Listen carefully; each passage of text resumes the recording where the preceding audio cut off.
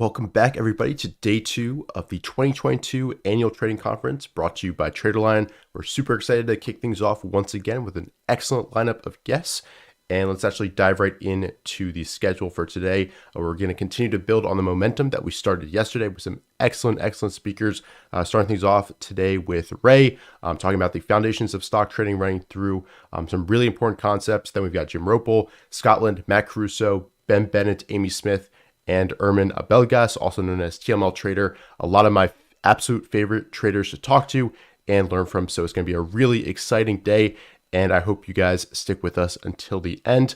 We're super proud and excited about how day 1 went and the fantastic response we saw, in the comments as well as on Twitter. So keep that coming. And I just posted a link in the chat here. If you can click that, basically letting people know that we're live and helping us spread the word out there on Twitter. So go ahead and click that and post. We'd really appreciate it. And if you are finding value in this conference, we highly recommend you give back and donate to St. Jude's. That's the fundraiser that we're running throughout this conference. We were able to raise over $3,000 yesterday, and I want to absolutely blow that out of the water today. So make sure to donate if you haven't already. And if you're finding value in this conference, please go ahead and leave a like down below and subscribe to the channel. We've got a lot of excellent stuff planned, and you do not want to miss it. So make sure you're subscribed down below, clicking that link. It's completely free. And with that, we'll be right back with Ray starting in about 5 minutes or just under that a little bit. So we'll see you there. And yeah, let's get pumped for day 2.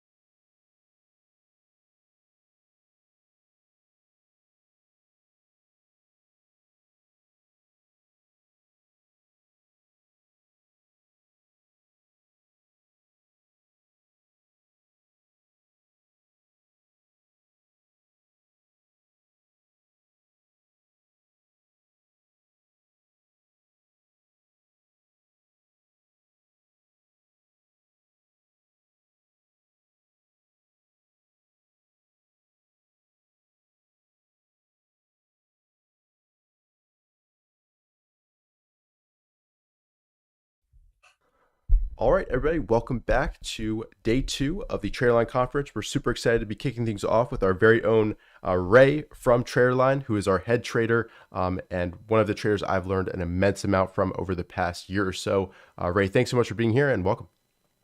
Thank you. So today I'll be going over the foundations of stock trading, but to get started, I will sort of talk about myself a little bit. So let me know if you could see the About Me screen.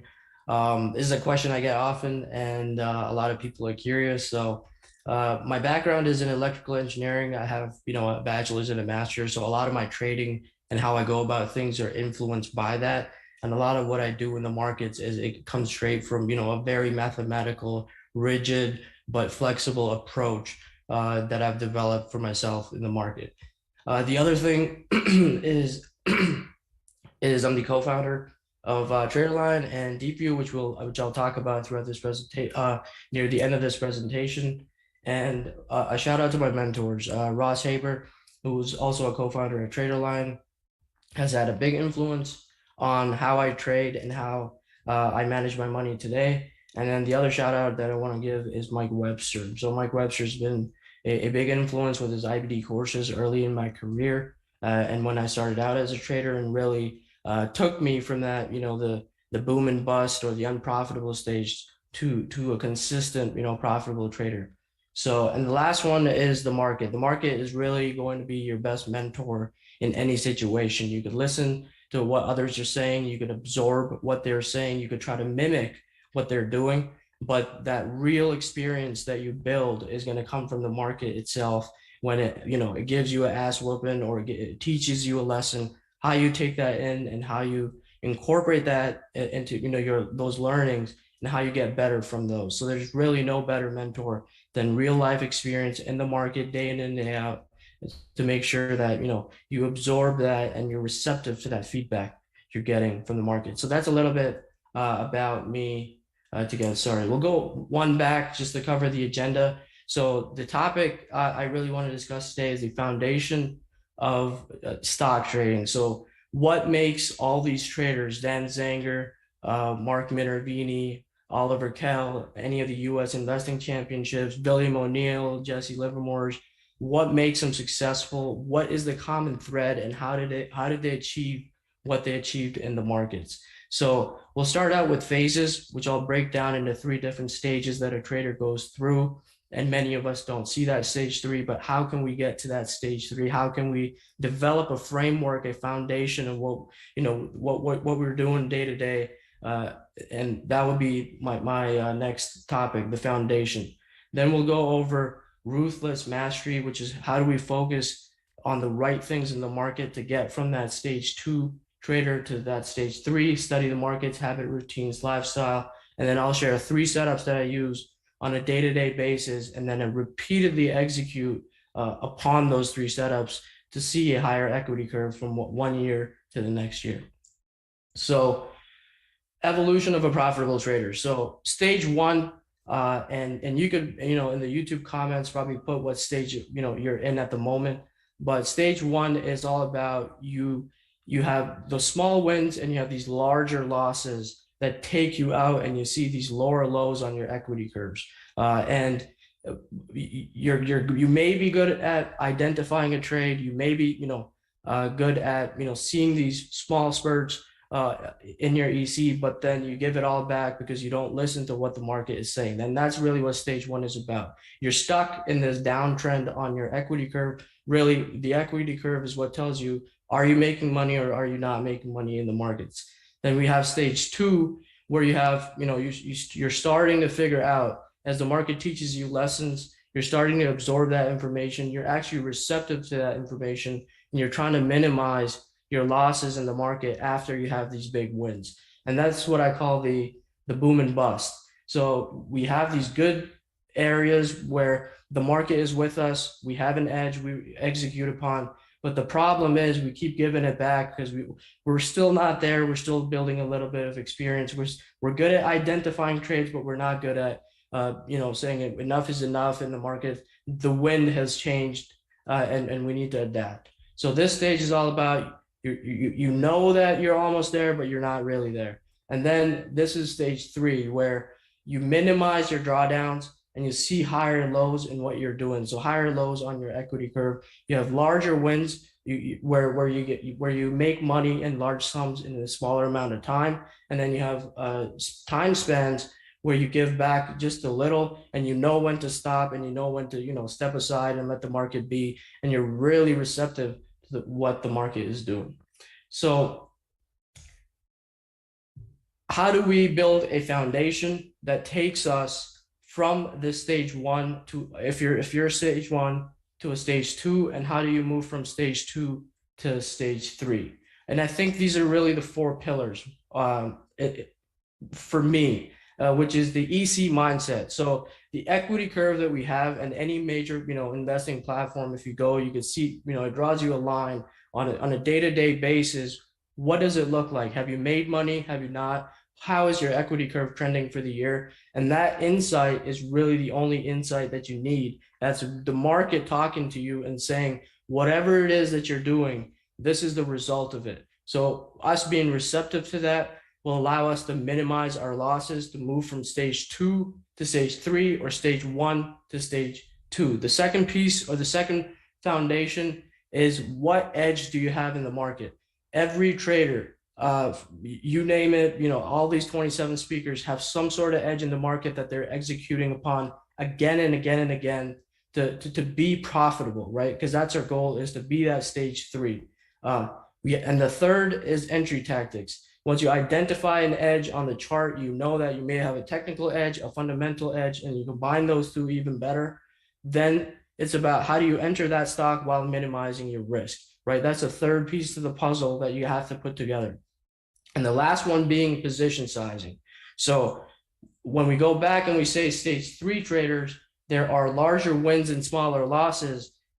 The meat on the bone right there is, if you don't position size well and you don't make a deliberate effort to position size big when the market is behind you, you're not going to see those large wins and smaller losses, and step aside or lower your position size when the market's not with us anymore. So that last piece of the puzzle is really important. That sort of ties in the EC mindset, the edges, and the entry tactics that you deploy in the markets, and position sizing dictates performance. And I want you guys to probably write this down, is because without that, there's no way you're going to perform. If you put on 5% positions because you're scared of the market, that means you don't have a definitive edge, or you're not confident in it, or you don't have entry tactics that you have supreme confidence in them, so that you could go out there and size positions at 15%, 17% to make those large wins, and then step aside and make smaller losses in the market as stage three traders. So one of the questions I guess I want to ask everybody, I guess in the comments you could put, is what is our ultimate goal? If you agree with this, you could say make money, probably type in a 1 or something. And if you disagree with it, you could type in a 2 and say our goal is not to make money. So one of the things, a lot of traders, when they come in and they're focused on this, I want to make money, I want to do this, I want to make sure, in 3 years, I have everything figured out, or it may be a couple of months, depending on the environment in the market where we think we could do really, really well. A lot of traders that started in 2020 thought they have figured it out and they're ready to go in about 1 to 3 months. But I disagree with that. So the common thread from stage one to stage two, and from stage two to stage three, is how do we stop losing money in the markets? If we focus on that aspect, or keep it, the way we view the markets from that aspect, is if we minimize loss as a stage one trader, you're losing money in the markets. What is it that is making you lose money? Is it a lack of edge? Is it a lack of entry tactics? Is it a lack of poor position sizing? So you're sizing small when the market's good, or you're sizing big when the market's poor. We have to focus on why is it that we're losing money in the markets itself. So if we keep going if we take a look at stage one, if we focus on what's causing this drawdown, and our goal is to minimize that drawdown so that we could see higher lows on our equity curve, that is what's going to result in a better performance over a span or a series of trades. And a lot of traders tend to get hung up on, I just want to keep making money, and that's my only goal. But our goal is how do we figure out, filter out all our mistakes as much as we can, continuously improve upon what we're learning and the feedback that we're getting in the market so that we could be stage 3.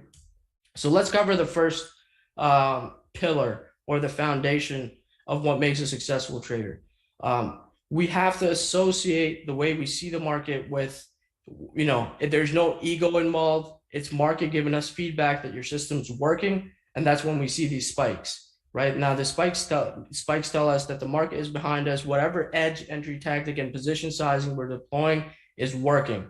And when the market tells you it's time to stop, you step aside and you let it be so that you can go sideways. And then again, you identify when the market's good, you have an edge, entry tactic, and you position size it well, you'll see another spike, and you try to repeat that in a loop. Now, this is really the dream scenario right here, is to see some equity curve like this. There are going to be instances where you give it all back. There are going to be instances where you're frustrated and you undercut the prior low of your equity curve. There are going to be instances where you run into a news event and your EC gaps down.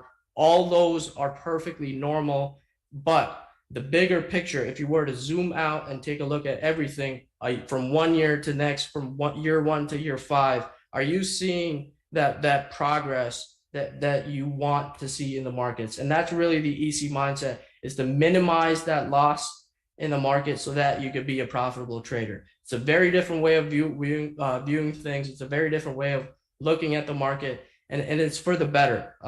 And I think this is what all successful traders are doing. The second one that I want to talk about, and I think is very important, is operating on an edge.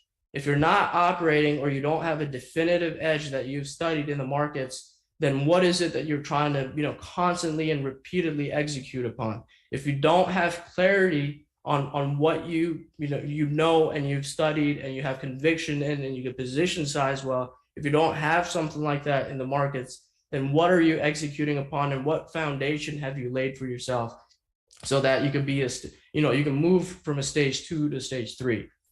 Traders that are good, for example, Oliver Kell with when we did the swing trading masterclass, he knows, for example, the patterns or things that he's looking for. He knows that when he sees breadth coming up the right side, he's going to size them up and well. He knows that, okay, the 200 DMA might be important to this process because institutions might be looking at that at a long-term level. So what edge do you have, and what are you operating upon? And that's the common thread.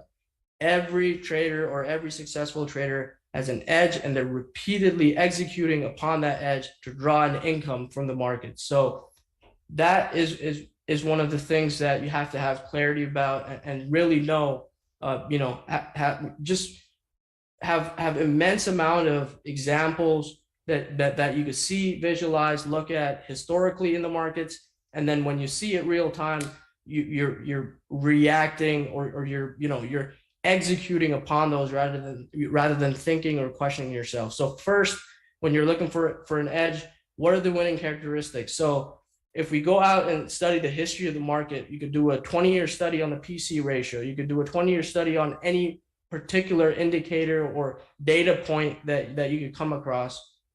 And you could see that any data point in the market has a particular time that it works. And there's a particular time that it doesn't work. In the recent markets, when we're in a bear market, for example, the put call ratio might not be as effective because it's a different type of market. The Fed's not with us, and we're greater than 20% off the highs. So going back in time, studying that, and finding the common threads, when it works, when it doesn't work, will allow you to identify that edge, and you'll know exactly when you should be executing upon it in different market environments. And point 3 I want to make is it has to be self-study. I can tell you when the put call works.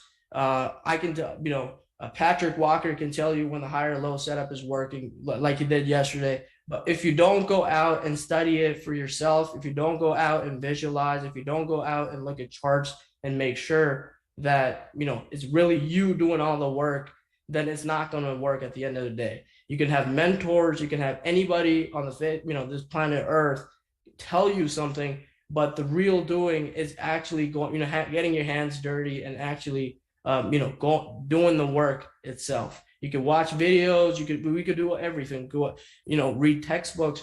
But the real, get your hands dirty and actually study the market for yourself so that you can build conviction. So the third, sort of the foundation that I want to cover is entry tactics. So once you have an edge in the markets, how do you deploy that edge and how do you enter the markets so that you could exploit it and make it, make that edge a source of income? And there are a few key points. So we have to focus on our risk and reward. It's very easy to say, but based on that edge and what you've studied historically about it, what makes it, what's the optimal entry area for you to get in, minimize your loss at the same time so that you can execute upon it again and again while not, giving back a lot of cash.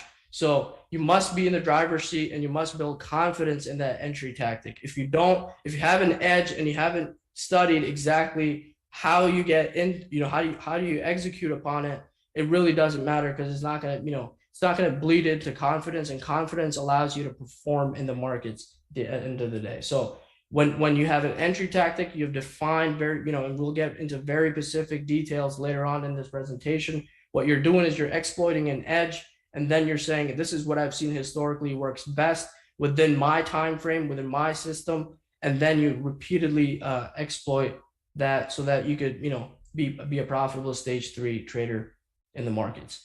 And the last one, probably the most important one, if our goal is to perform and, extract an income and be a stage 3 trader with large wins and smaller losses, position sizing dictates that. You have to make a deliberate effort to look at position sizing. You have to make a deliberate effort to make it a point of emphasis, maybe have a sticky note that I have to position size well for me to have any success in the markets. That when Oliver is he's not putting on 2.5% positions. Mark Minervini is not putting on a 1% position. They're putting on massive positions when they see an edge in the market and they have an entry tactic that they could deploy, right? A higher low setup. If you study hundreds and thousands of those, that's your edge in the market, and you know exactly that you're supposed to enter above the prior day's high, and you've seen that again and again, you visualized it, then you could position size it well so that you could actually extract the income. Taking 2% positions, 3% positions makes sense for a $100 million hedge fund or a $200 million hedge fund or $1 billion hedge fund. But it does not make sense when you have a retail account and you're trying to grow it quickly by repeatedly executing upon it. So how do you position size, right? That's one of the things that, everybody seems to have a question about. How do we do it well? And this is how I really break it down for myself. How many edges do I have on that particular chart? And how many entry tactic, what entry tactic am I going to deploy? And have I seen success with that entry tactic in the past? When I combine these two, it will yield me position size. It will tell me that, am I supposed to be sizing it up versus another name? Or am I not supposed to be sizing it up as much? So what that means is if we want to see those large wins and small losses, those poorer names will have lesser edges and smaller position sizes. And the ones that are really, have everything going, the market, the group, and the edge on the chart itself, and everything's pointing in one direction, those are the ones I want to size up, because probabilities tell me that the probabilities of success for those names is much higher, and I should be sizing them much higher. Now, if we do this on a consistent basis, we'll have large wins and smaller losses. The poor setups will get lower position sizes. The better setups will get higher position sizes. And naturally, the math will work so that you see a higher EC on your portfolios. So let's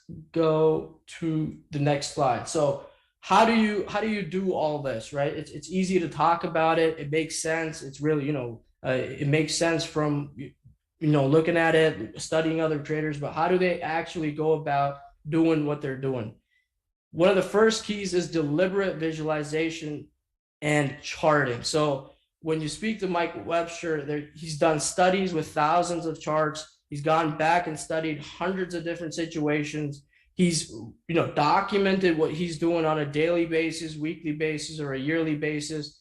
And that's what they're doing. They're training their eyes to see winners in the market. And that training really never ends. It's deliberate visualization that continuously happens pretty much every single day the market's open. And then if you run that over a span of 5, 10, and 15 years, you could start to trade on, which is point number 2 here. You start trading on subconscious. You can connect one situation to a prior situation. You develop an instinct that now it's time to go, or it's time to just be, slide back because I don't feel comfortable in the situation. And I feel this point is very important because there's a lot of trading that is done based on feel. You can't really describe it, but you could see that you've been in the situation before. You know that, okay, this reminds me of this, and I should size it well. When you're making that split-second decision to put on a large position, and you think that everything's gone well, it's that deliberate visualization coming into your subconscious, and you develop a feeling and instant that now it's time to go. So the third point is emotions. There's a certain level of emotion that you can only tame so much, or you could be a dead bird in the market, but that's not how things work. Emotions are part of the game, and you'll feel a certain type of way when you're doing things that have worked for you in the past, and you'll feel a little bit iffy, and you want to step back a little in certain situations, but you take a position anyway. So convert your emotions into an edge. And I think the best way, especially if you're year 1 to 7 and 10, is to write it down, to see, tell yourself how you feel, let it all out on a piece of paper so that you could convert your emotions into an edge in the market. So that is something that you could do. It doesn't have to be a lab, crazy good, and you have a dedicated notebook and you journal it, all that fancy stuff. As long as you let it out and you could write it out, this is what I did in this situation, you'll develop, you'll see how you can convert emotions into an edge. The fourth one is connecting states. So if human psychology has remained the same and we're still, fairly good or, the same humans that we were about 100 years ago, based on that fact, we will act in a similar manner. So if you go back and study the markets on a historical basis, the patterns that we see on a technical or fundamental basis will still apply to the current markets, right? So if history is to teach us something, we can connect our current state. So for example, right now, the big talk is the Fed is, raising rates and all that. If you go back and study the markets, this has happened before, you could develop that into an edge. You can say, this is what happened in past instances, that this is likely to happen in the future. And if it doesn't, I'm still going to be prepared for that other, the alternative scenario, but this is the likely scenario. And if you function upon that, you'll have far more conviction, far more confidence, and then confidence yields performance. If you don't show up every day and you're not confident in what you're doing, you're not going to perform well. And that's a big part of what I call ruthless mastery. The other aspect of it, and we'll zoom in a little bit, as how do you study the markets, right? And there's really 4 things that you want to be doing. It depends on what you're studying and the edge you take up, and you have to go and really take a look at on a bigger sample set what is happening. If you want a definitive and true edge in the markets, how can you build confidence in that? And the only common way that I've seen, and I've studied all these successful traders, is they go back and they look at 1,000 examples, they chart them out, they build binders, and they literally colored copies of examples written out, and so that they can again visualize what they see. That's the only way you will get better. It's not reviewing 1,000 charts from another trader. It's not looking at 1,000 charts from another trader. It's you doing it yourself and collecting those examples for yourself that will allow you to train your eye to do what those successful traders are doing. As much as we want to follow, as much as we want to, take shortcuts, without training our instinct, our decision-making power, the way we view the markets and the way we, look at the markets, that only comes from you doing deliberate work when you're at the desk and becoming a subject matter expert. If you aren't an expert at the edge that you deploy in the markets, if you aren't an expert at the entry tactic that you deploy in the markets, you will not have confidence. And if you don't have confidence, you will not perform, which is unfortunate. So study the markets for yourself, do it yourself, and have definitive examples, and I'll cover some of the ones that I deploy shortly. So the last bit of it, I feel there's some sort of notion, or there's some perception that to be a good trader, you have to be at the desk 14 hours a day, and you have to sacrifice your lifestyle. And I believe, to consistently perform, we're paid to make decisions, and we're paid to have, this is a performance sport. It's not one that if you stay at the desk at 14 hours is going to guarantee you any money. There's no guarantees in this game. So lifestyle is very important to what we're doing. You have to balance. You have to, if you have a personal matter, you have to step away from the markets. You can't have your one eye on the market and one eye somewhere else, because that is going to allow, you'll step on a landmine.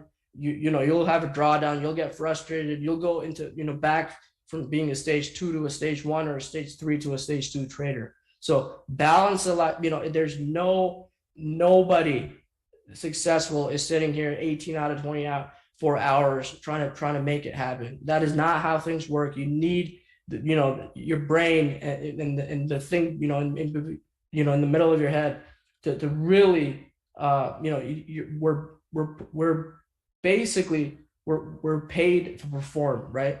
So the second one is your personal life. If you don't have a positive mindset, you have something, you got into a fight with your spouse, or something has happened outside of trading, leave that, step away from the markets, take time away. It's better than losing money, which is, again, it's going to ruin your psyche. It's going to ruin your mindset as well. So this first point, when you arrive at the desk, if the market opens at 9:30 and you're arriving at, say, 8 o'clock or 7:30, you should have a deliberate routine. I think good traders have a very focused routine when it's game time. So they do the same things on a daily, weekly basis to prepare for the markets, and they do the same thing as the market opens or as they're coming in to the open. So be very clear about your routines that are market related so that you can have a balanced lifestyle. So for example, when the market closes at 4 o'clock and 2 o'clock Mountain Time, 4 Eastern, you should have a clear picture on what you have to do to prepare for the next day. It's not to sit there for 5-6 hours just dwelling over what happened. You should have I have to run these particular scans. I have to make these particular notes. I have to review these particular things in the market for me to, execute the next day. So be very deliberate about your daily routines, your weekly routines, your quarterly and your yearly. So if you have a focused approach and a clear approach, it will allow you to get those routines done, and you can have a balanced lifestyle. A balanced lifestyle will allow you to perform better in the markets, because when you come back to the desk, you'll be very fresh, and you'll be making decisions that positively impact your equity curves. And it looks like now we'll talk about basically the 3 setups. So enough of that, general talk. I know people are here for examples and sort of specifics. So the 3 setups that I employ are launch pads that I'll talk about with examples. The second one being the high volume edge, and the third one being relative strength. These are very, very basic setups, but these are sort of the foundations of how I trade. If I see these setups, I have hundreds of examples, thousands of examples on each of these, and I just execute upon them because I've built instinct and I've built, a entry tactic to deploy consistently in a position size and well, so that I could be a stage 3. So the first example we'll get into right here is Coupa Software back in 2018, right around the end of 2018, early 2019. So I've deliberately not written down the specific criteria for launch pads. I feel that when you do that, a lot of traders tend to think, how do I make this into an indicator, and then really lose the point of what we're trying to teach. So the launch pad setup, and you can write this down if you want, is the 10-day, 21-day, and the 50-day being 1 to 3%. Being as close as 1 to 3% to each other, so that the price on a 10-day basis, price on a 21-day basis, and price on a 50-day basis is 1 to 3% from each other. Now, what does that tell us? That tells us that volatility is starting to dampen. right? If price is closing in a similar zone on a 10, 21, and 50-day basis, it means we've built out a really solid sideways base. And when that happens, is what we call, it's time to get directional in the markets. Either the stock is going to move up from that direction, it's going to get volatile, right? From contraction, from a contraction pattern, you get volatility to the upside or you get volatility to the downside. So we know that we're going to get a directional move with the launchpad setup. So this back in 2019 built out a launchpad where price on a 10, 21, and 50-day basis was within 1 to 3%, and the stock closes above all the key moving averages. Once we have that, we basically have our launchpad set up. That is something that you can look for consistently in the markets. That is happening at the moment as well. As we see some of the right sides coming up, we're starting to see launchpads form in many of these names. And when that happens, you could deploy an entry tactic, which could be as simple as a declining tops line, the group being on fire. There are a bunch of launchpads in the same group, and now you have the group behind you. If the market gets going, then you have the market behind you. So this gray line is the S&P 500. The market is rising. The stock has formed a launchpad. Now you have an entry tactic. You deploy that, and you're functioning on a you're visualizing this because you've seen this 100, 200, 300, and 500 times in the past, and we get a good move out of that particular setup. So we'll go over another example. So this is a CA Chegg back in, I think, 2020 or early 2020. It was the same thing. We built out, the COVID correction. The RS line is going up. It's trying to exhibit or buck the market trend. We see all the moving averages, the 10, 21, and the 50 move in close proximity of each other. That means, it's rounded out a fairly solid base and it's ready to get volatile. Volatility could be to the upside or the downside in the markets, right? So, and when the stock confirms that move and closes above all the key moving averages, that's what you could execute upon. And this one I remember well because Ross had it on his top 10 report, and it ended up gapping up, and we built up enough cushion back in 2020 to get into this gap up. So that's one of the setups that you could deploy in the market. It happens every time. If a group is trying to turn from a corrective state, they will always, or for the most part, always exhibit this particular characteristic, which we call the launch pad. Now, everybody wants an indicator, right? Because they don't want to see it on the charts. They just want something to, do it for them. So if you scan this particular QR code, it will take you to our TradingView page. And this particular indicator just specifically marks out every time the 10, 21, and the 50-day are within 1 to 3% of each other. It will give you a visual clue that a launchpad might be building. So you could take this.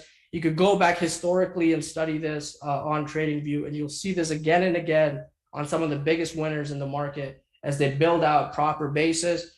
You see volatility, contraction. You could figure out an entry tactic, and really you could collect 1,000 examples of these, build conviction, self-confidence, and then execute upon it in the markets. I could go and go through 50 other examples, but the real doing is you doing it for yourself, you looking at it and making sure that you've built a visual memory so that you could succeed in the markets. Now, the second one is the high volume edge. So the high volume edge is basically something has happened in the markets where the stock is gapping on, it could be the highest volume ever. So it's the highest volume the stock has ever seen. It could be the highest volume in over a year. So from one earnings cycle to the next, the stock is now exhibiting massive volume, and it qualifies as the highest volume in a year. The other one being it's the highest volume since IPO. So the stock has IPO'd and reports earnings or some news, and now the candlestick and the volume that you get that is the highest since its IPO day. So how do I come up with all of these? The way you come up with them is you go and study how do successful IPOs act? How do they double, triple, and then some? And you'll see a common thread that Facebook back in 2004 or 5 did the same thing. It was down, beaten down, just like Snapchat, Twitter back in the day when the market was favorable for those stocks. And how did they come out of that? They exhibited this very particular characteristic, which was the highest. They had the highest volume since IPO. They reported earnings. There was some favorable news or something that caught the market off guard, or some new information that came out, and it was visible accumulation on the charts. It was so exciting that the institutions could not hide it, right? So, and that is one of the edges I deploy. Now, there might be, over the years, if I keep studying and the market changes and I have to look for a different type of HV edge, then you add that to your toolbox or your arsenal, and you keep developing or incrementally improving upon that over a span of years. So one thing I want to make sure, like, at first, I would always look at highest volume ever or highest volume in a year. When I studied IPOs, I added highest volume since IPO. So a lot of these come from your, you have to study the markets to improve your edge in the market itself. So let's dive into an example here. So Twilio, for example. So this particular gap up back in May 2020, Twilio reported earnings, has a massive gap up in price. The closing range on that particular day is greater than 50%. The volume that we see on that day is the highest volume in a year. That is telling me that there are institutions that are piling in to this particular name. And that is an edge, or that is something that I've seen in the past. So if it's something that I've seen in the past, the probabilities of it working in the future, if human emotions have not changed over a span of a century, then the probabilities of me extracting a profit out of this particular name are high.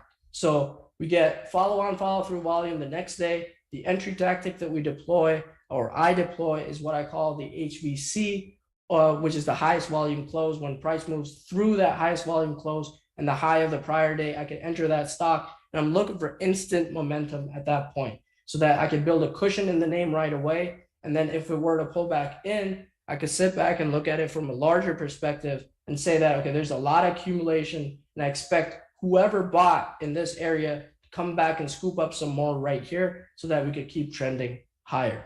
Now, we don't want to isolate or have a tunnel vision that something's got the highest volume in over a year and has to work. The market, the group, the Fed policy all come into play and allow you to allow this stock to keep going from where it started. But it all starts from this highest volume in over a year. If you start tracking those, over a span of 1 to 3 months, 1 to 8 months, you'll develop an instant and feel for these names and how they perform from these particular visible accumulation on the charts. The second example is UPSD. This one's one that everybody's familiar with, and one that had massive gains in 2020. We see these 3-day big runs, but the common thread that would tie all of these runs is the fact that this was the highest volume since IPO day. Now, if this is the highest volume since IPO day, there's something that has happened on that particular day. It might be news. It might be, it doesn't really matter. Upgrades. Someone came out and said they bought stock. This person took a position, blah, blah, blah. There's really, it doesn't really matter what it is, but it's exhibiting that particular edge or that characteristic that we're looking for in the markets. And then you could deploy the HVC, which is when the price goes through that highest volume close. You place your stops tightly. Maybe you take a 1 to 2% stop, or maybe some traders take 3 to 5%. And depending on the character of the name, you adjust accordingly, and then you can extract a possible income in a very short span of time. So this is a 30% run in about 3 days, 104%, and 119. I'm not here to say that you will extract the full 119%. What I'm trying to show you is there's some potential out of that 104%. Maybe you extract 20, 30% of that move, or so that you can make progress on your account. So there's no guarantees that you will catch the full run, but you could be part of that run so that you could continue making progress in your accounts. The third one is a recent one. I didn't want to keep them all to pre-2020 because that would be fool's gold at that point. But this one, again, LNTH, this particular year, we saw a gap up right above the $35 mark. We saw a good closing range, and this volume was the highest volume in a year. Now this, at this point, right about on this day, this should be on your radar. You could go study this, the story of it, why it happened. They report positive earnings, whatever the case might be. But there's a reason that you want to be tracking this, and that reason is volume. if they reported a positive story, it gapped up, and it had poor volume, the probabilities of it failing over are far higher because there's no accumulation on that chart. The fact that we see the highest volume in a year tells us that there's visible accumulation, there's institutional interest in this particular name, and that's the reason we want to be tracking it. And that's really the essence of the HV edge that we have in the markets. Then we see follow-on, follow-through volume. So the entry tactic you could deploy is the HVC area. It comes above that and the high of the prior day, and you get instant momentum out of that area where the stock is not making any excuses, right? And then this one has made about a 75% move this year. It's been a bit of a grind and choppy in the way it trades, but the real momentum started from this, gapping above this 35 spot, closing good, greater than 50% closing range, and then follow through action right away. Someone saying, I have not had enough of this stock and I want more the very next day. The third one, I'll just grab some water here, Richard. So the third one is the relative strength. This one, everybody talks about it. It's fairly easy to spot, but I want to show you guys something. How do we visualize it and how do we see it on the charts themselves? So the relative strength edge really tells us, these are strong stocks that are trying to go against the market, that are being accumulated by someone, some force in the market is accumulating it when the market is coming back in and sort of, trashing everything else. And those are signs of accumulation. Someone has to come in and have enough interest for the stock and accumulate it. And there's only one force that could do that in the markets, and that is the institutions that really run the show on a net basis. So let's jump into an example. And this is a very classic example. There's tons of examples from 2020, but this is not isolated to 2020. You can go back to 1990s, 1980s, 1970s, and you'll see the same sort of pattern within the RS line. So we see the COVID market where market came in, and we see the RS line. So on a relative basis to the S&P 500, Amazon is performing quite well. Price was down here. We built a launch pad setup right about here. And I remember this being on Ross's top 10 as well. So we built a launch pad setup where the 10, 21, and the 50-day are in close proximity to each other. We have the relative strength lines screaming. And now we have two edges that are going at once. And what that means is we could possibly increase our position size on this name. When you have multiple edges, like we discussed back a couple of slides ago, you have the RS edge, and then you have the launchpad setup. You combine those two. Now you can really size up this name to perform. This is how you have a large win in the markets, and you can really see an EC spike or an equity curve spike. So we see about a 50% move in a short amount of time frame. And then you also have the market. We have our follow through days. The market goes back into an uptrend. We're above, starting to reclaim the 21-day, the 50-day. And your market edge will also come into play that, okay, maybe above you've studied the market versus the 50 DMA, like Joe Fahmy referred to yesterday, and you've built that conviction that, okay, every time the market's above the 50-day, I should be sizing a little bit higher, versus if the market's below the 50-day, I should not size as much. All those forces, when they're combined together, what they really yield is how much conviction and confidence or how much position size you're going to have in this name. And that is what will allow you to perform. And we have to be very, very deliberate about position sizing in the markets if we want to make this a solid source of income for us.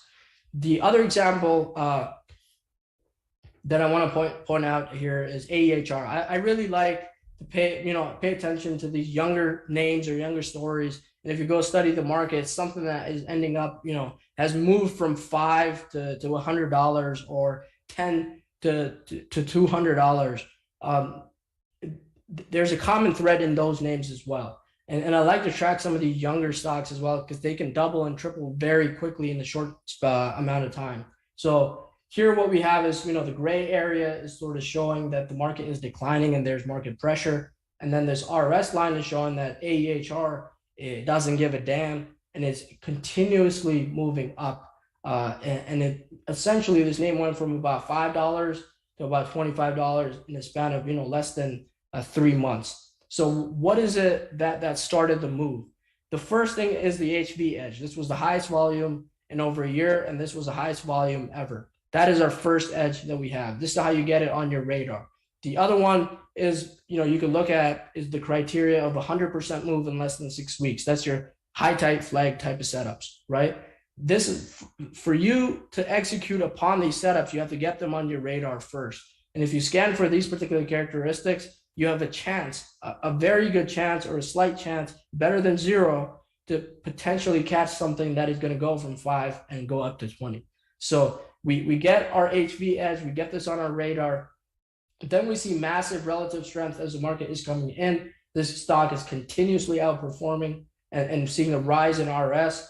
And then you could identify your entry tactics. The one that I like is the name when it gets from $5 to $10, they tend to mature a little bit more. They tend to get a little more volume. The dollar volume rises. It's on more eyes, and a lot more people see it. And then I particularly entered this name right around the 10 area and caught a double.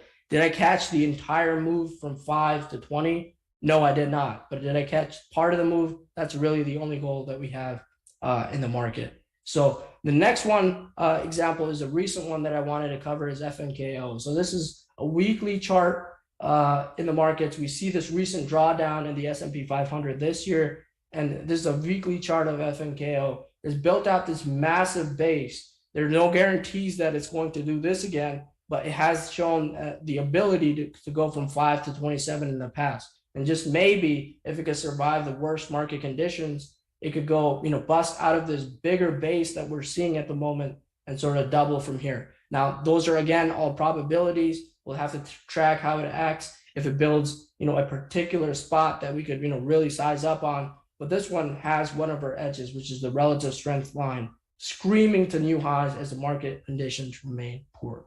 The next one, the other one I want to point out is SWIR. This is very similar. The market is declining and remains under pressure, and the stock continues to rise as we see an increase in weekly average volume as well, which is this blue 20 MA line. So there's significant interest to accumulate this stock while the market moves down. So now we have one of our edges, which is the relative strength. If you go to the daily chart, this particular stock had the highest volume in over a year. That's your second edge. Now, if you combine those edges and wait for the market to be in an uptrend, the probabilities are going to align with what you're doing, and the probabilities of success are going to align, and you can size this up really, really well if and when the market gets into a solid uptrend. So that is 4 examples I had for the RS line. How are we doing for time? About in 57 minutes? Yeah, we're at about 50 minutes now. Okay, perfect. Yep. So take all of these examples, find examples, go on TradingView. They have, 100-year worth of data. You can find launch pads. You can, take screenshots, print them out, build a binder full of them. You could do the same thing with the high volume edge, and you could do the same thing with relative strength. The more you visualize and deliberately do and get your hands dirty, the better it's going to be. And really, real mentorship comes from pushing people to do it on your own. It's not to create dependency and you wake up and you sign into a portal and you make sure that, I want to know his thoughts or her thoughts. It's really, you have to do it yourself. You have to exhibit that self-leadership. You have to go out there and do this for yourself. So some of the closing thoughts that I have for my presentation. So one of the common things that I see traders is that X indicator or X data point doesn't work. Every indicator in the market is named after someone that made it or did well in the markets. It's not Kelter's channels or DeMark's pivots.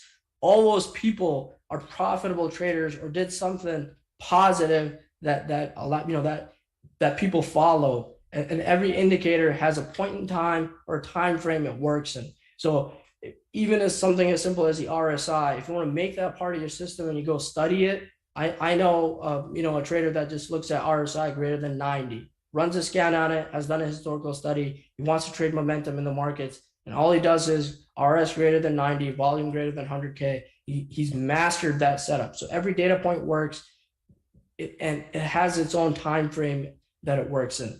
The second one is nothing is new in the markets. If you look at it, if you study it historically, but every moment is unique. And what I'm trying to communicate with that is basically you can't have just one certain scenario and you say, okay, with this HV edge, this has to work because I've seen it work. There's always probabilities that it won't work as well. So always have scenario A and scenario B that you're operating upon. There's no guarantees in the market. Third is failure is good, and use it as a weapon to improve. So failure in the markets, if the more you're receptive to it, the more you're receptive to your losses, the more you look at your losses, the more that you look at your emotions, that's going to allow you to improve, and you could turn that into a weapon as well. So failure is good. Don't be down. You'll see, year 1 to 10, you'll have moments where you will not do well, and you'll have moments that you do really well. Bottle up those moments that you do really well, and look forward to those in bad times. That's really what's going to get you, going. So the fourth is don't associate with outcomes or guarantees or things that you feel are always going to be, work out for you. Try to place yourself in situations where you have the highest probability of winning. If you can only trade well if the market's above the rising 21-day and what Mike Webster can call a power trend, then do that. You want to place yourself in the highest, have the highest probability of winning in your particular time frame and situation. The next one, you're going to have bad months, weeks, and years.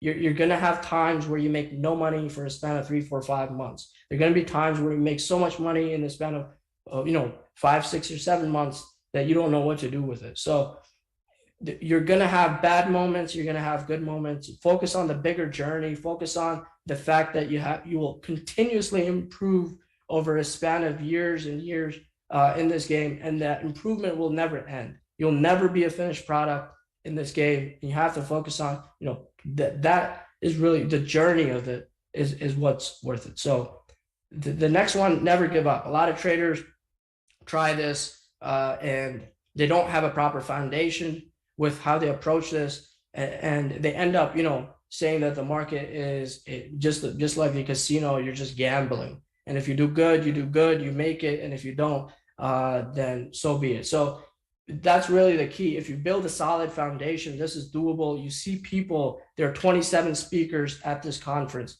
They have a legitimate track record. They've done it. They have edges and entry tactics that they operate upon. They repeatedly execute. It's possible. So never give up.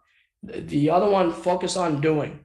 A lot of what you're going to see and the success will not come from watching or taking someone else's watch list or looking at someone else's opinion. It's going to come from you doing your routines, doing your market habits, instead of consuming, internalizing, and absorbing that information into how your system is going to be using it. So focus on doing. Have a binder of with a setup and 100 charts printed out. I guarantee you'll be the subject matter expert on that particular setup, and you'll trade it better than any market participant out there. And that's really what it's about.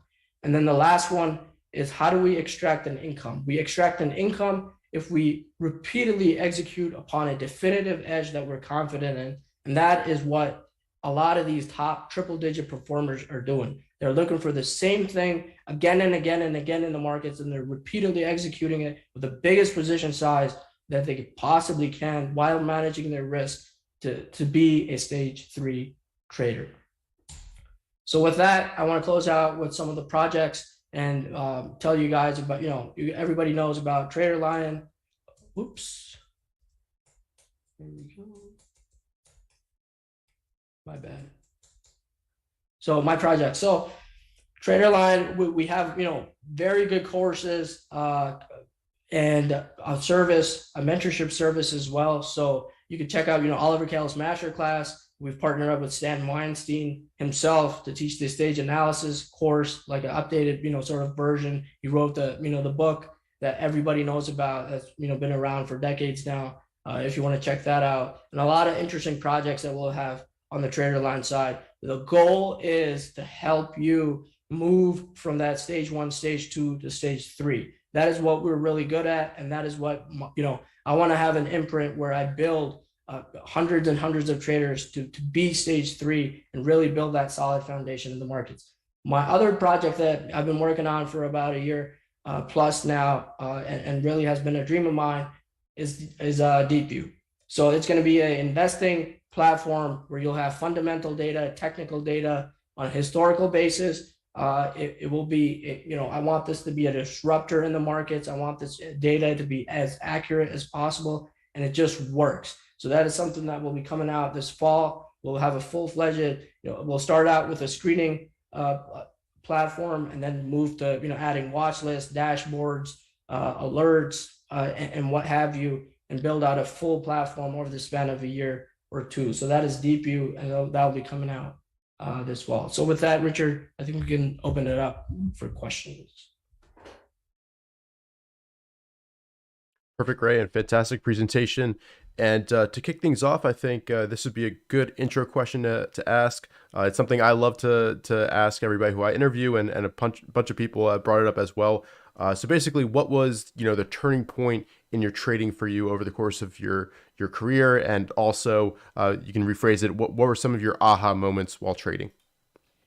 I would say my turning point was really looking at my losses, so printing them out and actually looking at what am I doing wrong in the market. So that's really where I turned it around. We all start out as stage one and stage two. There's no, you don't start out as a stage three unless it's 2020. So when you start out as stage one and stage two, for the longest time, I would say for my first 3, 4, 5 years, I would ignore when I would lose money in the markets, and I will be very, I would only look at my wins. So looking at those losses is what, printing them out, looking at, why did I enter? Why am I doing what am I doing? Why am I doing what, what is going on that's causing me to lose money in the markets, and really making a deliberate effort to just look at the losses. And I feel that is what turned it around. The other one I would say is, just mentorship from Ross himself, or having conversations with experienced traders. I think that to an extent that is also very, very important, because they've been through what you're going through right now. So I think I was lucky in that regard to be surrounded by experience, to have, an outlet that not many traders are lucky to have, and have those conversations with them so that I could turn it around. So it's a combination of those two. Yeah, for me. Perfect. And there's also a few questions about, when you do enter stock and are using those entry tactics, here we go. Here's a question here from Dirk. Basically, do you go in all at once with your full position size, or do you kind of scale in like Patrick Walker, to use an example from basically yesterday's presentation? So for me, it depends. It depends on the amount of confidence I have in that setup. It depends on the situation that we're in that point in time, with how everything's lining up. Is the market pointing in one direction? Is that group pointing in one direction? That is the edge that I have on the chart, be it the HV edge or the launchpad or the relative strength, the three of them that I covered today. If they're all pointing in the same direction, and I have the ultimate and the supreme confidence, I've prepared, it's been on my watch list, I've been tracking it, yes, I'll take that position in one go. But did that happen in year 5, 6, and 7? No. I would scale in, because I was still developing that setup. I was still developing as a trader. I was still, in that stage 2 where I wasn't really sure. That's when you could piece in. So it really depends on the phase that you're in. You can't be a Dan Zanger, or try to be one, or try to mimic one. You can't do that, because those traders have been through stage 1, stage 2, and gone to stage 3. You can't wake up one day and say, I want to be a stage 3 trader. Let's skip 1 and 2. So scale in if that's what you need to do to build your confidence. Once you build that confidence, you've seen it enough. You've seen it 100 times. You've charted it 100 times, and you know that, that if I'm going to do this on a consistent basis, I'm going to enter all at once. It's a journey to get there. You don't get there, just right away, or watching some video, or looking at some interview, or reading a blog post. So. Perfect. Yep. And kind of along those lines, what are some kind of books and resources that, of course, you need to spend time actually trading and building that experience, but what are some good books and resources to kind of build that foundation that puts people at a So really good I have starting a point. bunch of them, and one that is sort of very contrary to the tradition of Can Slim, Stan Weinstein, and all that. Everybody knows about the Darvis books, but the one that is insider buys with and I forget the fella's name, Jesse Stein, but is that Jesse yeah, Stein? Jesse Stein. Yeah. Yeah. So Insider Buys by Jesse Stein. I think if you read that, it's contrary and it challenges what we think is the right way to do things in the market. And it's a really good read. And I like to see the opposite side of the equation as well. So I highly encourage you guys. I think he's on Twitter as well at Jesse Stein. But Insider Buys, it's really a really good book that I think a lot of people, there's not much attention given to it, but I think every trader should read.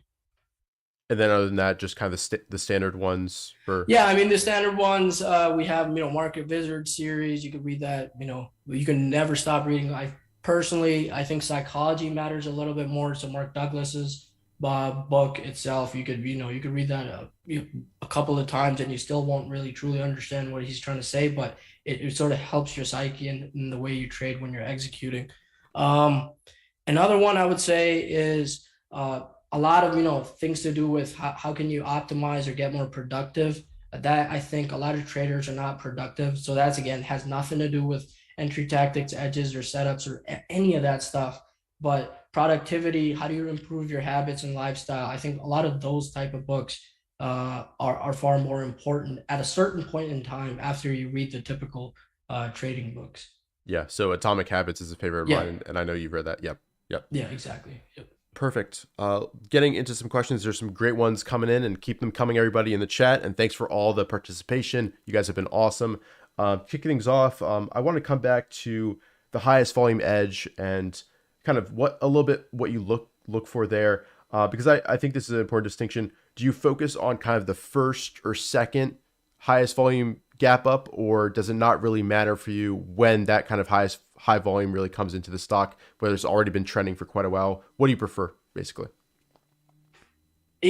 So that's actually a really good question. So is this the first gap after a solid base is built out? If this is coming out of what traders would call a primary base, right? The first base after it's corrected for a couple of months or even years, and we see this first burst up, that sort of becomes that stage one, right? The probabilities of a stage one going up and out are far greater than if it's the third gap up or the fourth. If you look at UPST, I believe it was the fourth gap and then it crapped out completely and went into a massive downtrend. So usually that first one has the highest probability. The second one still has a really good probability, but when you get three or later, it gets a little bit iffy because that's when distribution shows up and multiples don't make sense and all of that. That other side of the market where institutions say, okay, it's time for this to base because we want to liquidate this stock because it's moved way too much. So the first and the second ones are you could have higher convictions in. Third is still fine. Before or later, it will get iffy because the market is going to get into a correction or suppress the price. Institutions are going to liquidate and they want to build a new base. So, yeah. Perfect. And kind of along those same lines, I think it's really important to cover the other side of the equation too. So after an event like this, the highest volume in over a year, what would indicate to you that that setup has failed or that characteristic is no longer valid? Is there some type of price action? If it declines and undercuts that low, is it invalid? Or if it fills the gap, what do you kind of do? So one thing that you want to do is you want to combine a couple of things together. So once we see this one first day and we have the highest volume ever, there's still no guarantees. There's a ton of these that fail and do nothing. And the common thread within those is that the market is not in a good state. The market is under pressure or the group is not good enough and that this is just a one-off thing and there's nobody coming back to buy some more. So what I look for is instant momentum from that first day's close. And I want the stock to, distance itself from this area because we're seeing follow-on, follow-through volume and we're seeing, another day of accumulation in that same stock. So what would invalidate this particular setup? I don't really have, I wouldn't say if the low is broken because we've seen, many lows break and they still work later on. And that is something that you will see. But I'm trying to get involved in a very particular situation which is the market is good. That will increase my probabilities. The closing range on this day is greater than 50%. That tells me there's consistent buying throughout that day. And then the third is that is the group good, working well. When I combine those three things, and the last question that we had was if this is the first or the second one coming out of that bigger base, then the probabilities of you having a instant momentum from that area increase significantly. So try to get involved in really particular situations with this HV edge, and it will yield really good winners, 20 to 30% in the span of 1 to 5 days. Perfect. And there was a really good question kind of along with that highest volume edge from Green Eggs, basically asking, here's the question. Richard, please ask the highest volume edge on a gap up. Do you try to get in after hours if there's huge after hour volume, or does Ray wait until the next day or the day after that? Basically, when do you execute after that highest volume edge? That depends on how much you've studied it. So if I'm a trader and I've studied this and I track post-market volume and I know that Twilio is about to report and earnings could be one reason or one way that we see a gap up in the markets, yes, as long as you've studied that for yourself and you've proved it to yourself that you could do well and enter these post-market, and maybe you look at volume being equal to the daily average post-market. That is something that I believe Duckman does as well on Twitter. So that could be one way to enter on day one. And that is something that you could perfectly do. But it all comes down to have you studied it, not someone telling you to go do that and you do it and then it turns into, you get this sour taste in your mouth because it's not working for you, but it's working for them. They've studied it and you haven't. And if you try to mimic what they're doing, it might not work out the same way. So as long as you study it and you make a deliberate effort to look at these day ones, how they form and connect the common threads, build your own conviction in it. Yes, you can enter these day one and there's a common thread. How big is the surprise on the sales or the EPS? Are the estimates going up exponentially or have they estimated? Is that a common thread? Is the amount of volume post-market equal or above the daily volume? If we see a $5 million, $5 million or dollar bar or on like a 3-minute, or we see 5 million shares come through post-market and that's above the daily average, that's a tell. And if you tie those common things together, you can enter these day one, no problem. But you have to do that homework for yourself, see it for yourself, for you to actually do it rather than someone telling you to do it. So. Yep, perfect. And I think later on today, Scotland will be giving another presentation covering pretty much the exact same setup. He calls it the fish hook, which I think will be excellent. So you'll be able to hear his take and how he studied it as well, which should be fantastic. And there's a question about Ray. You said the name Ross. Ross refers to Ross Haber, who's co-founder of TraderLion, former PM at O'Neill, and hedge fund manager as well. Just to answer that quickly. And there's a really good question from Ravi, TL member, who asks, any nuances that you want to share about the launchpad setup, volume clues or slope of the moving averages, where it's forming on the right side of the base, anything you can talk about to go a little bit more in depth, Ray, I think would be awesome. Yeah, so the basic setup is 1 to 3%. The 10, 21, and 50 are within 1 to 3% of each other, and price closes above them. That's the first thing that you want to see. The second is, this particular base, the base depth. Is it correct? Growth stocks tend to correct a little bit more than the general markets. That's fine. But relative to the other growth stocks, has it corrected a little bit less? Is the base depth where 30% versus a 70, 75%? That's going to dictate if this is a stronger stock, because if you see the RS line on a relative basis is moving to new high ground here, which tells me that Coupa Software is trying to resist the market movement, which was to the downside. And that is another clue. Now you combine that launchpad that has formed with relative strength, then you can wait for the market to come into play. That's the third piece of the puzzle. And if there are 5, 6, 7, or 8, really liquid names in this space showing the same characteristic, it's about to happen, right? So when you combine those three things together, your probabilities of success are going to increase. significantly. So I would not isolate this particular characteristic. You use it as a piece of a bigger puzzle. Again, we want to position size well to perform in the markets. If we piss around and take 2% positions, there's really no point because you lack conviction and confidence in them. Perfect. And there's a question from Andrew, which I think is a good teaching moment. He basically asks how to be part of the gap up on the highest volume ever gap up and not be part of the fall through. I'd love to hear your take on that as well.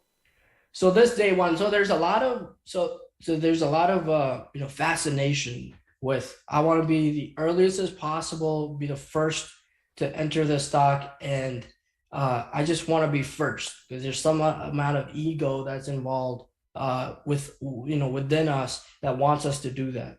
I would focus on how can you do that. So one is a opening range breakout. A lot of traders take that first candle, use the 5 or the 15 minute, and if it were to reverse back up through that, they draw very simple line, and they take that position. That could be something that you could study for yourself. For me, I try to keep it simple. I'm studying those methods, but I'm trying to find consistency in the markets, and consistency and the highest probability. So at the moment, I tend to stick to day 2 and after. This day 1, all it tells me is there's a lot of conviction, and there's a buyer that wants to accumulate a certain amount of stock.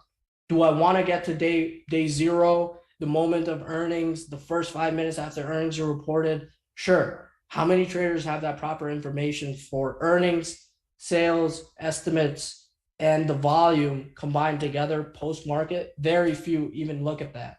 So that is something that, as we develop Deep View in the platform, it's something that I want to incorporate into that, because that's something I'm going to study for myself, but I think will be beneficial for others. So I want to get to that day 0 and transition to that day 0 or the first 5 minutes with solid evidence, so that, again, it all comes down to position sizing it well. I took a 3% position and I'm up 20%, that's not going to do anything to your equity curve in the grand scheme of things. It might make you feel good because you're up 20%, but it's not making a significant difference or a meaningful difference to the amount of income you're going to get from the markets. Yeah, and you don't want to try to guess before earnings and enter because you think it might gap up. That's not a winning proposition. That's not an edge that you can play out. And Ray, you've got a note here on the chart about follow through volume the next day. So I'd love to hear how important that is for you to see that add on volume, sustained interest. And also, I think Tesla back in 2019 is another good example of really strong fall through volume. So the institutions weren't just coming in that first day, but they really wanted to accumulate shares. Even that second day, I think it was even higher volume than that first gap up. So the second day will really tell you, and especially the scenario that I like is the stock's gapped up and it's visible accumulation. Everybody in the market just knows clear as day that this has happened. Sales are good. They revise estimates, blah, blah, blah, all that. But that second day, if the market opens down on the session and this name just gets scooped up completely on any weakness, that's a tell that, okay, now this is gonna go. And whoever accumulated that first day is gonna accumulate that, has come back for some more. So that particular instance, if the market were to gap down that next day, the stock sees a little bit of pressure, but at the open just surges up and through this high volume close. That's a good tell for me. And you combine that with volume, usually that's a winning proposition to the upside. So I'm looking for subtle clues after the gap. It doesn't exhibit enough relative strength after the, is evidence still building, and is it still convincing me to put my hard-earned capital back into that name so that I can get a return? If it's doing that, then I'm putting my money in and placing my bets accordingly. Yeah. The kind of logic behind the setup is, something has shifted in the minds of large institutions where, something new came out, they can update their models. The stock is valued much higher than what it's at right now. And basically they can't go out and build their position in one day. So that huge gap up is brought on by that first accumulation by institutions.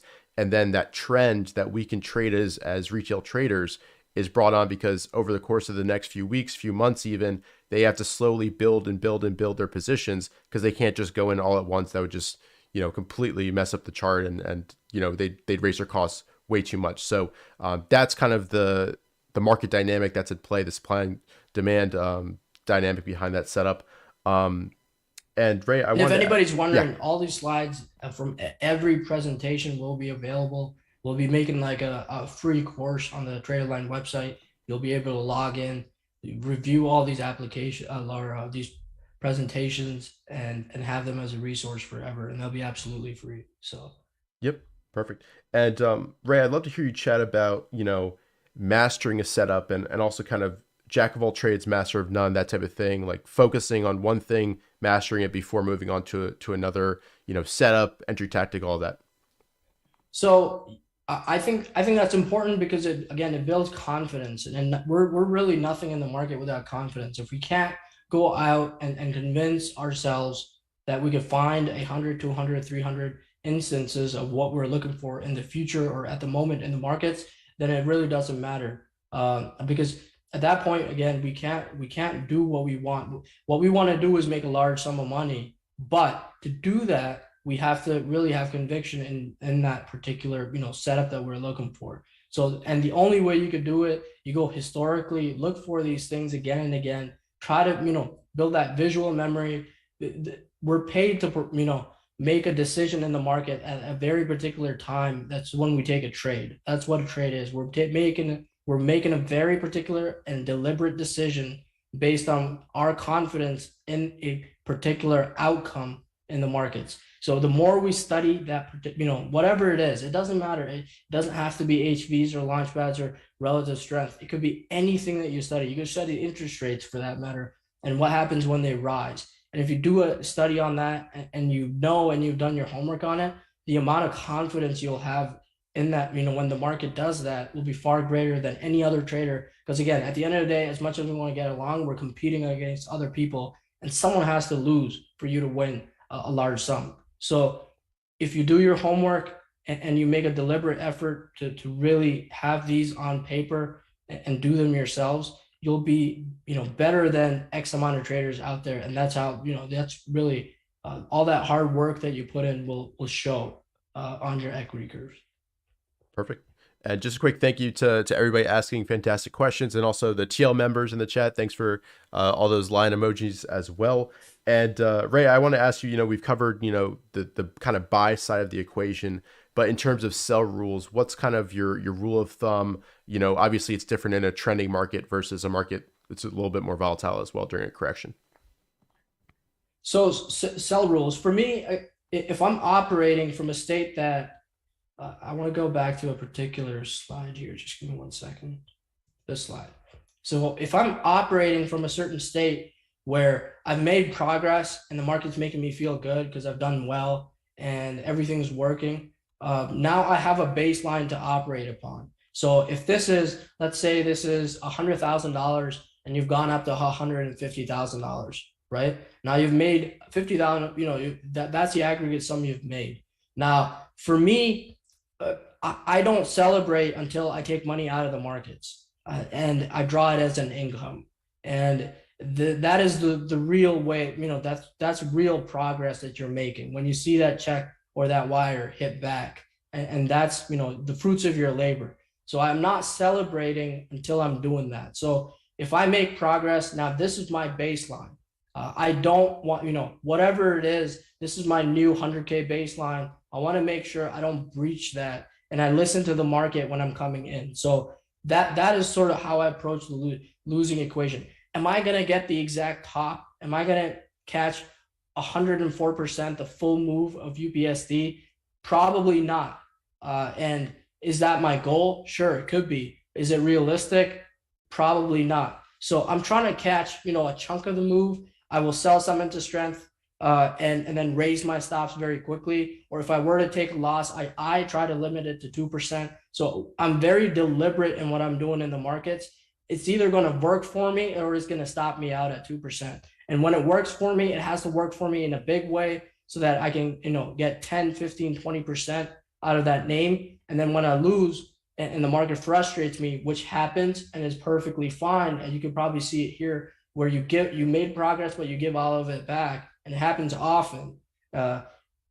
So that from that perspective, I'm taking quicker losses, and I'm waiting for that one big win that's going to ride me all the way up in a very short span of time to get me away from this, the previous baseline that I've set for myself. So you'll hear this again over the next few days and next weekend with many different presentations. But it's really when you're wrong, you have to take it to the chin and accept that.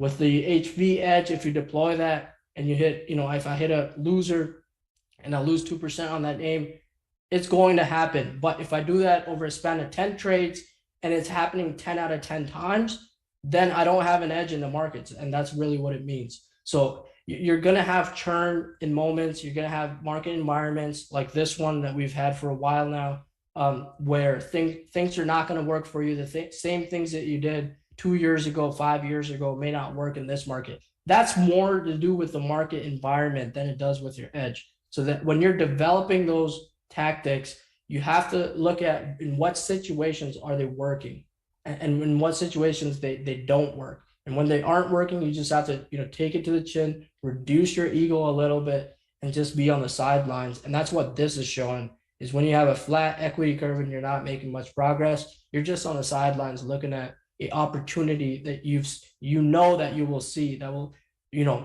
cause this rise in your equity curve. And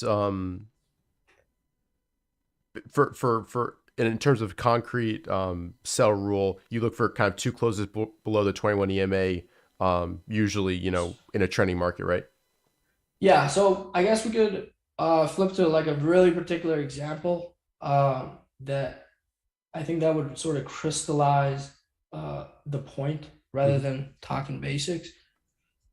So for example, we see AXSM, right? This is a recent chart. I don't know if you see my charts. Let me know if you do. Yep. TC2000. So this particular volume was the highest in over a year and over a year. And I've traded this name back in 2019, and I think it had massive news with $50 million worth of volume, and the stock went from about $9 to 100, 3 figures. You could go back and take a look at that. So that's connecting a past state where I traded this name on very similar type of situation and connecting it to this particular state. So that's the first thing that I see. So if I were to enter this name, I'm trying to box in my risk to less than 2% as best as I can. So if I were to enter through this HVC and the stock comes back in and stops me out, I take that loss. And that's, in a sequence of trades, in a sequence of trades, it's going to work. In a span of, if I do this 10 times, it might work 5 or 6 out of those 10 times. Those 4 times, I'm ready to take it to the chin and take that loss. So I'm trying to limit my drawdown after I have an edge to about 2.5, 3%. Again, it also depends on the volatility of the name as well. So I'm trying to combine those aspects and take, risk accordingly, but I try to limit it to 2% in my current trading at the moment. Perfect. And I want to ask you about, when you notice a theme of a certain edge or a certain entry tactic working, do you then kind of try to focus solely on that because that's kind of the, what the market's recognizing at that instant? Yeah, I mean, at the moment, what we've seen is a lot of oil and gas. After April, oil and gas was doing pretty well, and I saw those coming up in my HDF. So they were moving 100% in less than 6 weeks. A lot of the smaller names will give you higher beta and alpha. So maybe the HDF setup is working a little bit better, and your HDF, my watch list that I track will have a lot more stocks than my Gappers watch list at the moment. So that tells me that biotechs at the moment are hot, and they've moved up 100. Many biotechs have moved up 100% in less than 6 weeks. That is a theme I want to be involved in. So the watch list that I have sort of tell me, this is more populated than this one, or the IPOs are working well, then the IPO watch list is going to be more populated than any other watch list. So. Perfect. And can you talk a little bit about the watch list and how you organize it and why you've got these 3 watch lists in the first place? Sure. So I basically keep track of 3. The gappers will tell me the HV edge. So anything that gaps up in the market, I tend to keep track of. So when LNTH gapped up, it would make my watch list here. I feel that is sort of the first step. You have to get it on your radar. You have to see it for you to actually trade it. Right. I don't tend to look at, intraday, what is up the most with the biggest amount of volume. I feel like that's best used when you're a day trader. So I keep this particular watch list just to track the HV edge. One that we can point out is Chewy. This is the highest volume ever on June 22. Something happened on this particular day that caused 49 million in volume with a high closing range. Yes, it's in a downtrend, but the story, news, upgrade, something's happened at this point in time that's caused this volume and for it to gap up. We see, steady accumulation, and then this day particularly gaps above the 30 spot and then goes up for a good run, about 50% run in a very short amount of time. How does it start? This is really the start, right? I'm not buying here, because there's no certainty in what's happening. It's still in a downtrend. But on this particular day is when it would make your watch list. That's the first step. You get it to your watch list, then your probabilities of trading it increase quite a bit. And then, even then, there are no guarantees, but there might be a way that you could enter the stock so that you could get a portion of that 50% move. The second one I have, this one I've picked up, I would say from Mike, is to maintain an IPO watch list. A lot of young stocks, when the market is risk on, will double and do really well in a very short span of time. So risk appetite for young stocks equals a good market, right? And when I see my IPO watch list, there's so many that I can't even keep track of them. That tells me that the market's good, and that will play into my psyche, and that will play into my position sizing. The third one, Leif is I think the 2019 U.S. investing champion. He's really the expert at this. If you want to, we'll go watch the presentation from last year, and I think he'll be on this year as well. Is the HDF and what themes are working in the market. You'll see a lot of biotechs if you keep track of stocks. 100% moves in less than 6 weeks.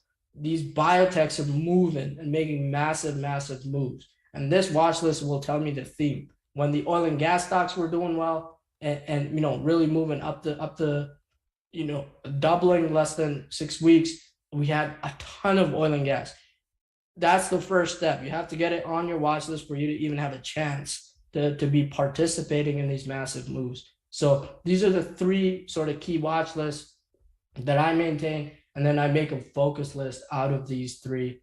And again, it's about probabilities, being in a winning situation, and I slowly focus on these three watch lists, and it gives me, I can extract a really good income on a yearly basis, just focusing it, in on these and being in a winning situation. Perfect. Great. We're coming in on time here. So just one last question. Where can people learn more about your style, your methods, all of that, and the tools you use as well? So I'm basically on Twitter. A lot of work that I do is, TraderLion.com as well. I run a mentorship service as well called TraderLion Private Access, which we started about 2 years ago, and now we have over 1,100 traders. And the goal of that is, again, to build a lot of these concepts that I covered today, is to give you that foundation, build your routines. I sort of see it as a 1 to 2 year program where you come in, we solidify, your foundation, and you get out the door. We don't want you to stick around. So that's sort of what private access is. I love collaborating with traders. Oliver Kell, now Stan Weinstein project, I think is very huge. And so, making an impact on that side of things. And then also, hopefully we'll, in fall this year, we'll be releasing a platform that will be disruptive, and that will question, it will be cost effective, it will be efficient, it will be fast, and it will give you the data that you need to make quality decisions in the market. And really, tools and data should not be the core of the problem. It should be, you have the data, you have the tools. Now you just focus on your decision making, and that is what our goal is with DeepView. Yeah, and there's a question earlier about what scanner can look for the highest volume ever, and we'll have some easy to use screens to look for these specific edges that you talked about. Awesome. Yep, perfect. So we'll leave it there. Any last advice for everybody watching, Ray, as they go on?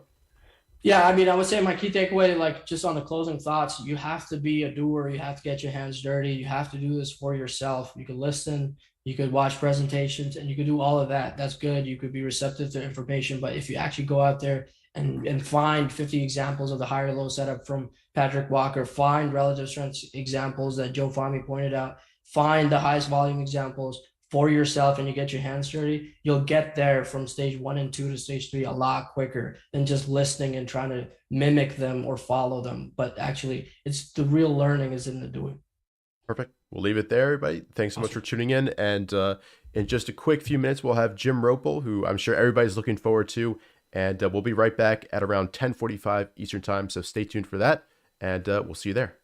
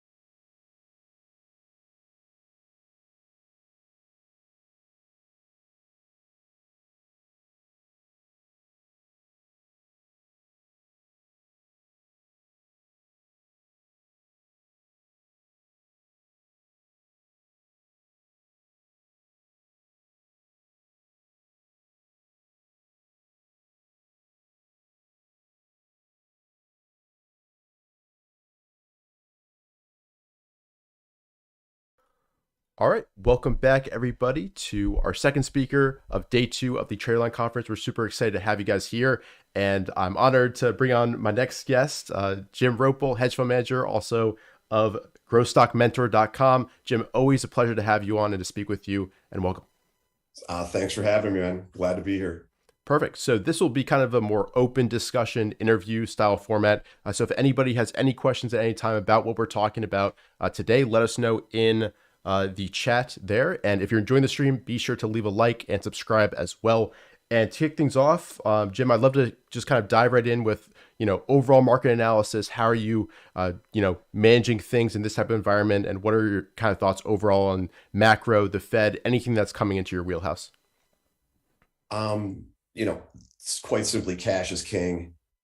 You need an enormous amount of cash. The sectors that are acting well are China and biotech. And before that, it was commodities, but they've broken really hard. So the market is really, it's one of the thinnest markets I've ever seen. It's a pretty serious, this is not a pullback in an uptrend where, you might need a follow through day to right the ship. This is a bear market, and it's a severe bear market. It's not garden variety. This environment we're in has more wild cards than I've ever seen. War, famine leads to civil unrest. When commodity prices of food, now they've broken, but there's a shortage of food in the world. And we had this Arab Spring where the Middle East went crazy. Dictators were, ousted. So we can see a lot of political risk. We have a major election coming, which with the divided country is a big deal that can affect the attitude of the whole populace.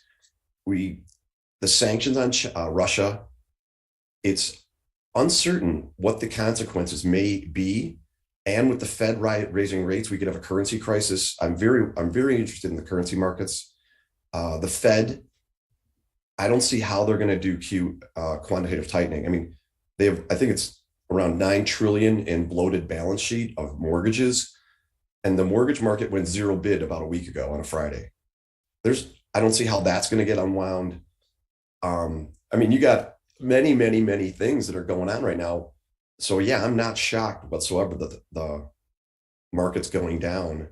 And I'll tell you this, as bad as the damage has been in individual names and the losses people are taking, buy the dip rules the day. Kathy Wood just it was an enormous inflow. She had 2 monster inflow days in the last month. The VIX, although the VIX was elevated, it never got anywhere near major bear market low signal. Put to call, it hit like 1.3. That's, no big deal. And the volume in the index, I'm looking primarily at the NASDAQ, the biggest days are up days. Now, one of them was a rebalancing, but until we see a day of record or near record volume on the downside, the people haven't panicked yet. They have not puked. So I really think we've probably seen 2 legs down. We're bouncing at this minute. And then I think we'll see a 3rd leg down, which coincidentally sets up really nice with October. And if the Fed funds futures are prognosticating cuts early in 23 and the market leads by 3 to 6 months, it all kind of, it's actually too nice. But we'll see. And that's my best guess. That's what I'm looking at. I mean, I said cash is absolutely king. Look at the alignment of the MAs in the market. Everything, it's just down, down, down, down, down. And until the market gets in a positive alignment and above all those MAs, we're remaining a bear.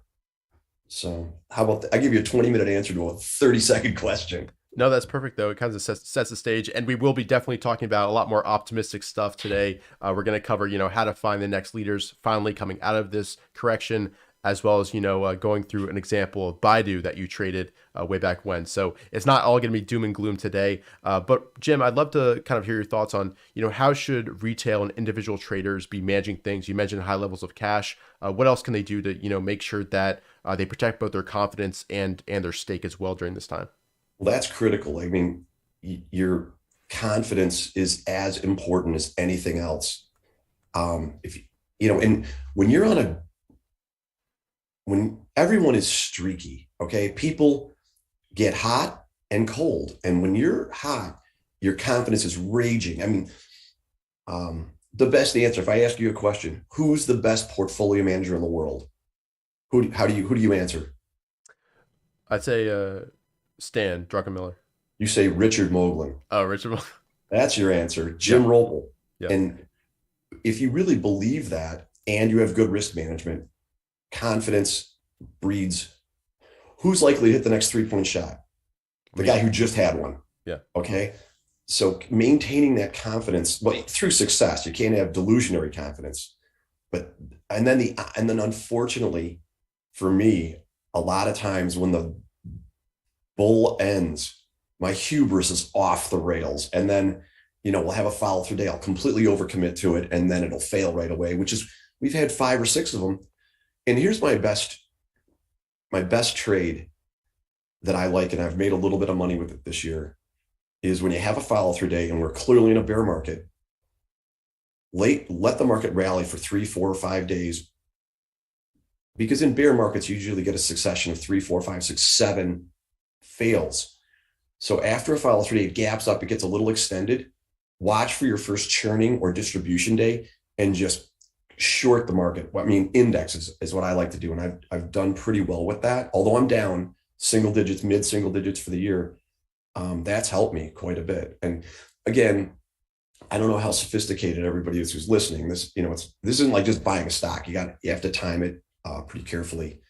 But the inverse QQQ, S triple Q is fantastic. And then, again, for experienced people, I don't want anybody getting in trouble, but I love shorting call options on ARC.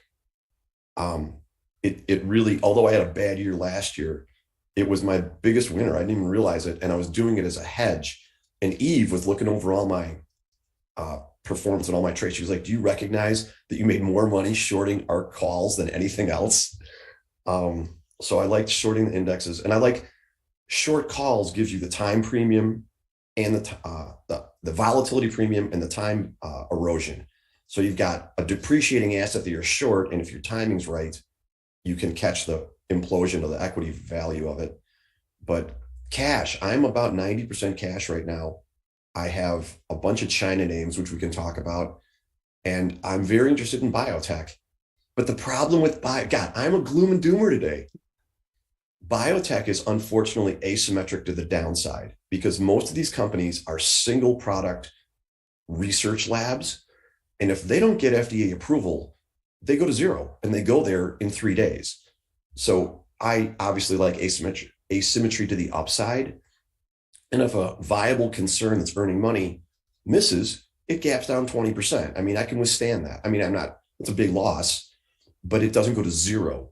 Biotech is super risky. I spent 9 months building a position in a stock called Centocor, and they had a drug called Centoxin, which thought was going to cure septicemia. And the oddest thing, the FDA review committee approves it, and it goes from like 18 to 60.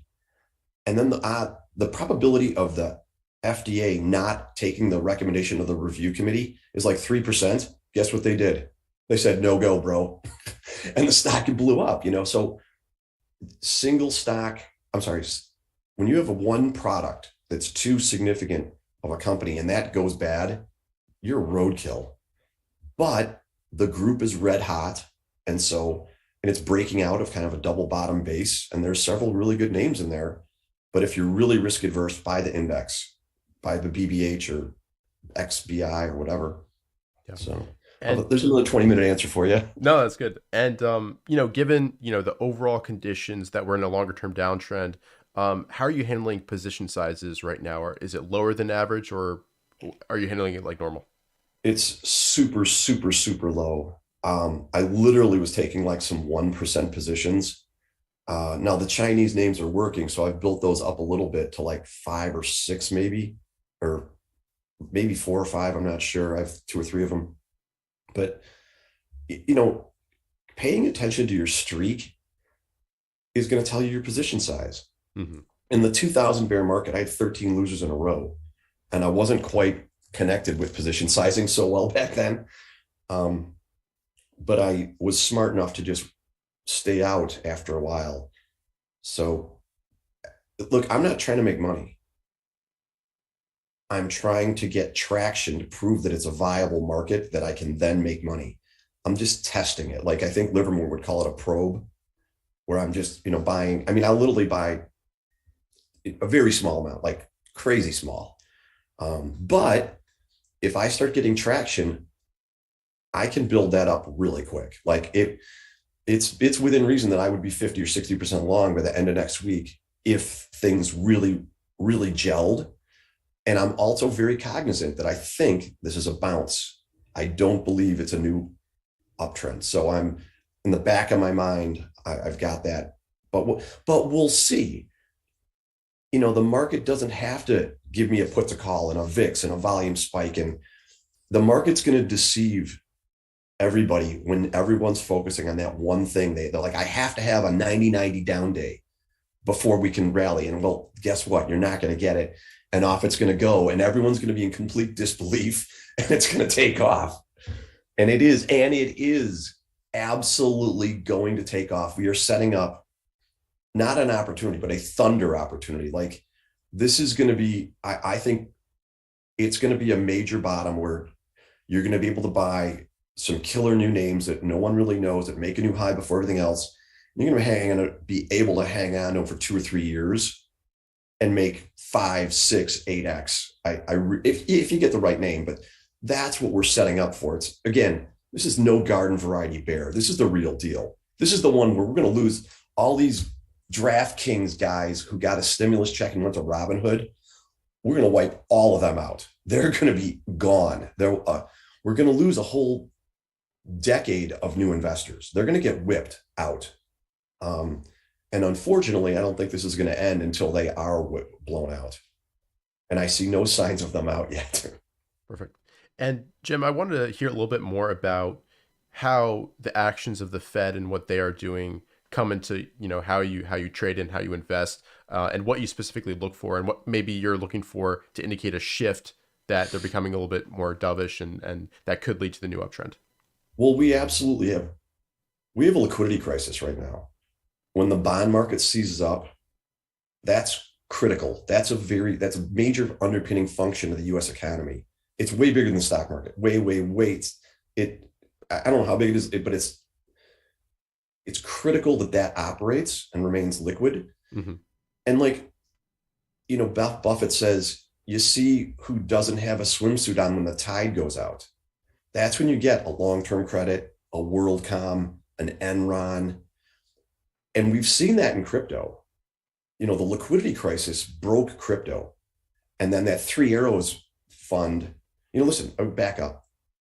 Almost every major disaster starts with too much debt. Whether you're a corporation and you have too many bonds, too much loans, or you're an individual and you're too levered up.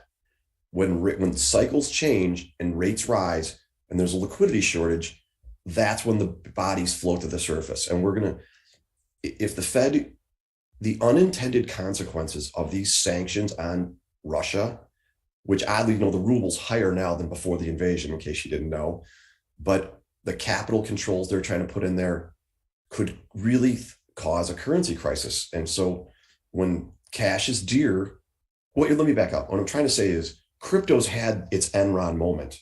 Mm-hmm. The equity market has not. We have not. People are talking bearish, and sentiment bear bull is negative, more bears than bulls, but the buy the dippers are running the show. So there's a disconnect, and that's going to have to I would like to see that. I think there's going to be how about this? There's a 90% chance, 10% chance we don't get it, but I don't think the market's going to let these guys off. They're just not. Gambling doesn't pay in the market. Who said it? Don't confuse brains with a bull market. Everybody's a rock star in the bull market, but how many people can keep it? Right. Most cannot. I was a retail stockbroker for 15 years.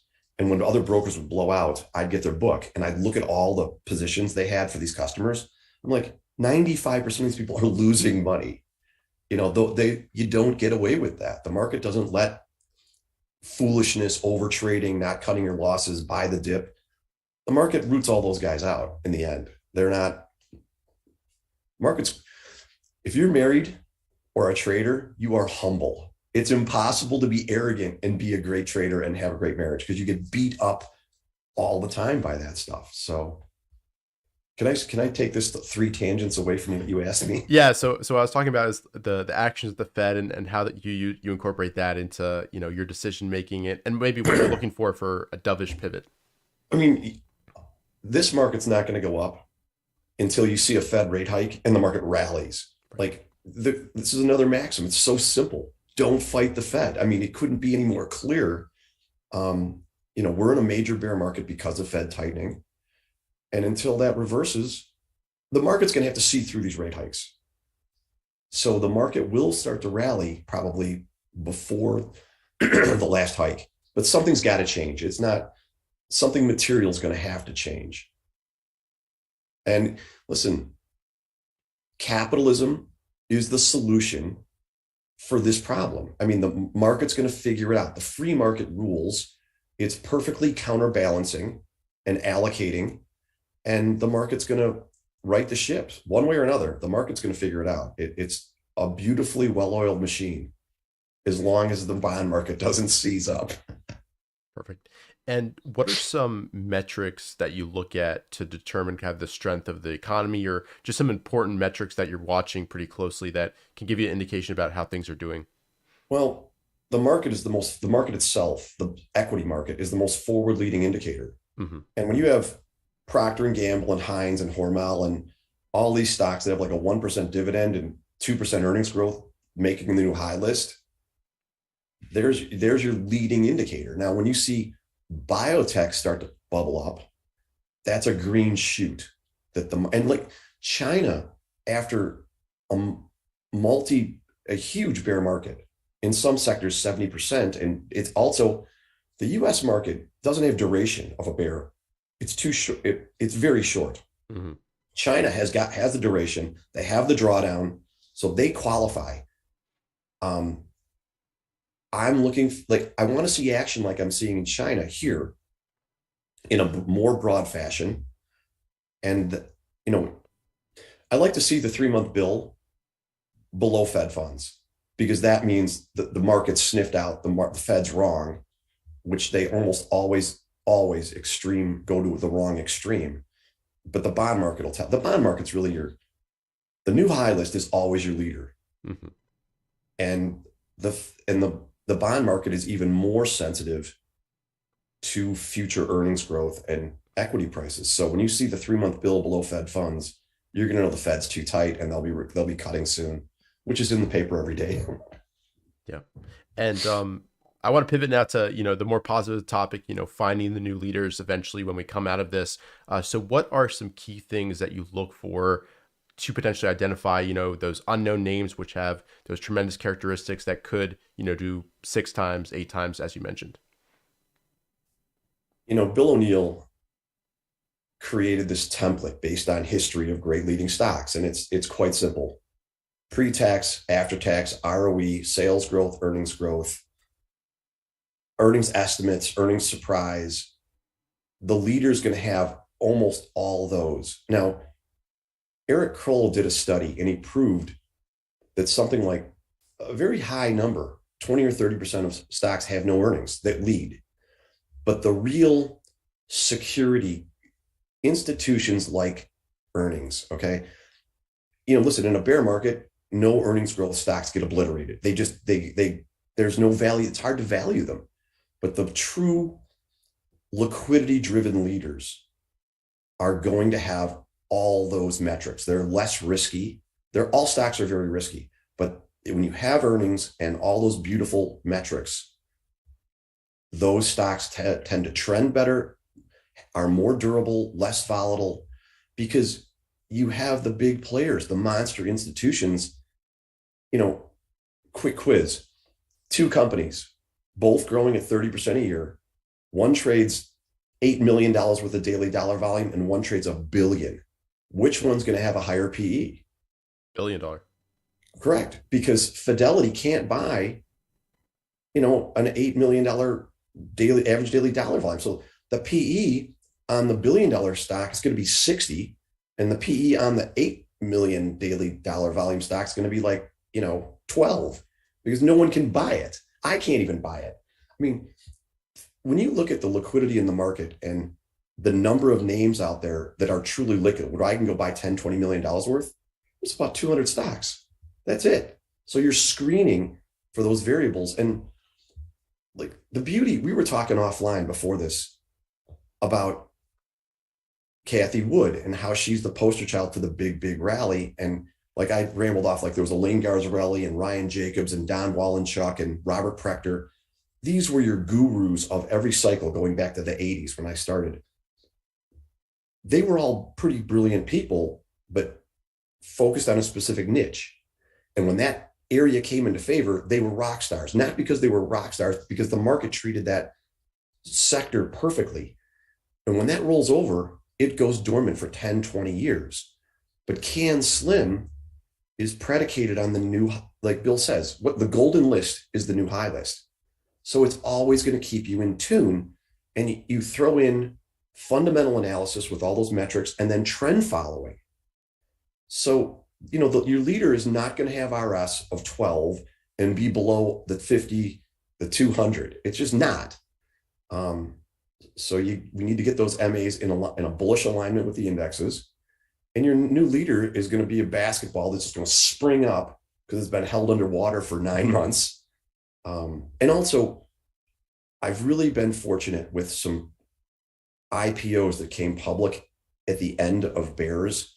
When you can get an institution to pony up at the end or in the middle of a bear, it's going to be just like pristine. It's going to have everything. So we haven't seen many. There's been a couple really small deals, but nothing that I've seen yet. But we'll probably see some of that. I don't know. New high list, buddy. Yeah. Make it simple. And in terms of the new high list, are you referring to all-time highs or just 52-week highs? I'd love to hear that distinction. 52-week new highs. And I'm a hypocrite. A lot of things I say, I then refine and twist them a little bit.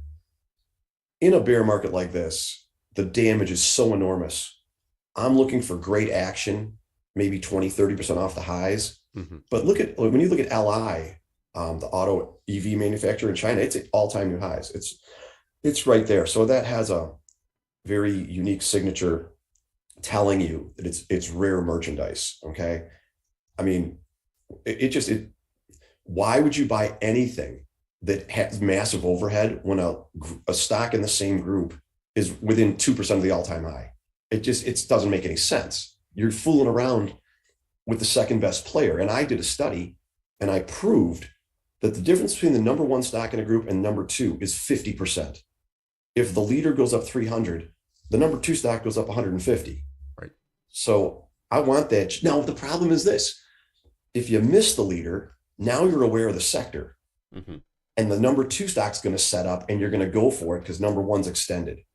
And I do have a stock right now that is like number two because that situation exactly happened. But I think if Bill was here, he'd say, you're going to have to find a way in, whether you're going to take the added risk and you're going to load up at a 2 weeks tight or a pullback to the 50. When you identify the monster, Bill always had him. I would talk to him and invariably he would be in the very best 2 or 3 names of the whole market. Well, nobody gets all those names at the perfect place. They sneak up on you, you miss them. I mean, even Bill missed them. No question about it. But he ended up working his way in. Mm-hmm. But when you miss the first true bear market cup and handle and it takes off, that's your ultimate lowest risk point. Every secondary buy points are higher risk. They're much better for ads than start a whole new position. But sometimes it's worth it. Perfect. And I want to dive a little bit deeper into that. But first, there's a really good question from Tomas. A question for Jim. He said, he started talking about confidence. How do you fight or manage overconfidence, that feeling after, that strong bull market? It's so hard because the feeling of if you have an ego, the market's going to feed that. if you have a killer year and you've just made, your life's just changed, you've doubled your net worth or more, you're intoxicated. It's the craziest feeling. And you'd think that after you've done it for 30 years that you'd be like, signal, Charles Harris said, he bought his Porsche, and he was, when your net worth just goes crazy, fighting it is, it's part experience, but I'm prone to it even now. Being humble. The bigger problem is, I think if you're really on and you sell climactic action and you enter a bear, you're going to have follow through days. And if your hubris is raging, you're going to completely overcommit to that follow through day. And then you're going to get stopped out really hard. That, I do go to a shrink. I used to go once a week for like 10 years. And I now go, I get the tune up like once a month. Being in touch, having somebody who's maybe not in the market to keep you grounded. Like my wife says, I don't compliment you or praise you when you kill it. She's like, your ego is so big, I'm here to pop it. That's literally what she says. And so it kind of keeps you on track. If the money is too dear to you, if you value that money because you want to buy something, you're kind of in it. Maybe those are the people. I was that guy. I probably still am sometimes. That's when you're going to get in trouble. If you're in the market for the right reasons, if you're not in the market to prove to the world you're great, you're less likely to succumb to that euphoria. Mm-hmm. John Wooden wrote a book, and I'm going to paraphrase. He says, when my team has a win, I don't let them gloat for more than a day. And when they lose, I don't let them wallow in sadness for more. It's a day. Just, don't get too euphoric or too down. And I think probably I'm on the wrong path here. Most people out there probably right now are really down, mm-hmm. and you should be up, because the opportunity that's boiling under the surface, it's like a volcano, man. It's going to blow its lid off. You're going to see when this ends. Well, let me back up. The Fed will not be there in this recovery. So I don't think you're going to have that V bottom. But the leaders, you're going to see a dozen stocks go up 20, 25% in a week. And they're going to go 50% in a month. That's another signal that the market's turned positive. You only need to catch, how many times in your life do you need to catch a 50, 100% gainer and using margin? Like how many in your life? How many Blackberries do you need? How many rims do you need before you just have more money than you can really use? That's where we're headed. We're probably going to have the odds of another leg down. Or if I'm wrong and this really gets ugly and we have maybe several, which is not unthinkable, when this ends, that spring is just crushed down. It's like a giant truck spring, and it's just going to release, and it's hard to see it. Like everyone's got tunnel vision. I'm down for the year. There's a war. The Fed's raising rates. There's all these horrible things. And that's exactly when the market's going to take off. And that's why I love China. Everybody says, their accounting's fraudulent. You got Kyle Bass screaming from the rooftops that, it's a rogue regime. They're authoritarian. They're literally communists. And I have a ton of respect for Kyle Bass. He's a billionaire and he's a brilliant mind, but the trend disagrees with him. Okay. So I don't care if I have a multi-billionaire telling me that this is the worst idea in the world. You'd have to be crazy to own China. When the trend turns up, I'm following the market. Kyle Bass is one guy, very influential, very smart, but the market says the opposite. And I'm going with that. Perfect. And coming back to, separating that distinction between the leader and, the silver medal in the group, I'd love to hear you talk about the distinction and how you determine what is the leader and what are overall groups that are leading as well. I think that'd be awesome. I mean, Bill would say it's the stock you're up the most on. It's the stock that has the 99 RS, the 2.0 up to down volume. They stand out like sore thumbs. It's not hard to find them. It's hard to commit to them because they're going to be extended. It's hard to be patient. Most people will find it and they'll be like, oh, it's a lock. It's going to go up 200%. And they'll buy it extended. They're going to get whipped out in 20 minutes or worse. They won't cut their loss, which is the biggest rookie mistake of all time. It's not hard to find them. Any jackass can screen. It's how do you handle what you find? Yeah, it's going to be sticking straight up in the air. It's going to look just like LI. It's going to look just like that. I'm trying to answer your question with an answer a little cavalier, but it's obvious which ones they are. It's where's the best, lowest risk entry point, and not getting FOMO and just saying, oh, it's so strong. It's a 99 RS. It's a lock. It's going to pull back at that point. But like LI, it's theoretically flagging here. It's not unthinkable that, and so how often do you see a legit high tide flag? Once a year? They're super duper rare, but I don't know if I answered that exactly the way you wanted. No, I think that makes sense. And I want to ask you, because I think this is really important, because you mentioned, getting shaken out here. So once you've determined, a potential monster stock, what can you do to make sure you manage it correctly? Because I think that's something that takes a little bit of time and experience to deal with, and probably getting shaken out of a few times before you really understand what you've got to do. So how do you manage a monster stock? Well, most people aren't running a fund, and I'm trying to put fairly big, even though my fund is super small, it's a couple hundred, it doesn't matter. I'm taking positions that are so big. They're as big as most big mutual funds. And so I'll buy it and it'll pull back a little bit and I'll get whipped out of a little bit, like, down 3%, I'll trim it out and it'll come back up again and I'll buy more. And I'm building this position until the pressure comes off and it can just take off. But we're in a choppy moment here. Like, hypocrite me, I talk about how bad overhead is. If you look at Bumble, it kind of broke out and then it pulled back and stopped everybody out, but it was still in a base. It's still a positive pattern. Right. There's nothing wrong with it other than the fact that it didn't really allow someone to buy it properly and hold it unless you opened up your risk parameters. So now you have a stock, you bought it, you got stopped out, and it still looks really good. You just have to you're working around it. In this market where the market's really ugly, it's not allowing stocks to just take off and rip. So you're stuck in this choppy, slightly uptrending new leader area. And the simple answer, I could have answered this one sentence, you got to work around your position. It's so much easier when you guys are buying 1,000 shares or whatever, your 100 shares or 500 or 10,000 even. You can just go buy it and just stop out really quick. But when you're lugging around, anybody out there who's running just your own account has the most significant advantage.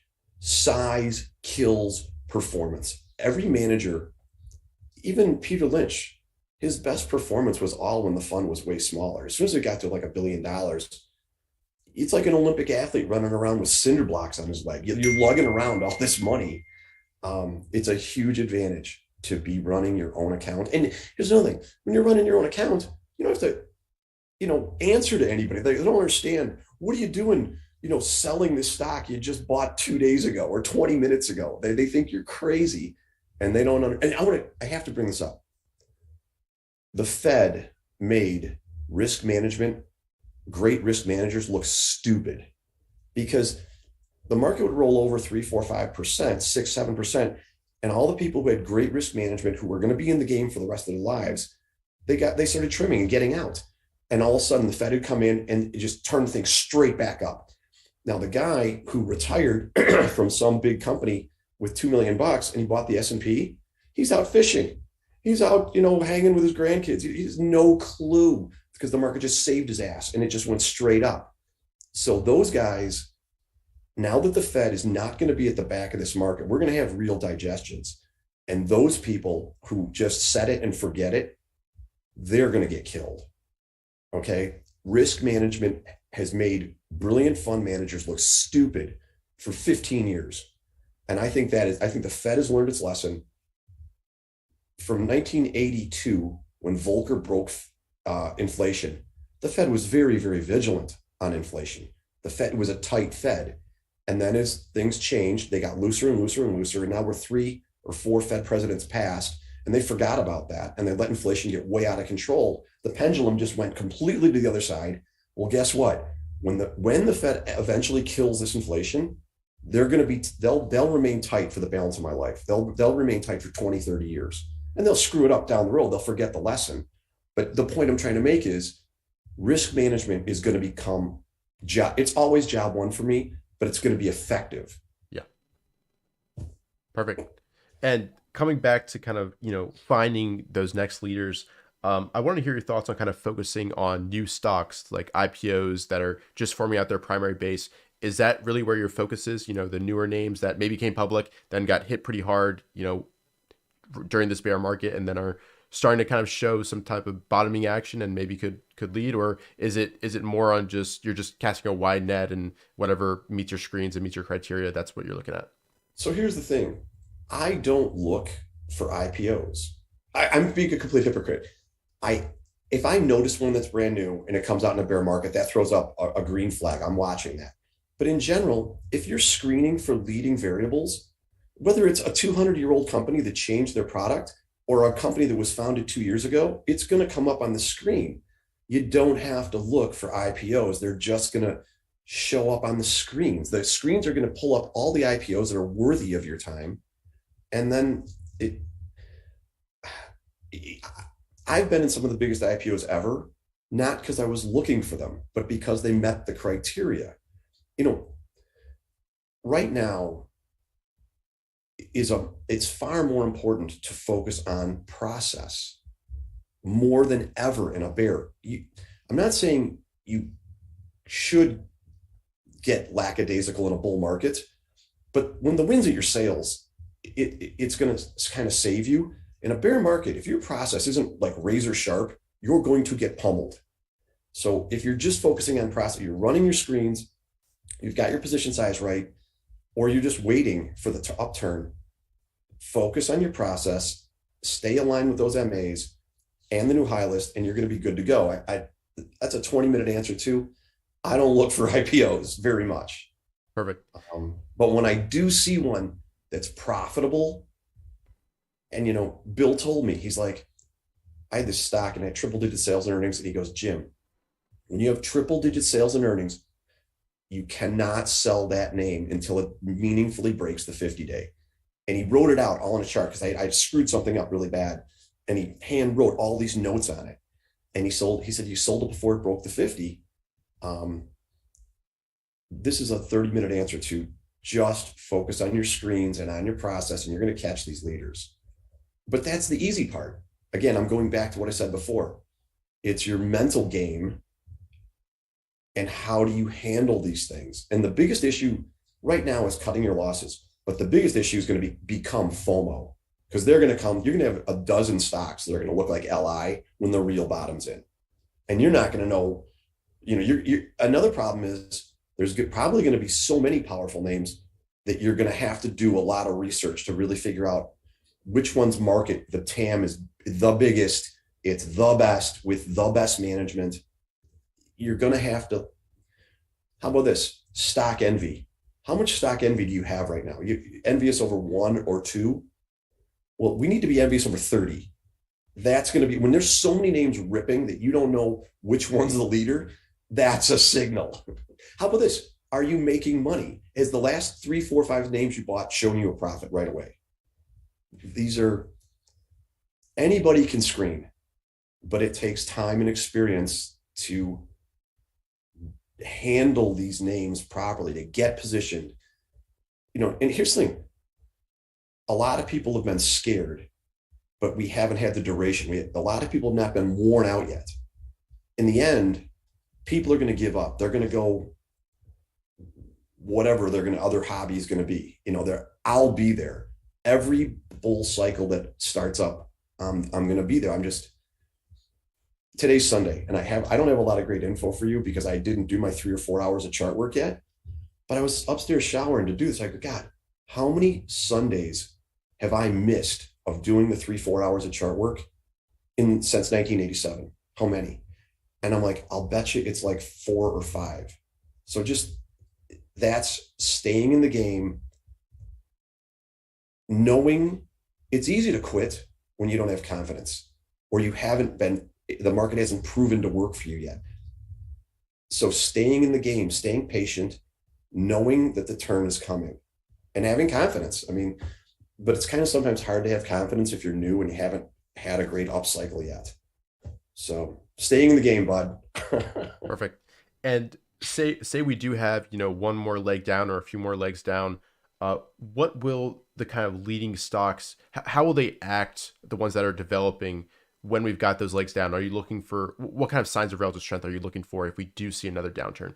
Well, the institutions are going to start bottoming these things. Okay. Like the market's going to get pummeled, and you're going to see a blue up bar on a weekly, and probably like a couple of these stocks that we might talk about have had some really big accumulation days in them. Mm-hmm. You'll just see the stock might not be going up, but it won't go down anymore. It'll close up just like 50 cents for the week.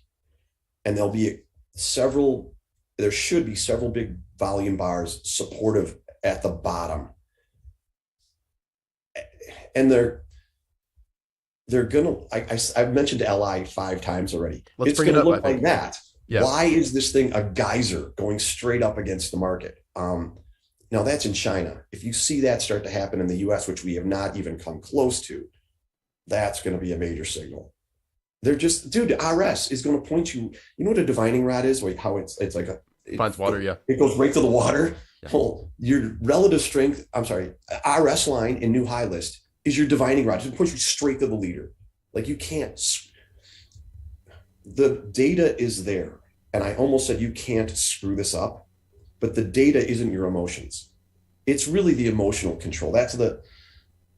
Everybody can read the new high list. Everybody can get a list of RS 99 with all those other variables, but that's easy. You can get that down. If you can write a computer program, Wanda, it's a little more technical, writing the program, but once you have that data, now what? Do you FOMO in? Do you go, oh, it's too high and let it go? Do you, I didn't recognize that money management and emotions were the game until like 10 years ago. Like I was all about the charts and the perfect buy point and all this. And that's critical, but how you deal with these names once you identify them is the difference between taking 10 points out of it and making 200%. That's, and somebody asked me a question on Growth Stock Mentor last week. He's like, well, if a stock is super extended, it's going to pull back, why wouldn't you sell it? And he prefaces it with, I'm in a he lives in Israel. And he's like, I have a tax-free account, no taxes. I'm like, well, you answered your own question. Of course you should trim it because you can get back in. But in the States, in a taxable account, you're basically paying 50%. So the stock's got to fall 50% for you to profit by trimming. Now I trim because I'm trying to reduce volatility so I can sit through that inevitable 4 pullbacks to or below the 50 a year. But and I'm a hypocrite because when I was first getting started, I would lever my whole account up in 4 names. And back then you could lever up 3x, 300%, not 2. And I just building up this war chest, but I was trading 1,000 lots, 500 lots, when you start to make serious money, you can't do that. It becomes very difficult. Taxation has changed my method. My fund's growing, and taxation has made me more of a sitter. And it's led to a different problem, which is now stale longs. In other words, not that I've fallen in love with it, but I'm willing to deal with an undercut of the 50 by probably more than I should, because I don't want to get out and pay 50% tax and have all my partners scream at me. And then you got to get back in. And how often do you see a perfect cup and handle? Every bear market. Well, how often do you have a bear market? Every 3 years? Cup and handles do materialize, but the beautiful ones occur in bears. The perfect buy points occur in bad markets. So once the market's off and running, when you trim it, you have to look at yourself, well, how the heck do I get back in? Because I think this is a 3x. But the rides are often so volatile that if you're not trading on extended moves, you can't sit through the pullback. I mean, every stock that I've ever had has pulled back to the 50 or below 3 to 5 times a year. So if you have a stock that you can't throw a pullback down to the 50, you better trim or get out. So I beat that up pretty good. No, that's perfect. And since you mentioned that the mental game, the mental side of things is so important, you mentioned you see a shrink, but other than that, what can people do, or do you have any books and resources that you'd recommend on the subject to kind of work on the mental side of things? I don't. I mean, books are super cheap. Shrinks are really expensive. Um, Listen, there's great. Look, I found Bill because I knew somebody had anything you want to do. There's somebody who's wanted to do it before you, and they wrote a book about it. So just find the very best book on it. I mean, I don't have the answer for that one. Sorry, No, but it's that's out all. there. No, that's perfect. And Jim, since you mentioned LI so many times, I'd love to just bring up that chart, and then we can also transition over to your Baidu trade after that. I think that would be perfect. All right. So I'm going to share my screen, right? Yep. Uh, And while we're doing this, if you have any questions whatsoever based on what we've talked about before, let us know down below in the comment section, or in the chat rather. And if you're enjoying it, make sure to leave a like and subscribe to the TraderLion channel. We've got a ton of great stuff to cover, not just with Jim, but with many other great speakers as well. And yeah, there it is. this is Baidu. So you want to look at LI. We'll change date to Yep. current.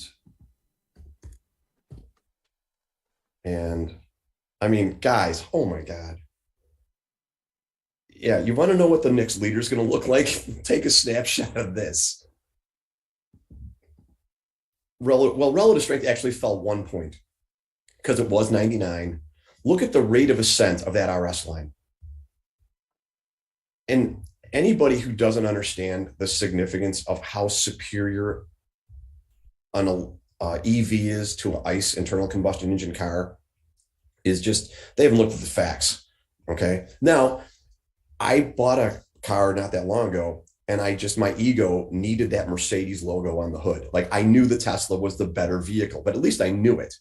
But the product is it's a wildly superior product. And I was in China, I think I'm agent zero because I was in there just before the outbreak occurred. And I was stunned. The roads there are 5 wide aside. And I'm not talking about a highway, I'm talking about the middle of a city. And there's no noise. You hear the biggest noise you hear are the whirring of the tires on the street, because the mopeds or the scooters and the cars are mostly electric. It's quiet. It's just and they figured it out way before us. But okay, look at the earnings and sales on the bottom. 333% earnings growth on 176% sales growth. Lower left-hand corner down here, they beat by 200% last quarter. Look, these numbers, they're estimating a loss of 3 cents this year. Analysts are almost always behind the curve. I remember I had a stock, I think it was called Four Systems, or whatever it was. This is a million years ago. And it estimated that they were going to earn, say, 35 cents the next year. Well, they earned $1.35. When these companies are ramping and they're going through these extreme, hockey stick curves, the numbers are way off usually. Management up here owns 48% of this thing. Okay. They're not going to screw up they might, but at least they're aligned with you. And look at this stock, okay? And then look at this. You notice any difference? Okay, this is what your average stock in the market looks like. I mean, here, let's just pull this up. I mean, this is so obvious what's going on here. I mean, this is what your average stock looks like. That's the broad measure of the whole NASDAQ. And then look at this. I mean, any questions? What more? This is it. This is the basketball that's exploding up under the water before the market's turned. But if you look at FXI, it's turned up. You have, higher lows. This is you could say this is cup-ish. I don't love this right here, but that is a shakeout for sure. People got shaken out in there. I mean, and here, listen, I have to show you this. Okay, this is not a guaranteed easy trade. This is the commercial paper market in China. Now, right here is when we had a global liquidity crisis due to C-19. And when this occurred, people were like, oh my God, China's commercial paper market is completely seized up. Well, if this is completely seized up, what's this? Right, this is one of those wild cards that I did not discuss. China's leverage in their system, depending on how you measure it and who's quoting it, it's like 8 or 10x the US's leverage. It's probably the most leveraged economy in the world, certainly of the majors. This is telling you there's a major, major problem there. But the other side of things is, how do you explain the market doing this? This is my biggest position right here, DQ. The stocks, what I'm trying to say is, what you think is a correlation may have been a correlation, but it may not be in the future. You know, a lot of people who have insider information lose money in the market, even though they have forward information that no one else has, because stocks or equity markets move differently than you expect. Just because the commercial paper market's going bad, the equity market is in gear. And we can look at this really quick, the metrics. First of all, you have very nice accumulation. It's not crazy perfect like LI. There's more overhead with this one as well. For sure. Yeah. Absolutely. But, you know, they beat, look, 18.7% beat is a healthy beat. It's not 200%, but sales growth, 400%, earnings growth, 524, estimates this year, 118% growth, up to down volume, 1.9. Look at this, margins, 62.2%. That's pre-tax, after tax, 42%. I mean, this is like a software company.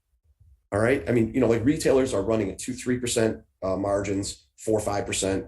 Software is bigger, but this is, and you have the dual tailwind of China and solar. So you really have the wind in your sails here. But I'll blow this out. Oh, 99 RS, A+ accumulation distribution. RS line not quite as robust. But it's still, the rate of ascent on that line is pointing up at about 2 o'clock on a clock face. But look at the accumulation on LI. You've got a wall of blue in there. And okay, you said, what does stock look like at the bottom? This is a support week. That is a major clue that this was, well, what there's a clue of is some institution just went in and gang tackled this thing.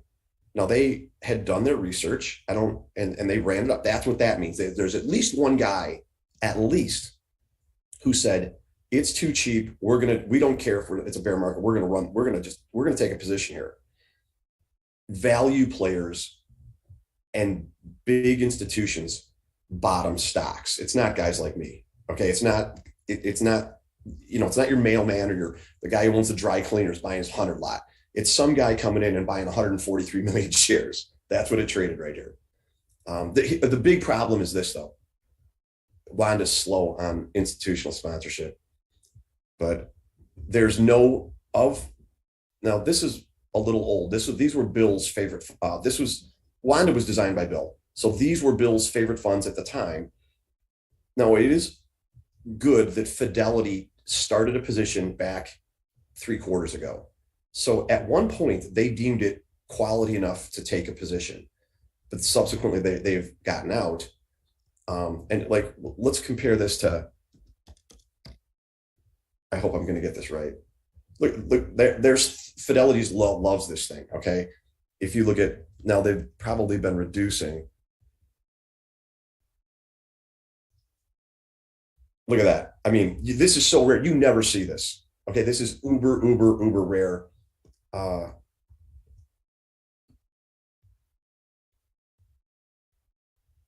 These are your Wall Street darlings. Okay. This is sky high earnings growth with liquidity. You're always going to find these, and you know, why is that so valuable? Well, when somebody wants to come out and dump 2 million shares Fidelity steps up and says, we'll take it. You know, they just open their arms like a breadbasket and they soak it up. You buy a stock and there's no institutions in there, and somebody comes in to sell 5% all, 3% all the shares, stock's going down 50%. There's nobody there. So anyway, we're looking at LI. Just take a picture of that. And listen, it's not a lock. You have to take a risk. But I've been building my position in this thing. And I will stay after this. If this thing crosses that 40, 50 or whatever that is, I'll buy some more right over this high.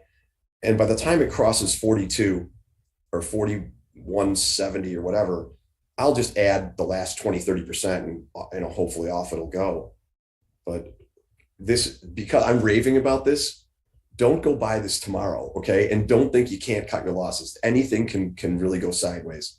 So how'd I do?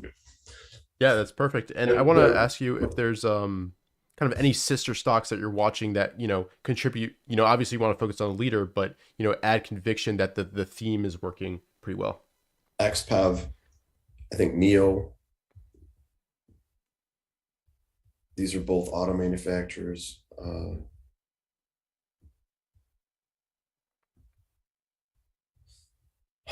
I mean, look, this list right here you're seeing it's all China names sorted by RS. Mm-hmm. Okay. I had pinned, I think I maybe have a tiny little position left over because I got bumped out.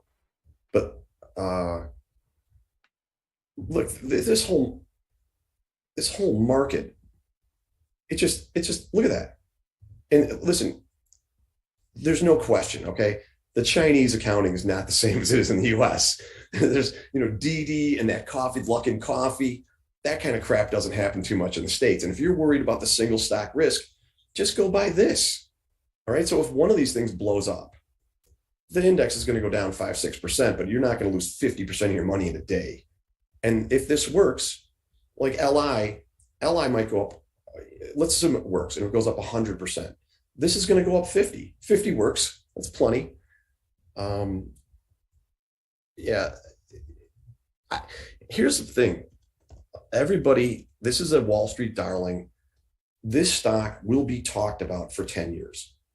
There's no reason that Tesla could not go dormant while earnings continue to ramp and the stock doesn't do a thing for 5 years. It's absolutely entirely possible. History says it happens all the time. This is one of the rarest stocks I've ever been involved in. The fact that you had a 40% pullback after an unbelievable climax run, and then it sets up again and then blows out again. This is one of the most unique stock I've ever seen in 30 years. The odds of another one of these in my life is we'll probably see one or two in the next 30 years. But why is Tesla RS52 and at the bottom of a base? This is your new name. And don't think for 1 second, BlackBerry, RIM invented the BlackBerry.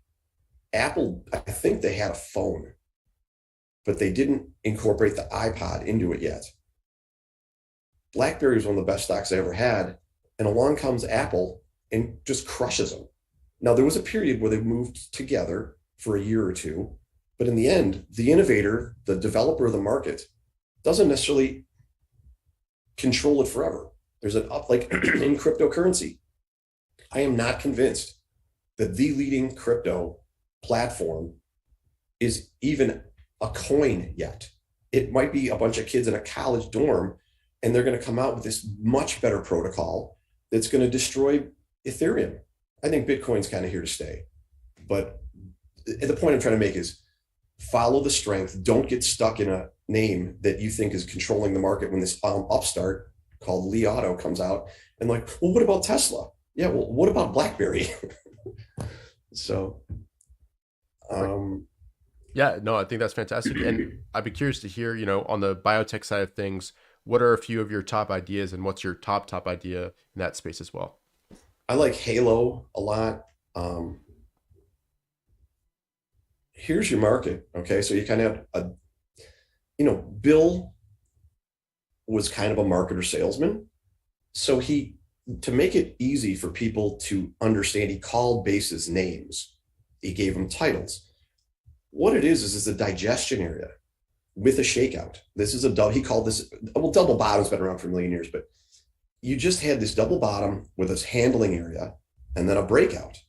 You could call it a glob of price that respected a specific area. This is super unusual. I mean, the relative strength is only 36, but let's, I mean, here, what is a new leader going to look like? It's going to look like this. I mean, this doesn't look like anything else in the market hardly. Now they're very erratic with their earnings, and I don't know the fundamentals. Like, I don't know what their top new drug is, but listen, if I had to defer to either earnings or relative strength, it's going to be RS, because the analysts get the numbers wrong a lot and the stocks are looking way forward. So even though they're only looking for 5% growth this year, it's expected to be 37 next year, but the stock is looking way forward here. This isn't happening because they're going to have 5% growth. This is happening because the market thinks something major is happening here. Harmony. Hold on.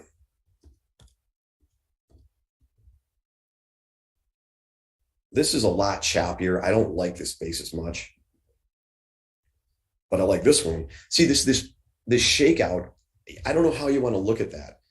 Is it awesome that it shook everybody else out?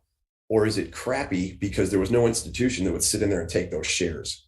Okay, I'm going to suggest this is not, I haven't looked, I'll probably be wrong, but let's see. Well, Fido had a super tiny little position a long time ago. I can assure you that if Fidelity wanted a position, they would not have let it go from 54 to 33. No chance. So my buddy Ryan Wirt pointed this out to me.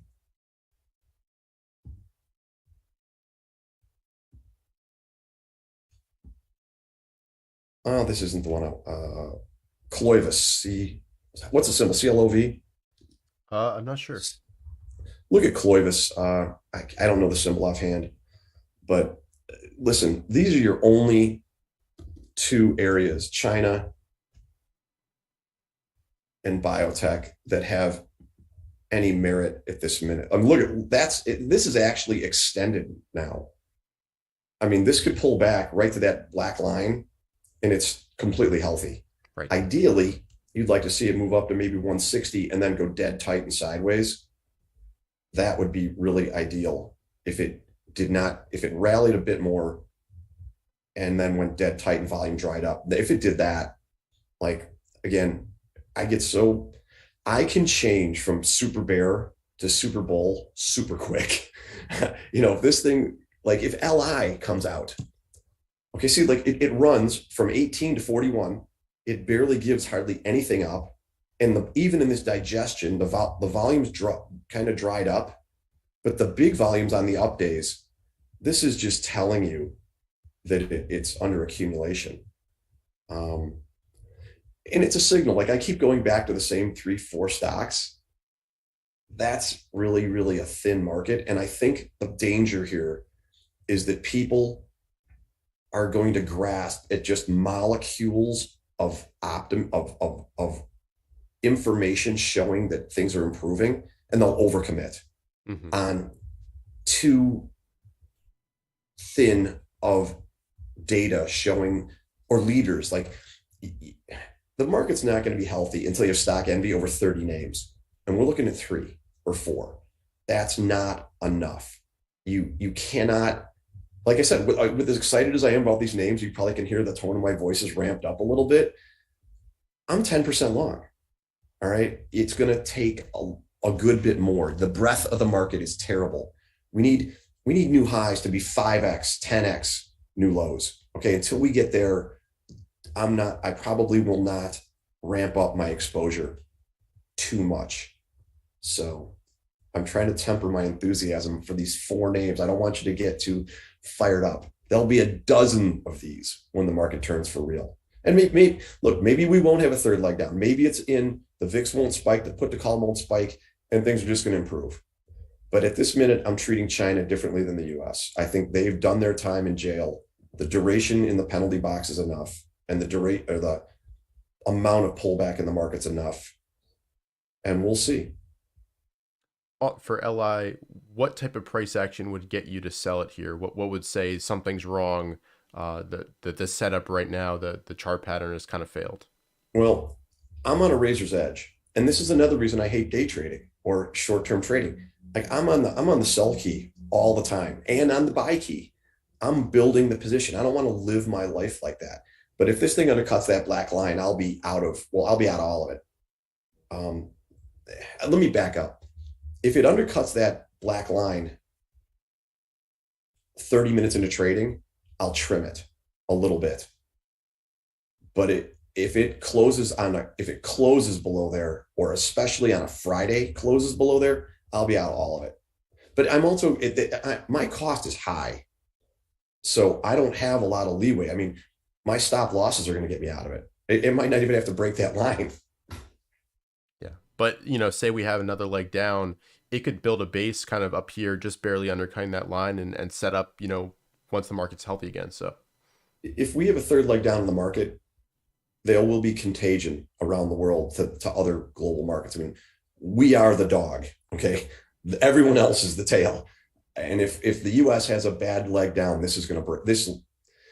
If it didn't break down, you would probably be looking at the best stock for the next couple of years. Yeah. But I would expect it to break if the general market, if we have let's say, I think there's a very good chance. There's two very big round numbers on S&P and NASDAQ that I'm looking at. What is going on here?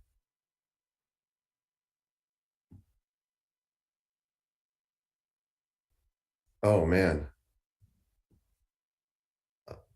You guys, I don't know what's up.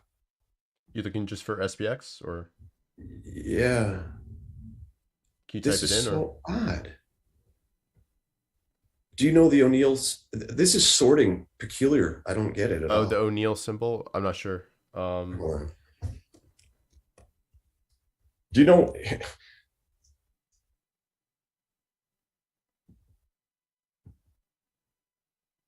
Oh my gosh. You guys, I'm so embarrassed. I can't. We can come back to it, I think. People let us know in the comments, I'm sure. Here we go. Cool. I see no reason why we can't go down to 10,000. None whatsoever. We'll see how this market handles the declining 10-week, which, by the way, I don't think Bill ever looked at indexes on the weekly. I'm just showing it for illustration purposes. But I think we have a very, very good chance of going there. And I think the S&P can go down to a big round number. Is it 3,000? I'm going to skip this because I can't get wanted to work. Yeah, no worries. And Jim, how do you think Bill would be handling this market? What would he be doing, and what would he be looking for as well? He'd be all in cash, almost certainly. I mean, Bill would sit in cash for months and months. When the 2000 top occurred, I bought the first follow through day and the second one. The first one way too big, and then I sat out for a year and a half. I literally almost didn't make a trade for 2 years. It just was like sales managers like, you were the number 7 producer of Morgan Stanley last year. How much are you going to do in commissions this year? I'm like, maybe none. Like, they couldn't believe that I was going to let all this money sit in money market, but I did. And but I'll tell you this: at the end of that bear in 2000, I had 13 minor losers in a row. I just had built this house that I'm in now, and I remember looking out the back window, and I'm like, if this persists, man, I'm going to be out of the business. That's the kind of attitude people get really down and really, really negative. If you don't understand what follows a bear or a serious bear, it's super easy to let your psychology go really, really super negative. And there's almost always a problem that's occurring at that moment that will not be solved. The war will not be over. There's a chance Russia goes into, a very high chance Russia eventually goes into Poland, that the food shortages persist. That's not, once the food is destroyed, you can't grow that back for another season. The world's going to be a mess. It's going to be dark when this thing bottoms. And there's going to be, like, when the Iran-Iraq war occurred, the bombs start dropping We're entering a war, and the market takes off like a shot. Now you're watching TV, and like what, 500,000 Iraqis were killed, and the market's going straight up. It's totally incongruent. Oil went cuckoo up while the stock market went straight up at the same time. So there's going to be things that are going to stop you. Well, historically stop me from catching the bottom. And another thing, you don't have to catch the absolute bottom. And I was super late in getting in after C19. The market, I was like a month late, and I still had 100% year. There's high risk at trying to pick the bottom. Even when you have real legitimate information telling you that the bottom might be in, it's costly to be wrong down there. It's less costly to wait until you get more clues. So I'm not sure how I'm going to handle this. Yeah. And I think to finish it off on a strong note, we talked about going through your Baidu trade back, was it 2005? Was that when it was?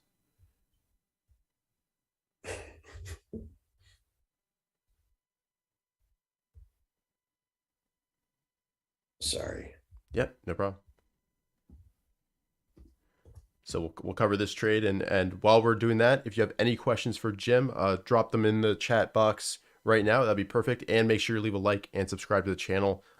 We've got a bunch of great stuff coming very soon. So yeah, looking forward to covering this trade, Jim. Let's see how this works. Sorry, you had it all set up and then we switched it off. Let me back this thing up.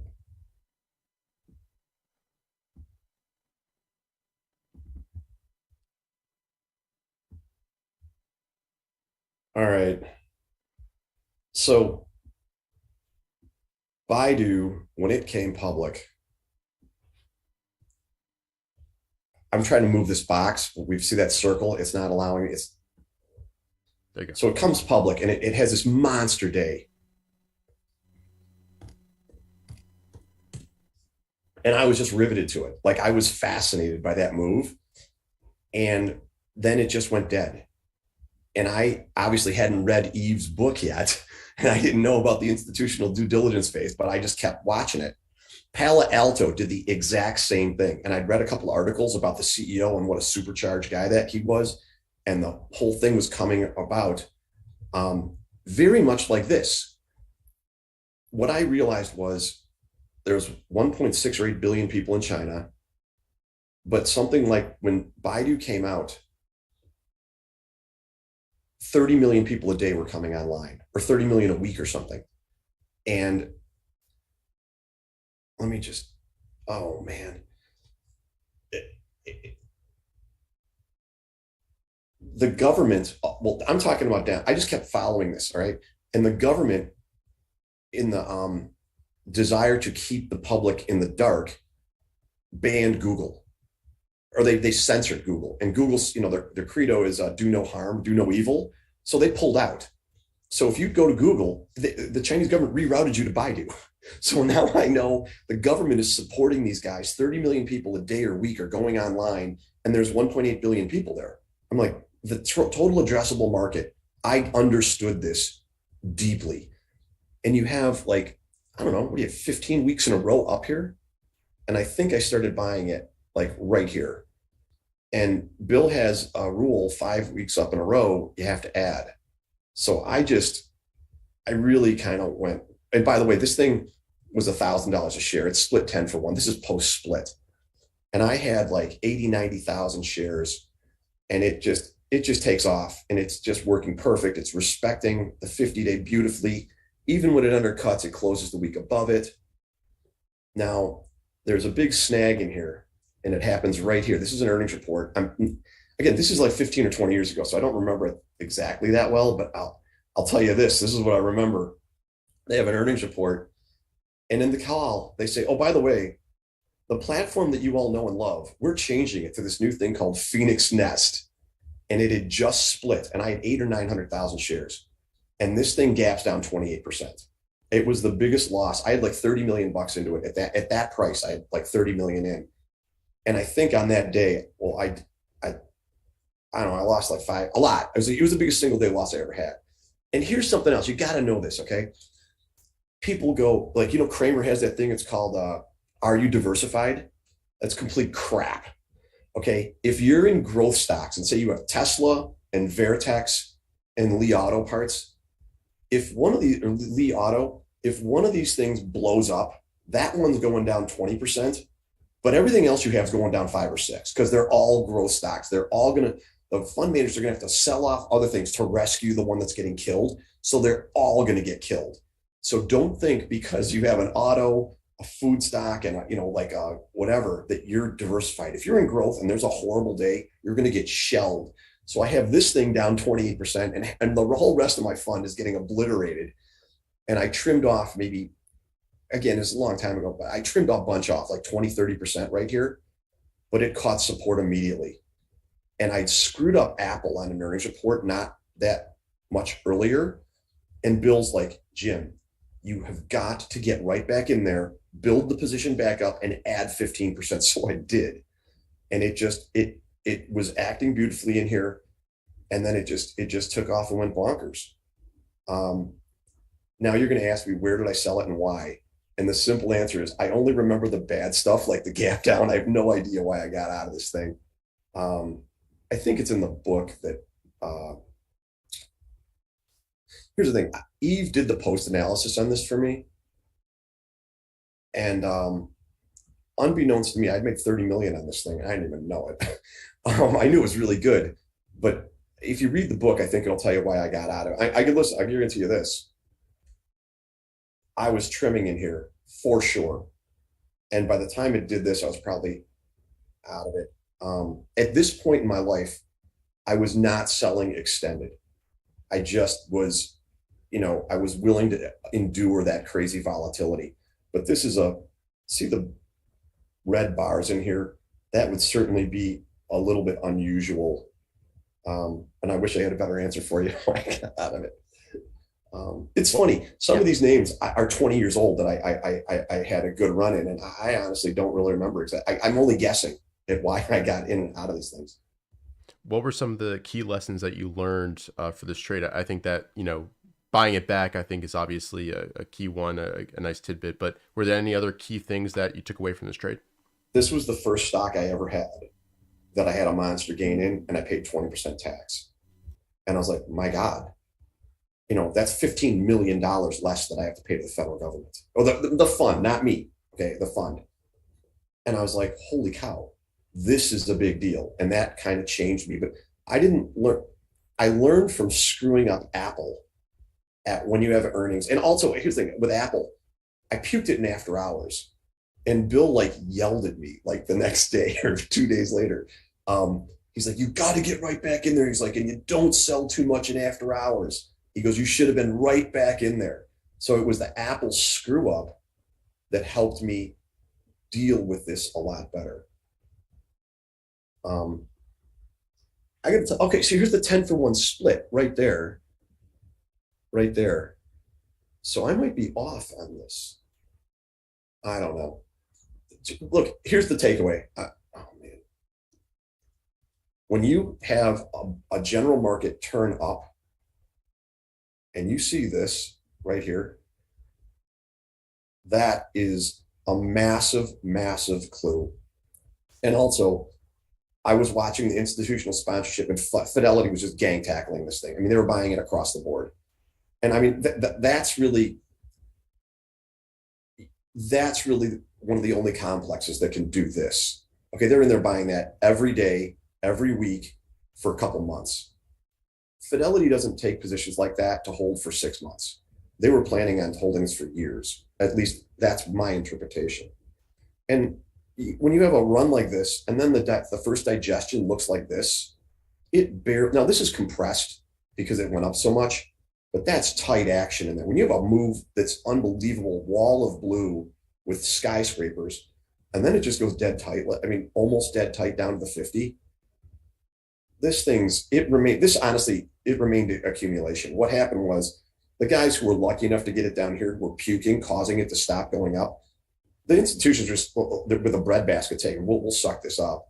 And then when they couldn't wait anymore, when their impatience grew, then they just blew the roof off of it and ran it hard. And again, look at this wall of blue, a double massive wall of blue with volume, you know, skyscrapers in a wall of blue. Now, this is a bad break, a really bad break. I would almost say for sure I was selling. So I don't have the records handy, but I guarantee I was selling right there. And but here's the thing: when Phoenix Nest came out, I had the confidence to sit because I understood the total addressable market, how many people were online, the government, the fundamentals were so damn rock solid. And almost every stock I've ever made a killing in, I knew intimately. Well, first of all, I don't get $30 million in much unless I really know exactly what's going on. And again, I don't cowboy up that this was a big trade for me. I mean, really big. And I don't take positions like that anymore. Your initial answer was true. Stan Druckenmiller is the GOAT. It's not a debate. And he remained super aggressive even as he grew in size massively. But again, primarily Stan Druckenmiller is a global macro trader. You know, he doesn't buy, he does do individual stocks, but he'll go into the S&P and buy $4 billion worth. You can't do that. You can't do that. You can't put $4 billion to work in the growth stock market. Okay. You start trading currencies and bonds. There's no limit. They're endlessly liquid. So he was able to maintain cowboy-sized positions when he was right because of the liquidity provided by commodity markets. Stock market doesn't have that. I don't know this, but I would suspect if you asked Stan what percentage of his account he'll put in any one individual stock, it's going to be less than 1%. But he'll buy a sector. He'll buy everything in that sector. Again, I haven't talked to him. I don't know that. I'm just guessing. So perfect. I love Baidu. It's, you know, it's warm in my heart. It's like my Broadcom, you know, and that poses a problem because I will traverse back to a name like that. I have a friend, really close friend, who made an absolute fortune in Priceline. He still watches it. He made that money 15 years ago. But hey, let's look at this on a current time frame. Yeah, perfect. I'm sure a lot of people feel that way about Tesla after the run. Oh, for sure. Yeah. Dude, Tesla is going to be first of all, it's going to remain liquid. The RS could go to 10. It will remain liquid and people will be discussing it every single day. I have this feeling that Tesla is going to go dormant. I don't know that, but the one argument against that is people think Tesla is a car manufacturer. They're a battery energy company. They own Solar City. So there is a chance that maybe that end of the business is going to ramp, but stocks that have runs like that tend to go dormant for great periods of time. But you have kind of a cup here. RS is 89. It does have to come out. And I actually bought some of this on last week and I didn't like the close. So I just got out I got out of 80% of it. The relative strength is weaker. Remember I said I bought a second best name in a group? This was the second best name in the group I bought. I also have some of this. And although I got stopped out of a lot of it, it's still basic. It's still a very bullish pattern. So this is the problem posed by this market. Bumble's, I don't own Bumble. My associate Eve, I think, has some of this. So if you bought it right here, you certainly got stopped out right here. But it doesn't mean the chart is blown up. It immediately came back. You had this blue accumulation week right here. You see, the market is stuttering. It's not just the beach ball cannot come rocking out of the water. Like, you're not getting this. If the market was really healthy, you would get several names to do that, especially after the absolute hammering that these names have taken. Look at these weeklies. Look at these bars in here. Also, is it Whitney Hurd? Is she the CEO? Uh, I forget who's the CEO, but it's a celebrity, right? Yeah. Whitney Hurd.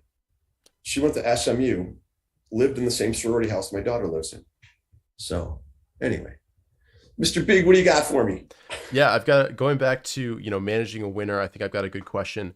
What kind of separates a constructive pullback to the 50-day or even a little bit below that versus one that would raise red flags? And does it also depend like where in the run it occurs? Because maybe earlier ones, even if they're vicious, maybe they're treated differently than later down the road.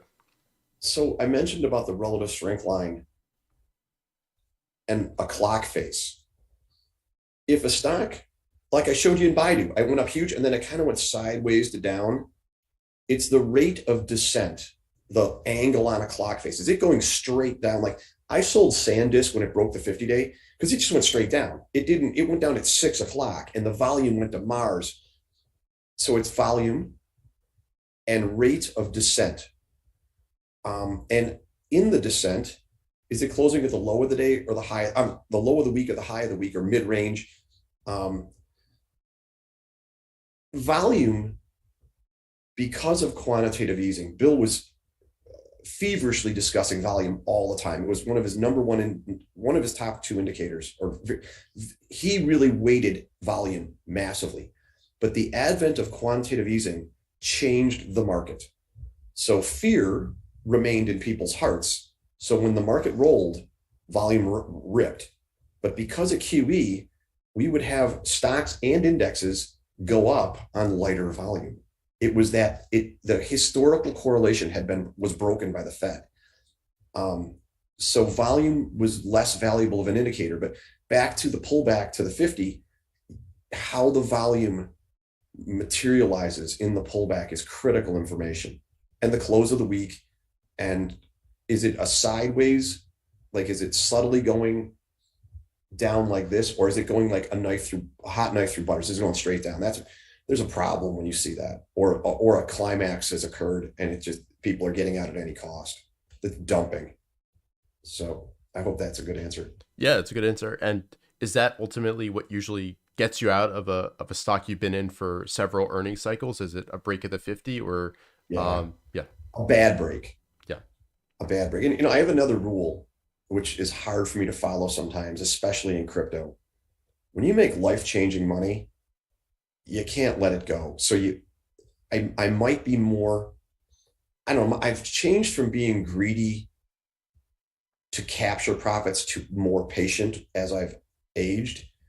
But a good rule for everybody, especially when you're just coming from like out of college and you make your first 100 grand or whatever that amount is, nailing them down is really important. So you might sell a stock that's just super extended because you made your first $100,000. Like I mean, it's really, really I've taken a drawdown in crypto that's pretty significant. And it's really painful. Crypto is a super less liquid. It's a very different animal. It's a venture capital type thing.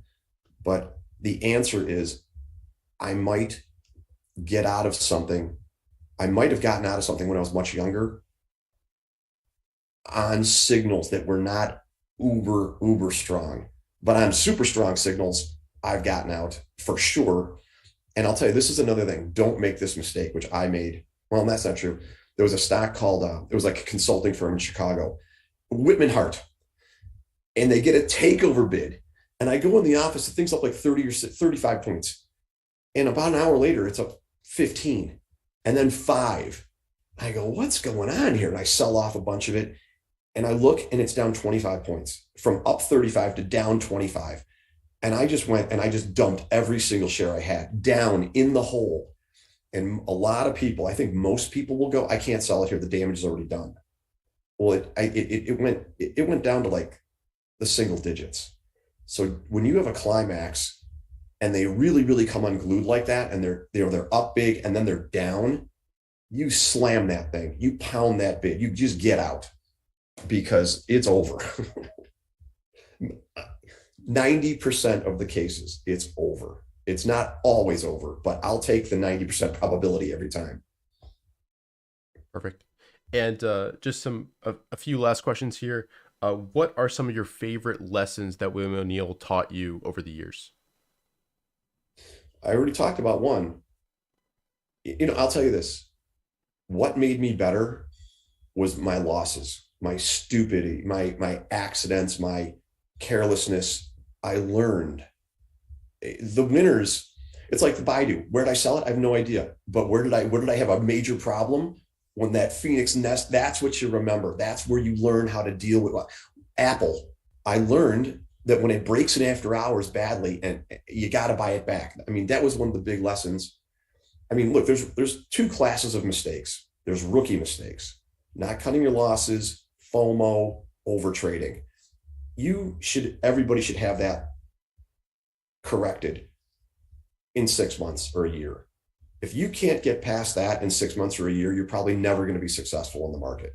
If you can't figure that out, that'll plague you for the rest of your life. Then there's the later mistakes, the psychological mistakes that pop up because of who you are, your life experiences. Those are the emotional control. Those are your higher level learning. And that's going to take a decade. How about this? I started in 86 in the market, 85, I can't remember. And I didn't even know about that until 10 years ago, 15 years ago. You never are going to be able to contain that monster in your head. You're always going to, it's almost like you need someone to be watching you, because no one is super self-aware enough to know that they're about to do something really dumb because they were bullied in 4th grade. Okay. I mean, but you will get better at it. And listen, money management controls your emotions for you. Being a trend follower and only trading when the markets are in line with the MAs in a positive fashion override your emotions. Cutting your losses at 357 overrides your emotions. It's the FOMO that buying extended is kind of a mid-level mistake after over trading and not kind of. FOMO is like, hey, I've been through a couple cycles, I've made a bunch of money, and now I'm king, and I see LI, and one day it's going to go up 20 points, and you're going to pile into the dead high, and you're going to get stopped out, and you might get greedy because you're overconfident. You might do it on margin and blow up 30% of your account in a day. I mean, honestly, I would never give money to somebody to manage unless they've blown themselves up 2 or 3 times and then had a 10-year string of greatness. Because until you've blown it, let me put it to you this way. Everybody who is crushing it long-term in the market got there because of the lessons they learned when they blew their account up. If you haven't learned those lessons through pain, you haven't learned them yet. You will. Well, no, you're going to have the pain. Whether you learn from that or not, that's the key. There's a long answer for that. Perfect. It's levels of mistakes, rookie mistakes or advanced mistakes. Great. And what's your favorite trading related or market related or, life related even quote that you think is really meaningful and helpful for traders out there? I'm going to do like a level 5 Bill monologue opening it up. America is the greatest country in the world. Don't let anyone tell you otherwise. American exceptionalism is real. It's because of our rules-based free market economy. The golden goose of capitalism will keep birthing Starbucks and Blackberries and Apples and Teslas and all these litany of names, going back 100 years to RCA, Record Company of America. They will never stop coming as long as socialism doesn't suffocate this engine of prosperity and gentrification. The world is a one-way road heading to the United States. No one's leaving the United States. I was driving home from a concert. The Uber driver was cruising me home last night. And I could tell, I said, where were you born? He told me, I go, why'd you come to America? I go, why didn't you go to Holland? I go, why didn't you go to another country? He's like, well, it's prosperity. for my children, the opportunity. I take a ton of Ubers. I really don't like to drive. Skip that. I ask every Uber driver, especially if I can tell they're not from the US, why did you come here? They all say this, nearly the same thing. It's the land of opportunity. Don't let these people on TV talk about the demise of America or the darker days of America. That's all bullshit. America is kicking ass all over the place. We've got some problems, but the golden goose of capitalism is going to straighten that out. The market's going to go to new highs. 3,000 people forsaked their citizenship last year. 3,000 people gave up and they went probably to Singapore for lower taxes. But 54 Latin Americans died in a tractor trailer last week coming to America. People are literally risking their lives to come here. These people in America who are fat and happy and talking negatively in their castles or, on their mountains of money are delusional. The road of people risking their lives coming to America is for a reason. People aren't doing that because they're making, bad ideas. They've weighed all the possibilities. And listen, the spring is being coiled. The golden goose of capitalism alive and well under the surface. Elizabeth Warren is not going to be president. And here's another thing. Biden reminds me so much of Jimmy Carter. We had the hostages when Jimmy Carter was there. The Iranians were just like, Carter's weak. We'll do whatever we want. Reagan gets elected and they let the hostages go that day. Okay. Brittany Grimes would not be held in Russia if Trump was president or any strong leader. The war in Ukraine would never have happened if we had a strong leader who flat out said, Biden said, oh, do whatever you want. We are never going to put troops in. That's just like carte blanche. And after we screwed up the Afghanistan withdrawal, it was within weeks, Putin started militarizing the border and loading up, getting ready for an invasion. It was all because of weakness. Now, what followed Carter? Carter was a horrible, he let the Russians expand. Study Carter and study Biden. And the pendulum is gone from crazy, crazy, horrible policy decisions. Oil. We are giving our worst enemies in the world, the people who absolutely hate us, billions and billions and billions and billions of dollars, yet we won't drill here and have the money come here. So these horrible decisions are going to usher in a very, very strong government, the opposite of what we had. And this isn't my opinion. Look at the futures market. Trump is a 40% probability of winning. DeSantis is a 20% probability. Biden's like 13. The number 2 candidate in the Republican Party could beat Biden right now. Now, if either one of Trump or DeSantis leave, it's going to go 60 to 18%. The Republicans are going to take over the House and Senate, most likely, and the policies are going to change. And the markets look at what happened to the market when Reagan came in. Now, a lot of it was because of Volcker crushing inflation. But if you look at sectors of innovation on an O'Neill wall chart, 82 it's a demarcation line of exponential growth in technology and innovation that was stifled before that. And I think we're entering politically an environment like that. But even if we don't get that, the golden goose of capitalism is rocking. How about that, bud? Yeah, perfect. To send it off on a positive note, what can you say to kind of inspire people to be ready to catch those next batch of leaders whenever they come? Bill said it all the time. You absolutely cannot, never give up. You can do it. Everybody out there, I don't care if you're worth 50 million, you can make 200. If you have 10 grand, you can make 100 grand. The markets are there. Follow the rules. The system works. The system has worked for, going back to Darvis and Livermore. It's because the system is driven by emotions and new highs. The system works. Just be patient. Don't give up in this bear. Don't get too negative. In my Ride the Wave plan, every Monday I do the video and I say, I'm a 1 on a scale of 1 to 10. The market's terrible, but I'm going to ratchet it up to 2 just to keep me slightly more optimistic. Don't always lean slightly bullish, prudently bullish. Good things happen when you're optimistic. I've never met a successful pessimist. There are no monuments to pessimists in the world anywhere. When you buy great stocks with kick-ass fundamentals, imperfect bases, don't be shocked when they go up 100%. That's what's supposed to happen. That's what's going to happen. And it's never going to stop unless the golden goose of capitalism is suffocated by socialism. Perfect. Leave it there. Jim, thank you so much for your time and going through everything. And I think a lot of people took away some very valuable piece of information here. So thank you so much once again. To everybody watching, I hope you're enjoying. Remember to leave a like down below and subscribe. We'll be right back. We'll have a lunch break and be back at 1 p.m. with Scotland talking about how to develop setups. I'm really looking forward to that.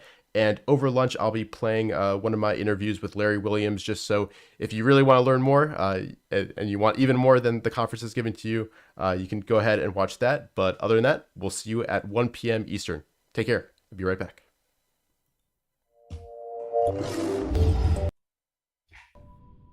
Hello everyone, welcome back to the TraderLion podcast. I'm your host, Richard Moglen, and joining me today is Larry Williams, renowned trader and veteran of over 60 years in the business, and also the winner of the World Cup Championship of futures trading with a return of over 11,000% back in 1987. Larry, it's a real pleasure to have you on. Welcome to the show. Thank you. Pleasure's mine. Been looking forward to this. Perfect. And to start things off, I love hearing about how people got interested in the markets in the first place, how they got started in the business, and also early mistakes you made. So yeah, could you tell kind of people your story and how you developed your style to this day? Well, early mistakes, I'm still making them. So I don't know where we start. It started for me in 1962. I was in college at the University of Oregon. I had my degree in journalism. I have no idea about economics. I took an economic class and walked out after one day. It made no sense to me. But there was a newspaper headline about the crash in 1962 because President Kennedy rolled back steel prices. And I asked him, well, what does this mean? Because I don't come from a family that ever owned stocks. My dad worked in an oil refinery as I did in summers. And they said, well, this stock went up 1 point today. That means if you would have bought it yesterday, you would have made $100. I said, $100 in a day? Hello, this is for me. How do I get into this? It'll look like really easy work. Just guess the stock will go up. That should be pretty easy to do. Well, I found out it isn't. So it really compelled me to get into this with greed, nothing else than that. And it looked like easy money. And a challenge, a real detective challenge. And so that's what it began was a crash in 1962. And along the way, when you're first getting started, what kind of resources did you turn to, books, other traders that you looked up to? How did you actually learn about the business? Well, back then it was totally different than it is now. There was no internet. Yeah. The Wall Street Journal came about 3 days late, usually 4 days late after it was published in New York City, because I was living in Monterey, Carmel, California. So everything was way delayed, which means I think the markets move slower then than they do now. Now they're boom, boom, boom, they're like boom, boom, boom, boom. So the tempo is sped up as the flow of news has increased. It's much more rapid now. But the learning process, it was easy then in that there are only a handful of books, like maybe 30 books to read. You know, I went to the library in Los Angeles and San Francisco, every place I could try to get stuff. There wasn't very much stuff to learn. My first book I really sunk my teeth into was Joe Granville's book, who later became a friend of mine. And so that was an interesting transition. But the first guy who really made a difference in my life was Gil Holler, who wrote a little red book called The Holler Theory. And Gil was such a kind man. He kind of took me in under his wing, and I went to State Line, Nevada, where he was, and went for a couple of hikes with him in the woods. And he just explained his theory of the markets to me. He was a very unique guy. He lived in a little 2-bedroom apartment. His desk was a couple of cinder blocks with a door propped up across a cinder box. It was like just a hermit in his lifestyle, but just fascinated with the markets. And he gave me some insight, but more than anything, I think Gil gave me encouragement. And was he a technical focused trader, or was he a little mixture of fundamentals as well as technicals? Gil was totally technical. He'd been a ship captain, very interesting guy. And he was really the first guy, I think, who did any serious work with relative strength.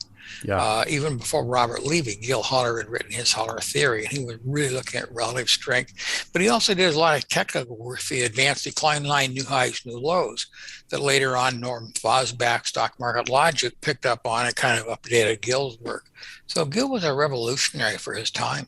And just such a great guy. So incredibly kind and very precise. We were out for a hike one day, and he was ahead of me, and he pointed down to the trail and said, barbed wire. three strands. He's like, just like, don't watch out for the wire here. It's like specific three strands. Yeah, yeah. And yeah, tell me a little bit about relative strength and kind of what that means to you, because I think that's a really important concept that is kind of a nuance that many traders learn down the road, but many people starting out might not. So I'd love to hear kind of what relative strength means to you and how you apply it in your trading. Well, relative strength is looking at which stock or commodity has been the strongest over X time period. So if I look at, say, 10 stocks starting a year ago, which one has the largest percentage gain between now and 1 year ago?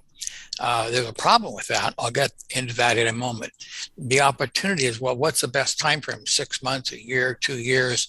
So the relative strength guys more or less have settled on about 1 year, the best time period. Whatever stocks have been the strongest for the last year, in theory, will most likely be the strongest stocks for at least the next 6 months. And I think there's a lot of truth in that. Certainly a lot of momentum players play the market that way. But more importantly, as a short-term trader, I have come to think that comparative strength is much more important than relative strength. So comparative strength, I'm going to compare, like tonight I was looking at corn versus soybeans. And which of those has been the strongest? They're in the same family. They're both grains. So which one I'm looking for bicycle? Which one has held up the best here? Which one has rallied the most and declined the least in declines? Compared to the other grains, then that market will be the one that I want to buy. Look at the current energies right now as well. There's been a real difference in heating oil and crude oil. So if I want to sell short, heating oil is a little weaker today. So I'm looking at a comparative strength a lot more than a relative strength. Super interesting. And yeah, I'd love to go through some charts later on in this interview and kind of see how you apply that in day to day. But first, I'd love to just ask you kind of what markets you kind of were trading at the beginning of your career, and also what you're currently interested in today. And I'd be interested to hear if you're doing any crypto or anything related to that. So what kind of markets do you really like to focus on? When I started trading, my big market, pork bellies, we don't trade anymore. Potatoes, that we don't trade anymore. The big market then was soybeans for a commodity trader. That's still around, but it's not actively traded. So there was a real transition. Eggs were also a great market, a wonderful seasonal trade. Eggs almost will always rally before Easter. Like that was a money in the bank trade. But we don't trade eggs anymore. Don't trade potatoes. Don't trade pork bellies. So all that stuff changed. Because in the old days, we just had what I call natural or God-given commodity markets. The grains, some metals, wheat, real things, fungible items, tangible items. And then we added treasury bonds, currencies, stock index futures, all these man-made things versus natural things. So that was a big shift. That started about 1973, 74. And so now the markets I focus on the most would be gold, treasury bonds, stock index futures, energies. Reason why? That's where the volume is. That's where I can get in and out with a lot easier. And like right now, I see some signals in the soft, but I can't trade 50 contracts there. Maybe I can, but I'm afraid to. Because I suddenly become the market. So I'm really in the big, broad volume markets. So liquidity is super important for you at this stage. Liquidity is important just from a mental point, because if I have a stop with the market, there's no trades there, then I'll move my stop or do things I shouldn't do. Whereas a big, broad market, I mean, if it moves, it's a real move. It isn't them going to get me. So I like the broad markets from a psychological viewpoint. Plus, I just click, I'm out. It's just so easy now versus the old days. Much easier to trade now.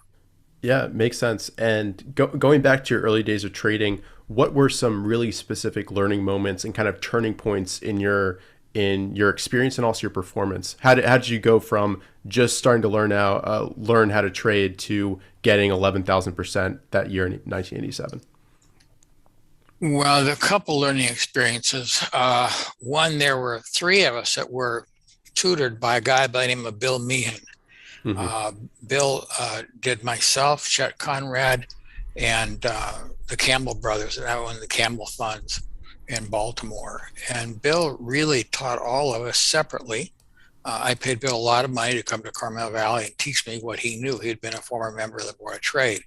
And Bill was a very long-term fundamentalist. And I had just been a technician. The reason we got together, people said, Larry, you got great timing, but you don't have a clue where the market's going. He knows where the markets are going, but he doesn't know when. So you guys got to get together. And we did. And that was just a huge, oh my gosh, what a valuable thing. Bill was a very unique guy as well. To learn from him a lot of things beyond just the markets, but he taught me about the commitment to trader reports, premiums in the market, squeeze plays in the market. Bill was very instrumental in giving me a fundamental concept to apply with a technical concept. The breakthrough, though, that came from very short-term trading, these spectacular gains that people saw, was I had the idea, it's now very popular, volatility breakouts. About 1982, maybe 83, I came up with the idea that what was really important is how markets move from the opening price. Way back in the 70s, I did a measure of accumulation, kind of like Granville's on balance volume. But I looked at the volume change from the opening of the day to the close of the day. I always think the opening is an important figure. So then I noticed that, and this is still true today, markets, a big range up day, it closed on its high. So I have a big day blast off. They almost always open on their low.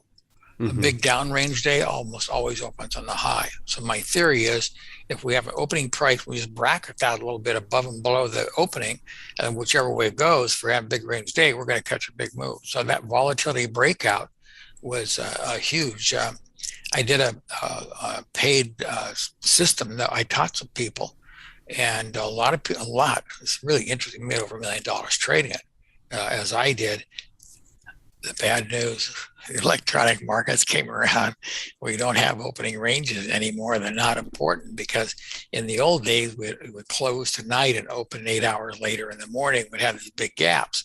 And now we close and a couple hours later, boom, we open again. So we're not getting the gaps that we once had. So that trading strategy was brilliant back then. It's really not nearly as practical now, unfortunately, as it was then. For sure. And tell me a little bit, because kind of similar to that is your oops reversal setup, right? That was the same thing. If a market opens below a prior day's low and comes back to it, that was a real money maker. Hardly ever happens anymore. It happens on Sunday night session. That's pretty good. I bought a couple lows in the S&Ps. The March 2020 low, I think, was an oops trade, where the market on Monday or Sunday night, because of all the pessimism, like way down, the end of the world, and that comes around and comes back to last night's low and takes off to the upside. It still is there a little bit, but again, because of the doggone absence of the pit sessions, that's not what it once was. But look for it on Sunday nights. For sure. Yeah, I've used it actually pretty effectively in growth stocks, especially when we get a gap down the overall market. A lot of the leaders showing relative strength really just push through that low very quickly. And often that starts, I'm kind of a swing trader a few days to weeks, and it often starts a really nice momentum burst starting with the oops reversal. It does have application in individual stocks. I hardly ever trade stocks anymore. It's boring. That's for old people to do. I trade commodities. That's for young guys to do. So we have these instant closes and openings. But you stock guys are lucky. You still have those overnight gaps. So it does have application to the stock market, clearly. And even to, how do I say that word? You said it earlier. Crypto, what do you call that stuff? Cryptocurrency. I've heard that. I've heard about that. I also noticed that there's a lot of oops, really good oops buy and sell signals and whatever that crypto stuff is. For sure. And outside the people you've already mentioned, were there any super influential traders that maybe you looked up to, had lunch with, or just kind of studied their books? I'd love to hear about that. Tom DeMark.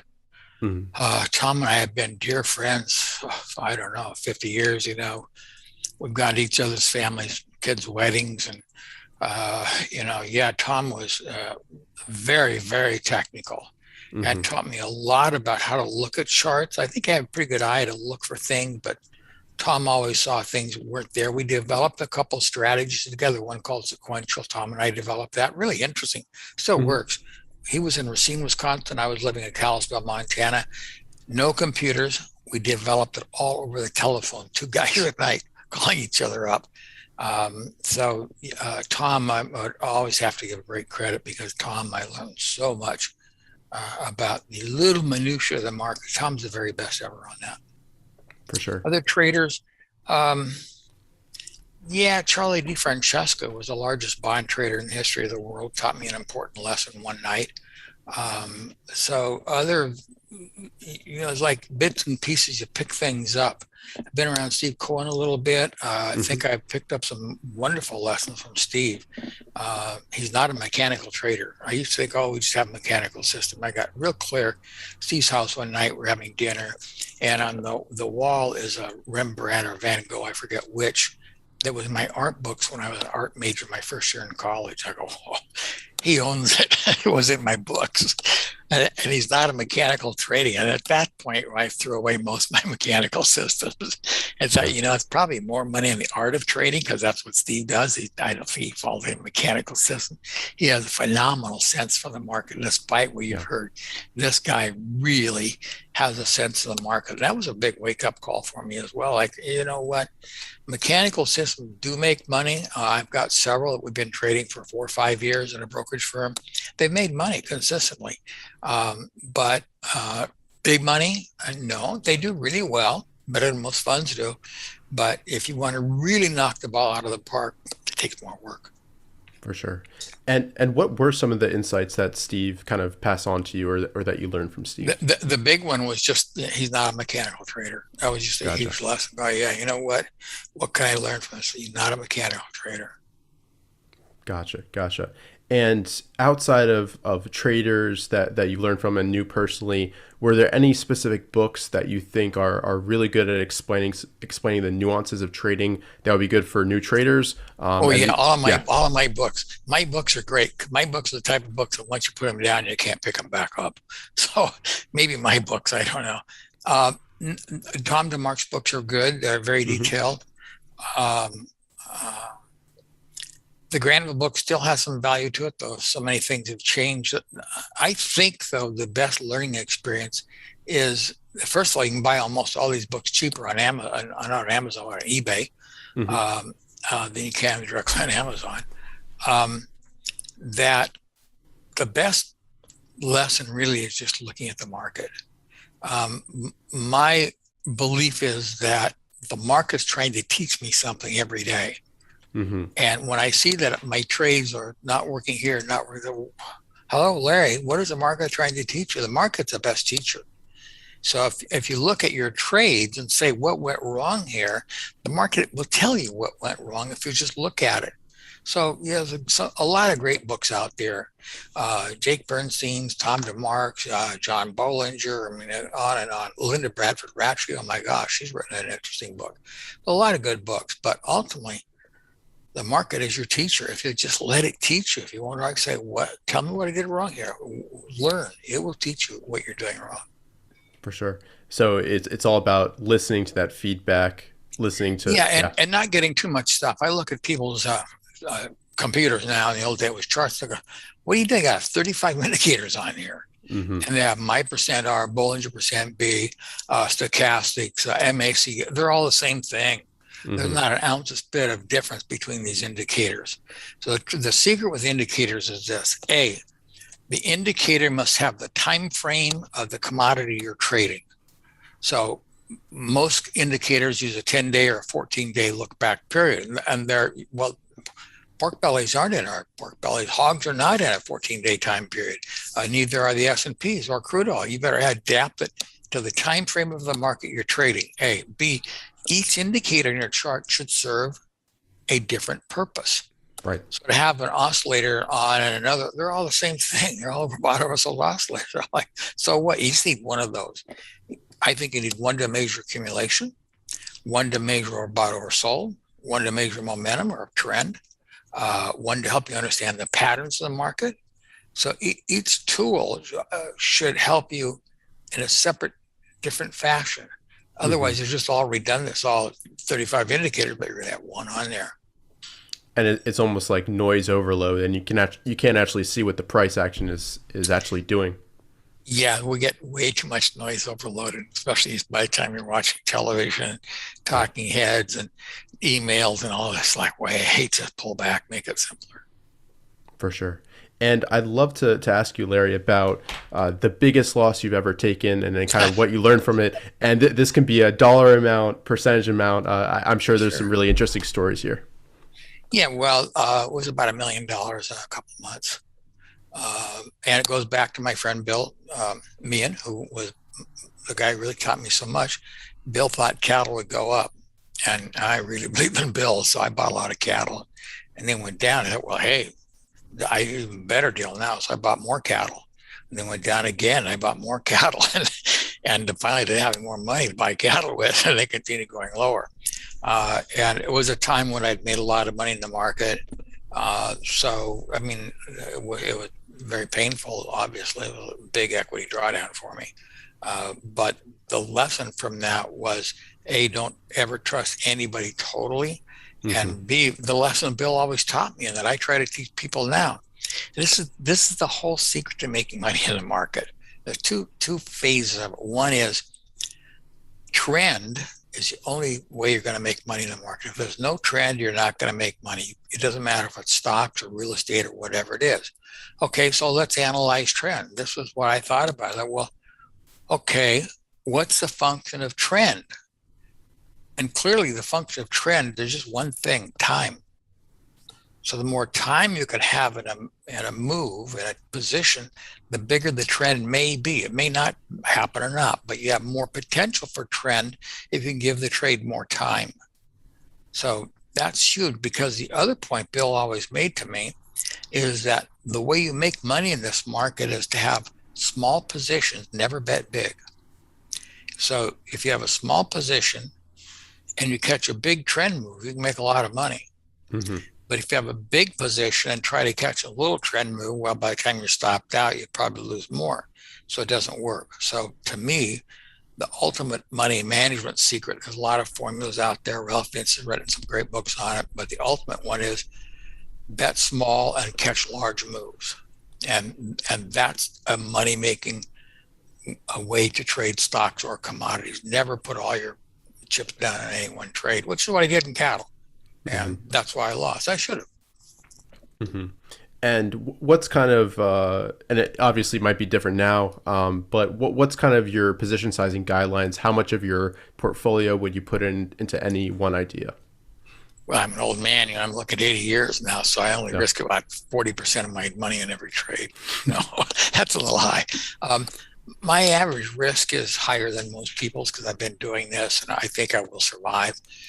So I'm probably risking between 5 and 10% on a trade. 10% would be very high, but I've done it. But usually I'm coming around 5%. And I think for most people, 4% should be maximum risk. 2%, that's what the funds do. That's why their performance is, middle of the road. They're not really fit. They're making some money sometimes, but it's not spectacular. The larger your risk, the more spectacular results will be, up or down. Mm-hmm. If you want to have maximum performance, you have to have maximum risk. And that means you could have maximum exposure. So you have to think about that. So, and to me, the thing about money management is this: it's not really money management. It's emotional management. I can withstand losing 20, 30% of my entire balance on one trade. I've done that. I can live through that. A lot of people can't do that. They get way emotional. So at what point does your bet size make you too emotional to trade? Right. That's the most important part. It's not money management, is money management, but it's also emotional management. The people who get emotional, it isn't because of the markets, it's because their commitment to the market is too large. So if you're going, oh, what's going on here? You're yelling at your kids and kicking the dog and not talking to your wife and stuff. It's not the markets, it's your bet size. Right. And just to clarify, risking 4 or 5% on any given trade, is that the amount that you're willing to completely let up, or is that your position size? That's what I'll lose. Let's say I'm managing $1 million account. I'm going to lose $40,000 in the trade if I'm wrong. Gotcha. A lot of money. That's real money. I mean, when I started, I didn't have any money like that. I bought a battery for my car yesterday, $239. My first car cost less than $100. So all these numbers, like, yeah, and I've had days where you lose a lot of money, but you can't think of the dollar amount. You can only think of the percentage amount, because I know Right. people that don't make that much money in a year that I'll lose in a trade. And I have empathy with them, and I grew up that way. So sometimes it still gets me like, geez, that's a lot of money. Yeah. But I've tried to think, no, it's just a percentage of the bankroll. That's all that it is. Right. Right. And going back to the cattle trade example, another thing that stood out to me is you're kind of averaging down on your position. Oh, yeah, don't never yeah. do that. Yeah. Yeah. Never, ever, ever. That's one thing I learned. Yeah. If you're wrong, you're wrong. The sooner you get out of a bad deal, whether it's a stock market, a partnership, a relationship, whatever it is, the better it is. So it's the same thing. You don't average down, and I don't really average up very much either. That occasionally I had to trade, not often. Mhm. But the sooner you're out of a bad deal, the better it is, whether it's a stock market, commodity market, or a relationship, or a business deal, a I like business that. partnership. If it's a bad deal, hasta la vega, man. Get out of there. For sure. And what are some other keys to risk management that you think you've learned over your career, that you think are important to pass on to people? Well, when I first started trading, I had a large up and down swings. I had nobody had written about money management. We really didn't know what it was. There was no literature on it, so we were just cowboys. I mean, we bet quite often everything on a trade, or almost everything on 2 or 3 trades. So I had these great big swings to the upside and way to the downside. A lot of fun. Yeah. Like, wow. Yeah. Like when I used to ride bareback on rodeos, it was the same thing. Like, well, way up in here, I get bucked off the horse. It hurts. So finally, I realized I had to tame this, and I thought it was emotional. But because of work by Ralph Vince and some others, I realized that you really need to risk a percentage of your portfolio. And then I used to have margin calls all the time. It was like when I was a kid, it was like, okay, I got none of those. I haven't had a margin call in 40 years. Yeah. Where it used to be like it was a daily occurrence back in the old days. A lot of fun back then, but finally got, well, why is this happening? And learned I was betting too much, too big. Right. So some keys there are keep your position sizes in check here, and make sure going in how much you're willing to risk on any given trade. Yeah, use stops, because all of us will go, well, we'll go there. You better have your stop in, especially now, because I place orders. It's 5:30 my time now. I'll place orders, and then I'll go, walk away, have dinner, and go to sleep tonight. I don't know what's going to happen tonight, but I better have a stop there, because the market could crash. Who knows what I'll do? So I always have my stops in the marketplace. And for your stop losses, do you set them based on a technical area, or is it always basically a percentage loss from your buy point, if you know what I'm saying? Like, yes, both. Both. I'll find a chart point where I say, if it goes there, I got to get out of this trade. So let's say I'm buying at 50 and my stop point is 30. So whatever that dollar amount is, let's say it's $10,000. And let's say I have a $100,000 account, and I'll take a 4% risk. Well, I can't, if on $10,000, I can't take the trade because it exceeds my 4% risk factor. Right. So let's say that I'm a $100,000 account, and my stop is $5,000 a week per contract of commodities we're talking about now. So I go, okay, I can trade 2 contracts, because that would be a $10,000 risk if I'm using a 10% risk number. If that stop is $2,000 away, it's close to the market, I can have 5 contracts. Mm-hmm. So that risk amount tells me how many contracts I can have. And the other point I've failed to mention earlier, the whole thing about money management, well, the 2 things about money management, big takeaways, of course, is going to protect yourself, but to extrapolate your gains, which is what I did when I won the trading championships, and virtually all my students who continue to win these trading championships, what they do is money management. As they make more money, they increase their commitment to the market. Mm-hmm. And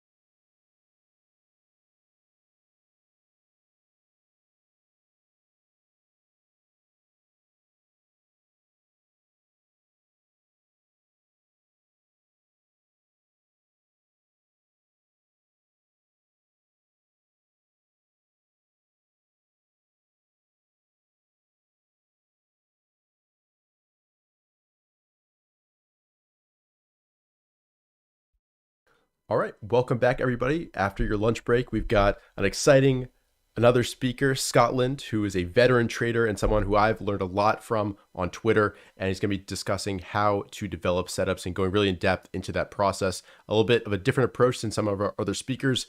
And Scott, I'm really looking forward to it.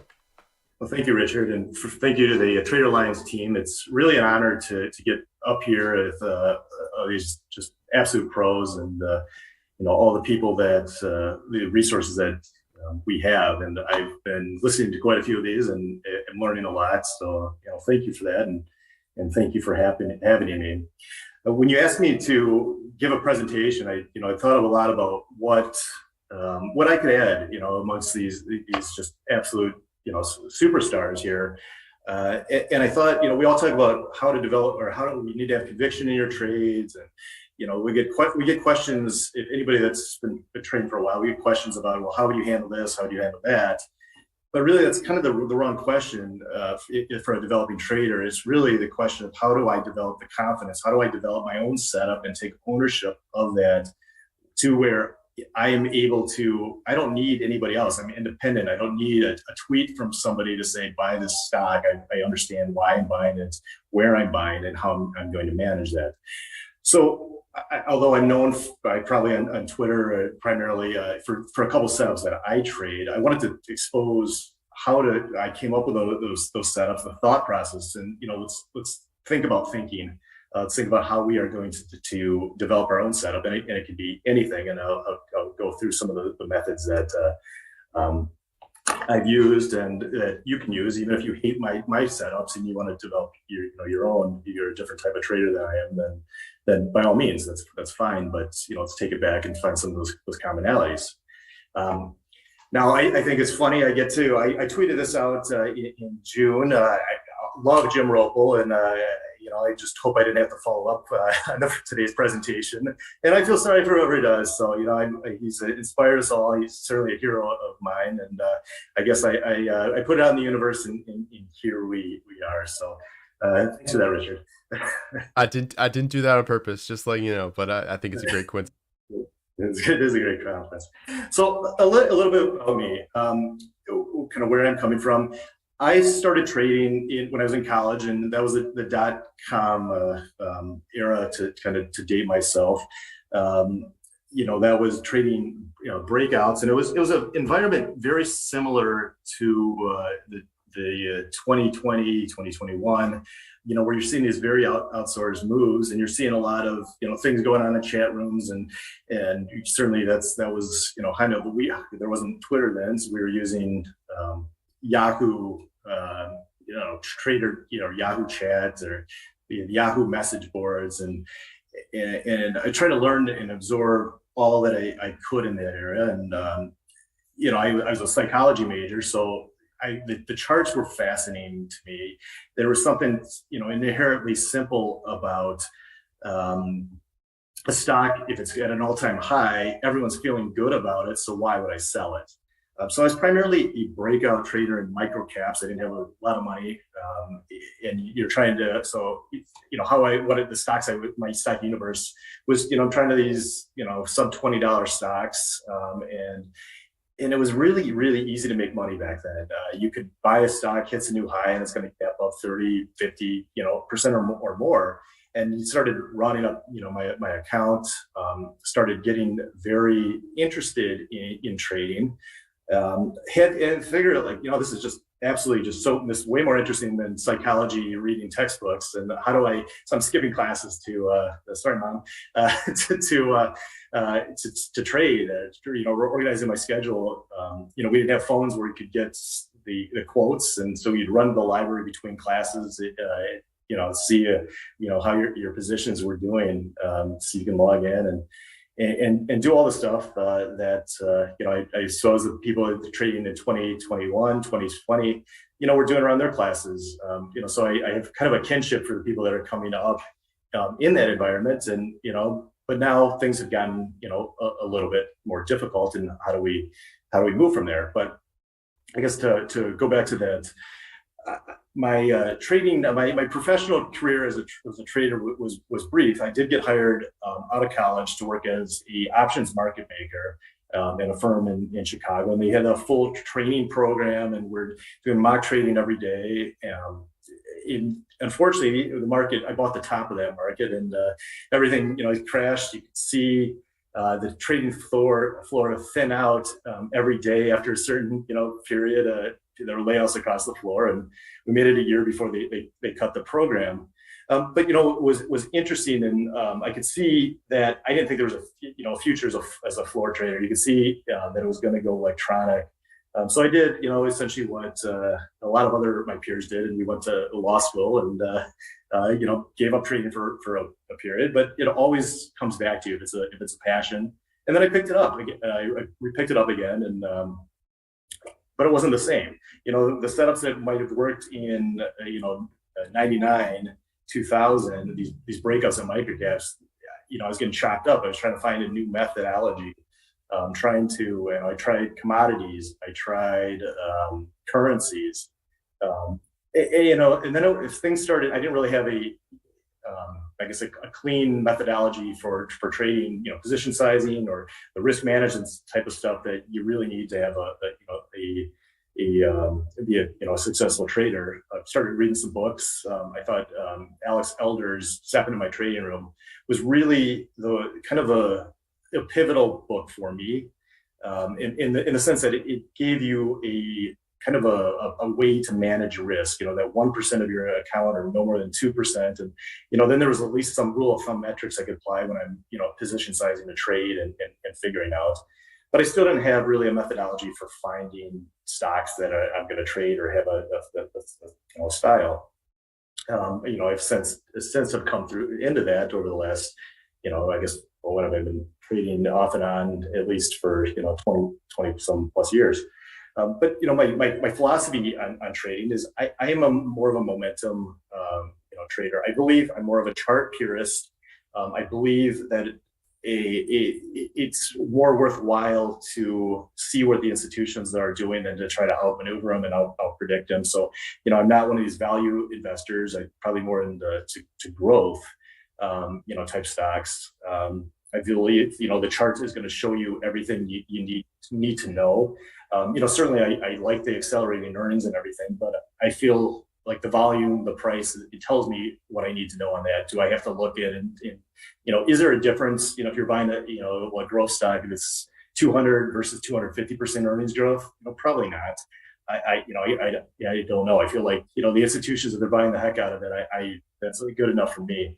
And so my trading style really is these I want to find these pivotal moments where a stock is right about to take off, that I can, not waste either my time or the stock going nowhere, not waste my money and that it's going to get chopped up, but it's really just going to go up from the period from where I buy it.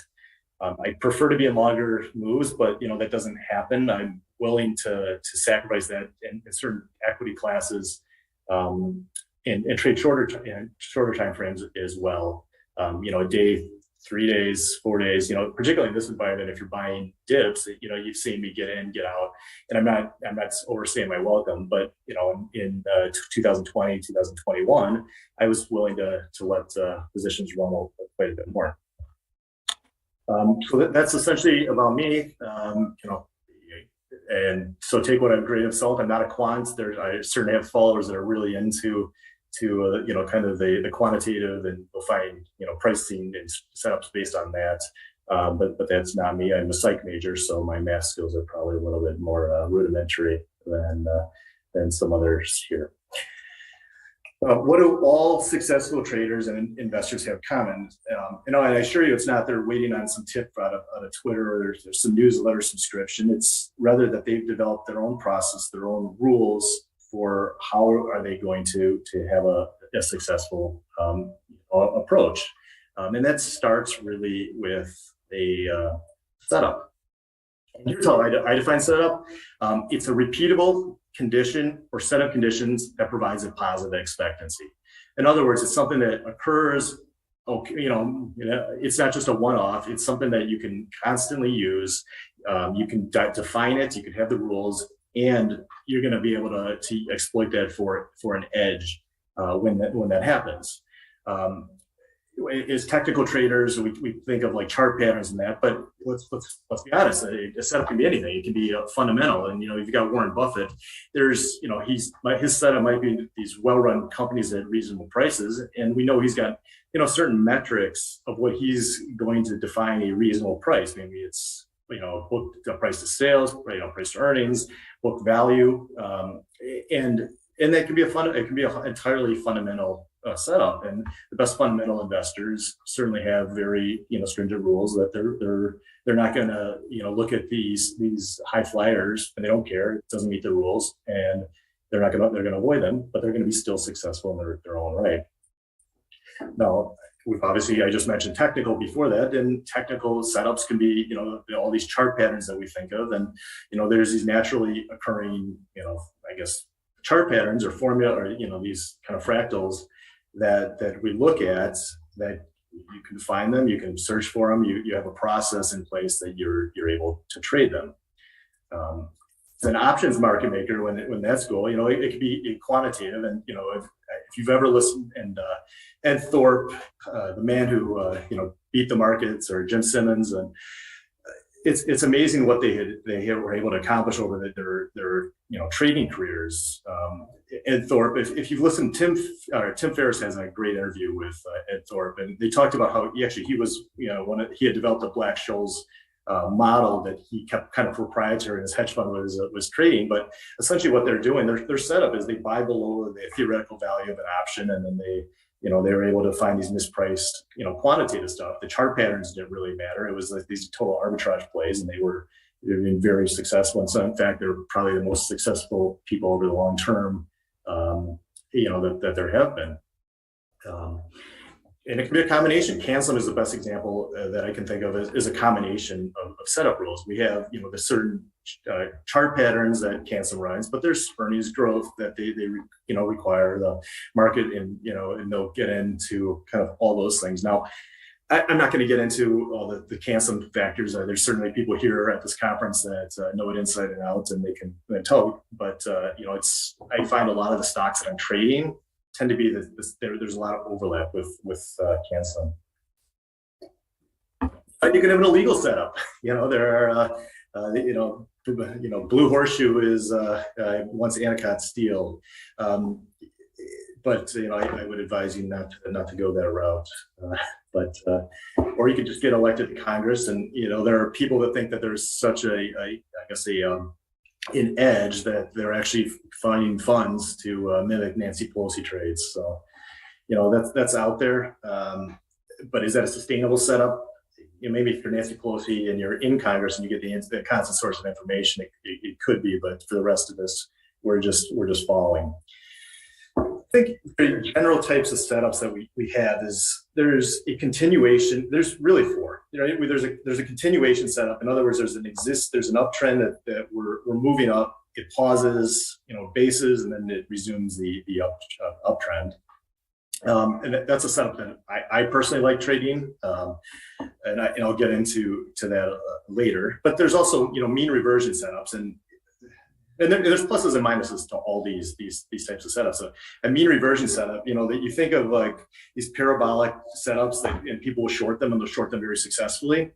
The downside on something like that is you can be right 99 times out of 100, but then the one you short is GameStop or something, and you blow out in one trade, and that's where it can be hard to manage your risk. But there are people that do it very, very successfully, and there's people that buy these falling knives very, very successfully because they have a defined process on how they're doing it. That's just not me. I don't love the risk, but that is a type of setup. And it could be, they don't necessarily need to be that extremes. It could be Bollinger Band type, mean reversions. There's range bound setups, and you see these particularly like if you're trading like Forex or something, where the stocks or commodities or Forex tend to be in a, they're not trending so much, but they just tend to be in these channels. And there are, certainly setups to do that. And then I guess finally is probably one of the most popular, approaches is the breakout, where we have this ramp up of a new trend. The breakout setup tries to capture, you try to get in on the onset of the birth of a new uptrend. and try to ride it. And you've got your sell criteria, however you may define that. But those are really the main four. And I think it's worth noting that it can be at any point in a stock's earnings cycle. You can do it. You can be a value stock investor. Maybe if you're Warren Buffett and you want that just at that dirt cheap. But then you can have this stuff is when it starts. Particularly if you followed Stan Weinstein like in stage analysis, where you've got before it's a true growth stock or you have all that, but with those positive surprises that really gets it out of stage one and into stage two. Or you can, trade the backside of them. And there's a lot of people that successfully will short, stocks as they've peaked and they've gone back into, the value stock or they're, fade away into oblivion. So I guess the point is you have to think, where you see yourself philosophically trying to approach. I like that, that's that term between early stage 2 up to stage 3, that markup stage. But not everybody. Also want to consider, what time frames to use. If you're a day trader, trading long-term signals isn't going to be that helpful. You want to, longer-term signals are less frequent, but they tend to result in bigger moves. Conversely, shorter trends are more frequent, but they're smaller moves, and you want to consider the expectancy of the risk to reward that you would have on a particular time frame. Ultimately, before you get into any setup, you want to think what's right for you. Look yourself in the mirror. Consider, who you are as a trader, as a person. Who are your influences? If you're influenced by a Jim Roppel trying to trade maybe quantitative strategies that is going to be worth that while or worth your while. Conversely, if you're want to be Ed Thorpe, trying to be Bill O'Neill isn't going to work for you either. So who are your influences? What is your personality? Are you somebody that can sit in a position month after month, or do you need a little bit more action? What skills do you have? If do you have that kind of that process defined? Are you really good at math, or you can do the coding? If you're a psychology major like me, that takes a lot of some of these math-based strategies off the table. You need to also consider, your logistics. Are you able to watch the market full time, or you're a part-time trader? How much capital do you have? If you're a new guy trading under $10,000 account, trying to trade a Tesla, and what are you going to buy, 1, 2 shares of some of these really, really expensive stocks? It makes it much more difficult than trading the $20 stocks, for example. So that's an influence. You define your I guess your stock universe, and then you got to consider your risk universe. If you're I guess have the balls of steel per se, maybe you're trading biotech and you're willing to take a lot of the risks that come with it, as opposed to other asset classes that are a little bit more risk averse. And obviously you can find ice overlap, and it's a sliding scale where you feel comfortable. But those are all factors that you want to consider when you're starting to come up, and like what kind of setup I'm going to trade. Who am I going to become as a trader? So how do we find the perfect setup? And there is no perfect setup, for universally, but you want to find, I guess, for you, it has to meet your personality and all those other factors. But I think with all things, is you want to start with the idea. What are you trying to accomplish for a setup? There's those 4 types of general setups. What is my idea? And then you want to start thinking through the logic. Why are people buying the dip on if I'm going to do a continuation setup? Why do I want to buy below the new breakout as opposed to buying the breakout? What's the logic behind buying a breakout setup, for example? What's the logic behind anything? And you think, who are the other people that are trading that asset, that stock? What are they thinking? Why does the chart pattern develop the way that it has? And those are things you want to just kind of think through when you do it. I think start developing an eye. And this is what my recommendation, particularly for somebody that trades primarily these momentum stocks, growth stocks, study the historical winners, or if you want to do it on the backside, study the losers, right? Their stocks, how they've not only have they've grown, but what does the backside of the move look like? As you're going through these stocks, look at, think about how are you going to find it? Everybody can look back and say Amazon, oh yeah, I wish I would have bought that stock, or I wish I would have bought Tesla. But instead of thinking like, oh, that's a great chart, I would have hit that peak out. Well, I guarantee there's hundreds of other stocks probably on the day that also, had that breakout. Why are you buying one as opposed to another? What are you going to scan for? So start developing those characteristics. Like, is it? Are you going to be able to find it because it had a big earnings gap, for example? That's the first thing that comes up. Was there a big volume surge, a big price surge? There are things you can think that you can scan for. If even for somebody like me who has rudimentary programming skills and for a scanner, I can code a move outside of standard deviation. I can or a volume spike. And, those are the type of things that will get it on my radar. Or are you going to say this is just I'm going to try like this particular asset class? Like if you like IPOs, that's pretty easy. It defines what your universe is, and you can look at the IPOs, and I'm going to look at an IPO, and I know when it develops a certain characteristic that it becomes an interesting as a setup for me. Or maybe you're less sophisticated and you want to join that hedge fund that has the Pelosi trades, and you see whenever she gets an SEC filing, that's how you're going to trade. And that makes a lot of news, but I mean, and I joke about that, but there's a lot of people that will do that for like Buffett. When Buffett has a new SEC filing, he's taking a position in, was it Oxy? That people are just going to jump in it just because, well, Warren Buffett's the smartest investor ever, so here's how we're going to trade it. So there's scanning, but and I haven't really talked about how take the back to step one. How do you find those historical winners? If let's assume you know nothing, and you've heard of Amazon, you've heard of Tesla, and you can go look at those charts. But there's a lot of other ways to look at historical winners, and some of the book. I'd start with the books is a resource. I heard Joe Fahmy say this yesterday, but that and I 100% agree with him. That 100 pages of how to make money in stocks, that Orange Edition, is just gold. They have, it goes from like Bethlehem Steel, and it goes through and identifies characteristics, and you want to start training your eye to trade these historical winners, and you start developing, your stock. Dictionary or encyclopedia of these moves in the back of your mind, or hopefully in your notebooks as well. Another great book is Monster Stocks by John Boyk.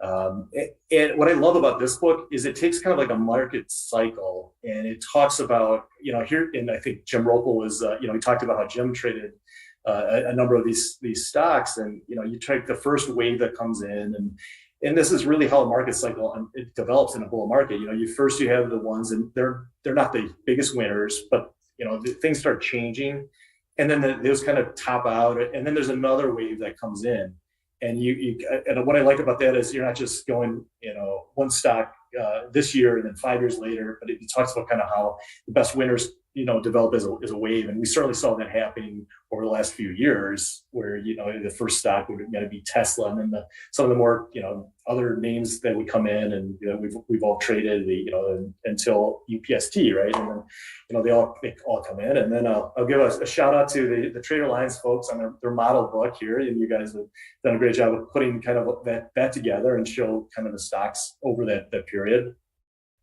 Mark Minervini has some great stuff, and I guess as you're going through these chart examples, think through how I would trade them. Mark up those charts, pull up the chart of a Mark Minervini example, and take it bar by bar. Say, okay, am I selling here? Would I legitimately get stopped out if I applied my rule? And you have to be honest with yourself as you're going through that process. And then what I use, now, and is if you get sophisticated, more sophisticated, and get the charts, the scanning, and I personally use TC2000. I like that for what it's able to do. It's the one limitation on that is that it's limited to a number of chart bars. So if you want to get something that's a little bit older, it was like TraderView or something like that, might have a little bit more, might be more useful for charting or for developing your chart book. And you'll see examples of where I use that for my notebook.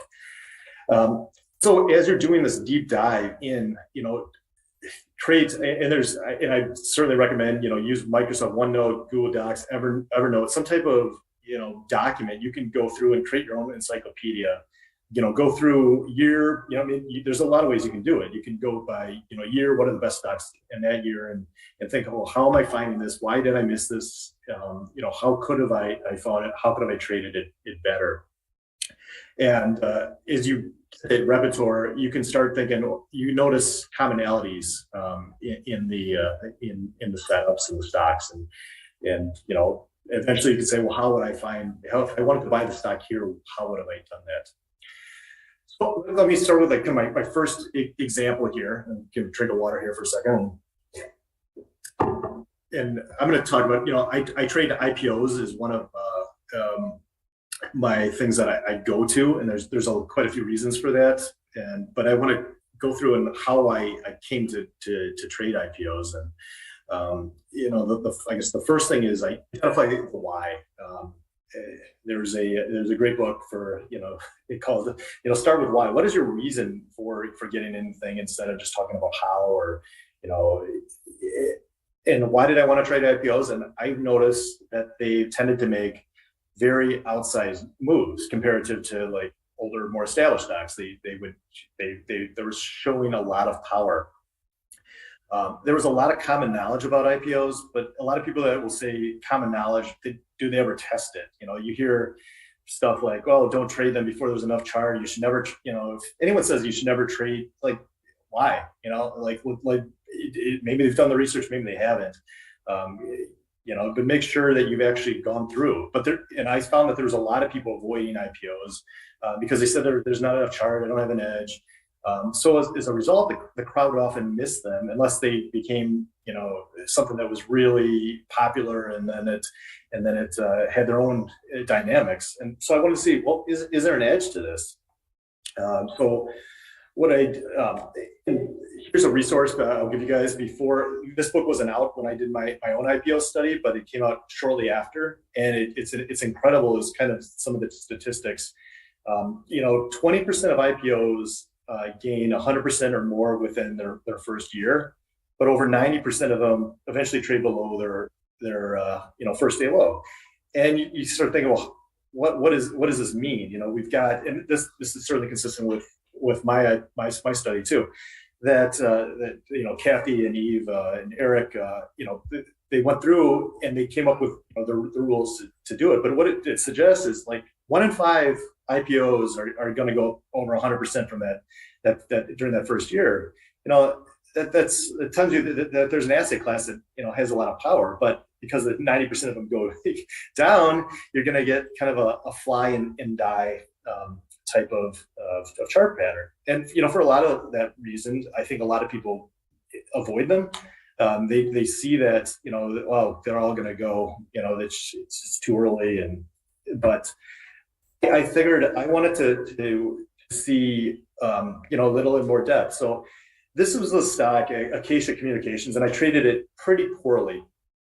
But it was one that I kind of swore to myself, never again am I going to just be caught off guard. I wanted to see, how does an IPO really trade? And this is a stock that gets IPOs, goes down to 28, and then I think it eventually went to like 120 in just a couple months before it had topped out. But it was just this, and there were people that I followed that were mentors to me that were just traded it perfectly.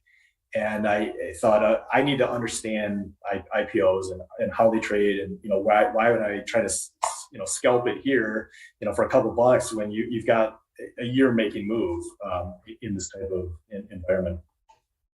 Other stocks that I saw, the Shake Shack, this is one that you have a stock that it had a lot of hype, but it faded, resets, and then it comes into this very, very quick markup. And what are we learning here? There's a total character change. with that one. And GoPro is another. You know, it has some of these characteristics. It runs up and then it consolidates and then comes into a very quick markup. And these are the types of moves that I wanted to be sure that I gave myself an opportunity to be able to trade in the future. So I had to, well, I guess there's the downside is for every one of those, there's a stock like TriPoint that, one of these, not, the 90% that is just going to go up a little bit, or if at all, and then it's just going to trade gradually down into oblivion. And so how do you try to separate the wheat from the chaff, so to speak? My process, there's a website called IPO Boutique that lists every IPO. You can certainly get the same information on NASDAQ.com or a variety of other places. But what I liked about this is it told when a stock IPOs, what's its symbol. And so I would go chart by chart, year by year, taking notes of who are the underwriters. I figured, well, does it matter if Roth Capital does it? Because I know they get a shadier reputation from some of the China plays that they had IPO'd. But then, does a Goldman IPO do better per se? Is it something I should be looking at the size of the offering? Does the industry group matter? So those are the type of things that I was looking at in the notes. I went through chart by chart and I put every single one of these in a notebook. And noted, okay, where does it trade? If it trades above that initial IPO price, how far does it go? Does it go fast? And some of the things that I started noticing is that when it trades above that first couple day push, a lot of IPOs they'll exhibit similar patterns. Like they might rush, the first couple days and then they'll reset. And I noticed that if it would reclaim that price, a lot of them would have these rapid markups, but as a newer IPOs that would do that, they would tend to trade very volatile. So I kind of realized that maybe there's not really a trend, trading thing, but this is certainly an edge that I can find as a swing trader, sell into some strength, and you would see those. Conversely, I would avoid a lot of the stocks like that TPH, where that just traded down. They've never really pushed, and so that was one way that I saw these characteristics, and I found here's an edge that we can develop. So in 2017 TTD, this is the stock that it reclaims that first couple week push, and so I based on the study that told me that, okay, here's our edge. We've cleared out all that resistance. The stock is strong enough to make a high. So this was a stock that I had bought as it made that new period. And it was a good one. As you go through the process of finding things, write down your ideas, write down the characteristics. With IPOs, I said that I call them infants. They from 1 to 8 months they trade much differently. A stock can have crappy fundamentals, but if you think about it, there's no natural sellers in like a Beyond Beef or whatever that Beyond Meat. And that was one that everyone was hating on, but I could see that you had a lockup period, so the insiders aren't selling. No institutions own it yet, so they're not selling. It's got hype. The short sellers are pushing it in, and eventually that was one that really did well in that first period. Now, obviously, after you have a secondary, after you have lockouts, after you have natural sellers, a stock may trade much differently, and that's really what you find. So I view a stock based on the age difference, for how a setup that I'll trade it. But I wouldn't have known that had I just said, oh, I'm going to call IPOs, anything less than a year, and merge the data, and it's something you actually have to go through into the work and see it. IPOs, certain IPOs that have a lot of hype, they'll have that first day move that everyone buys the first day, and then they get crushed because Snapchat, where it had.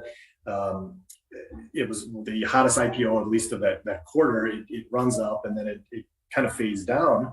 But I waited. I knew that eventually you're going to find an institutional support on something like that. And although I can't say this was a great trade by any means, I certainly had done enough studying to know that once it dries up at that level, that gave me an entry. That I was able to make, I don't know, 20 percent, 15, 20. It wasn't and on a failed move, but only because I kind of saw those characteristics. And certainly the hype fades have done better in other years, like DoorDash, and they had those big slope down, and then they took off and rocketed that first couple months after they had IPO'd. But a lot of people were already writing them off.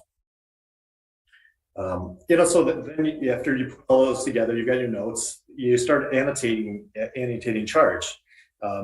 Again, this is not a stock TME that was special by any means, but you had the narrow range after kind of what I call that hype fade, and it breaks range to the upside. So maybe that's a possible entry, but certainly when you have that reclaims, what I call it, I like naming my setups for some reason, but I call it reclaim the fame. So where it retakes that IPO level out, it becomes something you can enter into. But I know just because of the age that it's unlikely to trend, so I'm going to trim into something like that. So that's really how I developed kind of the IPO setups that I did. Certainly there's other ways you could pick 100 people and they could do the same study and maybe develop their own setups in different ways. But this was consistent enough with my personality and how I trade that I developed those setups. So after you kind of got those ideas and you got your notebook, you have to think, well, how am I going to monitor for a setup? There's thousands of stocks. First thing you do probably is you cut off you put a liquidity filter on, so you're not searching something that only trades 5,000 shares a day, for example. But how are you going to keep track of the stocks that you want to trade? How are you going to find these setups that you spent all this time developing? I think there's really two approaches. The first one is the brute force approach, and I know there's a lot of traders that do this. They brag about how they go through, and I don't mean to diminish this in any way, but they'll go through thousands of charts every weekend to find out what is improving. Then they'll make a watch list, and there's certainly a lot of appeal to that approach, because you get a feel for the market, how it's all developing, and you can sense it. I personally get chart fatigue if I do something like that. So I like more of a surgical approach. I want to see the scans that are going to identify my criteria. For an IPO scan, I'm just going to scan for IPOs, and then I'm going to go through those and see kind of what is showing some strength. And then I'm going to set alerts. If I think something's, I go through once, and maybe I'll set an alert, a month long. Maybe a week long if I think it needs to work based on within a time period. But then that's the way I personally keep track of it. I'm not saying that's the best or only way, but that's certainly one way it can be done. My goal with any setups is to have a scannable condition. There's a lot of ways you can do it. If a stock hits a new high, well, that's easy. There's new high list, and you can easily scan that. You can scan for price spikes, or outside standard deviation moves. Maybe a Bollinger Band, TTM, squeeze plays. Is there a moving out? You can easily scan for moving average crossovers or some other indicators. Now, one of the things that I've done with TC2000 is I'll create a column, and then I can just check it, and then it'll automatically sort up and down whether conditions met or not.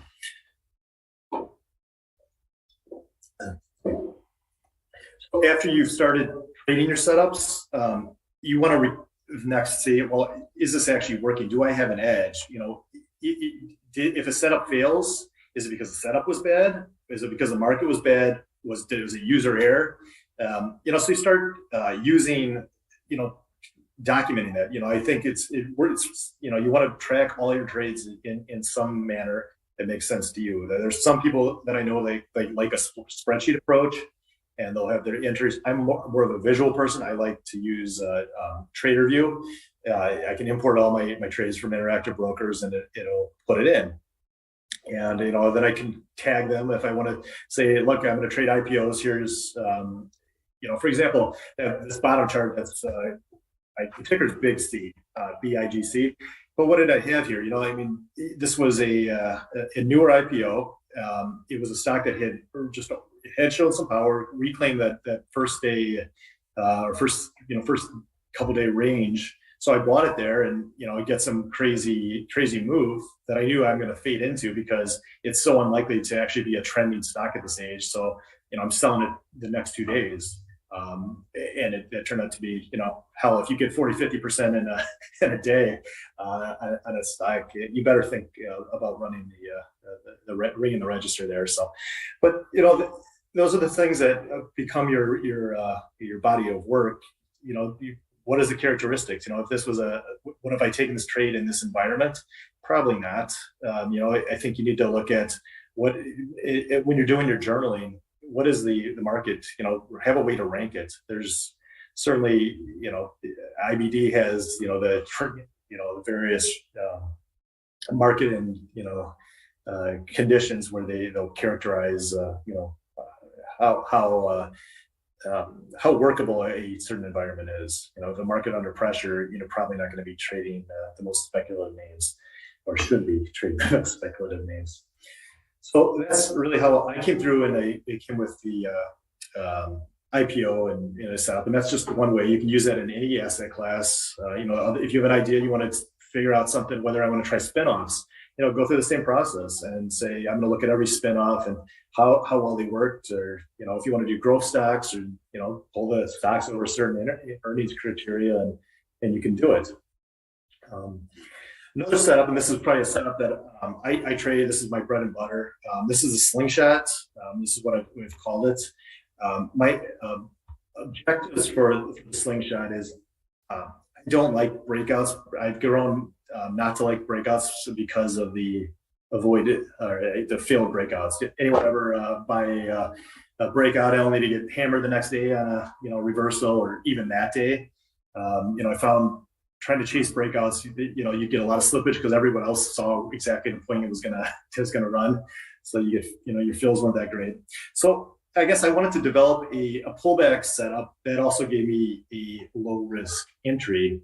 So with that in mind, I went through those historical charts. And by, first you study those true market leaders, and none of them just, stay above the 5-day moving average and go up, hundreds and hundreds of percents. There's a pullback or a pause or something with that provides alternative entries with all of them. So that's kind of what my approach. I started just with the studying of, and seeing if I can identify key points.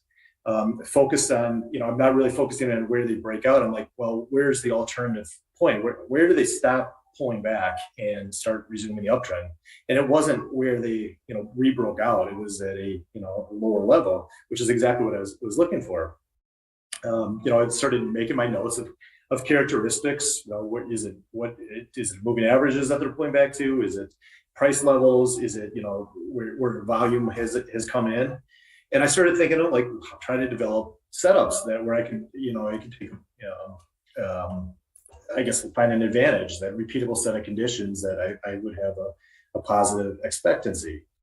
Now, of course, with buying a pullback, there's risk, right? There's always, the biggest risk is it keeps pulling back. I don't know how many people have ever thought they were getting some great deal on a pullback, and it looks a lot less like a good deal the next couple of sessions. And certainly, I've tried that. Anybody that's trying to work out a pullback setup has seen that. The other risk is the stock can just go sideways. It goes in stage one, and you're just sitting, with your money in this market, not doing anything, and losing the time value of money. So those are really the two my concerns when I want to get a pullback setup. The pullback continues. Now, I'm sure people have talked about, we got to buy at the 50-day moving average because that's such a great point and you're getting value here. But UPST, that's a great example from just the other year. It gets to the 50-day moving average, maybe it paused that day at that setup, the thing, there's a bit of a hammer, but by the very next day, it gapped down.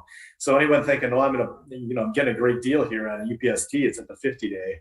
they found themselves under pressure very, very quickly here. And which is one of the risks that I certainly didn't want to, that's not a viable setup just buying at a moving average. The risk is it just continues going sideways forever. And, a lot of the people that saw the 2000 market and the reset, they were holding stocks, hoping for them to come back, and they were hoping and hoping and hoping, and they just haven't. Could be years, decades, months. It's just not a viable, approach. So what I wanted to, with those considerations in mind, I realized, okay, first thing we need to do is we need to identify a stock in an uptrend. Okay, you can't have a pullback, otherwise you're just buying a dip, and a lot of times buying a dip gets worse because it keeps going down. So you can't have a pullback unless you have a stock in an uptrend. So you got to think through, well, how am I going to identify an uptrend?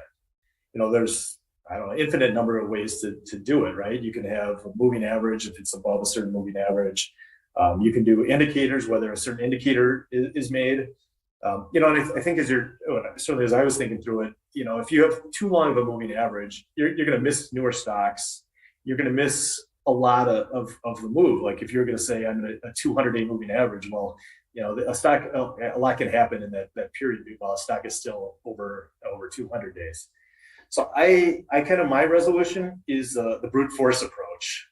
And this is something I learned from Stockby, and I should certainly give a shout out to Stockby and that group.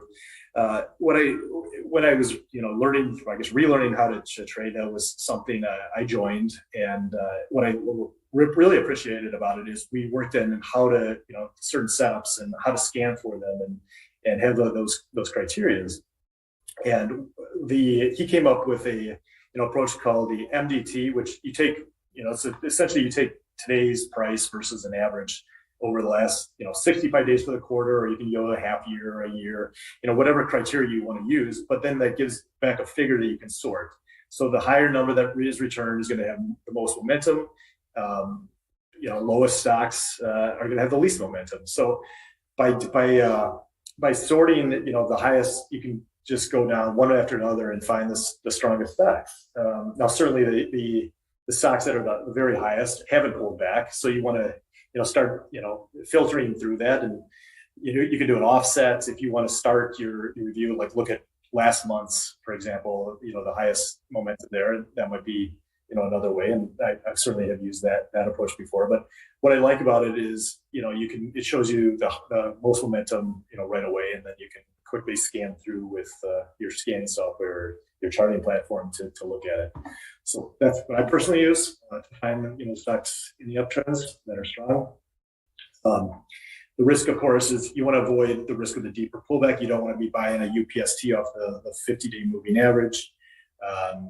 Some powerful stocks, some stocks are going to reset to a 50-day moving average, and then going to be fine. Others are going to be the 21, the 10, or others are just never going to reset. They're just going to keep going down. So the question is, how do you know when the pullback is over? For me, I wanted to see a proof. I wanted to see a stock starting to come back. Rather than, and I certainly have made this mistake. I bought in a 10-day moving average, and guess what? It doesn't hold. Sometimes it does, and you feel like, oh, absolutely, this is going to work. And you can look at historical winners and say there's a lot of them that have held that mark. But using that as a setup, it's not really viable because you're buying into a hole. You're buying in a pullback and hoping that others are seeing what you do, and they're gonna, it's kind of that greater fool preempting a breakout. You're hoping that people are going to come in after you, and it's great if it happens, but a lot of times it doesn't, and you're in a bad position. So what I wanted to see is a stock actually being able to prove that it was able to stop going down before I would buy it. So I'm not looking to buy the very lowest price on a pullback. I wanted to buy the price where the momentum has turned.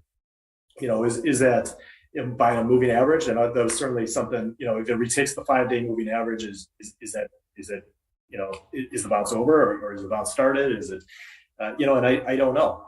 There's a lot of different moving averages that I've looked at over the years coming through that, but ultimately, my solution and what has worked for this particular setup was the 4 EMA of the highs. Most moving averages, as you know, it uses that closing price.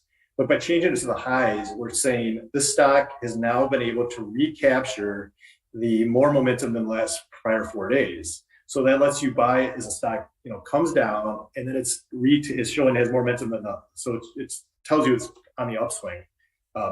And which is what I've really liked that approach, because it satisfies my criteria in saying I'm not buying in a hole, I'm buying a stock after it's stabilized, and I'm buying it still low in the base, and as it's able to push up.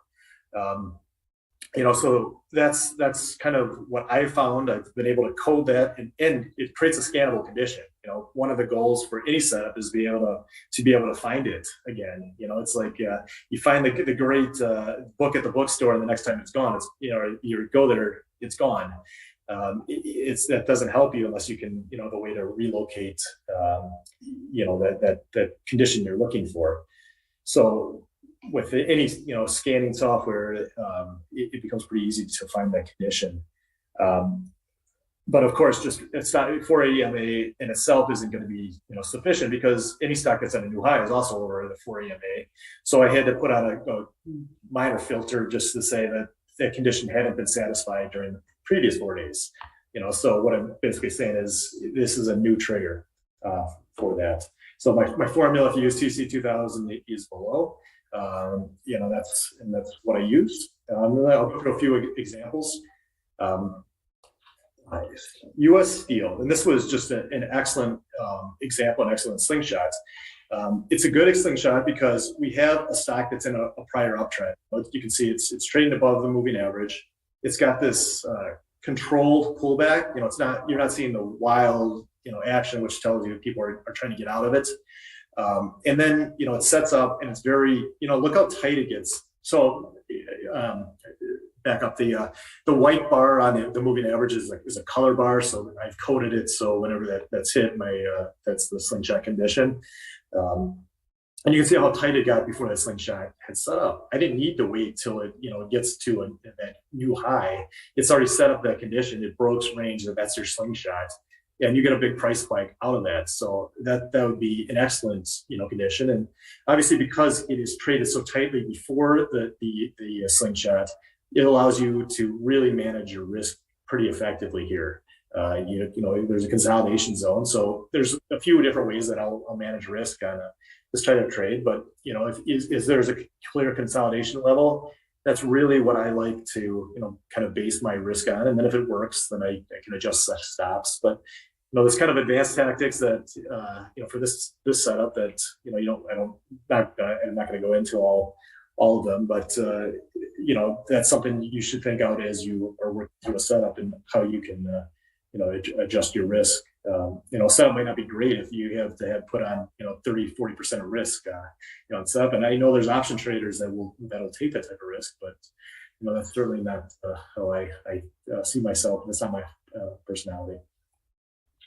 Another one, applied materials. Now, what I was saying is that just because it technically triggers that color bar doesn't mean it's a slingshot. This one was, it kind of had flagged off, and maybe that'd be a good breakout setup, but that's not. It's at its core, it's a pullback setup. So I wait for that first pullback, up in the range, and you have it. You've got the gradual controlled pullback, and then it pushes higher, triggers a slingshot, and there's your entry. And again, it's not wild and loose. It's very controlled. It tells you that the people that are selling it, maybe they're certainly not the institutions that are just going to need to get out of it all at once. And when you see that, I don't care how much it bounces. You don't want to. So much better to have a gradual pullback than you could technically trigger a slingshot on a really sharp bounce and a falling knife type of thing. But that's not really what I'm into for this. Here's one example, putting some of the concepts together. You have one from an IPO. You get an IPO that comes up, flags, pushes higher, pulls back. One of the things that I noted on this particular example is you have a consolidation area, that is, and while this is a little bit wilder and loose than, X and AMAT, you've had the consolidation that is really at that IPO initial price. It's at that level it's setting up right above, kind of that first day run. And as it pushed out a range, that was really, it was phenomenal where it, you hit a range and then it just goes. There's, not much else to do with something like that. So, if you can kind of stack, certain asset classes, I do like this setup. You've got the kind of the characteristics of having an IPO that has shown strength, has shown the ability to hold a level, and then you've got your pullback technique. You're in, and a lot of people are going to say, well, I don't know if this is a pullback. There's not enough bars. This is just early. But that's why the advantage of being able to study multiple classes of assets and work it can work in your favor. As with anything, keep your log. Here's an example, another IPO slingshot that I had with a firm. Now this one is a little bit interesting in the sense that I actually had an ad on this position. And the only reason I put an ad on this position is how good was the market, in February of 01, right? We had so many stocks were just working. But I had, the initial slingshot and went from, 1.5 to 120 or up, maybe 118. I forgot that, but reverse. Now, in a weak environment, I would be selling that first day, second day move because it was a good move. Instead, I tried to give it some room. It pulls back to below where I bought it, but certainly it hadn't hit my stop, and I added a little bit more into my stop. I felt when a stock can hold a consolidation area and start showing that it can bounce off. When the market's good, I'm willing to put on some exposure against I tighten my stop up on something like that. And, I guess, I don't know, maybe the sign of the times, the market was great, but this one really had taken off from that point. But again, it's that first, couple months of a stock. So I'm not thinking long-term. And while I've traded a firm, many times over the last year, and the approach here was more swing trade minded. But categorizing and seeing where you can do it, how you want to put your time frame really helps. So you want to test and refine with any setup. Is there a way to improve it? Improve on the setup. If I use the shorter time frame to look at it, is it giving me clues that I can use to take less risk or take get a better entry? Does it work immediately? Is there certain asset classes that a setup is going to work best in? A breakup setup, a lot of people are talking about them, but if you trade in the commodity names, you get very frustrated trading breakouts. They tend to be very mean reverting. So knowing that, you're probably going to have a different go-to setup in an oil stock than you would in a pure growth stock. And then you want to think, as you're going through, how would I add to a positions? How would I exit the positions? And that all comes from, cataloging and doing the work, putting it in and seeing, marking up your charts, marking your trades, see where you can get better at. For example, at a firm trade, and what did I see on the hourly chart? Notice, okay, so we had a big power surge right out of the gates, 3-4 hours, I guess maybe 5 hours in, we had this massive surge. That tells me that there's a hell of a lot of power in the stock. I didn't trade it then, but I was certainly keeping an eye on it. It's getting the top of my IPO watch list when you see something that has that much power. Then you see, kind of as it resets, and you look a couple hours before I bought it. Look how narrow the trading range had gotten. Just really, really tight, and it's expanding. It had taken out that. I guess I don't have a pointer here, but it had taken out that range, as it pushed through on some big expansion bars. And as it came in, that told me that there's some power here, and I'm going to play my stop against that that $100 level. I added my stop as it bounced off that consolidation, and then I was able to just hold my original stop and see how it handled. But by looking into zooming in, so to speak, I don't have to wait till the technical trigger of that setup was met at 4 EMA. I could see it, the hourly had broken the consolidation range. And so that's a way you can kind of cheat on your own setups by looking a little bit narrower, or more zooming in. And certainly I've noticed that particularly when I sell a stock, there's certain characteristics when your stock reverses that don't show up on the daily right away, but it certainly will on a shorter time frame. Where you get a gap up and it'll reverse or something like that. And that'll show up on an hourly well before it will on the daily. The daily might still be green, but you've recognized that it's already getting sold. So that, in a nutshell, is kind of how I've come up with the slingshot. The other setup that I trade a lot is called the fishhook, and this is my big gap up setup. And I know Ray talked about his this morning, and how he talked about it and why it's such a powerful time in the stock is when it has that big gap up. My goal with and that's the reason, if these big gap ups are potentially the moment where a stock comes into play, and it's the point where they're really just going to go. My goal was to find these powerful moves, but avoid what I call the gap and crap outcome. How many times you bought earnings, you think they're great, the market's it's gapping up in pre-market, it's gapping up on that day, and then it just falls on you. So trying to balance those issues. The true market leaders, they begin their moves with big earnings gaps, but not every big earnings gap results in a big true market leader, right? So we have to kind of balance which is going to become a true market leader and which is going to become an opportunity for institutions to unload their stocks. They're either rushing in or using the extra liquidity of a gap to unload their positions. And when that happens, the stock gaps up initially and everyone's excited, but ultimately fades.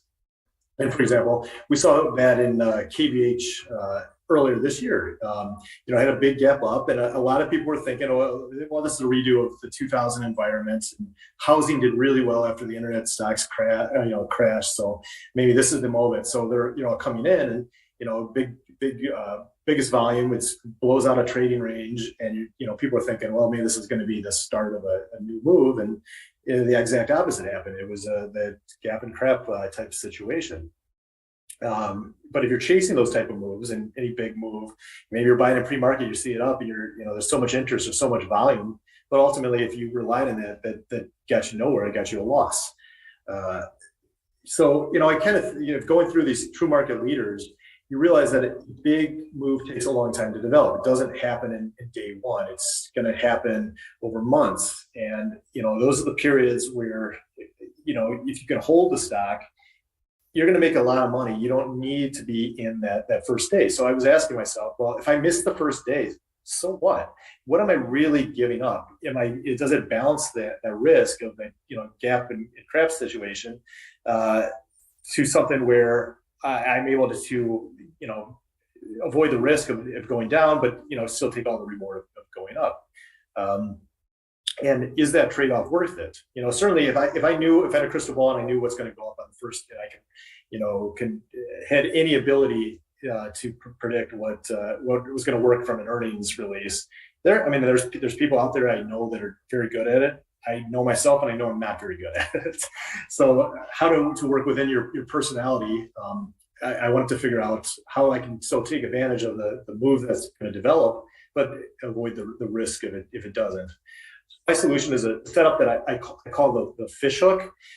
It looks kind of like a fish hook in the sense that a stock, has a point, it dips back under, and then it comes back out and around.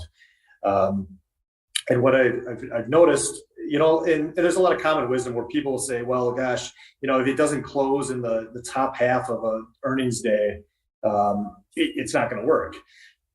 I haven't found that to be true. There's a lot of games that get played off of those earnings, those levels. A lot of times it'll gap up really high and then it'll fade down to an institutional level. They're not chasing it from, pushing it on. So it'll look like, for example, the Snapchat chart that I've got up on here, that didn't close it closed, it looks like a spinning doji in the middle or whatever the candlestick guys would call it. But, and the reason is the over optimistic people buying the open or pushing it up pre-market.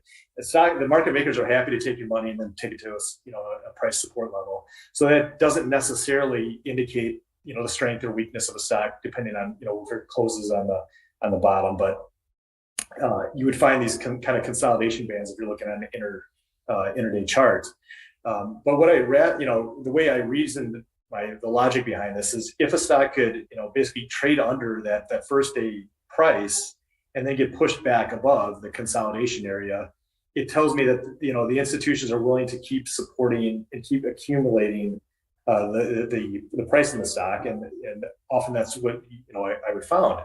I'm willing to miss that binary gap and for chasing it, and take it when it's a little bit more has tightened up.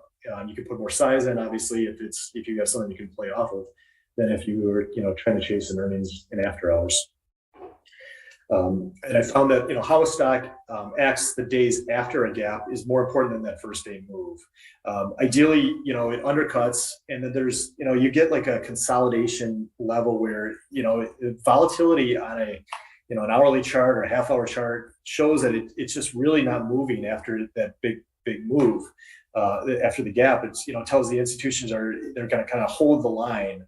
If it trades below it, ideally, I love it when it trades below that level, and then a gap down in the morning where people are scared of that they just bought the gap, and then it gets bid right back through, and that becomes a very productive time to take a position. And stocks, and if they get pushed once that supply is gone, there's not much supply left, and the stocks can often run really fast. And so that's really what I was looking for. It's you avoid the earnings risk. You don't want to take the binary risk before the stock comes out with earnings, even if you think they're going to be great. You don't want to get faded on the risk. So so what I would look for is those kind of conditions. Then you find what has massive interest. And if finding a stock that has massive interest, there's a lot of ways to scan for it. But honestly, this is the type of thing that you can almost get through osmosis, just because everybody's going to be talking about a stock. Just, oh my gosh, it's up in hours.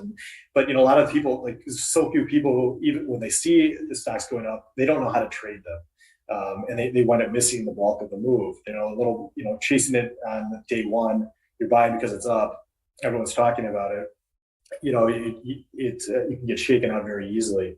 So following those stocks that everyone was talking about, 2 days ago, that's probably when it becomes, at least for me, more interesting to buy. Now, that said, I do scan for them. I have certain conditions where like this, sigma move, like an outside standard deviation, that will make them show up. But certainly if it's a move that everyone's talking about, it's going to show up on my scanners. And it becomes a matter of how you're going to trade it. A lot of times people will get bored with them over 5 days if it hasn't done much, and they're concerned that do they misplay this, or it wiggles a little bit and they're out. But letting the demand dry up and buy once stock reclaims that volume level is really key. So a couple examples that I've got for everyone. Coop. There's something people talk about that. You need to have basically a stock going sideways. Everyone's forgot about it. That's not necessarily true. You can have the character change in a stock that has already been kind of going up, but you're looking. Particularly, I love doing this in like newer IPOs. Not the infants, but that months 8 after where the stock has already reached how it's going to trade. The institutions have had a chance to vet it. They're concerned, they've acknowledged that maybe earnings were not just a one-off like they might be. This is more going to be a more sustainable thing, and so it still has like the biggest volume ever. And even if it's been going up, like in Coop here, you had the gap up. It was a nice gap up, and then it, you can see, but people might have been chasing, but the gap's down in the next couple of days, but it's still kind of holding in that range. But then when it pushes through on those 1, 2, 3, 4, 4 days later, it's really all the supply has been it dried up, it's been bought, and the institutions just have accumulated it, and that's just was kind of an easy move just to ride through there. STAA, this was another one that I did trade this one. This was an example I wanted to use because this was one where the institute or the market makers played some games on the open, and you got that real long candle, where it gapped it up to 43, 44, and then it fades out, and everyone's like, oh, because I know a lot of people were talking about how this particular one, had faded. It didn't close in the top half, but yet they held the line. They knew exactly where their points of buying where it was going to be, and eventually you push through, and you get your slingshot on day 3. I use the bottom as kind of the stop, and it held, and it had a nice little move. I mean, this wasn't I like this one because it's not a 2021, 2020 market. This is kind of more of a normal environment where you're not going to have the 100% moves that we were seeing, but you're going to have a good enough move to get a couple of these a year that really moves the needle here. And Snap. This is how Snap really changed its personality. This was in an instance where Snap was just considered a failed IPO. And if you look at that IPO life cycle, it was a poster child that they used. But Snap had gone through and just had done nothing. But all of a sudden, they pull out this really great earnings report, and the institutions are just coming in with really high volume. And a lot of people say, well, the first day low is going to be the low you don't that's where you want to put your stop. Obviously, Snap traded below that first day low, but it got bid up really quickly back past that that first day price band or the first day close, and after that, it became a pretty easy trade to work, and that's kind of how it relaunched itself back from obscurity. So that was one, and again, that was another IPO stock, and I like trading IPOs when they have that earnings fish ups out of IPOs, because that's often when the first big move happens. You're less likely to see it in a stock that's 10 years plus. There's a lot of demand, or there's a lot of supply in those type of stocks already. You're not going to surprise people. But you see it in an IPO, that's got to get very high priority on my watch list. So if you come in through a setup, those are the setups that I've traded. But I guess my advice would be is you got to do the work. You can't get conviction by borrowing anybody else's setup. You can't be independent without having conviction in your setups and the ability to find those setups. And you're not going to appreciate the nuances of a particular setup if you're relying others for your advice on, or their advice on your trades, or their signals on trades and so forth. But open for questions. I can take that, and if you guys want to follow me on Twitter, probably most frequently at Scotland T. I put the actual one out there because there's a lot of bots going around to pop in my people's followers DMs and try to sell Bitcoin. And the other thing is I started a Substack. It's less active now that the market's not really in prime shape for trading, but it is something that I'll update and kind of share my thoughts as things pick up. But thanks for having me, Richard. And if you guys have some questions, I'm ready to go. Yep.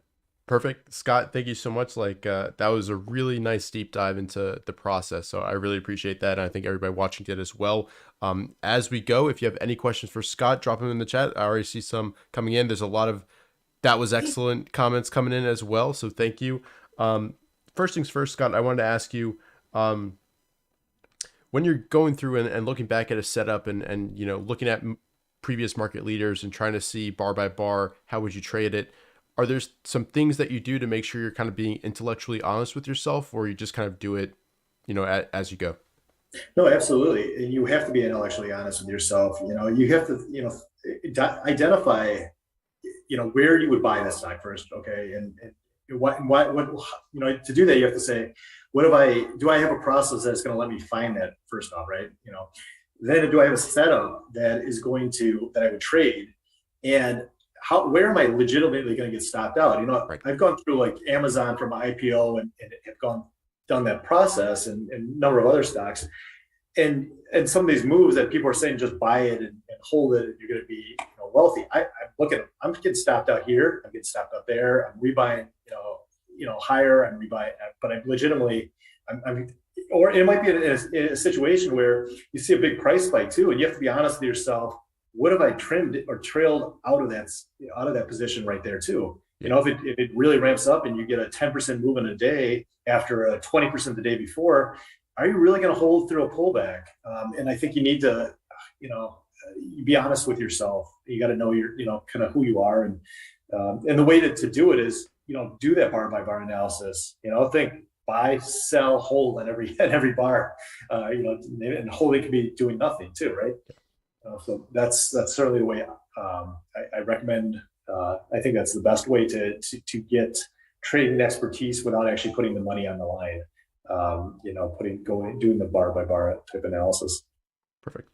And just a question about the fishhook. Do you sometimes combine it with the slingshot on like an hourly time frame against a level? 100%. Yeah. So one of my favorite things is when I put a setup and I put it out, and people would message me and they'll say, I love this setup, but have you tried X, Y, and Z? And this is what I'm doing. And one time I did get a message from somebody who goes, what I did, I use it as fish hook, and then but I'll use the trigger as a slingshot on an hourly. And I'm like, I like that, because you have that consolidation area where the pullback is. Right. You'll see some of my buys are not, the true closing price. I think that's a good rule of thumb. But combining the setups on different time frames is certainly something I do. That's a great question. Perfect. And I think this is a good question coming in. Let me see if I can bring it up on screen for everybody to see. Basically, they say, thanks, Scott. Can you provide the details on where you would put your stop loss for the fishhook setup? And that's, so you zoom in on an intraday. Where is there a consolidation area, right? That's the first thing I'm going to be looking at. It doesn't, I don't necessarily need to get in the gap. The gap has significance, but I guess it depends on where I'm buying, how much I'm buying. But ideally, I want to find like a consolidation area on the hourly, if it's in whatever that is. I will say, I move my stop very quickly on the fishhook, and the reason is, even particularly if you buy like a day two type scenario, you might get up and then it's going to come back into range. So, but if I can get my stop to even, I might try it multiple times. But if you figure it's like falling off a pitch, you're not losing anything if you can get your stop in, get it to even. If it's going to work, you're not going to revisit that level. If it does, it's not ready. And there's a big risk that you could still, you saw that KVH example I had, it technically did trade above and went up, above before, you could say that's a fish hook, but then if you didn't bail out on it on day two, you're in a world for her, and over the next couple sessions. So it's a moving process, I guess, for me. Yeah, perfect. And this is a good question. Scott, how do you narrow down your final ideas without over trading? And they say, thanks again. Sure. Kind of the criteria, so if something isn't an asset class that I think is going to move, like that Affirm example I showed, right? It's an IPO, it's got volumes coming, that's going to get higher priority than, something that's just kind of plugging away. Also, it's kind of the order of what the setup is. You're not going to see fish hooks every day. That's the fact. And frankly, you haven't seen any in this market in a long time. So that's not a setup. I love that setup when it comes, but you have to understand that a great fish hook does not happen all the time. You might get in a great market, you might see them a couple times a month. In a more average market, a couple times a quarter. In a bad market, maybe a couple times a year. So how you prioritize. I feel like there's more upside in a fish hook setup, but realistically, a slingshot is more common. You can see there's a lot of oil stocks, slingshots if you want to go that route. And but yeah, and so I guess first come first serve and a lot of stuff. And before a slingshot, are you looking for, an initial burst in momentum, a prior, obviously a prior uptrend a little bit, or just an initial show of strength before it presents that kind of consolidation? Yeah, I mean, for a momentum stock, you want to see a display of power. You don't want to be something that's, you could trade a utility and you can find all these setups in a REIT, but they're not really going to ring the register if you're right. You want to see something that has shown some, some explosive power, and then wait for those to set up so you have a tipping point kind of that, you buy right as the power resumes ideally. Perfect. And there's a good question. Scott, is your execution on the break of the level, or are you waiting for the close of the bar to confirm? Which bar, right? So I mean, as I've narrowed in, I typically will go the break. I'm not waiting for the end of the day to buy. I realize, if you're gonna get willing to get in, I prefer to take, I guess a tighter stop using a shorter time frame. I can scan for it on the daily chart, but let's say if it goes over and I see power coming in on a 15-minute chart, I'm not going to wait to the daily to close and confirm it is. I'd rather just take the position and then set my stop and accept the risks that if it does reverse, well, I've it's how it works. They're not all going to work, and a lot of them don't, and you take the stop out. Perfect. And there's a question here from Green Eggs. Since the market is choppy and volatile, are you switching over to intraday timeframes as opposed to I weekly? Basically, how are you handling the current market conditions? You've seen me very, very quiet lately, right? And I kind of realized that the market was showing some topping signs, and in December and January, I took a lot of cash out of the market at that point. Looked a bit, finding, see if we can see maybe we're going to have a V-shaped type of environment, but is that it really hasn't. I have been in cash for most of this year. There's a few points, where the market I felt has gotten oversold, and by some relative strength, a couple of slingshots that I've traded more for real short-term, periods. But I feel like the best way to navigate these waters, so to speak, is not to swim in them. There's a time for, as Jesse Livermore, a time for bulls, bears, and for fish. And my personality, rather than trying to fish every day, there's times when you want to do it. There's times when it's not ideal. And for me, my personality, I think I would churn, lose money, and I'd prefer just to enjoy this little, vacation from it. Yeah, and we talked about, you mentioned all those different types of setups, and it occurs to me that your McClellan strategy is a little bit, it's like a market setup. It's an environment setup. So I thought that's an interesting way to frame it as well. Yeah, we didn't. The McClellan is great when a stock's in an uptrend, and it tells you even in downtrends, right? You'll hit these levels where they're oversold. When a market bottoms, you get the McClellan, and then it gives you the same readings that it would be in a better market. But when it truly bottoms, you see an expansion of breadth off the bottom, and stocks keep going from that point. But what we've seen is you get those bounces, and the McClellan's been great for identifying those periods, but they don't last very long. And you want to buy really into. If we're talking about pullback setups, do you want to buy in the hole, or you want to see a little bit of proof first? So you're just not. There's just not much meat on the bones on these bounces, even if the McClellan is showing that there's a short-term bottom here. Yep. And listening to your presentation, obviously just following on Twitter and following your stuff, it seems like you often take a little bit of a contrarian point of view, and you're kind of looking for opportunity where other people might not, or just acting a little bit against the grain. Do you think that helps you find setups where there's opportunity? You mentioned that a little bit in today's presentation. Yeah, I think I like to be creative and think why, and is there really a reason? I was happy taking McClellan bounces where people are feel like the market's going to go off a cliff, and if the price action isn't entirely seeing that, I feel like there's edge in that. I think the slingshot in some ways is a pullback setup, and I find that's more of my personality, is somewhat of a contrarian view. A lot of people, I think most people commonly trade breakouts. I don't like breakouts. I feel like I've gotten chopped up too many times that I kind of want to figure out a better way in. I feel fishhook is, alternative. I don't know if it's truly contrarian, but it's an alternative to what a lot of people are saying, and that's going to buy the initial breakout into that area. Yeah, perfect. I actually did a quick poll with everybody watching, and we've got 59% of people are breakout buyers, 27% are continuation, 8% are mean reversion, and 3% are range bound. So that gives you a little bit of a sense of the audience. Yeah, that's good. Yeah. The exception is I find IPOs do work on breakouts, but I think the edge in IPOs is that people aren't really tracking the breakout in them. Right. So that's my one, real, I will go after IPO breakouts.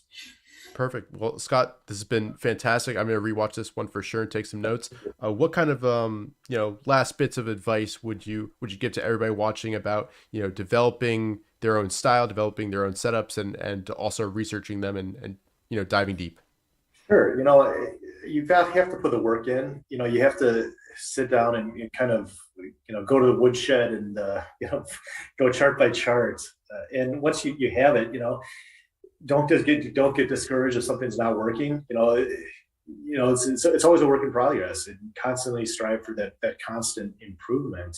I have tremendous respect for everybody that wants to go in and become a trader and trade, whether you've been trading 50 days or for 50 years. We're all doing something that we know is really, really hard, and yet we're willing to put ourselves in the line, and that's incredible. We're really pushing to become better, and so do all the things that are going to make you a better person, and take care of yourself, your health, and be honest with yourself where you're at. It's easy to delude yourself in so many ways, but hold the mirror up and see what you can do. And good luck to everyone. Perfect. Well, Scott, thanks again for the presentation. I think this is one of my favorites so far, so thank you so much. I'm sure everybody watching enjoyed it as well. If you did, remember to leave a like on this stream. We're almost at 500 likes, so let's try to hit that number. And of course, subscribe if you want to see more of these. And we'll be right back at 2:40 Eastern time, I believe, with Matt Caruso. So stay tuned for that. And yeah, we'll be right back.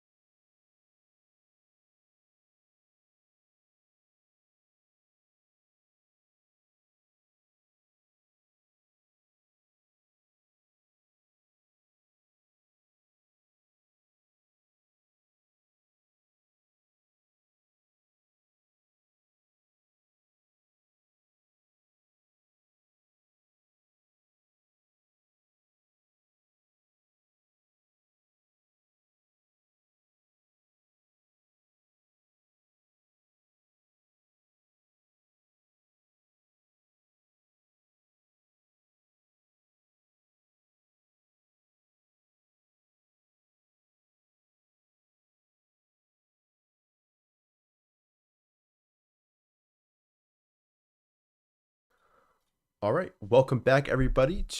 It's my pleasure to announce our next speaker for the TraderLion Conference, Matt Caruso, one of my favorite traders to talk to. Matt is a professional investor and the founder of Caruso Insights, and an excellent educator and just a super nice guy in general. So, Matt, thank you so much for taking the time and welcome. Thank you so much, Richard. And I have to say, what a fantastic conference you and the whole TraderLion team put together. It's really great stuff. Perfect. Thank you so much. And as I said to you before we got started, it's nothing without you guys as speakers. So thank you for your time and really looking forward to diving into your presentation. Absolutely. So I'll just get the screen share going. Sure thing. There we go. Perfect. So today what I want to kind of bring up was a different perspective from what I usually talk about, where I think a lot of investors talk about. Most people like to obviously focus on that right buy point or sell point. But I just realized, I guess, over so many years of in the market and having touched through my career different aspects and different parts of the market, I really start to view it like a machine. I call it the stock market machine. And today I want to focus on, interest rates, changes in valuations, sector rotations, and really how all of this really comes back to investing in the stock market. Now, obviously, my personal focus is always growth investing, finding these fantastic companies. But my methodology, my background is not, hey, let me buy a stock and hold it for 5 years and I know it's going to turn into a great company. I'm an active investor. So I want to be on board when there are strong advances. I want to protect my risk and exit when that changes. And I want to have a very good understanding of what are the actual trends in the marketplace, the economy, how can I adapt, who are likely to be the next winners. And I just realized over time, learning finance, economics, technical analysis, being a professional trader, how all these different parts of finance can come together at different parts of the stock market cycle to play their role within the machine. And I think a lot of people don't give enough credit to or don't have a deep enough understanding of the simple things such as changes in interest rates and how that can dramatically change everything in the market and all the different winners and losers. And I think this is a perfect time to see how important that impact is over the past several months. And especially with so many drivers going on in the market right now, I think that's going to continue into the future. So having a really deep understanding of this part of the stock market machine is key. And so that's really what I want to focus on today. So I want to start off just with a simple question, which stocks do we buy? And, there's probably 10,000 stocks listed in the US stock market. There's more in Canada and around the world. And so, obviously the initial question you have to ask yourself is where do I begin? How do I get down to those 5 or 10 stocks that are going to completely change my life from a financial perspective and provide these massive opportunities? Some people are purely technical in nature, and that's fine too. But if you're trying to have a view to which companies are going to have substantial advances, every amazing stock advance or move in the stock market is really underpinned by fundamentals. So that really comes down to the question, what is a company worth?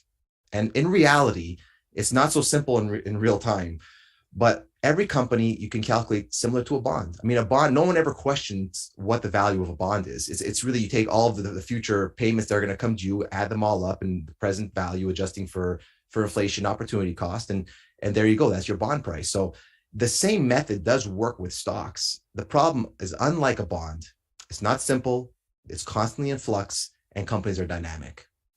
So if you stop and you take a moment and you can at least put this framework in, you can understand why fundamentals are so important, because ultimately that is what will determine what the value of a stock is. How we get there is much more complicated. That's why we have all of these technical tools and everything else we do to kind of guide us, because things are changing so quickly. But at least I like to begin with the basics to say that it really is fundamentals that will drive company value. It's just how do we figure out what those fundamentals will be and what do we pay for them? Those are 2 really, really important questions, because even if you know what a company is going to earn in the future, what do you want to pay for that now? Or with that risk in case that it doesn't actually determine what it promises.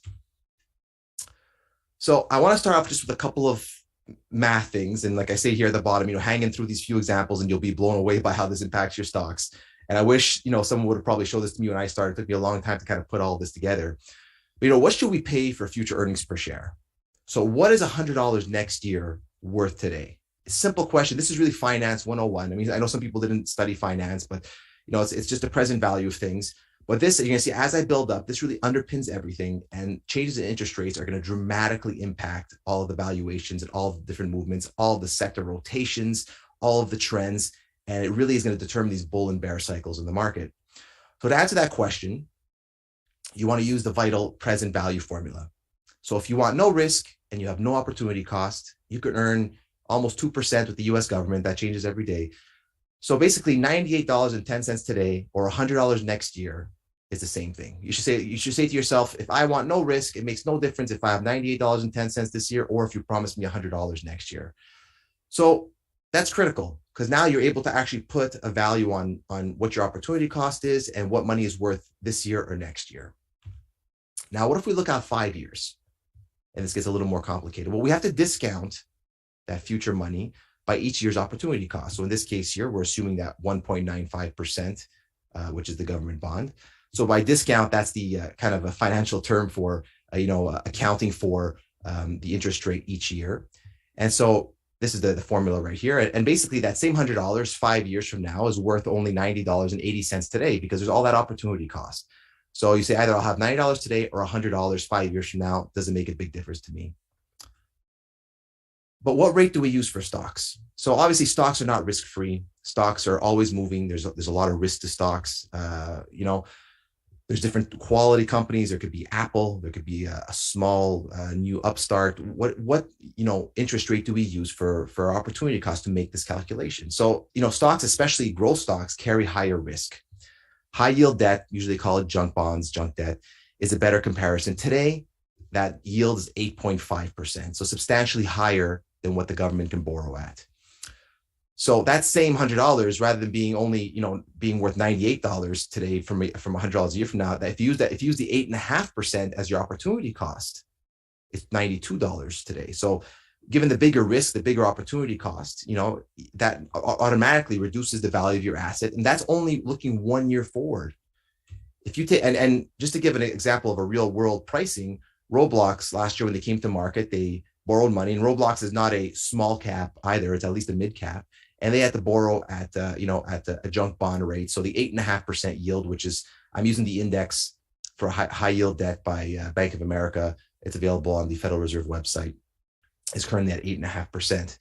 Now, if you take that 8.5%, you say, I want to know 5 years out, that $100 of earnings, what is that worth today? Well, that's worth only $66 today because you have to discount that 8.5% opportunity cost every single year for 5 years. So you can see just that simple change of what is our opportunity cost, what's our risk, how do we figure out what we want to pay for $100 earnings 5 years from now today. If you're using the government rate of 1.95%, that's worth, $100 5 years from now is worth $90 today. If you have to use the high yield price, that drops the value today down to $66. So that's a dramatic drop just by changing the interest rate. So nothing changed in this company, nothing changed in this future earnings. We're still expecting that same $100. But if you adjust what you're going to use to discount, you have a drop from a $90 current valuation to $66.50. So I want to use a real world example. How does this all really come together? It's kind of a little bit theoretical. We're going to get the actual charts after. We're going to break it all down. But this is an example here is NVIDIA. So I'm using NVIDIA as my example. I used 6.2% was the high yield debt market rate in 2016. And if you look at years 1 through 9, these are actually what took place from 2016 forward. So this years 1 to 9, these are their actual earnings per share that an NVIDIA earned each of these 9 years. We'll pretend that we didn't know this, and this was all future estimates, and we're going back in time. Now, that 42 cents 1 year ahead is worth only 40 cents in 2016. That 77 cents in 2017 is worth only 68 cents, on and on and on. You want to discount all these future earnings. And you can see earnings all the way far out in the future. These $6 and 9 years later, which is today, is only worth $3 back in 2016. So if you take all of these earnings per share that are all adjusted for the opportunity cost, a high yield debt rate, and you add them all up, that means back in about 2016, the value of NVIDIA is about $43 a share. And this is what really big institutions, this is what they really typically do to figure out what they want to pay for a stock on a fundamental basis. I know a lot of individual investors are looking at charts and this and that, but if you're trying to figure out exactly what is this company really worth, or put yourself in the shoes of an M&A team, mergers and acquisitions team, they want to buy out a company, well, you have to come to an actual number of what is this company worth, and you have to look into the future and you have to forecast what the growth is going to be of earnings and what are those earnings going to be, and you have to discount it back by the appropriate interest rate. So now, if you take a look, how did this work out in real life? Well, in June of 2017, NVIDIA had a price of $43 a share. So, the market was fairly accurate. I mean, we didn't know all of this data back in 2016, but the estimates that the market put on was fairly accurate. And in 2017, the price of NVIDIA was $43 a share. And that's how all of the earnings progressed from that point on. Now, up here, you can see this is the high yield interest rate that's plotted on the top, and this is the price of NVIDIA in the bottom. Now, I just want to bring up real quick as an Excel sheet, because it's going to be a little bit hard to show this just with a PowerPoint presentation. But this is that same NVIDIA value of the company here at 6.2. Now, in September of 2021, which is just last year, high yield debt was at the lower end of its value, and it was at 4%. So if you put 4% in here, now all of these future earnings are discounted by 4%. So you can see the value with a 4% interest rate, the value of NVIDIA would be $53.97. I must have changed a little something here. My example had $54.98. If you change that to 8%, which is where it is right now in June of 22, you can see that the value of NVIDIA dropped substantially. So it fell from $54.98 to $37.11. That was a 33% drop in the value of NVIDIA, simply because you changed what the interest rate is to discount all of your future earnings. So a lot of times investors are sitting there saying, well, I don't understand what's going on. Why is my company falling in value? The company is the same thing. Nothing's changed. They're still have this great growth. They still have these great earnings. Why now is my company down 10%, 20%, 30%, 40%? Nothing did change with your company, but mathematically, your company is worth less because interest rates are going up, and all those future earnings are worth less today because an investor, instead of taking the risk of investing in this company, can take their money, place it somewhere else, and get that same risk elsewhere. So you have to adjust by that opportunity cost and that discounting mechanism. So when that interest rate goes up, that changes what the value of your company will be. So in this case, you're going from a 4 to an 8% yield, drop the value of the company by 33%. Now, there's more dramatic moves historically. If you take a look at 2007 to 2008, the financial crisis, in May of 2007, before things started to unravel, high yield debt was trading at about 7.3%.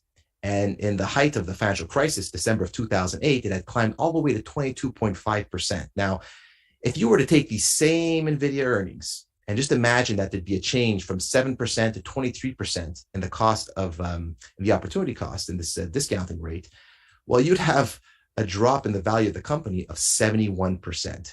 So you see some of these staggering drops in these growth companies, and you say, it can't be, it doesn't make sense. It does mathematically make sense.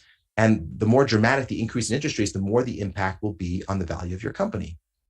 Now, there's two sides to that coin. Number one, when these rates go up, that's why you can have these devastating declines. That's why it's so difficult for the stock market to get ahead and to make big profits when the Federal Reserve is hiking interest rates and the economy is tightening. However, when this reverses, I mean, it's just as the impact is just as large the other way. And if you can see, if we go from 8% back to 4%, you'll go from that $37 valuation at the bottom to $55, and you'll have a 48% increase in the valuation. Same thing if you look at 2008.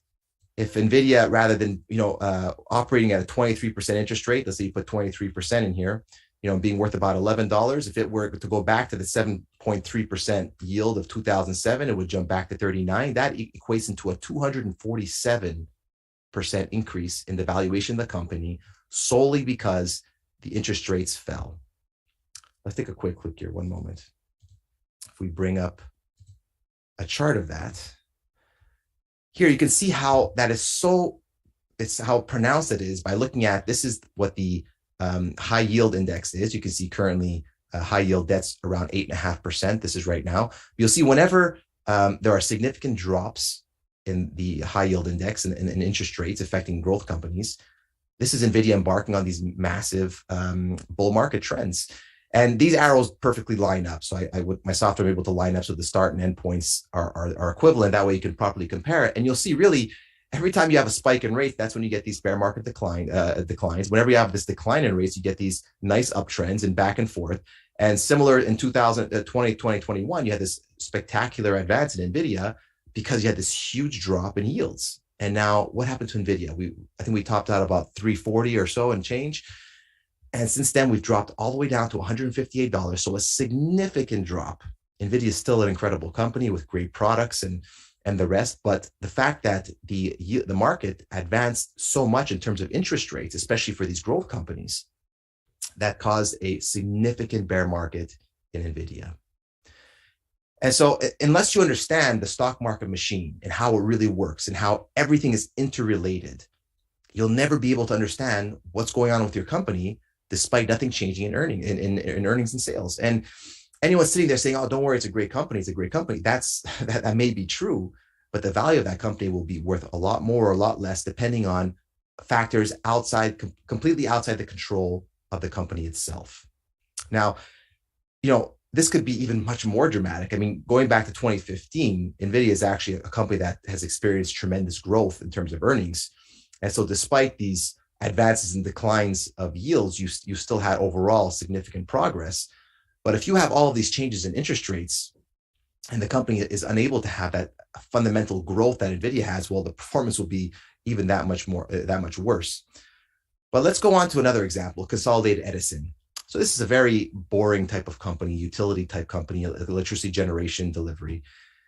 And you can see here, I did a similar thing. I went back in time and I looked at all up to 2009, the past 9 years, all the different earnings per share that they actually earned. And I just put a kind of like a very slow and steady estimate for the future based on kind of past growth trends. And if you go back in time and you do a similar kind of present value, you'll see that you get a value of $42. But I just want to show the impact of interest rate changes. If we go from 4 to 8%, is much more subdued. It would only cause a 24% decline in the value of Consolidated Edison. Also then subsequently you'd have less of a rally if that would reverse. And even if you had that big increase in yields of 2008, like I mentioned, from 7 to 23%, there would be a 54% decline in Consolidated Edison, but hardly as bad as what we experienced with NVIDIA. Now, if you take a look at the high yield debt market and you look at Consolidated Edison, you'll see that the relationship is not nearly the same as it is with NVIDIA and high yields. Now, put yourself in the shoes of an investor and interest rates are climbing and you have to decide, am I going to hold on to NVIDIA, which will lose maybe 50 or 70% of its value just because interest rates are going up, or do I hold on to Consolidated Edison, where yes, maybe it'll decline in terms of its current present value, but to a lesser degree. Obviously, that's why we have these sector rotations. Any logical investor will say, well, if my expectations are for higher interest rates, I'm going to want to rotate into a company where most of the earnings are happening in the near future, so the company is not as impacted by increasing interest rates. And you'll see as a result, when you have these rises in interest rates, although it still does impact Consolidated Edison, the stock is actually kind of strong because you have people rotating their money out of higher growth names where earnings are far out into the future and into companies like Consolidated Edison, where there's most of the earnings are in the present time and they're less impacted by these interest rates. Now, some people may say, well, you know what? I don't mind. I'll just stay with my NVIDIA anyways. I assume it'll come back and there's no point in trying to switch. What if I miss the right turning point? And then after I miss out on that great advance and I'm stuck with this Consolidated Edison. Well, there's a reason why you have to be cautious with that. And sometimes higher interest rates can impair future earnings per share. So this company that looked so great, had all this potential, it turns out it was only doing so great because interest rates were so low. So think of a vast number of companies. Let's take a quick look. Let me just go to this next example. So before I go into the numbers, a real world example, Carvana. Similar to NVIDIA, when interest rates fell after the after the COVID crisis, that caused a huge advance in the Carvana stock price. And as interest rates went back up, that caused a crash. But this fell 94%. And the reason for that is not only was it impacted by the higher interest rates, but their actual business model also became impaired as a result of rates going up. So their future, it was not so bright. Investors realized their business model won't really necessarily work in a more difficult, a more challenging economic environment. So all those earnings, all those projections that we had about the future, that were so rosy, so optimistic, we're going to have to dial those down a little bit. So there's kind of a twofold hit. Not only do higher interest rates make the company less valuable today, but the large majority of all of its earnings into the future will now be less than they expected. And you can see here, there's an example here. This is a real recent news thing that came across the wire saying Carvana opts for private sale of subprime loans in 2022 versus tapping the public markets in 2021. Basically, they're having a harder time offloading their loans for the subprime debt for these cars, which is impacting their business. And that's just to show that, you know, as rates go up, your business can change and for the worse typically. So you see, this is that same NVIDIA model, except instead of assuming you have all that fantastic perpetual growth into the future, I said, you know what, assuming rates go up, what happens if suddenly we have a decrease in earnings and things slow down, something like Carvana? So there's actual an impairment because the rates go up. Well, that same discussion we spoke about before, whether it be drops of 30 or 40% or 50% now becomes 70 or 83%. So if earnings get impaired by higher rates, we get classic bear market drops. This actually explains mathematically why most stocks in bear markets, former leaders, will fall 70, 80, 85% on average, because rates go up, because the Federal Reserve tries to slow down a very hot economy. Also, as well, some companies that look so great, a lot of that was excessive optimism, euphoria, people getting caught up in the bull market. A lot of those future earnings don't turn out to be true, such as, for example, Upstart reported a poor future estimates this week and the stock fell further.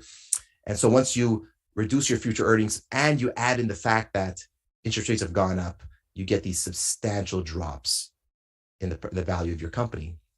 So that's why the changing of interest rates have such an incredible impact, specifically on growth companies, because you can see in the near term, if we go back to, my apologies, if we go back to NVIDIA in this actual example, in the near term, there's very little in terms of earnings per share, 42 cents, 77 cents, $1.23 per share. The large majority of actual earnings, $6, $7, $8, $9 per share, occurs way into the future. So if you think of that formula I spoke about really early on in the presentation, where you have to take out that opportunity cost every single year, the more years you have in that calculation and the further out the earning power is, the less those earnings are going to be worth and the more they're impacted by changes in interest rates. So understanding the machine, there's really key pillars that underpin everything that goes on, and they're all interrelated. I mean, I think most people in finance or in trading come in and they learn one part of investing. It could be technical analysis, it could be fundamental analysis, it could be economics, there's different, day trading, the mechanics of in and out of the markets. But until you understand the entirety of the machine, you're going to keep getting caught off guard, and these dramatic moves are going to happen. You're not going to understand why they're happening, and you're probably always going to be making, due to emotion, the worst mistake at the worst possible time. So all of these companies had these dramatic up moves, and the Federal Reserve had been telegraphing we have to hike interest rates. And if you didn't understand, like I just showed in this example, the severe impact of just simply changing the interest rate and what the value is of a company, and you're buying this dip the whole way down, well, you're going to keep buying lower and lower and lower and lower, and people are going to keep selling it to you because it's in their interest to sell that stock and go elsewhere because the value of that company is that much less. And so there's really three key pillars, in my opinion, that underpin the stock market and the stock market machine. There are obviously the fundamentals of the actual company. Like I mentioned, NVIDIA had that phenomenal long-term growth because it actually did become a much bigger company with bigger earnings, and there is that growth factor behind the company. But what you're going to pay for all of that is really going to be determined by the Federal Reserve, because the Federal Reserve controls money, credit, and interest rates. This impacts everything from market trends, sector rotations, and individual company valuations. So unless you understand these two components right here, right away, you're at a significant disadvantage. You don't know on which companies to focus on, and you don't understand what the impacts can be by simple changes in the economy that are completely outside the purview or the actual realm of the company specifically. But really, they're completely interrelated. Now, the third important pillar, in my opinion, is institutions. They're the trigger. They're the force that cause all of these rotations. So the Federal Reserve goes about worrying about money, credit, interest rates, sets things as they think is appropriate for the economy. Now, the institutions are the people with the deep pockets, the big money, the research that realize everything like I'm talking about today. And they put in motion all these different movements, whether it's buying one stock, selling another. And they're the ones, they're the actual hand that causes all of these different trends and moves higher and lower in stock prices in different sectors. And so really understanding all three of these, how they're interrelated, how they're all critical to significant stock advances. If you don't understand how they all come together, it's very difficult to anticipate who the next major winner is going to be, who the next big successful stock is going to be, and when the right time is to buy, when the right time is to sell, and when you want to be aggressive and when you want to be very careful. And that is all interrelated with the Federal Reserve, stock markets, and the company fundamentals. This is a simple example I like to give. Don't fight the Fed. This is the NASDAQ composite back in 2018.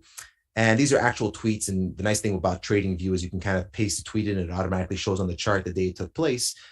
And you'll see right near the very top, Powell, which is Chair Powell of the Federal Reserve, says the Fed will act with authority if inflation spikes. Now, if inflation spikes, that means they're going to raise interest rates. If they raise interest rates, the value of the individual companies tend to be worth less. And you can see that's when this downtrend started in the market.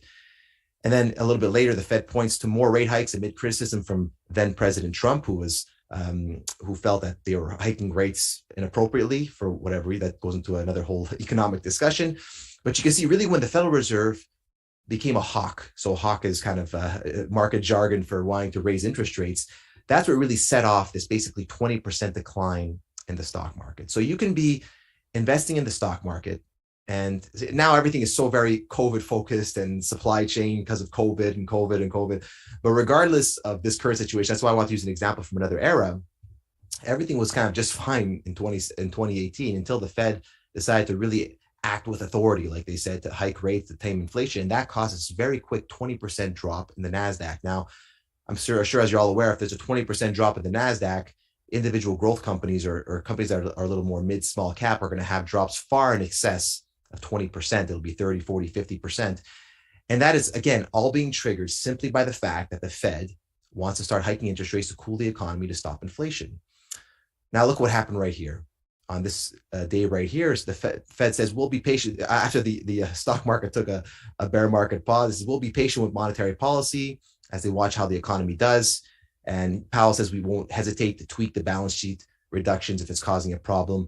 That's all Fed speak for we're going to not raise interest rates, or we're going to start to lower interest rates to help the economy. I think they realized that they were being a little bit too aggressive at this point in time, causing this bear market. And as soon as they turned around and said, we're not going to be as aggressive, we're going to be a little more calm in terms of raising interest rates, that turned this bear market back into this very nice bull market. So if you think you're going to be able to operate in the market and only look at your individual company in the silo, like, I always see a lot of people operate in silos. You only look at their own thing of importance. Some people say, I'm a fundamental analyst. I don't care about stock charts. I don't care about the economy. I just want to know what my company's doing. Well, that's fine, but you're still going to be impacted by outside forces, even if you don't care to look at them. And in reality, the stock market machine is really all linked. So let's take a look at some real world examples. Let's say even the best companies really must obey the market. So take a look here at Apple back in 2004 to 2008. Now, obviously, they're inventing the iPod. I believe it was 2007. They brought in the iPhone, or it was 2008. I'm not sure. But basically, this is where Apple went from being a sleepy old, kind of computer maker that was a far second cry from Microsoft and all the other software and computer companies to becoming the Apple that it is today with their innovation and all their amazing new products spearheaded by Steve Jobs. And you'll notice, despite there being this fantastic advance, now this is obviously split adjusted. Apple wasn't 40 cents or so at the time. It was obviously much higher, but the stock's been split so many times. But you went from basically pennies to $8. So a huge, huge percentage advance. But along the way, every single bull and bear cycle that the stock went through was basically driven by interest rates. You could see in the middle of 2004, as rates started to decline, you had this huge advance in Apple. Then as rates started to rally, you had this decline and back and forth. And again, look at this great uptrend. And that's kind of the irony as well. I think so many investors will catch a trend like this and congratulate themselves for being so smart to have found this great company and had this great timing. And they don't realize that sometimes they just benefited from the fact that interest rates were coming down that entire time. So in reality, part of it is not just timing the stock, it's timing the interest rates. And you'll see it's just really quite incredible how the entire advance, every single, going right into this is the financial crisis, you'll see as rates really started to pick up very strongly. And eventually, ultimately, you know, Apple fell by more than half in value, was completely dominated by the high yield rate that was being charged for basically growth companies, and how that impacted the valuations of the company itself. Let's take a look at booking.com. Back then, this was priceline.com. So now just to advance a little bit forward in time, this is 2008 to, 2012. Sorry, let me go back here. And you'll see, so this is the actual financial crisis period here, the 2008 drop. And this drop took place, obviously, as we had this big spike in interest rates like we just covered. But as the Fed stepped in late 2008 or early 2009 to, you know, ease interest rates, help the economy, put an end to the financial crisis, you can see there was a big drop off in interest rates. Like I showed in that Excel sheet, I said, you know, if we would just go from that high rate of 23% or 20% plus back down to a lower rate, that would cause these massive advances in these stock prices. And that's exactly what happened. As we had that drop in interest rates, you can see Priceline, well, back then was Priceline, now Booking.com went from about $50 a share to ultimately $700 a share in only a couple of years, 3 years. And every single leg up and down along the way was driven by interest rates. So yes, obviously, Booking.com had a great fundamental growth story, but the interest rates were the true driver of each of those individual trends. So you have to have a very good understanding as well of what's the Federal Reserve doing. And similar to when COVID happened and the Fed said, we're going to lower interest rates, we're going to support the economy, and that great big bull market started. Well, those same conditions occurred in 2008, 2009. And that's what really led to these huge advances. So, you know, it's easy looking back with, in retrospect saying, oh, you know, if you would have just bought this great, you know, trend line here back above the 200, there was this huge advance. It's always easy in hindsight. In real time, when your stock is dropping from 130 down to 40 or 50, and you don't know what is going on, you don't know when to enter back into the market, you don't even understand why your stock is dropping, because you say, hey, this is still a great company. Well, if you don't understand these basic mechanics, you know, of the machine that they're causing your drop, well, how will you have the knowledge to know when to pivot and when the machine is going back in gear the other way and about to present these incredible life-changing opportunities? And really, it's a matter of understanding the Federal Reserve and interest rates. Let's take a look at Shopify. So Shopify, since its IPO here, really since its very debut, has been completely dominated by interest rates. This is 2015. You can see we had strong rates in late 2015, which right after its IPO causes pressure on Shopify. And as those rates went from, again, just about 9%, not far from where we are today, down to simply a little under 6%, that helped to launch this initial major advance in Shopify. And you can see here, as rates went up, it didn't cause a real crash in Shopify, but it really put kind of a lid on the advance in the stock price. This was such a company experiencing such strong fundamental growth that it actually didn't even really decline during this interest rate advance. It just was kind of held back from advancing further. But you can see the moment that rates peaked and started to decline, that launched its next major up leg in 2019, which went from, obviously this is now split adjusted, but you went from about $12 a share up to $55 a share very quickly prior to COVID. And that was almost completely interest rate driven along with the company fundamentals. Once we had COVID crash, we had this really long period of falling interest rates, which provide this great big bull market. And again, anyone who didn't understand the machine and all these important drivers and just sat there saying, well, Shopify is still this great company. I think that all the estimates are fair. Well, they would never have been able to anticipate this completely huge drop from 160 or so down to $35, and basically how that was going to be driven by this spike in interest rates that were coming.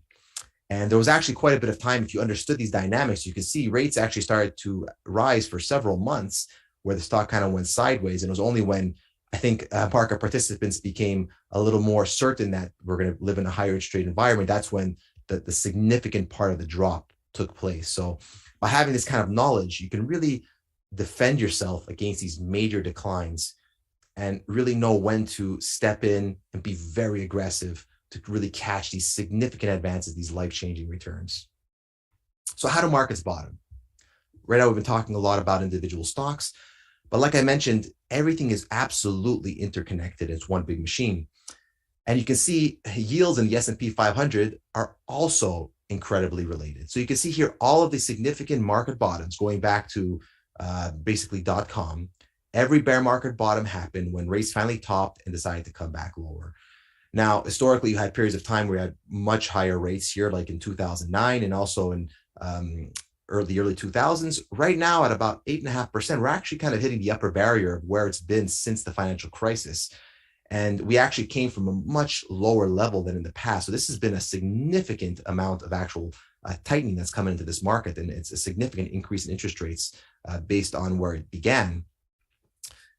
And so that's why you've had this major impact on the market. But specifically, the impact has been so huge on these growth stocks. That's why you've had these 70, 80, 90% declines, even though the market is down about 20% or so on the S&P. If you look at the growth companies, they've been obliterated, a large majority of them. And that's because of the huge, you can look at it in terms of perspective, starting at such a low number, how much of a large advance, a big change this has been in terms of interest rates, probably just about the biggest since the 2008 financial crisis, where it obviously went higher, but also started at a higher level.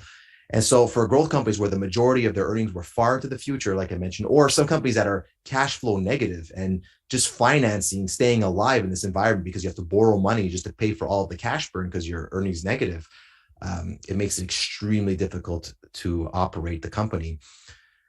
And so that it impacts mostly these growth companies, but it'll also impact the market in general. That's where these really big bull and bear market cycles come from. But how do these markets bottom?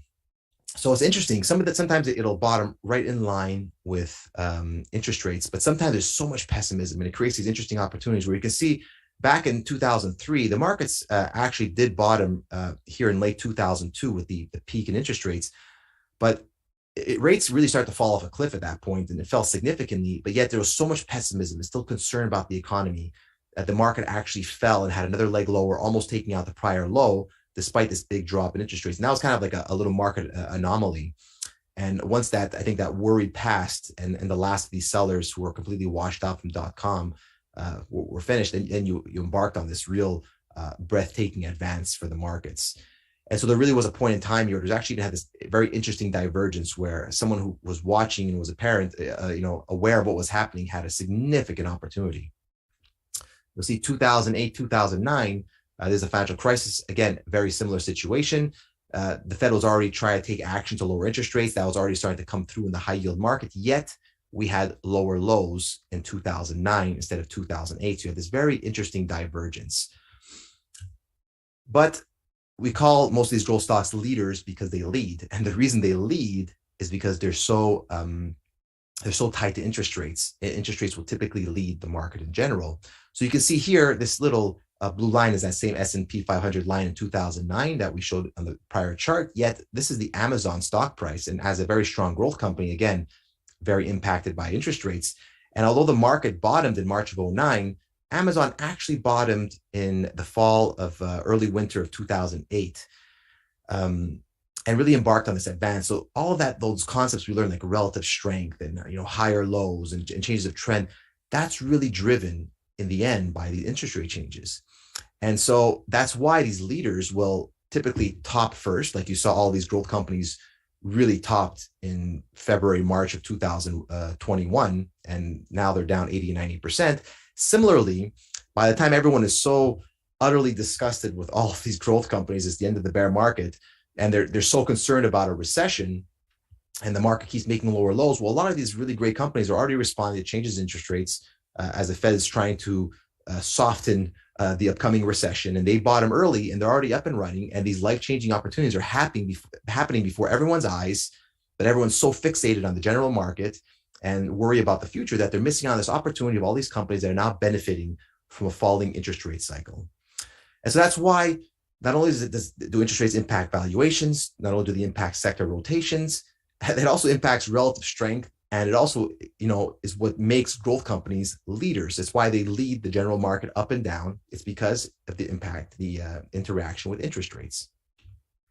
So where are we now? Just want to kind of bring it all in and kind of talk about our current situation. So we're at, like I mentioned, about 8.5%, but we're getting some interesting clues from growth stocks. Now, the Federal Reserve is still pretty determined to bring down inflation, and some, there's some readings that saying perhaps inflation has topped. Some people, say it hasn't. I think the jury's still out on that. But I'm just trying to take a step back and take a look at some of these growth companies. And I'm looking at companies where their fundamentals have not been negatively impacted by higher interest rates. So if you want to look at companies where they have great growth numbers and basically their earnings have not been impaired. So for example, Upstart, Carvana, these are companies now with a higher interest rate environment can no longer produce the same kind of earnings that they had planned to make. There are some companies like DigitalOcean, DOCN, where they're still bringing in great numbers, have great future earnings growth numbers. And you can see here, this stock actually bottomed in mid-May, despite the market going lower and despite interest rates going higher. So this is already kind of telling me, I mean, we'll see what happens here going forward, but this is a significant divergence. So basically, even the fact that rates went a little bit higher from this prior mid-May peak, this stock is significantly off the bottom. So that's telling me two things. Number one, this is probably was overdone in terms of this drop, and institutional investors are now accumulating the stock because you have this very strong relative strength divergence where the market went lower. I don't have it on this chart, unfortunately, but this stock is making a higher low, a significantly higher low, with the S&P and the NASDAQ having made lower lows in the face of interest rates kind of going a little bit higher. So that tells me that this company specifically is probably being accumulated by institutions, has a great business that's not impacted by interest rates.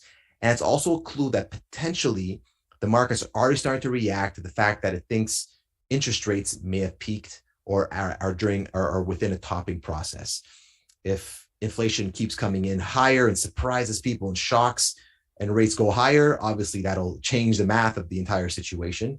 But if inflation does subside and the market's always forward looking, 6, 9 months, 12 months forward looking, I think the market's speaking pretty loudly in terms of what it's thinking of some of these growth companies. If we take a look also at GTLB, is an interesting recent IPO, and similar to Shopify in the prior example where I showed where Shopify kind of IPO'd in 2015, and from the moment of its IPO, interest rates went up and it went into this immediate decline. GTLB is kind of a similar situation. It's kind of IPO'd, and from the moment it IPO'd, rates went up, and that kind of just completely crushed its valuation. I mean, this went from almost $140 a share down to $30 and change per share here. But again, similar to DigitalOcean, despite the fact that rates have gone higher, this has not gone any lower. In fact, this seems to have been some kind of a panic low way early on in March that was retested here in May.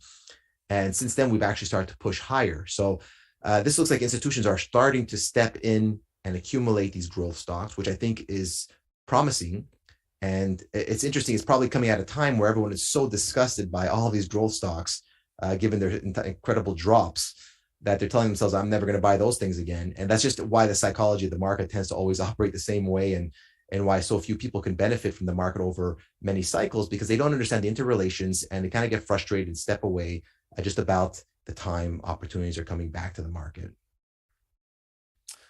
So that's kind of my glimpse into the machine and how everything is very much interrelated. How interest rates, the Federal Reserve will drive valuations, sector rotations, relative strength, and kind of where we are today. And I just want to thank Richard and everyone for having me on. And I'm glad to take any questions. Matt, first of all, I want to thank you. I think this is one of the first times where somebody's explained the fundamentals and interest rates, and it's been very interesting, but also made a lot of sense. So I think a lot of people watching felt the exact same way. And there's a ton of great questions. And as I'm asking these questions, let me know any further ones you guys have in the chat. First of all, I think a big one is, given that relationship between interest rates and inflation with growth stocks, practically, how can investors and traders use that to their advantage? So maybe they've got a little bit of a warning, or how can they incorporate that into their trading process? I think the most important element is you have to really understand, and this takes a little bit more study in detail because it can get kind of complex, but really the Federal Reserve is going to set those interest rates, or at least set the tone for interest rates.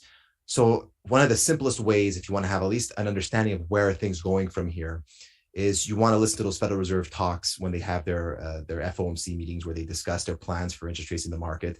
Initially, if you're not used to hearing them talk, there's a lot of jargon, and they'll use a lot of kind of terminology you're not maybe so aware of. But if you just do a little bit of Googling and stuff, you'll figure it out. But basically, if whenever the Federal Reserve is saying something negative and about the economy, that actually ends up being bullish for stocks, because if there's a weak economy, that means the Federal Reserve will lower interest rates to save the economy, and that'll help specifically growth stocks. And if the Fed is saying the economy is so strong, it's actually overheating, we're getting too hot, inflation's coming in, so we have to kind of raise interest rates to stop inflation, slow the economy, that's Fed speak for we need rates to go up, and that's going to have a negative repercussion for growth stocks. So that would be probably the best way to get kind of the forecasting, is to listen to what the chairman of the Federal Reserve is saying and kind of glean those insights. Often after, there's their meetings and the minutes come out, or it's the actual presentation, there's that initial reaction from the market, and then the market turns around the next day. Can you kind of talk about, how you interpret that action? Because it's a little bit kind of mixed results from the market standpoint. It's funny, when I was on the trading desk for so many years with a lot of guys on the floor, and even when I started, they'd always tell me, Matt, be careful. The first move is always the wrong move. And I don't know, it just seems to be something about the market. There's an initial impulse and then it goes the other way. I think it goes down a little bit more where people will respond to the headline of what comes out. I mean, now there's algorithms that will actually read the text and react in real time. But what matters most is not even just what the Fed is saying, but how the Fed is changing. So you'll see a lot of these kind of scripts where they say, this is what it was last time. They'll scratch out, what was not said this time, and in red, they'll show what's new. And it's always, everything with the market is not what we all know now, but it's always about that change in expectation. I mean, you could be a company with great earnings, great sales. If suddenly you surprise and say we're going to be a little bit slower, you're going to get this crash. Or if a company comes out and says we're going to do a little better than we expected, you'll see this big pop. It's always about, the market's always about change of expectation. So it really comes down to, there's going to be that initial reaction. It's almost impossible for a human to react to it because it's all algo driven. But unless you're day trading, if you're looking to put on a position, kind of let the dust settle, go home and really say what really changed from this report to the last. And that'll help for you to understand, future trends. Perfect. And how do you personally incorporate, the analysis of inflation and interest rates into, establishing a position? Are you still relying solely on the technicals of the actual chart, or are you also looking at the overall trends of inflation and interest rates into your process, into your timing of establishing positions? So that's a good question. And I think it's a little bit, maybe just the way I approach things.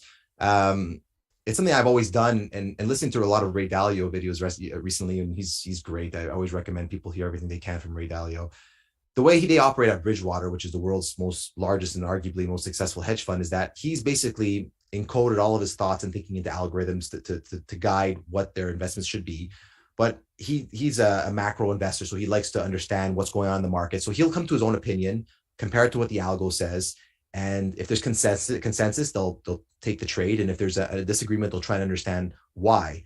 And so I kind of do that probably in a much less sophisticated manner, but I love to read about the Federal Reserve, economic forecasts. I'll look at trends, and I'll come to my own thoughts about, I think we're going to have higher inflation or lower inflation. It's just through my own experience, my own study and understanding conditions. But then my comparison is what the market is doing. So if I think we're going to have inflation and all these things, well, I should be seeing relative strength in cyclical companies, positive relative strength, which is what we had last year in all the energy companies and all of the fertilizer companies and all the rest. And if we're going to have inflation, higher rates, we should have relative weakness in growth companies, which is what we had in the market. So I like to come to a conclusion first. And then after, I always see, is the market agreeing with my conclusions? And that comes through typically in relative strength. And that's really how I kind of put the two together and come to my conclusions. So I always do end up using that market input, because in the end, the market is always going to be right. And even if the market is wrong, it's the market that determines your profit and loss. So you got to be in tune with it. So I'll always come to my conclusions first, but then I'll check, is the market agreeing with me? If not, I take a step back and try and figure out, what am I not understanding here? That allows me to get a good grasp of the entire situation. Perfect. And do you have, obviously you mentioned Ray Dalio, do you have any kind of books or just resources in general for people who want to learn more about, this fundamental angle to growth stock trading? Do you have any recommended resources for them to check out that really dives deeper into this? Yeah, it's kind of a little bit difficult because, like I mentioned, most people in finance kind of operate in silos. So someone will be a fundamental analyst, someone's a technical analyst. So very, very few people kind of touch on multiple points. I mean, that's why I think initially with William O'Neill, his book, How to Make Money in Stocks, he touches really on technical analysis and fundamentals, but doesn't really touch much about economics. Although from some of his stuff, I can glean, obviously he had a strong understanding of that.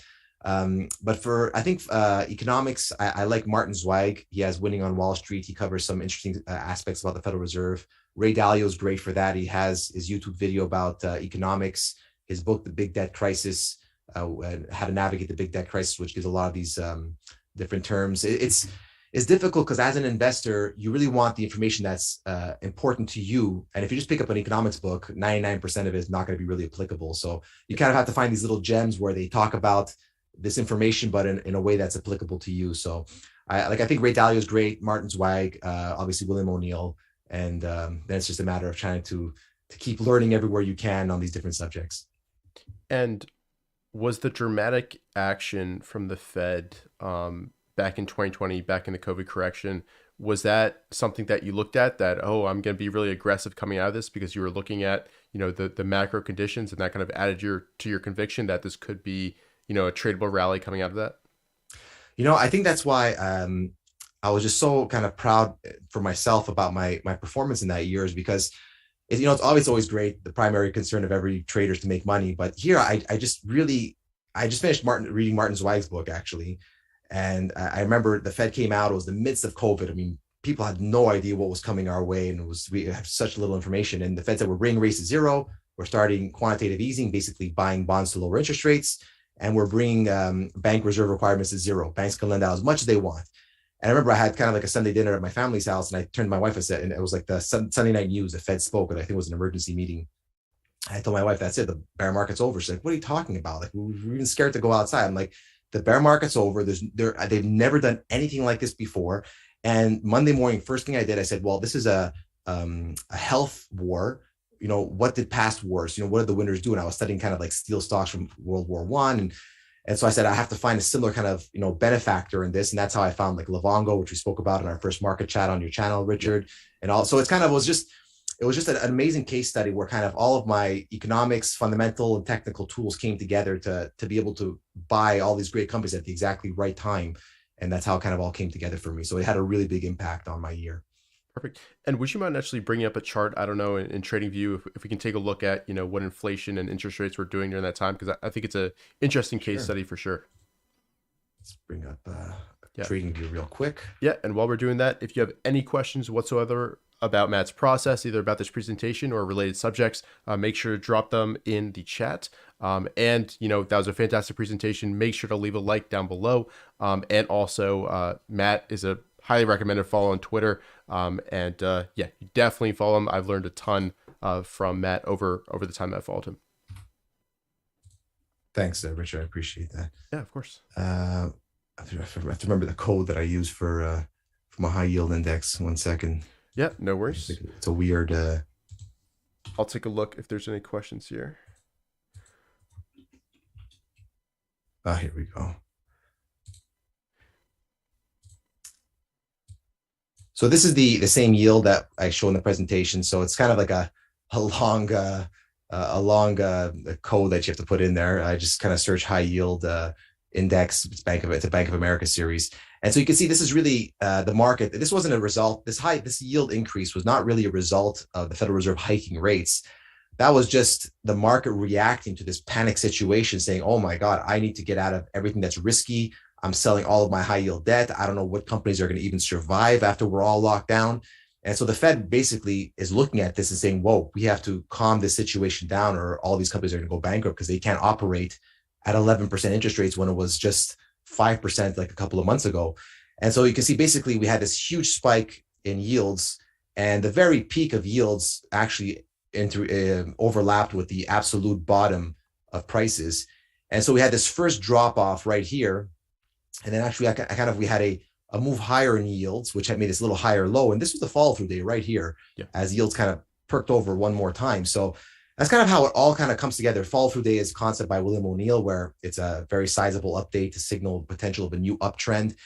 And so you kind of had all of these factors coming in together. You had this huge spike in yields. The Federal Reserve came in to say, we're going to bring yields back down, which is what you started to see happening.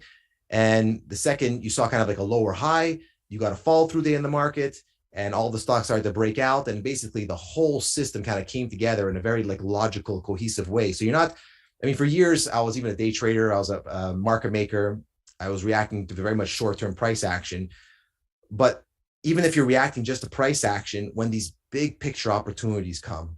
I mean, I remember I used to joke with a friend of mine how many times we could have retired if we just would have held like this stock or that stock, because we were in there so early as a short-term trader, and it went on to double, triple, quadruple, and we're just sitting. We took our very small profit and we missed out on the entire move. And so sometimes having that big picture perspective makes all of the difference. Perfect. And maybe you could even, put on a simple one moving average, and that kind of gives you a sense of that trend of what that's doing. So perfect. Yeah. Yeah. And there's a question from Mark, I think it was a while back, about how many trades on average you make in a year. I think that'd be interesting to talk about. Yeah. So, I mean, it varies obviously by year, but I mean, you could probably like in the 200 to 300 range nowadays. I mean, like when I was a day trader, I'd probably do that in a day or two. But the reason for that, and my aim is to really hold on to stocks for longer periods of time, weeks to months is the goal when you cash these great opportunities. However, a lot of times I build my position and I'll scale into a position. So I'll buy a stock one time. If it advances, I get another entry, I'll add to it. So I like to average up into a stock that's proving my theory correct. So like I said, I like to build kind of like a theory of what I think is going to happen. And as the stock is advancing, it's confirming my thoughts, and I'll put more and more money into it. And so if we're in a weak situation or stocks are not doing great, I'll take a small loss or a small gain or a break even on a small position, all with the aims of trying to find these low risk entries to finally build a position that I can hold for an extended period of time. So even if I have many trades over the year, the ultimate goal is still, ironically, to hold on to a few winners for extended periods of time. I just use every tool that I have available to make the risk as small as possible when trying to find that next major winner, because in real time, it's never as simple as looking back at the prior price action.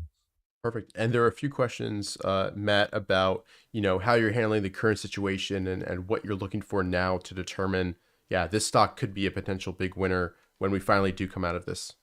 Yeah. So this year's been a decent year. It hasn't been spectacular, but I'm having a good year. And that's because I was in a lot of the energy stocks earlier in the year. And I don't think the oil situation is over with right now. So if we bring up, for example, like an Occidental Petroleum, it's still relatively strong. I know Warren Buffett's been doing a lot of accumulating, but really what drives a lot of my thinking is really relative strength. So right now, it's really going to depend on what the Federal Reserve does next and really what inflation does. I think everyone kind of lumps inflation and all these commodities in the same basket, but they're really not all the same, because although all these commodities will add to inflation, whether it's copper or lumber or crude oil, they all still have their individual market dynamics. If you take a look, for example, at copper, they call it Dr. Copper because it's so, it's such a good predictor of the economy. You can see copper really fell off a cliff here recently, very aggressively. And the copper market isn't nearly as strained as, for example, the crude oil market. So if we take a look at crude oil, you see, crude oil, didn't have anywhere close to the same kind of drop that copper did recently. So I think there's still a fundamentally strong reason for crude oil to be here and potentially go higher. And I think the only way that doesn't happen is if the market goes into a really big recession and the Fed induces that, which I'm not sure will happen. So I still have some exposure into the inflation theme through energy stocks, but I'm starting to already kind of look towards what the next leaders can be. And I'm really looking for those stocks that are not falling anymore with the market. So if we take a look, like I said, DigitalOcean, and if I change this series up here to the S&P, for example, like I mentioned, you'll see that the S&P went much lower here in June from May, but this is actually making a substantially higher low. So I call that AB relative strength. You can look at point A here, and where were both stocks at point A, and if you look at point B, where there's a lower low in the market, where are both stocks? And this is obviously much higher. So you're starting to see a lot of strength in some of the tech, the growth tech. You're starting to see a lot of strength in solar stocks. Well, obviously, with not only do they have great growth numbers, but with high oil prices, it becomes more and more attractive as well for alternative energy sources. And so you can see this also has that AB relative strength that started way back here. I mean, the market made a low here and went lower, and this was higher. Then the market went lower, and this was higher. And then the market went lower, and this was a higher low. So it's being kind of dragged down each time with the market, but it's doing it as it's climbing at the same time. So that to me really shows relative strength, and that really shows that someone's actually accumulating the stock. So will the yields top out? Will we start this brand new uptrend? it's always impossible to tell. My aim is really to find who are going to be the stocks that are going to benefit the most. And basically, these companies are already so strong that if this is the top in yields and yields fall, these are the stocks that are most likely to have these huge, significant advances. And I'll use low risk entries. And if I'm wrong once or twice, that's fine. But if when you're finally right, you get kind of those moves like you had with Shopify, where the stock goes up 400 or 500% in 9 months, that makes up for a lot of small little mistakes. So that's kind of how I bring all of these tools together to build my entire portfolio and decision-making process. And are you focusing more on stocks that are more efficient, that they've got better margins, better, ROE as well, just kind of, where they might be a little less related to those interest rates and all of that? Are you focusing on those companies with stronger fundamentals, basically?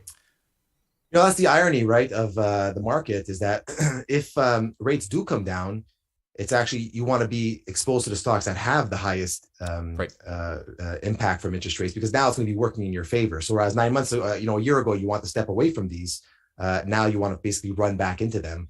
But you also, like I mentioned with Apple and Nvidia, yes, their bull and bear trends were affected by rates, but their ultimate advance is affected by the company, specifically the fundamentals of it. So my real aim is, at this point, if I think there's yields are going to start to come down, even if it's not now, if it's 3 months from now, at whatever point in time, your focus is really to be on the stocks with the biggest growth numbers and the biggest really future expected growth, because that's really going to provide basically not only a growing company, but it's going to benefit all the more from falling interest rates. Perfect. And there's a question here from Andrew. Let me find it so I can bring it up so everybody can see it. Basically, why do oil and energy go against the trend of interest rates? Well, basically, energy is probably the biggest component in overall inflation. It's one of the biggest factors, cost factors for the economy. So when energy goes up, that's actually causing inflation. And when inflation occurs, that's when the Fed will start to raise interest rates. So basically, energy itself is one of the components that will push interest rates higher, because it'll affect inflation. So again, that's how everything is so really interrelated and linked together. And if you expect this big advance in energy prices, there's going to be many repercussions and follow-on effects that goes all the way down to what your growth stock's going to ultimately be valued at. And so that's why there's that relationship between interest rates and energy prices, because energy affects everything from the price of gas to heating to, so many elements of the economy. The price of plastics, so much is made from crude oil. It's unbelievable. Perfect. And related to that, HM asks, which are the sectors that have the most benefit and impact by higher interest rates?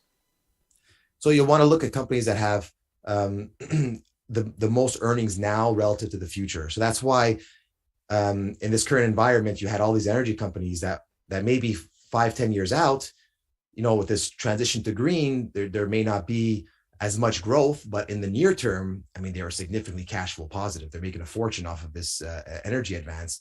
And so that's why these stocks like Devon Energy, for example, went from, last year or a year or so ago was $10, went to $80 over this period of time, and this is really when all of these growth stocks kind of went from 80 down to 10. So there was the mirror image, and that's the rotation. Now, every cycle will be a bit different. It depends on who has the most earnings in the near term and is still growing. And that's why understanding the stock market machine, like I say, is so critical, because that allows you to, rather just kind of listening to what someone else is saying, you can kind of put yourself inside this machine and say, okay, well, if this is what's happening, these should be the benefactors. So who are those benefactors? And it gives you that strength, that knowledge to actually react on your own. Perfect. And I saw a few questions about your overall chart layout, like your stair step indicator, which I know is your 10-week moving average. Can you talk a little bit about your overall chart layout and how you use that for your analysis? Sure. I keep it pretty simple. I have just basically have some short-term averages, a 3 and an 8 exponential, which I use kind of for short-term signals. Same with the 20. Then I have just the basic 50-day average for kind of a longer-term trend, and the 200. This blue stair step is actually the 10-week moving average, but displayed on the daily chart. So 10 weeks, 50 days are just about the same, but the weekly averages are only calculated with the Friday value. And in really strong bull markets, there are times where the stock may just touch the 10-week average, but not actually get to the 50. It's so strong. And I like to do a lot of my longer term analysis on the weekly chart. So I've become accustomed to that 10-week average, and I want to be able to see when I'm on a daily chart. Beyond that, I always have kind of an S&P 500 line on the top, so I can visualize that AB relative strength, like I mentioned. And one of my favorite tools is, if you kind of in trading view type in US markets net new highs lows. This is my company Caruso Insights. If you add that on, this kind of shows each day the number of stocks, making new highs versus new lows. So if it's red, it means there's more stocks making new lows versus new 52-week highs. And to me, that's always just been a really great tool. If you look at the NASDAQ, you'll see that basically this is why I was kind of so negative from late last year is very early, even at the peak, more stocks were breaking down than advancing. So during this entire decline, you essentially this entire time had more stocks breaking down. So that's kind of one of the tools I use to help guide me on what the overall, market is doing, not just the index. So, the NASDAQ 100, for example, the top 7 stocks, at least a few months ago, represented 51% of the index. So if 93 stocks were down, but those 7 were up, it would still look like it was up on the day. And as a trader, I need to know not just what those 7 stocks are going to do, but what are most stocks going to do. And that's kind of what this tool does for me. And interestingly enough, it's almost at the zero line. It's -7. So it's been quite an improvement. It's still not quite positive, but definitely a very nice improvement. You can see there's less stocks breaking down. So if only we can get some lower inflation numbers and a more dovish Fed, you'll probably at least get some kind of a rally to work with, in my opinion. Perfect.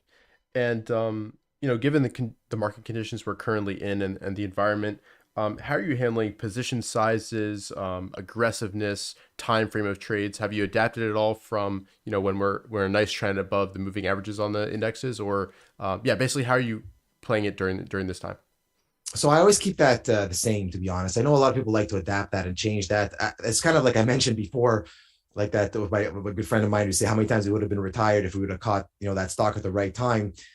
And most of the best opportunities come when things are scariest, and vice versa. So if you're in this bear market and you have these great buys and you go in super light because you're scared and those are your best buys, and then after the end of trend, you're feeling cocky, you're feeling good, and you're trading heavy, but now it's actually late in the trend, you're actually always positioned wrong. And so what I do basically is I have consistent positioning. It takes that component out of my trading, and I've instead structured my exposure methods in a mechanical way where as my stocks advance, I'm adding to them at specific points as certain criteria happen. So I make the market kind of pull me in for overall exposure. And that way, naturally, if it's a strong trend, I'll be very heavy. And if it's a weak trend, I'll have no positions or very small positions or very little overall portfolio exposure. So rather than adapt the position size on the individual stocks, I focus more on a portfolio level.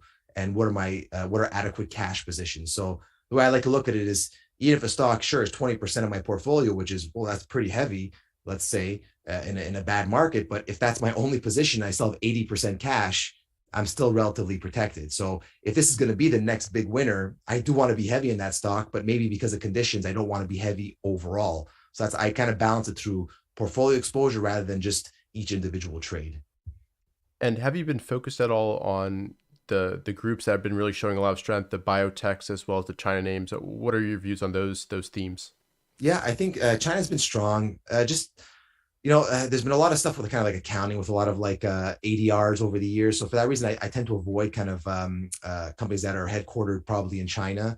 Just, things like Luckin Coffee and that. I've seen a lot of them. So my way of trading is being fairly concentrated. So anything when there's kind of any lack of clarity on accounting, I like to pass on that. But you definitely see the strength come through in those. I think health tech is very strong. There's stocks like Halo has been very, very strong. I mean, you can hardly tell the market's in a bear market the way this looks. Similarly, EVH is another health related name.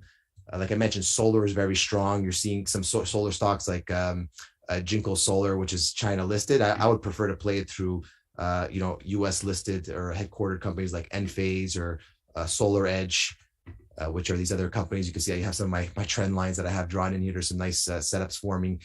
And really, this blue background is my kind of own proprietary tool. I call it Caruso Adaptive Relative Strength.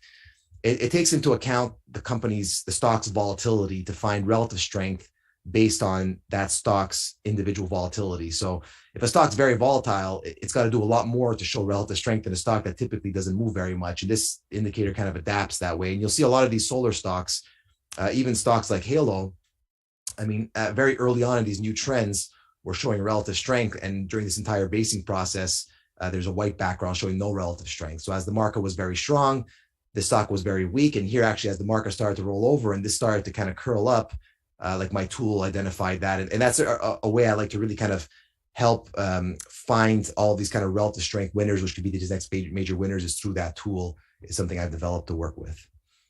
Perfect. And I've asked this to a few speakers today. I'd love to hear kind of your favorite market related quote. And it could be investing related, trading related, or, you know, even life related if you want to. But yeah, what's your favorite overall quote? There's probably two quotes I like. I always like William O'Neill's kind of classic, the only good stock is a stock that goes up. It's just so simple and it's so correct. And looking at all these indicators and interest rates, and sometimes you can forget the very basic and most important thing is that if your stock's not going up, it's not doing any, it doesn't matter what the company is. If it's hard to make money if it's not going up. You're not making any money. Yeah. So that's probably my favorite market quote because it's just so simple and to the point. And probably one of my favorite overall quotes that's so important for, I think, investing in life is by former President Coolidge. Now I'm going to butcher it, but you could look it up. Basically, just the point of the quote is how persistence is just the most important element to succeed at anything in life. So, I mean, people could be very smart and you know, not have any ambition, or they could be lucky but don't have any resources. And it's the person who's persistent, that never gives up, that constantly keeps working at it, that they're the ones ultimately in the end who win. And he puts it in a very eloquent way. So look up President Coolidge persistence and you'll see his fantastic quote, which I don't want to ruin for him. Perfect. Yeah, I think those are both great. And what are some kind of last thoughts that you'd like to leave everybody in the audience watching about the stock market machine and how they can incorporate this into their strategy and just improve their overall knowledge base? I just say that, you know, the market, although it's simple, you can just kind of hit buy or sell and you're in business. You are in business. So if you really want to, you know, I think most people come to a conference like this are people who really do want to learn and do it properly. Then you do want to, you know, treat this like a business. It doesn't mean you have to work 80 hours a week at it as if it's an individual business, but any business you're going to start, you need to have a plan and you need to understand the basic mechanics of how your business is going to operate. So if you kind of, you know, walk, you know, haphazardly into the market and think you're going to pick a couple of stocks and you're going to be able to outperform or beat all of these massive funds and professional investors and traders, it's going to be very difficult unless you're just kind of fortunate in the process. So if you want to be an active investor, I think the potentials are enormous. I mean, you can just see these moves ups and downs. I mean, obviously that's all potential money to be made or lost. And so if you're going to participate, take the time to really learn what drives these moves. Like from a fundamental perspective, you know, what do you need from charting? What do you need from fundamental analysis? What do you need to know about relative strength, and build a business plan? Because once you have that, it doesn't have to be complicated or follow some kind of formula. Take a loose leaf and write it out over a couple of paragraphs. And then, you know, every couple of months, go back and say, would I change anything about this? Or if I had to teach somebody else to do this, how would I teach them to do what I want to do? And just that process of having to articulate your process is going to be worth so much to you. And that's the way in the end, everyone invests differently. That's the way in the end, you're going to build a process that really works best for you, because the way I trade specifically may not be a great fit for somebody else. Even if I'm profitable, someone else may say, I don't have the time, I don't have the effort, I don't have that risk preference. And so basically you want to learn the tools, but then build a system that works for you specifically. That's what I would recommend.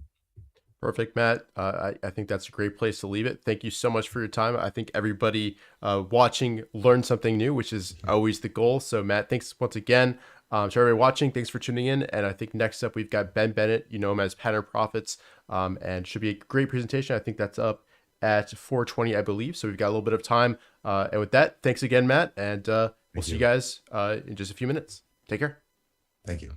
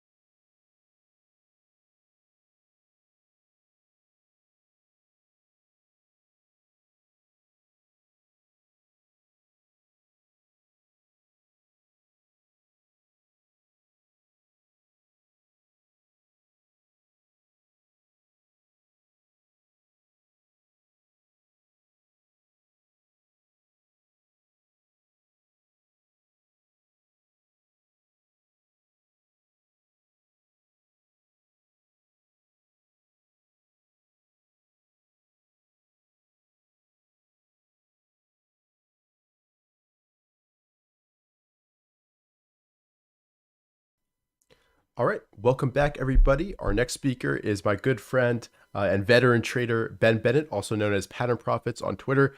He's the founder of patternprofits.net, and he's prepared an excellent presentation on trading with velocity, a favorite subject of his.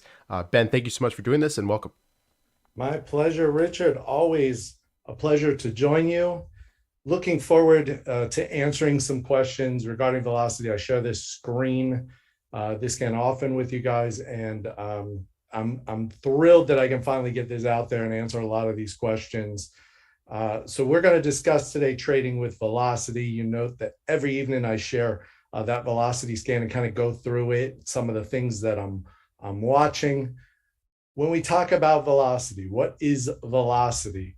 We are talking about swiftness of motion, rapidity, speed. That's what velocity is. When we discuss that within trading, we are looking for a strong move, and we're looking for that move in a very short period of time. If we're going to day trade or swing trade, we want to be in something that's going to move. We want to get in, get out, get our profit, and move on to the next trade or idea. So for me, and this is the big question that I get a lot, is what are the parameters? What are we screening for? What are we looking for? So this is my velocity scan within MarketSmith. It is a price and volume based screen. So I'm looking for a price gain greater than 3%. Now, that may vary. You may find it more comfortable to be 4%, 5%. And I know there's some, other well-known traders that have a higher percentage, and that's fine. All of these, this is kind of a starting point. All of this, can be adjusted for your comfort. But for me, 3% is what I'm looking for. And more importantly, I'm looking for volume that's at least 30% above the 50-day moving average of volume. So, the higher, the better. I love to see triple digit volume or more, but that 30% is going to kind of be the level that puts it on my radar. And when I combine that with a 3% or greater price move, that's what's going to populate the scan for me. And then I can go through those. I do have some minimums in here that I'm looking at for average volume. Now, this is a little bit less. I have 150K on average volume, just because some of these names are very young stocks. A lot of times we're looking for those can slim names. And when that's the case, it's a much higher threshold for volume, 300, 400, 500K. When it comes to these smaller names, newer names, maybe some of them are just coming up from that, $6, $7, $8 level into $10. They don't have a lot of sponsorship behind them, not a lot of fund ownership. So in that case, I want to get them on my radar a little earlier. So that's why my minimum for average volume in this case for this screen is 150K. I have some minimums in there as well for the composite rating and the RS rating, and I have that set at 60.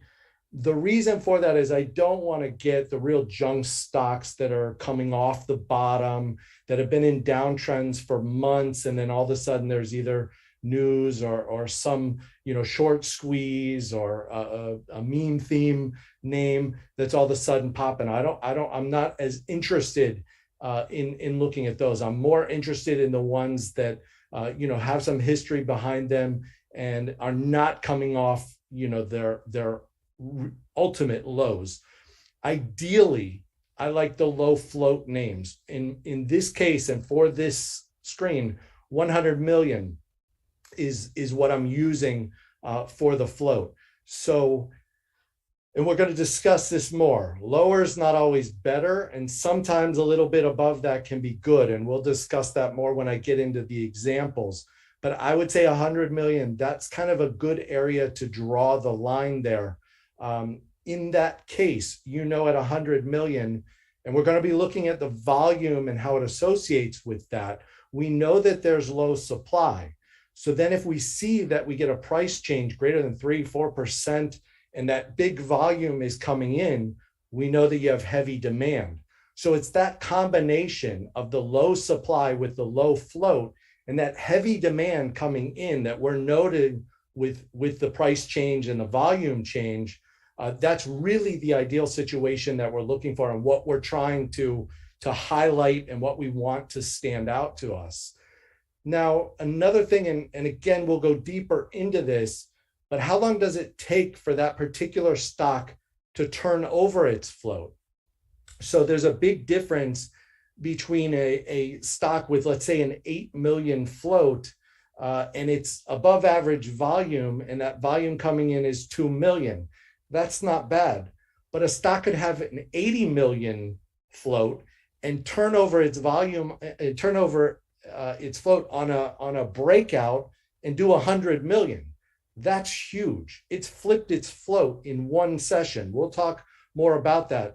But float on its own doesn't usually tell you the whole story. You really have to dig in a little bit, compare that to the volume, and then ask yourself, how long is it taking over days or weeks? How long is that stock taking to turn over its float? And what that tells me is the magnitude of a potential move on a breakout. If it's really turning over its float quickly, whether that's in a period of days or a week or two, I know that the potential of that stock to move quickly with velocity, it's significant, significantly more than something that maybe has 150 million float.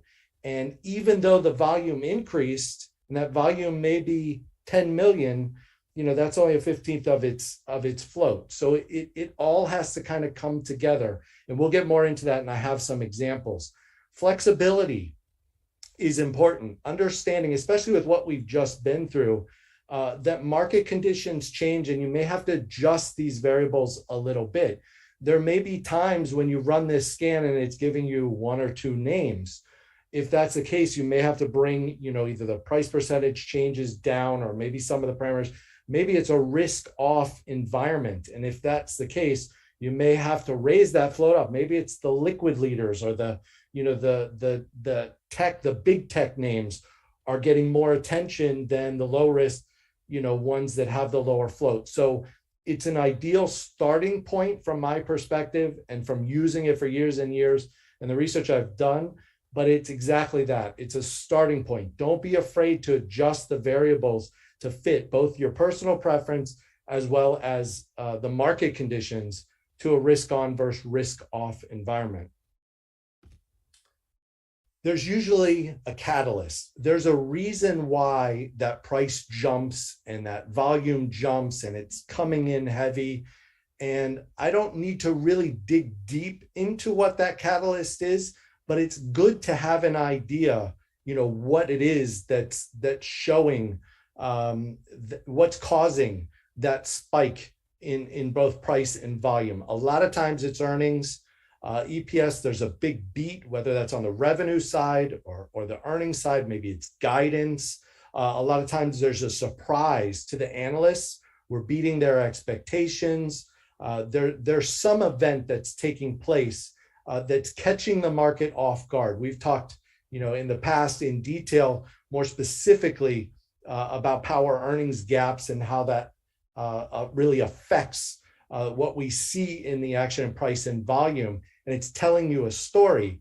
But EPS isn't the only, catalyst. Sometimes it can be news, introducing a new product, a new service. Maybe there's new management, new contracts, new licensing deal.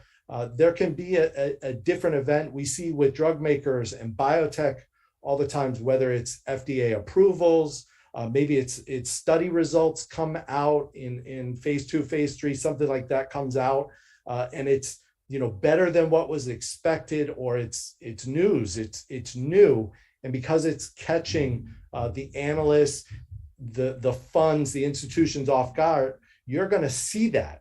You're going to see that in the footprints of price and volume. Sometimes it's just a group move. We saw that recently in oil and gas. All of a sudden my velocity scan was nothing but oil and gas names. And when that's the case, it's pointing you to the group it's telling you that, hey, there's money flowing into this group.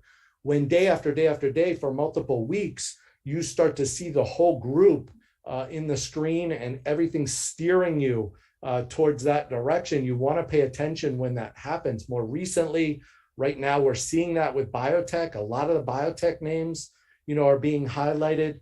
On occasion, we're seeing that with solar. We're seeing that with some of the China names. So it's a rotation. And even though we had weeks and even months of where it was oil and gas, coal, it was all commodity energy based, it can change quickly. We literally went within a period of a few days from all oil and gas names to all of a sudden popping up with biotechs, multiple different types of biotechs, and not an oil and gas name to be found. And that can happen very quickly, which is why this is a screen that I run daily and share it daily, because it can change quickly. The other thing is a short squeeze. Whatever the reason may be, sometimes it's technical, maybe nothing changed fundamentally, but technically you came through an important moving average, or you took out a trend line, and you can get that short squeeze, and it can clue you in that hey, this short squeeze is coming. Now, when we discuss short squeeze, and again, when I tie this in, I want to make sure we all have an understanding.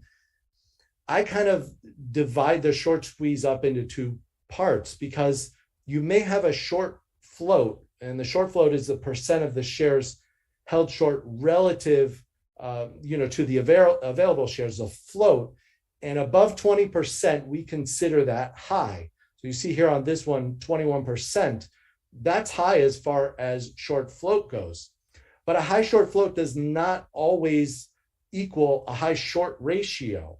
It's based on average volume. The short ratio is very important because that tells you the approximate number of days it's going to take for shorts to cover their positions at the average volume. So the higher the short ratio is, the longer it's going to take for them to buy back those shares.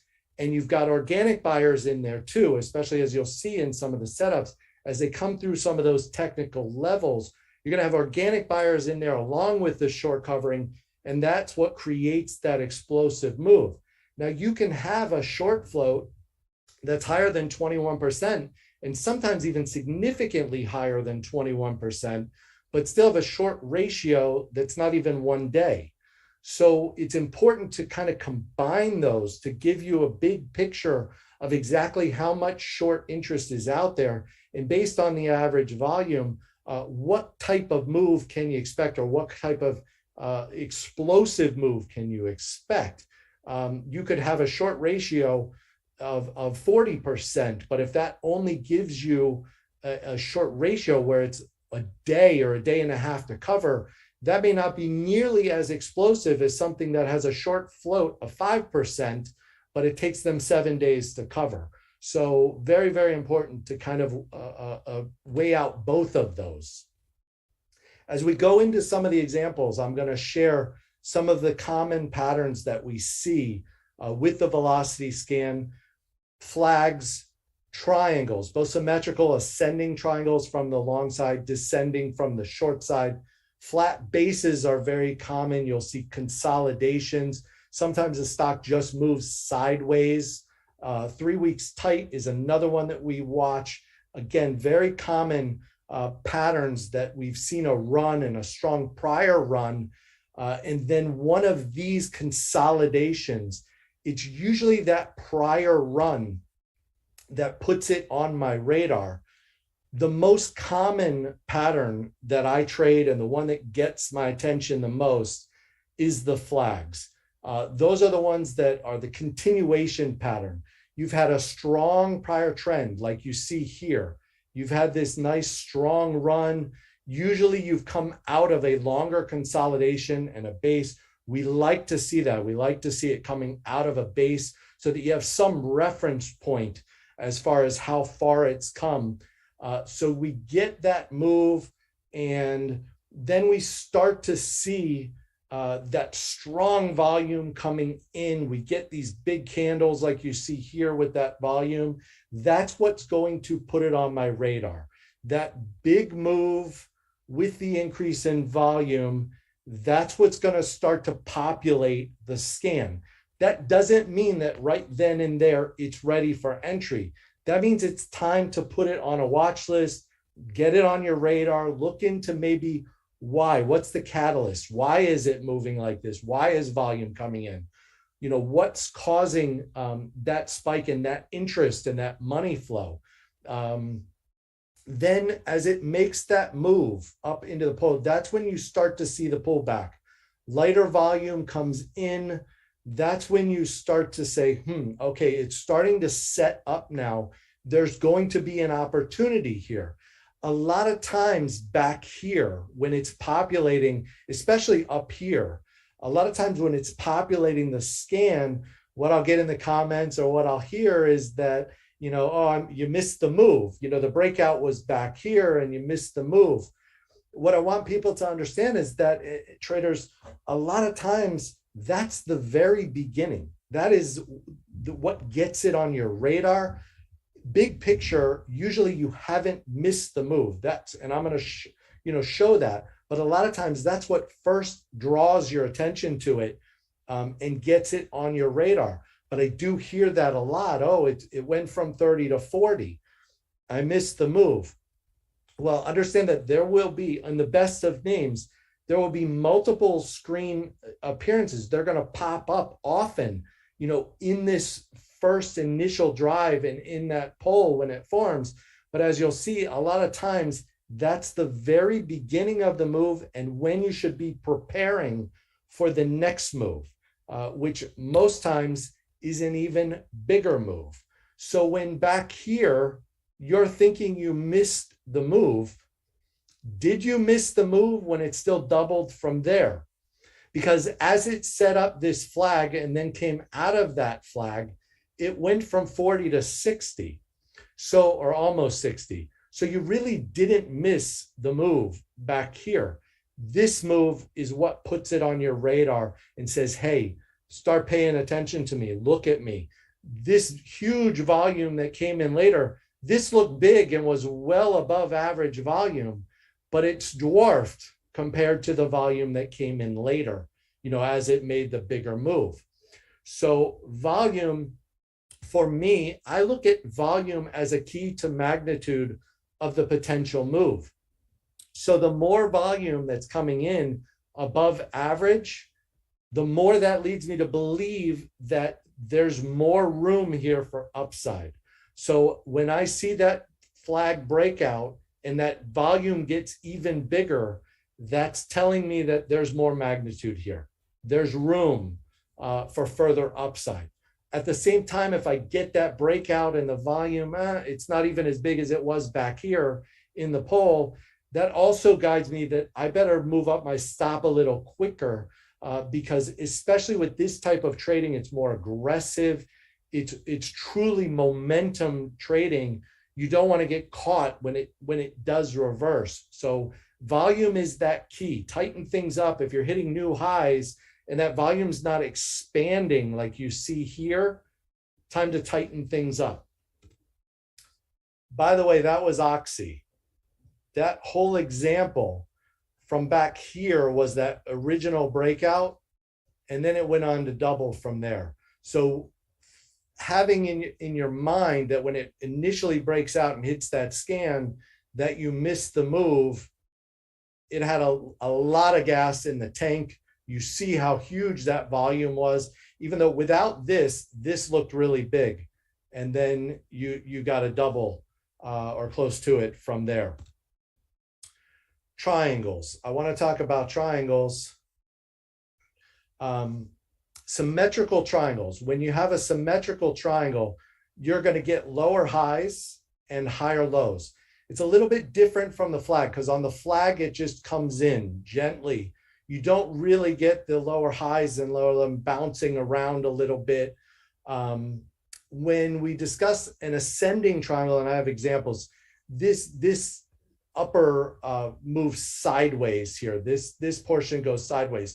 You don't get the lower highs and the descending trend line. Instead, it goes straight across, and then you have the higher lows that give you an ascending trend line below. It is the move out of that triangle, this move. When you have that triangle, this is the move that confirms the breakout of the triangle. When you come through that descending trend line up high, that's your confirmation.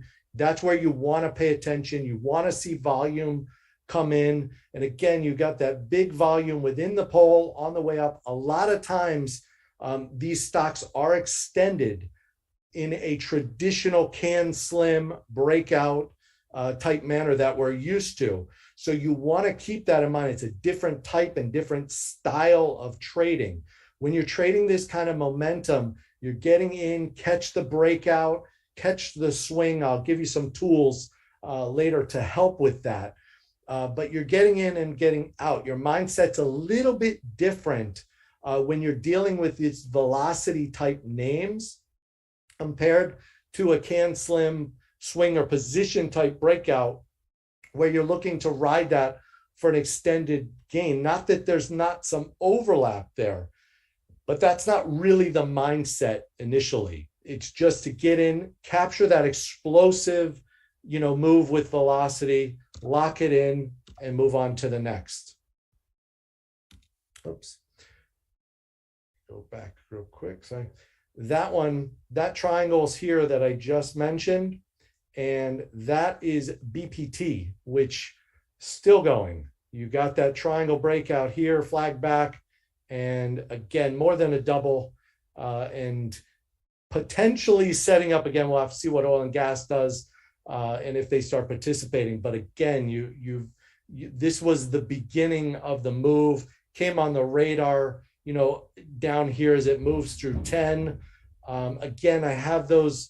I'm not going to catch these because I have those limits, on price. But I am going to catch it as it comes through 10. It's going to get on my radar, and then those additional opportunities come.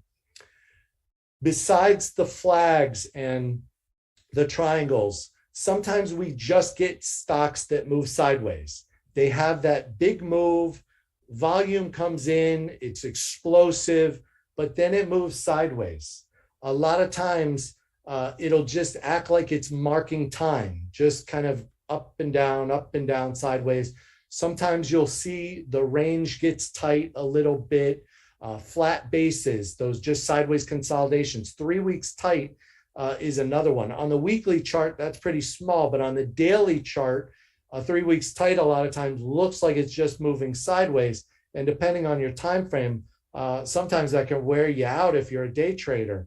But you should keep it on your radar because a lot of times that more explosive move is coming. It's allowing those moving averages to catch up, whether that's a 21 EMA or the 50 EMA. It's allowing those moving averages to catch up when it moves sideways.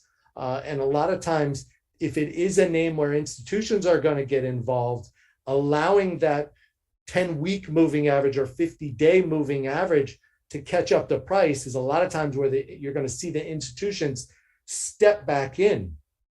So, in that case, even though you'll see this happen on all time frames, with these consolidations, flat bases, and those, mostly we're referring to the weekly charts where they've gone sideways. So you do want to keep into context that you have that big trend on the weekly chart prior to those consolidations. It's important that you had that, money coming in, and you can see those, we call them elephant footprints, that that the big institutions were stepping in before it goes sideways, because as that volume starts to tighten up, the price starts to tighten up, and as that volume starts to dry up, you're watching for those footprints, the elephants, to come back into the stock, and that's what's going to take it for that next leg up.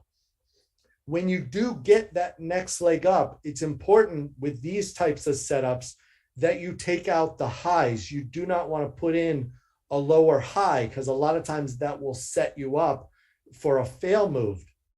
So a lot of the 3 weeks tight and those consolidations that move sideways, those patterns confirm when the high is taken out, versus when we're looking at a triangle or we're looking at a flag. A lot of times the entry and the confirmation of that pattern is below the high. So you're actually coming in below the high, and then you want to make sure that that high is taken out, versus when it moves sideways and it's consolidating, you really want that high to be taken out before you come in, because it's still in a range. It's chopping sideways in a range. You want to come out of that range before you get involved. So like I said earlier, most often that stock came on my radar by populating my scan weeks and even months earlier.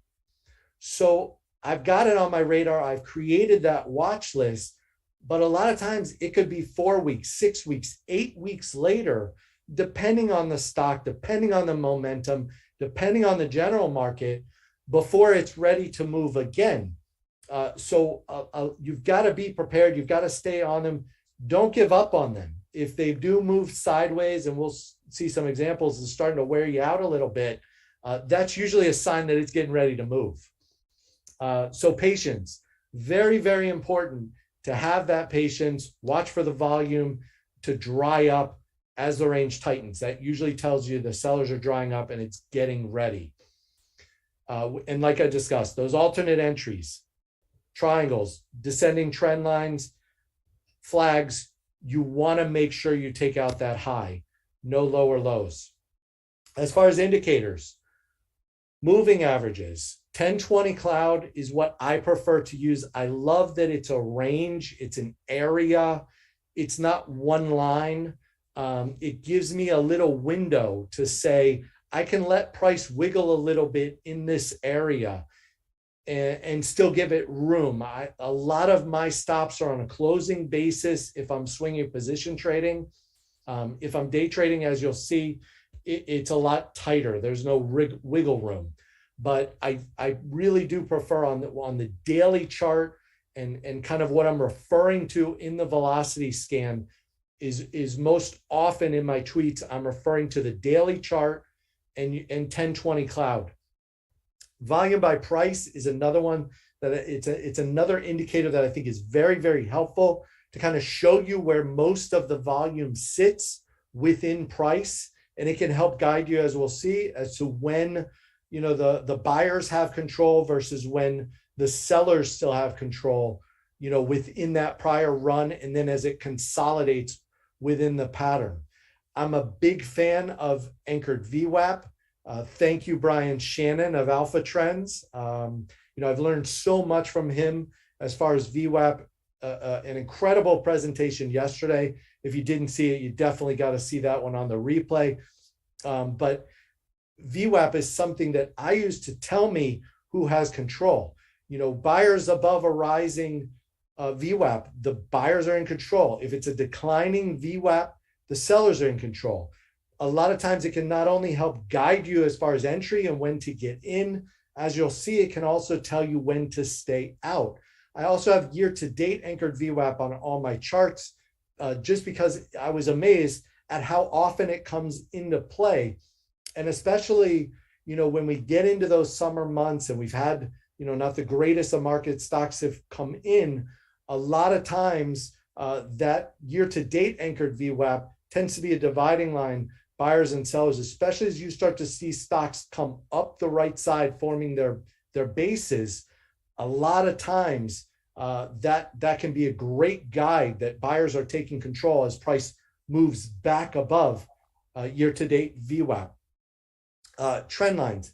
This is as basic and as simple as it gets, connecting those highs within the flag, within the triangles.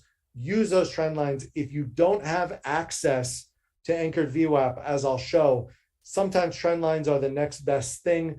They can really help you. They're a fantastic guide, both with your entries getting in and when to get out. And we'll go through this as I go through some of these, you know, examples and kind of tie it all in. You'll see that a lot of times you want to try to keep it as simple as possible. I'm going to come over to TrendSpider now and go through a few examples of some of the stocks that came on to the velocity scan, and kind of when they got my attention, and some of the things that I was looking at with each, going back to that BPT example.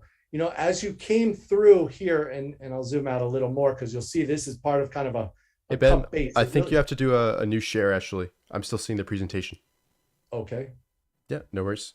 And while Ben's doing that, make sure to get any questions you have about this presentation in the chat box. We'll try to answer as many as possible right after we go through the examples. And a few people are asking about specific entries and stop loss areas, Ben. So I think that'd be great to talk through with the examples as well if you've got them. Yeah, no problem. I'm definitely gonna get into more of those. Yep, there it is. Did we come up now? Yep. All right. Yeah.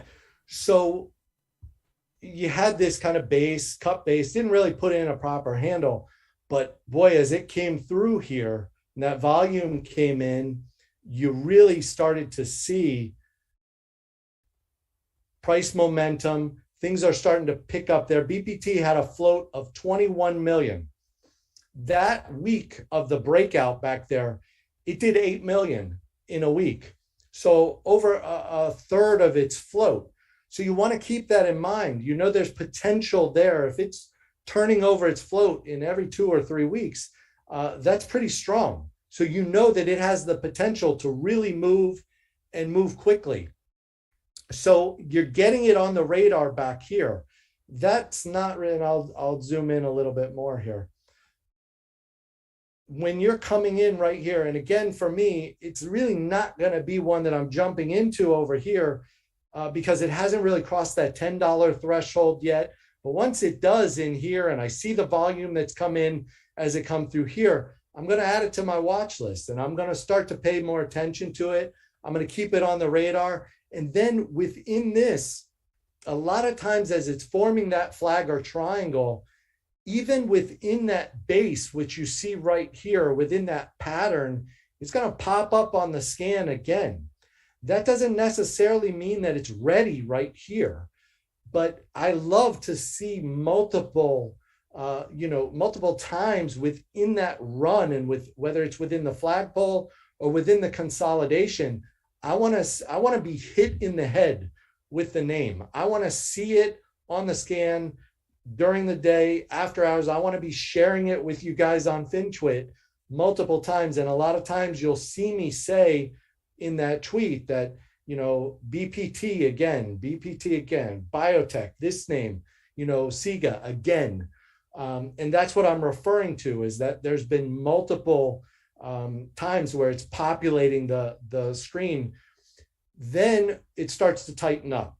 Now, when you get into that flag and you start to see price action start to tighten up, that's when you really want to start paying attention in here, in this area. Now, ideally, I like to see, and I would say a minimum of a week to 2.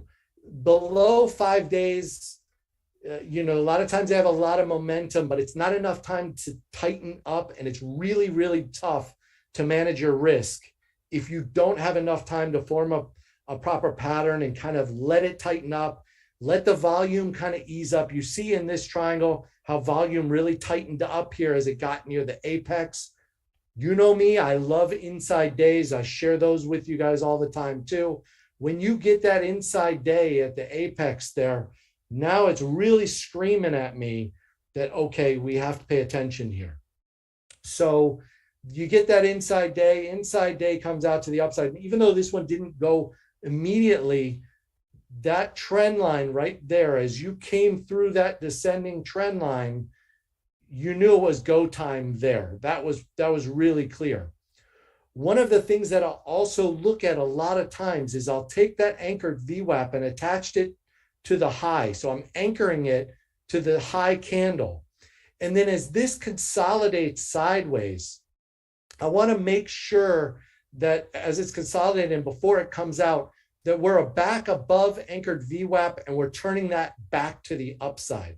So I really like to see, I'm going to extend this out a little bit more. I really like to see that it's acting as support, at least for a few sessions, which you saw here. And then once you come through that descending trend line, come out of the triangle and you're above a rising anchored VWAP, that's go time. You want to see that volume pick up. You start to see that volume pick up. So this is where I'd be coming in initially. And again, this depends on whether I'm thinking just in terms of a day trade or if I'm thinking in terms of swinging it. My initial stop is often either the low of the day if I'm day trading, or if I'm thinking more in terms of swing trading and trying to capture a bigger move. A lot of times I'm going to use that anchored VWAP or the 10 portion of 1020 cloud as my initial stop. So let's say that stop is 5% away and I'm thinking about swing trading. I need to capture about 15% to make that risk reward make sense if my stop is 5% away. One of the other things that I do quickly, we take out this high, we start making progress, big volumes coming in. As soon as it makes sense technically, and really that's on this first day when you have a good move like this, I'm going to try to get my stop up to break even as soon as possible, as soon as it makes sense to technically to move, especially if I had a 5% stop and I'm up 5% or more on that initial move out of the flag, there's a good chance that I'm going to immediately move my stop up to break even. So at this point, I'm taking my risk off, gives me a better opportunity to be able to hold on to a bigger move. I'm going to go more into details as far as how I do this with day trading. But for swing trading, that's usually what I'm looking for to capture that bigger move. Reward is a multiple of my risk, but at the same time, it needs to make sense technically. One of the things with these flag patterns and these type of stocks, when they have momentum and they really get going, really get moving, is that they tend to repeat the pattern. Watch the group, watch the general market. If the group is still hot, acting well, and you're seeing multiple names in the group, flag, flag, flag, a lot of times they're coming into 1020 cloud. In this case here, you dipped a little bit lower back into 50. Notice that red line is year-to-date anchored VWAP, and how I said I always keep that on my chart. You notice it found support there. You had the 50-day just below, and then it was another flag. I didn't participate in this move, but I like this one where the moving averages again start to tighten up there. You had a very clean descending trend line. What you'll notice a lot of times, anchored VWAP off of the high and the descending trend line, a lot of times they meet at one spot. So even if you don't have access to anchored VWAP, I mean, it's on a lot of the platforms now, but I understand that it's not on all of them. If you don't have access to that, most of the time that descending trend line and anchored VWAP will line up at the same point. I love that I have both because it's further confirmation. But when you see that tighten up there and then take out both the descending trend line and take out that anchored VWAP, that's usually a sign that buyers are back in control and it's time to go. And the move really should be explosive. Like if it's really going to act like it should, and you're coming through this point, you should be in the green right away, whether it's a day trade or if you're a swing trade, you really should see green, almost immediately on your entry. That's usually the best sign that I have that it's going to work. And then you had another nice run and now consolidating again. And we'll see, does this form a triangle? Does it just continue to move sideways? When do they reclaim anchored VWAP? They haven't yet. What's happening with the group? Is oil and gas, going to take another leg up, or is it still, consolidating the most recent? So it's not really just one thing. You want to kind of tie it all together and keep in the back of your mind that you have these names on a watch list that you've already done your homework on, that have already populated the scan.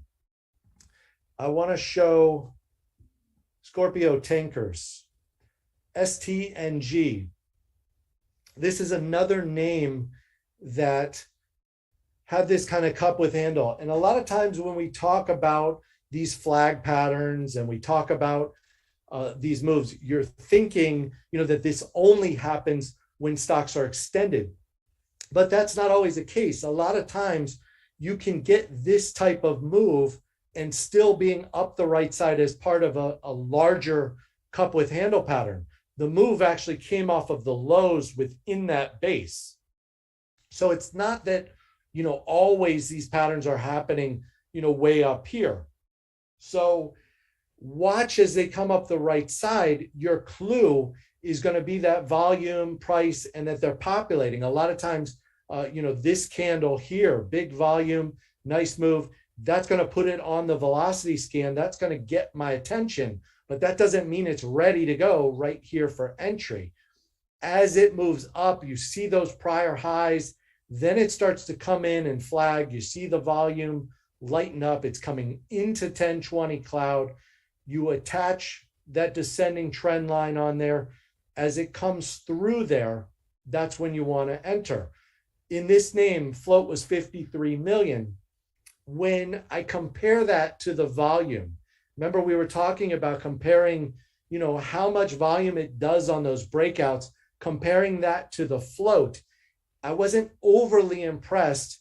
This volume is a lot more impressive to me than back here.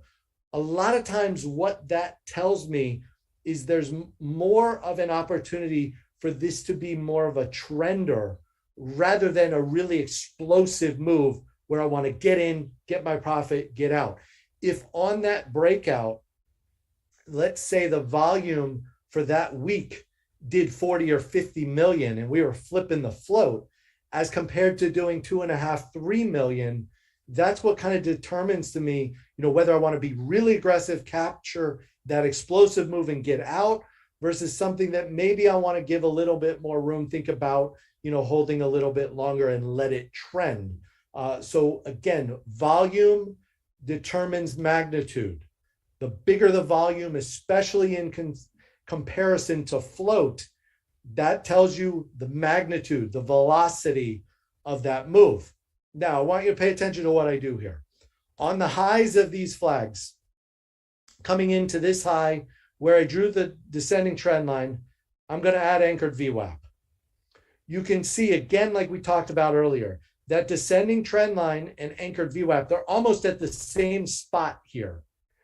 It was that candle, that move that comes out of there that says, hello, look at me here. Now remember, back here and back here, it's already come on your radar. You've already seen that you've had some big volume coming in. You got a couple pocket pivots. This was the real opportunity. The first real opportunity, if you wanted to get involved to come in, was here on this flag, came in, came out of there. You got a nice run out of that. Note how when it did come in, that same VWAP that I put on there acted as support when it came in here. It came back to pivot back here, but that area of support before it formed another flag. So as it starts to come in and flag again, ideally this would have gone a little bit longer, which is why I say pay attention to the group, because at that time shippers were red hot. This wasn't the only name in the group that was acting well. So again, you had that flag, little descending trend line on there. I had the high right here, right? So again, I'm going to put that VWAP on that high.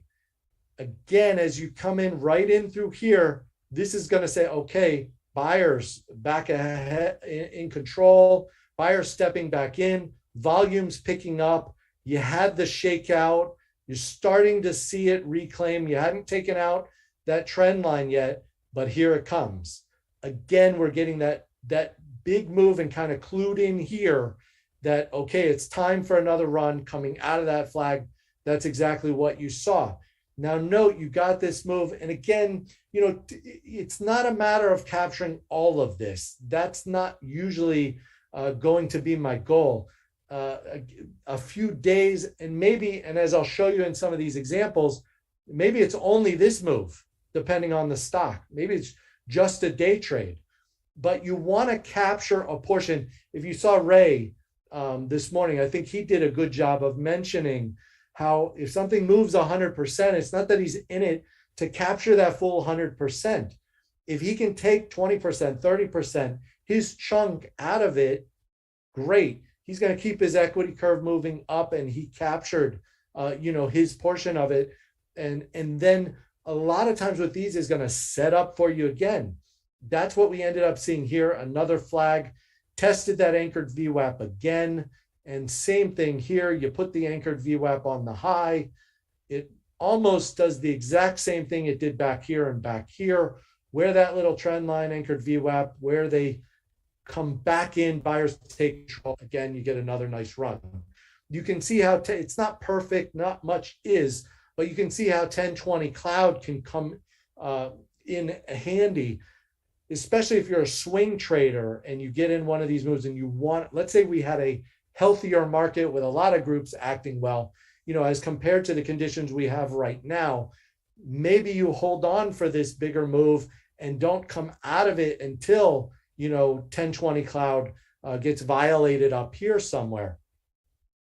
Again, you'll notice up here, you had the same type setup. You had the flag, you had anchored VWAP attached, you even had a little inside day right there. As it starts to come through, it didn't really go. You didn't see the move like you saw back here, explosive. You didn't really see that spike in volume above, what you did prior to. So at that point, you can start to think, okay, maybe this is getting a little toppy. This one didn't go. And then it's, gonna consolidate. You're gonna have a bigger pattern, a bigger consolidation form. And that's, again, kind of what we're seeing. Right here, you're back below anchored VWAP. You kind of danced around that high, but you didn't really push through and take it out. So this is one that you want to just move on to the next. Let it do its thing. You should have your watch list of new names, that have popped up as shippers have corrected. Then you kind of move into biotech names. And now I'm kind of bringing you more where we're at now. This one, SIGA, SIGA Technologies. And again, this is one that set up a nice base, came out of that base, big volume. And again, this is kind of where it's on my radar, is with this big volume, but it's definitely not ready to enter. You see that there's 46 million is the float in this name, and that breakout, it did 81 million. A couple sessions later, it did 102 million. Now, this is daily, not weekly. So, the magnitude is there. This has an opportunity to really explode when it goes. It's more than flipping its float on a daily basis.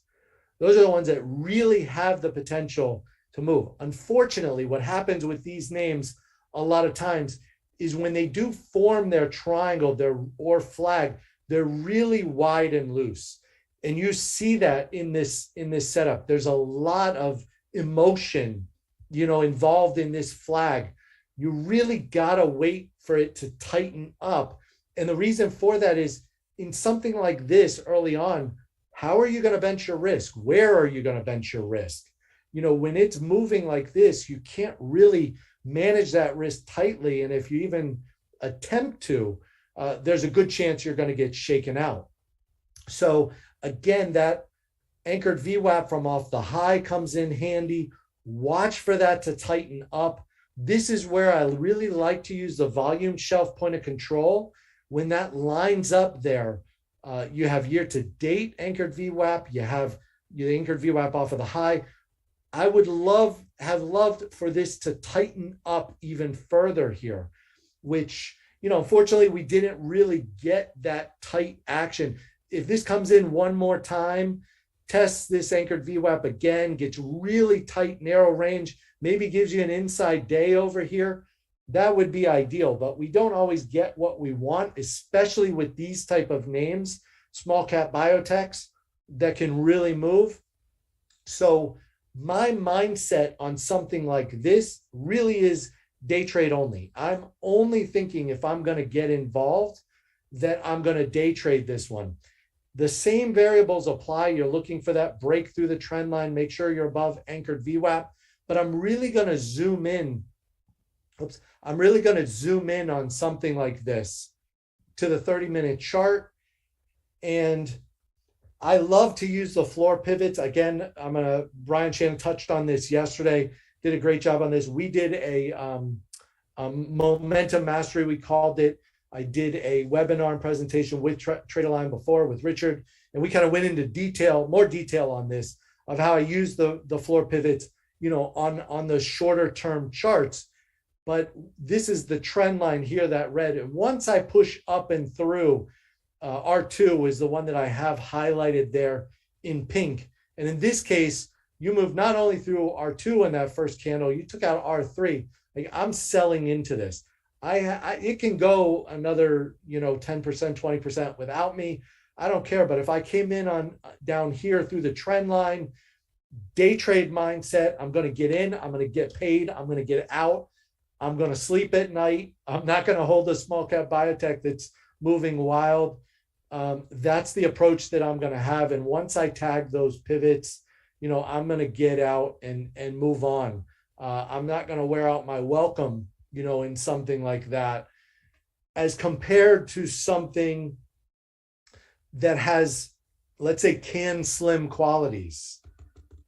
When you compare that type of trading, that type of move, and that type of setup to something like LI, and does Roppel like LI? He might have mentioned it a couple of times. I wasn't sure. What do you think? Yeah, I'm not sure either. I mean, I watched his presentation, but is it even on his radar? No, just we're kidding, because he kept coming back to it. And there's a reason, that he's coming back to it. But I look at LI, you've got this, base, you've got a group that's acting strong. You've had this, monster move, off of the bottom. That's your flagpole. You're kind of setting up a symmetrical triangle flag. Now it's still kind of dancing around that anchored VWAP, but we're getting there. 1020 cloud there has caught up to price. So we really want to see this kind of consolidate, maybe tighten up a little bit more, and then come out of there on that volume pop. That's what we're looking for. Now, remember earlier I told you to be flexible. In this case, we're talking about a float here that's 370 million. There's institutions in here. It's really liquid. There's heavy sponsorship. Maybe this thing is doing, 180 million on a big week. So comparing that, you can still get velocity out of something like this. But again, you've got to compare it, with that you're comparing the float to the average volume to determine whether it can have velocity. Again, when we talk about short squeeze potential, there is only 3% short of the float. If you only looked at that, you wouldn't think there's much opportunity for a short squeeze. However, there's almost 3 days to cover in this name.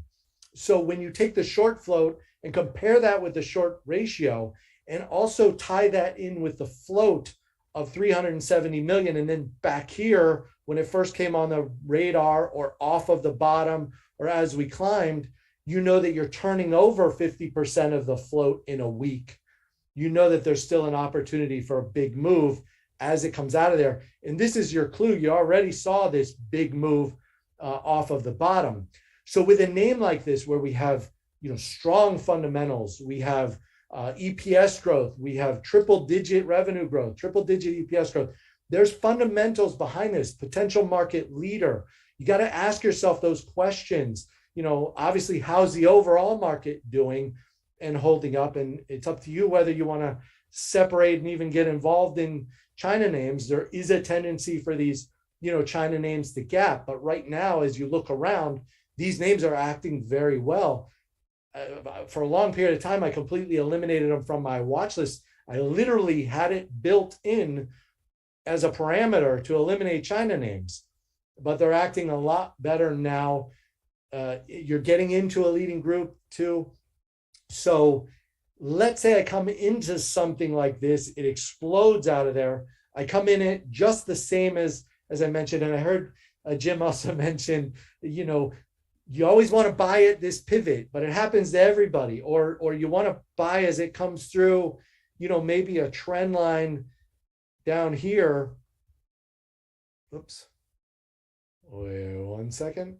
You want to buy as it comes through, early in the trend. Everyone wanted to catch it down here, or catch it as it comes through a cheap pivot, or catch it up here. But if you miss those, this is where that opportunity comes in to jump in later. And you can still manage your risk tightly. A lot of times it's great when you did catch it back here, because maybe it's giving you an add-on opportunity. But my mindset in a name like this, especially if I can build some cushion is important. If I can get 10, 20% cushion in a name like this that has the potential to lead, I'm going to treat this a lot differently than SIGA, that small cap biotech that I mentioned earlier. If I can get, even if my approach to coming in and entering it is exactly the same, in the back of my mind, my mindset is a lot different, that maybe if I can build that cushion and the market stays healthy and the group is acting well, that I can stay in it for longer. How are we doing on time? We're getting close to that hour mark. I want to make sure I have time to take questions, but I do have a couple more, that I want to point out. But again, in this case, we're back above anchored VWAP. It's acted as support a couple sessions. Tighten up one more time here, maybe a day or two, then push through that descending trend line. Watch for volume to increase. I'm going to be coming in. Yeah, I think you've got, yeah. Go ahead. No, I was just going to say, you've got plenty of time. We're good on time? All right, great. Sometimes I want to cover one more little biotech that's kind of, and I didn't have a lot of opportunities to find ascending triangles. There just weren't many recent ones, but this is one that kind of, like we talked about earlier, setting up a little ascending triangle where you have higher lows, but those higher highs kind of go right across. You have a really clean pivot there, 2008. In this case, it was news gap back here that put it on the radar. But this is another name, 27 million float, 50 million came in on the gap. When you're flipping the float twice, on a day when news comes out, and it was good news, brain cancer, 91% benefit, 9 out of 10 participants in their clinical study benefited. Another thing to keep an eye out, especially in these biotech names that don't make money, the very next day they issued a secondary. That happens often. And it's often in the names for whatever reason that I'm involved in. But when that stock didn't give anything back on that secondary, and you saw big volume come in again on day 2 after this big gap, that again was kind of a sign that, wow, there's really some demand for this name. And then you get the drift.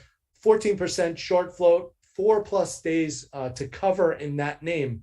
So you kind of knew the potential was there for this to really move, not only with the organic buyers on the news, and not only, because those secondary buyers came in and kind of established a baseline level here, but also you had short covering in the name as well. One more quickly, RCMT, I want to take a look at. This is a pretty thin name, but again, back here you got this breakaway gap. This looked like big volume back there coming on the radar as it come out of this, base. Then you had this nice run. Again, you had a few days there where it's hitting the scan, the float there less than 8 million. And then you got the power earnings gap. I love the power earnings gap. They really jump out when that happens. And on that power earnings gap, you did 2.5 million. So, when you're doing a quarter of the float in one session, that's good. I'll look at the weekly. If the float and the weekly volume are close, that's usually a sign that it has a chance to be explosive. If you're doing that in a week or above that, it has a chance to be really explosive and move with velocity. There's heavy demand, there's limited supply. This is a relatively thin name, compared to the ones that I usually trade. But again, I have that parameter set so that even something that has below 150,000 average volume on a day will still populate and get on my radar. That's exactly what happened here. Same thing, we attach that anchored VWAP in this case to the gap. And this we love to see. This is what we refer to as post-earnings drift. A lot of times you'll get multiple flags or multiple pullbacks within that drift. They come into the 1020 cloud.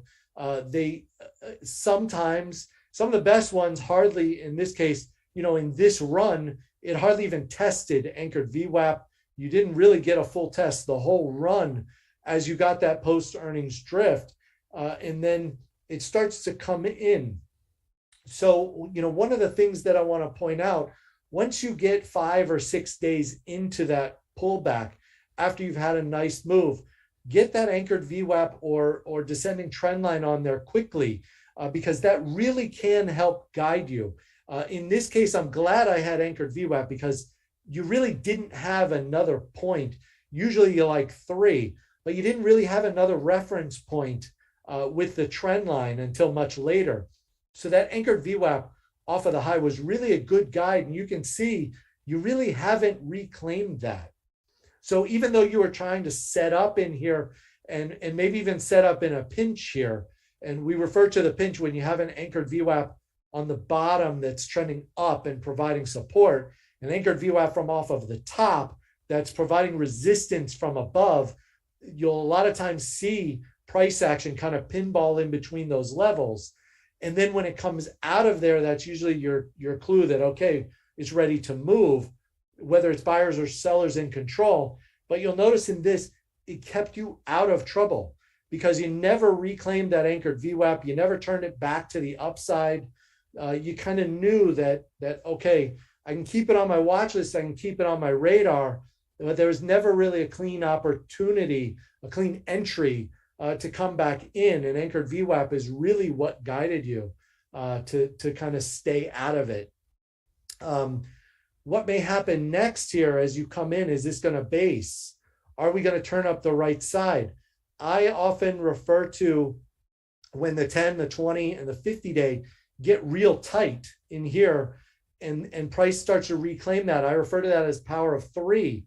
And I know Ray talked earlier about 1 to 3%. He calls it the launch pad, but it's the same type concept. I'll use 1 to 1.5% as my guide for the 10, the 20, and the 50-day real tight. And then price moves above those moving averages, turn back to the upside. Then I want to see them act as support. Then I want to see it come through. I share those all the time. We discuss those power of 3 setups, how to trade them. Once it comes through, you can really manage your risk quite tightly against those moving averages. And I know Launchpad, same concept. And then the more you can tie together and have confluence. So a lot of times in this case, you'll have that power of 3, you have that anchored VWAP pinch, you have that descending trend line. They all meet right there. And then you see price really come through, volume pickup, and you can bench it really, really tightly. That's really what you're looking for in these patterns, is how can I get in and how can I manage my risk very tightly so that I know if I'm wrong, and whether it's the general market, the group, or the stock itself isn't going to cooperate, I know it quickly. One last thing before I'll get into your questions. Don't ignore ETFs, because a lot of times the ETFs, whether they're leveraged or not leveraged, a lot of times they have the setup in the exact same patterns. You're using the same tools. This one happens to be Dust, which is bearish, 2-time bearish, the metals miners, same type pattern. You had a nice run off of the bottom, kind of get that descending trend line. It is a little steep, but again, you kind of tighten up there and push out. Again, maybe setting up another flag up here. Now you're only a couple days into it. I've already got anchored VWAP attached to see how this, consolidates. What type of pattern does it set up in? Give it time to allow that 10-20 cloud to catch up. If it stays, to where it's consolidating and even dips below 10-20 cloud, Give it time for the 50-day, whether you're on the daily chart or the weekly 10 MA, give it time to catch up. Because a lot of times that's when it does have the next big leg, is once those moving averages catch up. And whether it's, the leverage ones, Solar's one we just talked about, kind of setting up a little bit wide and loose. If you've been in any of the Solar names recently, you know that they're kind of bouncing around, acting well in general, but you've had some pretty significant shakeouts within those names too. And you can kind of see that as it's still consolidating. But late last week, we did come out of this little triangle, took out anchored VWAP, volume coming in nicely, maybe a sign that they're ready to participate again. Ideally, if you're swing trading, position trading, you want to see this take out those highs. You want to see 78.82, that prior high, get taken out. I know yesterday you guys talked about the higher lows setup as well. And that was with Pat. Same thing here. You get that higher low. I love once it consolidated, you're seeing that flag pattern. Ideally, you want to see, especially if you've come in and your mindset is, oh, I've got some cushion. The group is acting well. The general market's acting better. I want to hold that for a bigger move. That's you want to, if you're a swinger position trading, make sure you take out that high. You do not want to see this roll over again here, not take out that high and put in a lower low. I mean, a lower high. You don't want that lower high to happen here. You want that one to be taken out if you're going to stick with it. One last thing. Sometimes they can look perfect. They can look beautiful. Everything can line up and they don't work. This is BORR, oil and gas driller. 90 million float, had 20 million plus on the breakout back here. Multiple flags, looking good. Consolidating up here. Moved back above anchored VWAP here. Inside day here. Everything I look for right here. And inside day came out to the downside. It rolled over. If you were watching the group, oil and gas did not, participate. And so even though everything had lined up, you got to obey your stops. Price is going to guide you. Price will keep you out of trouble. If this inside day comes out to the upside, you take out that trend line, it's telling you that, all right, it's go time. We're ready for another leg. At the same time, if there's an issue with the group or the general market, it's not going to participate. It's not going to go. It should really go immediately. Like I said, you should have cushion right away. You should see that velocity come in with your entry as it takes out that descending trend line, or on an inside day setup where that inside day is just below the trend line. That inside day comes out to the upside.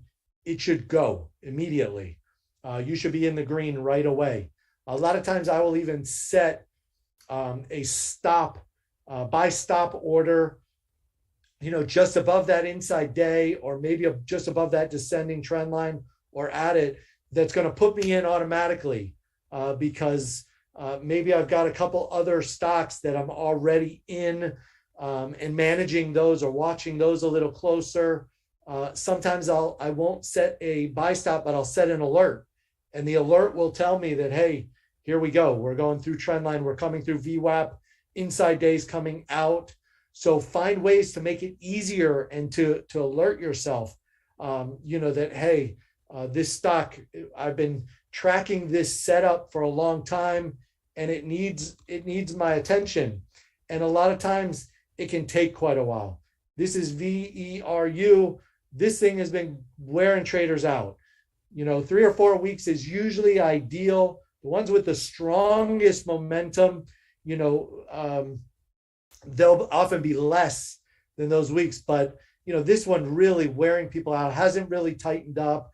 This big move, 60 million is the float, and it did 300 million on the breakout. Flipped its float 5 times on this breakout. Big volume candles, big move, but just hasn't tightened up, hasn't gone. You can see now that the moving averages are catching up to price. Is this going to tighten up over here? 10, 20, 50 cloud, tightening up can act as support. Are we going to push through there? Volume shelf point of control is just above.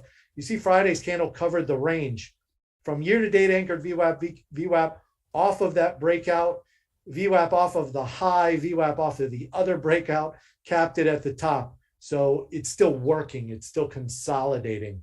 That descending trend line above, this is what I mean why, you got to put it on a watch list, put it on your radar. There's a good chance that when this does finally go and we get this type of move, if we get this type of move again, it's going to have already worn you out and you're going to have it off of your radar. Set alerts, put it in a watch list. 33% short float here. That on its own, you say, wow, 1/3 of the float is short. But when you compare that to volume, it's less than a day to cover it. So short squeeze is not really in play here, even though 33% of the float is short. And you'd think, wow, we're really going to squeeze when this comes out. You got to look at that short ratio, 0.73. It's not even 1 day on average volume. Still has a chance to be explosive, but it's going to need to be explosive with organic buyers, not because of that combination of organic buyers and short squeeze. How are we doing? We're doing great. We got about 20 minutes left, and we've got plenty of questions, Ben. So we can either run through some more examples, or we can take some questions, and then there's probably a good example to match each question. So yeah, I'll pair that up if we have questions that I want to make sure I can cover the questions. So perfect. First of all, there's a good one from Dennis. Hey, Dennis, great to have you in the stream. Does Ben have a minimum length of days for pullback to be viable and create a trend line? Hey, Dennis, my buddy Dennis. Yes, I need 3 touches, and I usually need a minimum of 5 days is the just absolute minimum. Ideally, I'm going to get more than that. I'm going to get 10 days, maybe even 3 weeks. If I can get 3 weeks, the sweet spot is 3 to 4 weeks. But on something that's really moving, and going back to Sting as an example, you really didn't get that here. You kind of got it back here. You really didn't get that back here, which is why for me, anchored VWAP is so important. I can watch. I don't need as many days if I got anchored VWAP, because that's going to tell me the day that buyers are back in control. Really, you need several touches. You need at least 2 to 3 touches there to guide you on that trend line. Now, some of the best movers, the strongest movers, they're really not going to give you that 3 weeks. Even like back here, if you're zoomed into a 30-minute chart or a 60-minute chart, this gives you plenty of candles, but you're not going to see that on the daily. So time frame matters. Sometimes you've got to zoom in 30-minute or hourly, 65-minute, my preference, on something that's really moving quick. These little flags in here, really moving.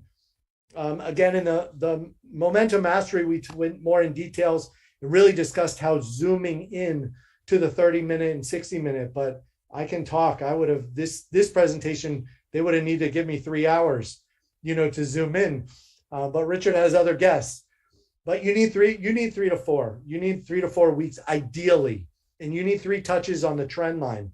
If you don't get those touches, anchored VWAP is your best friend, because that can tell you in a matter of days, or if you're zoomed in, when the buyers come back in and have control. Perfect. And there's a question from Jerry that I think is an interesting one. He says, aren't these super thin names bid-ask spread a factor for you, Ben? Thank you. Absolutely.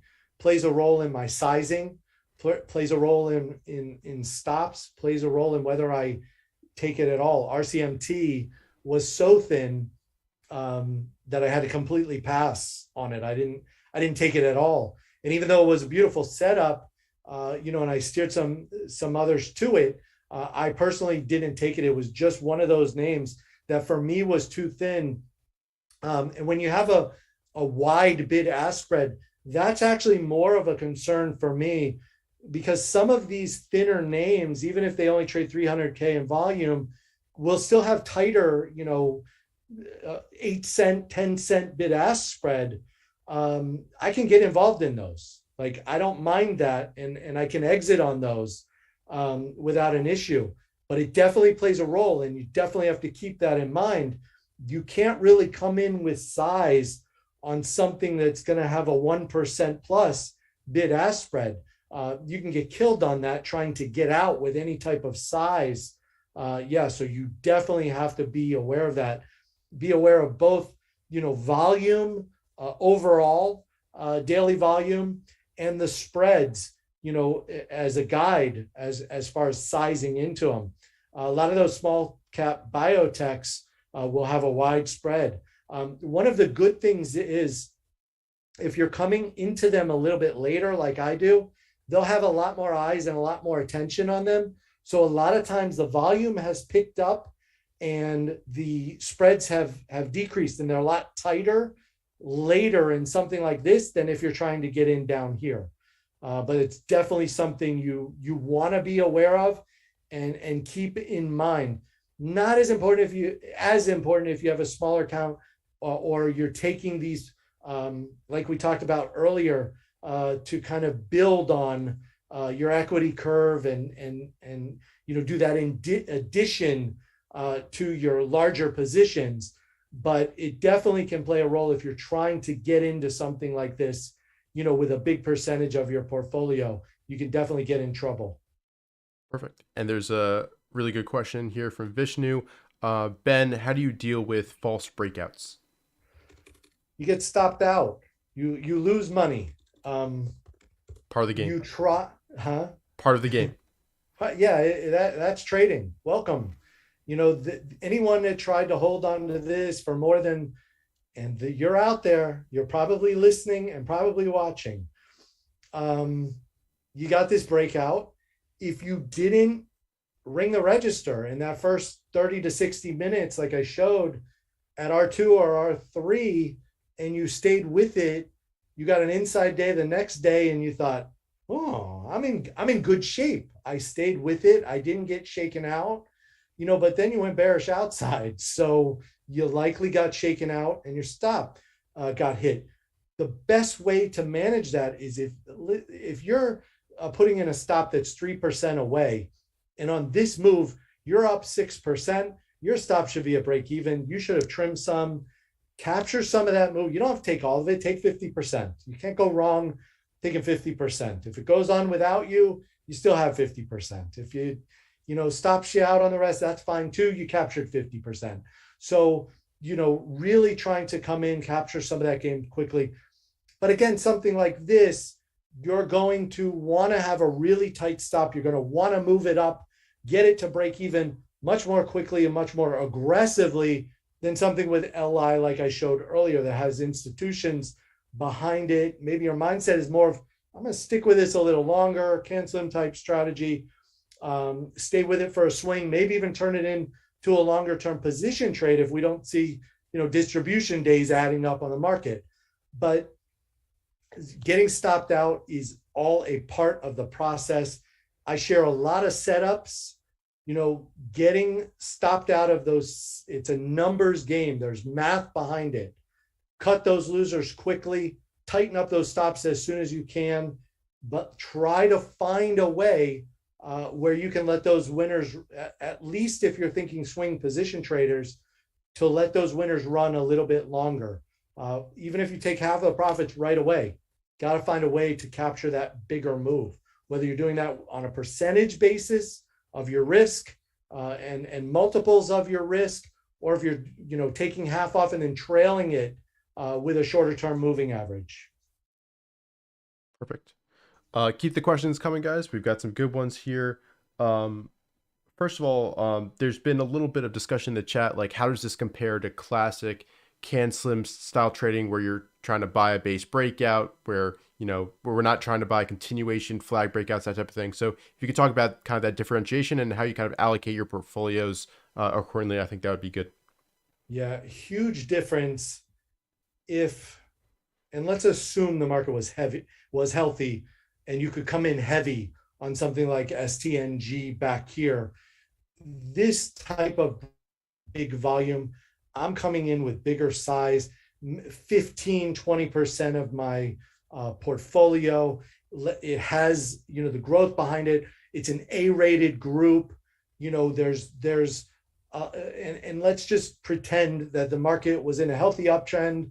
We're not in a market that's under a lot of pressure, bear market, a lot of selling, and the group is acting strong. I'm going to have a completely different approach. I'm going to come into this with that can slim mindset. I'm going to set my stop 5 to 7% away as it comes through. My target is going to be up here. 15, 20% is going to be my target, at least. Ideally 20, 25% if I can capture it. And again, the market's acting well. That's a completely different mindset from being in a market that's unhealthy, reversals and breakouts that aren't working. You have to find an alternate entry point. And a lot of times that's what this is. You're not waiting for this breakout through the pivot up here. You're trying to come in down here. You're just trying to get in, capture that move. 3%, 5%, 7%. Give me that in a day or two, and I'm out. I'm not looking to really ride a moving average. I'm not really, especially when the market was showing absolutely no signs of being healthy and only commodities were really working at that time. There was really no reason for me to be in a mindset of traditional can slim and thinking, I'm really going to get into something and ride it for 20%. When my can slim mindset to me, once I even have that 15, 20, 25% cushion, I'm thinking, let me try to get through a couple earnings reports. Let me try to ride this through the weekly 10 MA. Completely different mindset to coming into something like this with velocity that I'm looking to get in.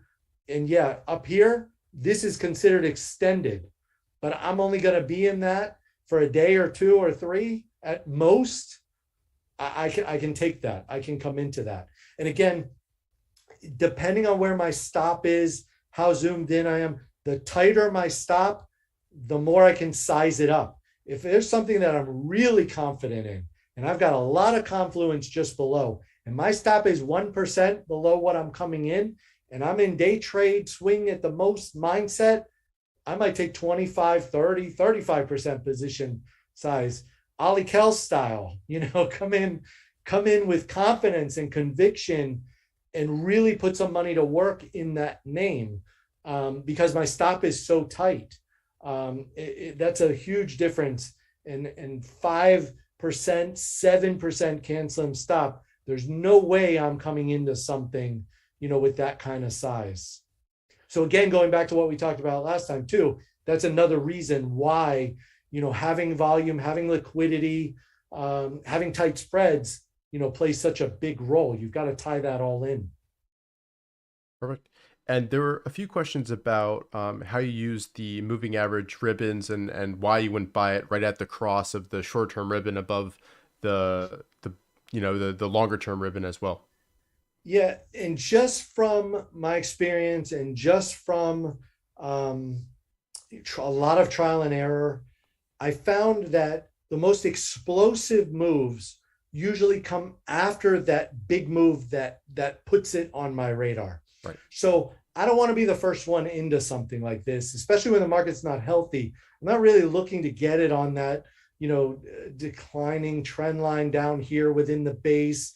I want it to show up on the screen. I want to see some pocket pivots up the right side. I want to know that, wow, they're really coming after it. And usually within this base, you're not usually in either a healthy overall general market or a healthy market for the group. That usually comes later. So the most explosive moves come after that, big volume comes in. I think I have one more example here that I didn't share, but Sanderson Farms, this isn't a name that you typically think of, food group is really going to run and have this type of move. But that's the type of market we're in. And you really didn't see that kind of explosive volume in the traditional can slim, base back here or even through this pivot, but boy, did you get it later, as you came in. Look at this volume coming in on the way up. So that kind of differentiates, like, when did it come on my radar? When did it hit my scan? When did, the institutions, and when did they get really aggressive, in the name? It didn't really happen back here on whether that's the power of three or the pivot, but boy, right through here, it really got aggressive. Volume really picked up. You saw it really pick up on the way up, and now you're kind of flagging out again. Now, because of how extended this is this a name that I'm going to be thinking I'm going to come in and hold for 20-25% gain like we do with Can Slim names? And if it was explosive down here, no, I'm not in that mindset at all with something like this. It's coming into 10-20 cloud. Look at how quiet that volume got. Inside day here, inside day came out. You're right up against that spot that I mentioned where the descending trend line, I've got 3 touches there, anchored VWAP's right there off of the high. I'm just looking for it to push out. If I come in for this, especially with how extended it is, I'm probably going to be thinking day trade, hoping to capture one of these type of moves. But if I get enough cushion, if I make 6-7% on that day trade, take half of it off at R2, but I'm right there and it closes high in the daily closing range, and I'm right there ready to take out that prior high, maybe I make the decision to hold it one more day or give it that room to swing for a day or two. So a lot of times cushion mindset, how far extended are we? This is not a name at any point that I'm thinking, Can Slim. It doesn't have those characteristics that I look for. So I'm not really thinking about, long-term in this. Get paid, get out. That's kind of what velocity trading is about. This puts it on my radar. The scan says there's really velocity, coming into this name on the poll. Let me get a piece of that to, improve my equity, and then let me move on to the next one. Because as you see with me sharing these set up regularly, especially in a healthy market. Perfect. I think we've got time for maybe one more question. And there was a suggestion to look at AERC, which I know had a super powerful move. I don't know if you trade this one, Ben, but it's definitely a fun chart to take a look at. Super powerful. Came through here. This is where your volume really picked up. Look at that year-to-date anchored VWAP, which I mentioned, Wyatt, on all of my charts. You look at that finding support there. Go to the high, put on anchored VWAP. You're right there.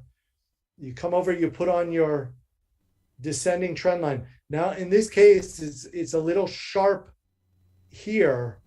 You're going to have another one up a little higher, depending on how this dances. So really, in this case, anchored VWAP's my guide here.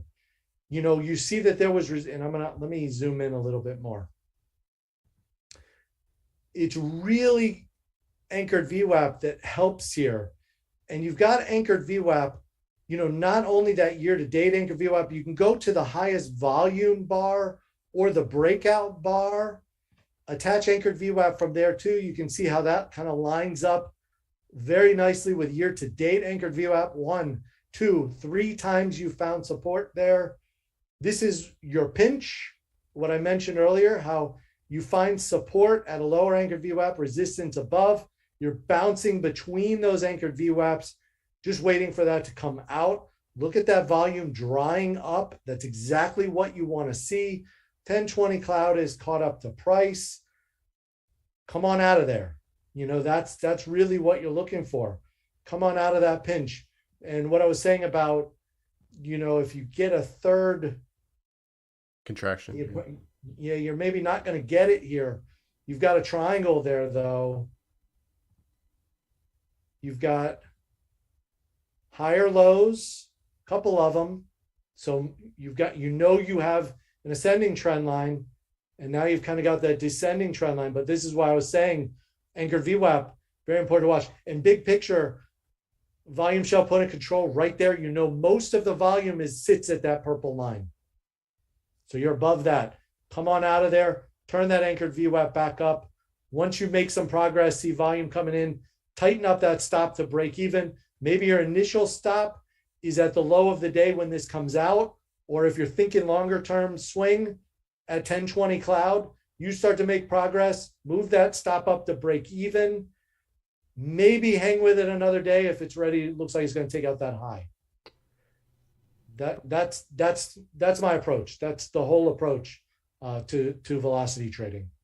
Perfect. Well, Ben, thank you so much for an excellent presentation. And a lot of people are saying there's an awesome Q&A. So thank you so much for answering the questions.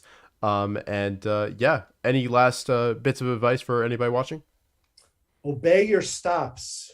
No matter which time frame and which patterns you're trading, try to plan that out, map that out ahead of time. Obey it, take the stop. You can always jump back in. Don't let one roll over, like that example I showed with BORR, and take you down with it.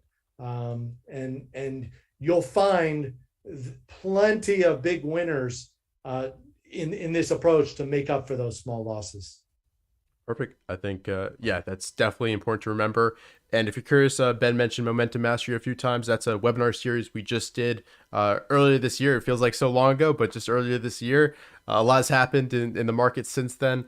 But if you're curious about that, I just pasted the link in the chat. So go ahead and check that out. Highly recommended. I think it's awesome value for the money. And Ben did an awesome job going through all his screening process and sharing how he finds ideas and covering the same topics he talked about today briefly. So definitely check that out. The depth that we went in with this, with the velocity, we covered that with velocity and power and focus scans too, and then tied it all together. Absolutely, the full system. So go ahead and check that out. Ben, thank you so much again for coming on, and we'll be right back with Amy Smith at 6:10 Eastern Time. She's the author of How to Make Money in Stocks Success Stories. Really looking forward to that, and she'll be talking about how to find model stocks. So stick with us, and yeah. Thanks so much, Ben, and we'll see you guys in just a second.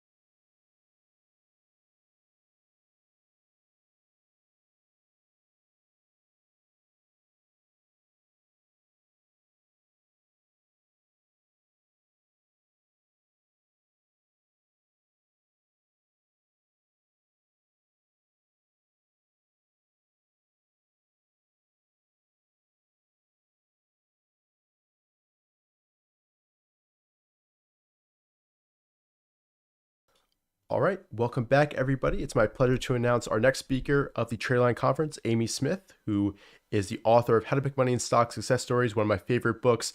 Amy, it's an absolute pleasure to have you as a part of this, and welcome.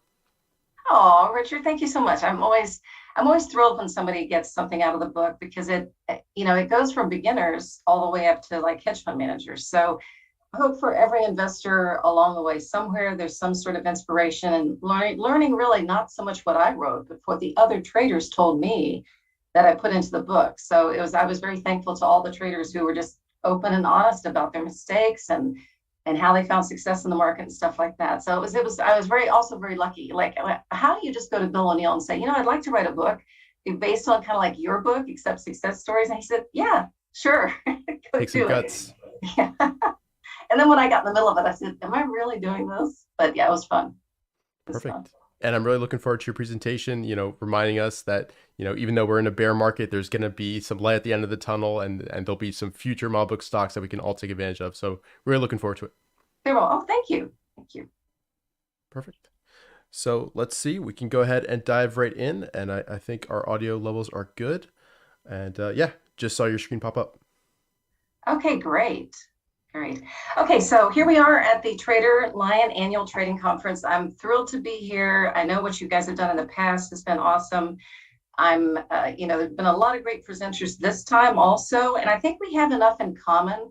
There's common threads through here that I think will be good for, people. That's not confusing. I'm not conflicting pretty much what anybody else has said. So, we're going to have a conversation. If you guys type stuff into the box, then Richard will ask me as we go. I think it's easier if I'm on the particular slide to ask me something then rather than at the end because I have a lot of slides. So, okay, here we go. For those of you who may not know who I am, I did several years, I did a show. This is my partner, Matt Galgani, and he wrote the book, How to Make Stocks Getting Started, which is great. Anyway, we worked together in radio, we worked together on video show, and this was the book that Bill wrote, which I hope that everybody reads. It's really the Bible for investing, I think, for everyone. Go reread it if you haven't read it recently, because there's so much wisdom in there. And then this is my book, which is about the success stories people have had with CanSum investing. If anybody has any questions for me, questions about the products, you can email me. It's amy.smith@investors.com. So Bill O'Neill, the founder of IBD, most of you probably are familiar with him. He was my mentor. I'll be talking about a lot of things that I learned from him. So this isn't Amy speak as much as it's a lot of Bill speak, with some of my things I've learned along the way too. But it's kind of cute to note here that Bill, this is his smile. This is total Bill, as he always wore the blue shirt. He has black pants, black shoes, and he would always wear this Mickey Mouse watch, which I thought was just so cute. This is him. Very, very cute. Okay, so finding model stocks, the game changers, and we kind of know all these names. Put yourself back and, before you knew what Google, it's like, wow, I think I'll go do a Google search. That was like, wow, talk about a game changer. Facebook, obviously, you get in touch with people. You didn't have to call them on the phone, but you could kind of see what friends and high school friends were doing. Of course, Apple, the Monster Energy drinks, Lululemon, Priceline. There's something new that comes along in every new uptrend. So don't be discouraged if you've been watching the market and you kind of say, oh, it's been kind of a rough couple of months. It will always get better. And I'm old enough to know that, but I've been through enough cycles that I can see things always get better. So the overall market, okay, this is your key if you're looking for these model stocks. You need to be in a solid uptrend. How do you know it's solid? What does solid mean? And what characteristics are you looking for? Because they repeat in every new uptrend. I've heard several of the speakers, Richard, say that, there's nothing new in the market. The market repeats itself. So Mike Webster, portfolio manager for Bill, he was on the IBD Live for a while, super nice guy. There's something we've always talked about in-house, and it's about the 21-day and the importance of living above it. If you're living above it, that is your sweet spot, and you need to be in there. Another one of my mentors is Fred Richards from Texas, and he uses the 8x20 moving crossover. If you're crossing to the upside, it's good. You're crossing to the downside is bad. This may seem simplistic, but if you will just follow this, your portfolio is going to have a lot more success. So here we have, you can either use the 8x20 or you can use the 10 and the 21-day. So here is the 8-day in green, and here is the 20-day in purple. And when you're trading above this, you see when we're moving above it, it's a smoother move. Look here, when you're above the line, it's much easier trading. Now over here, we lost it. And the market was pulling back. This is the S&P, and we cross over here, and now we're living beneath these two lines. And even though we cross over here, we tried, and then we rolled over again. So it's just much easier. It's a much smoother move if you can keep that in mind, to live above the 21-day when you're putting in your trades. Now let's see where we are. This is the current NASDAQ. Now I'm talking about the NASDAQ curl. And so here you've got the curl to the downside. I mean, it's like a ski slope. So what you want that to start curling up again. Now we're right here. We're right below the 50-day right here. The thing is, model stocks and great stocks that we want to invest in, they're going to come out when the indexes are acting better. So we have to pay attention to what the overall indexes are doing. Let's take a look, if I can move this out of the way a little bit. So here's the bear market from 2000 to 2003. Now, this is the 10-month line in green right here. And this is used by professionals, institutional traders. So notice we were living beneath that line. You have to go living back above the 10-month line to get a good trend. Here's the bear market from 2007 down to 2009. Now, March the 12th, we had a new bull market right in here. And notice that you get the curl, the 10-week curl to the upside. And these are your sweet spots. You see how trading is just easier right in here, and right in here. Now, we've rolled over. And when you can go back and test this, do some back testing. Every time you roll over and curl like this, it takes a while to get turned around again. It doesn't happen overnight. So here's our curl right now. We're going to look for this to start turning around. So that's on a longer term, you're going to make more decisions really based on the daily and the weekly behavior. But this monthly is also something, Bill would back up and look at the monthly. Okay. Let's talk about oil for a second, and I'm not a commodities expert, and I don't pretend to be, but look at this, how this mirrors. This was in July 2008. What was the market doing? It was bad. Now we come down here. This is right before the follow-through day in 2009. This is February the 12th. And look how low oil comes down. And then the market is able to bounce. Companies are going to make money easier because oil is lower. Again, we come down to the COVID low here. Look how low we came down. And then oil was high. Now, oil has come down a little bit, but just keep an eye on this because this does affect the profitability of companies. Okay, what kind of criteria is needed for a model stock? Well, first, we've talked about what is the market doing, because 3 out of 4 stocks follow the trend. Are you early or late in the bull market cycle? And the earlier you are, those are when the bigger gains, like we had Baidu with 1,000% gain, Priceline with 1,000% gain. So you need to really be ready and don't go away from the market and go fishing. Make sure you're staying on and seeing what's happening in the market. So if we have a follow-through day, which is a change in the market trend, after an immediate correction of 10 to 12%, there's an opportunity. But after a bear market, there's even better opportunities. Now, when we start turning around here, ask yourself how powered the new uptrend is. Do you have several stocks moving higher? And are those indexes moving up on continued above average volume? That's on the S&P and the NASDAQ. Is your leadership broad or narrow? I mean, how powerful is this rally? Is it really convincing? We've had some fake outs. So look for huge volume. Since I'm an IBD person, I look at the IBD list. So how many stocks on our list? The IBD 50, the big cap 20, the sector leaders, the IPO leaders. How many of them are actually moving higher, breaking out, big volume? Are they holding on to those gains and moving decisively higher? Or are they starting to fizzle out? If you have stocks fizzling out, you don't have a very good uptrend. In a stronger market, I remember, Richard, this was right after the follow-through day in March 09. And I happened a bunch of investors over to the house for dinner. And I held up at the time what was the IBD 100. Now it's the IBD 50. I literally held up the newspaper and I said, we are in a major new bull. And everybody was like, I don't know. We've had such a bad market. It's worn everybody out. But we turned around. And it was because, not anything brilliant that I noticed, is just everything was breaking out. It was like there were so many stocks. It was like, I don't have enough money to get into all the stuff that I want to buy. That's when you're in just a really strong market. So if, let's say, we have a solid market, now what are we looking for? Let's look for the real game changer. From COVID, we had Peloton and we had Zoom, DocuSign. That makes sense. Those were stocks that we needed at the time. You have to ask yourself, what do we need? What is the current environment bringing that we need? So we're looking for the disruptors, new technology. Is anybody producing something that everybody needs or wants? Okay, so you found that stock. Now you need huge quarterly earnings and sales, hopefully triple digit and big annual sales too. So this is from Bill's desk diary. I fortunately have collected all kinds of things, Bill, memorabilia. So I have a lot of stuff in the garage. So I went through his desk diary. I said, throughout my years of investing, this is from Bill, I found that when you get a follow-through day signaling that the market is beginning a new uptrend, the vast majority of investors do not believe it's for real. They're scared to death. They're so busy licking their wounds from all the negativity that they're conditioned to doubt and be afraid of every rally.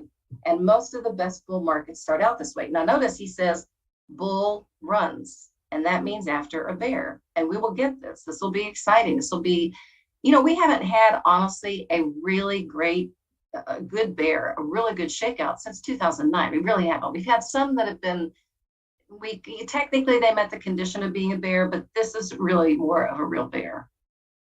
So what does a model stock look like? We're going to look at a bunch of them. I find them using MarketSmith. I couldn't live without it. It's our charting program. But is there a conclusive way to know that you found a potential big winner? So what are you looking for? And is there a way to know if we have a follow-through day, or maybe a follow-through day is coming, what can we look for? And where's the conviction money, which is what I call the big institutional money? This is Yahoo. So if I were in a big audience right now and I could see all of you face to face, I'd say, who knows what is in this cup with handle base right here that tells us we might be having a follow-through day? Well, I'll give you a minute to look. It's right in the bottom of the base.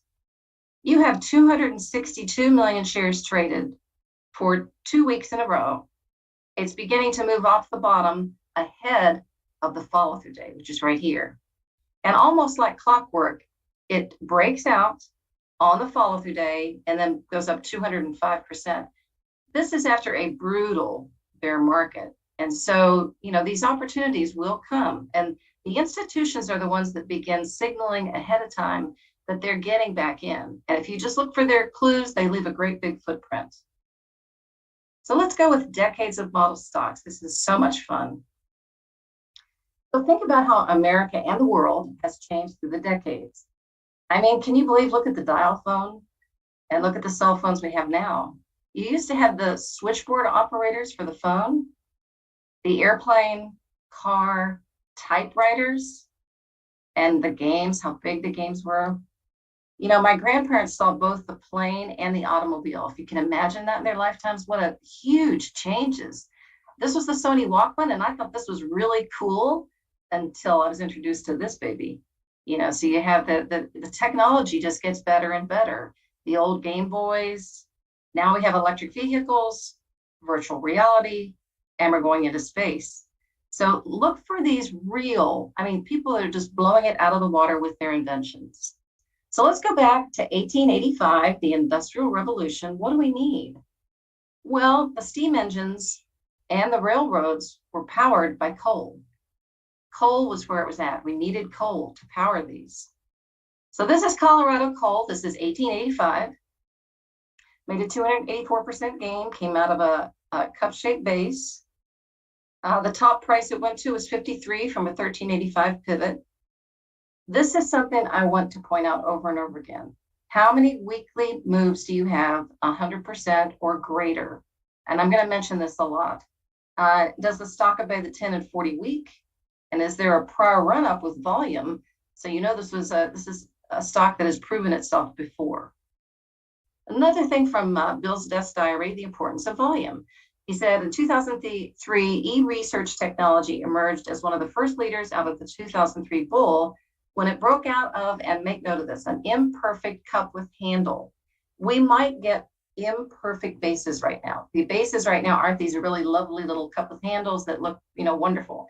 I don't know. Maybe we will form these bases. I'm unclear right now. But it had the largest weekly volume in its history. Now, I underlined this from Bill. And it went 316% higher over the next 50 weeks. So in MarketSmith, we have the parachute, which is the largest volume since the first base. And I'm going to refer to Bill's book a lot because, to me, almost everything you need to know is in Bill's book. This is on page 118. But notice that I'm zeroing in on the things that I have found have led to success for me and for many people that I know. So another clue for the train chart specialist is the occurrence of big daily and weekly volume spikes. So before you buy a stock, check its weekly volume. This is what I call conviction money. Now, he said the risk of low volume. He said, if a stock's moving higher and the volume is going lower, maybe big investors have lost their appetite for the stock. Use a huge volume for buying and a dry up of volume, maybe for some sell signals. Okay, we're going to stay on here and study this for a minute because this is sort of this is what you're going to get with model stocks. So this is Colorado coal. I'm looking for 100% or greater. And this was part of my research that I did showing conviction money. I used Panerai to do this research. So here we are, we're in August 1885. Now notice that we have the next week and the following week. So we have these 3 weeks in a row of huge volume. We skip and we come into October and we have 2 spikes in October and 1 in November that's not 100%, but still look for big volume. But now here's where it gets really interesting. In July 1886, look at the volume kick in. Bigger and bigger and bigger volume as this stock was producing outrageous earnings. And here we are in 1887. So this is what you're looking for. This is what many, many, many of these model stocks will look like on your weekly volume. So let's take a look at it. Now, sort of tried to come up here. We have our large blue volume spikes, but it wasn't quite ready yet. It pulled in. Now we're starting to take off. Now look at this 10-week curl. The 10-week is starting to curl upwards, and then we flatten out here for a while, and then we go up again. And you get this big, huge volume discovery along the way. Other winners from that same time frame, Tennessee Coal and Iron, that's on page 11 with the charts. There's like 100 of those charts in Bill's book, and how to make money in stocks. You just go study those charts. Some people have blown them up into huge things, and they've had their whole office lined with his charts. So this is mass production of steel for the Spanish-American War. They lowered their freight costs by using their own railroad and by employing convicts to work, which I thought was kind of interesting. Cameron Coal for energy in Norfolk and West, railway and steam locomotives. So just ask yourself what technology is needed at the particular time. What do we need? What's moving right now? Isn't that a pretty car? Now we're in 1914, and this is the Oldsmobile. This is on page 14 in Bill's book. So this is a case study. This one made a 1,284% gain. Obviously this is the beginning. These beautiful vehicles, the Buick, Oldsmobile, Cadillac. So here we are. Now the stock makes 129% move, but this is closed. The market is now closed 4 months for World War I. Then after that, it begins to take off again. Now look at this move. Now we get a price move of 471%. So even when things are bad, we've got wars, we've got Russia, Ukraine, we've got all kinds of stuff. The market will look forward, and the market will give us a new crop of winners here. Okay, again, I'm pointing to the weekly volume here. You see this increase as it broke out and moved up. Massive move from here up. This is the break from the war, and then it takes another move. And you have your massive skyscraper volumes down here. It had volume in here before. It was a newer listing here. So this was a big winner here. Okay, let's go to DuPont. DuPont had paint, pigments, acids, polymers, varnishes. They also had gunpowder. We're in 1924. This one, I looked up old ad campaigns for this particular presentation because it tells you something of the time. I mean, you look at this like we would never see this today. They wrap a child in cellophane. So, but apparently they were telling you that the very best things come in cellophane, a sweet little baby. So, you know, they were, this was one of their ads. I pulled from old ads that I actually found. Okay, 1,400% gain. Starts our discovery of volume here.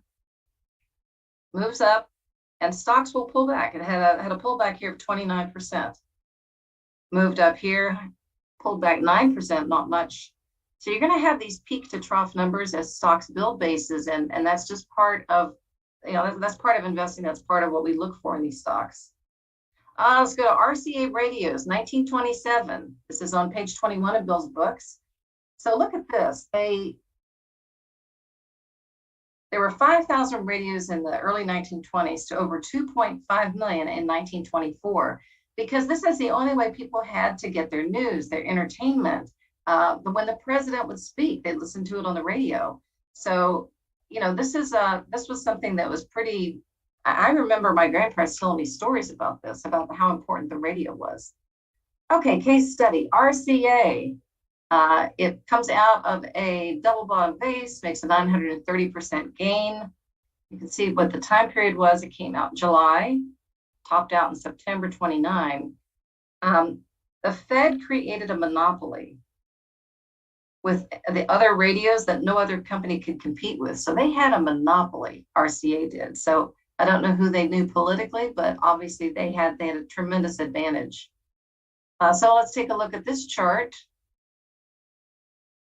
So this is a turnaround story. These are negative earnings. This is an earnings plot line right here. And this is an earnings when the earnings are accelerating. So if you go down here, you can see negative earnings. These are quarterly earnings. When it turns around into some triple digit and big double digit numbers here, this is what the stock reaction was to these big numbers. So if you're looking for turnarounds, you know, if the stock has negative earnings, look for it to see if it can turn around. Obviously some will not turn around. Coca-Cola. I'm too young to remember the soda counters, but these used to be a thing. So they go get the soda in the pharmacies. 1934. It's so healthy, it's served to you in the hospitals by this very happy little red-cheeked nurse here. She's going to serve something to refresh you. And Santa likes it too. Okay, now notice in this ad, I noticed that, you know, everybody tries to make their products look sexy, look fun, look, you know, so here's this woman dressed, you know, very beautifully dressed, and it's cool to drink a Coca-Cola.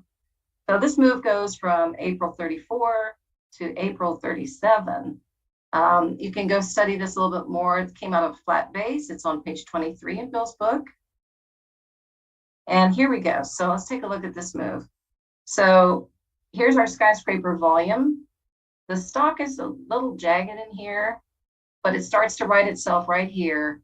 The breakout volume on a weekly chart was up 342% above average. So that's what you call a breakout.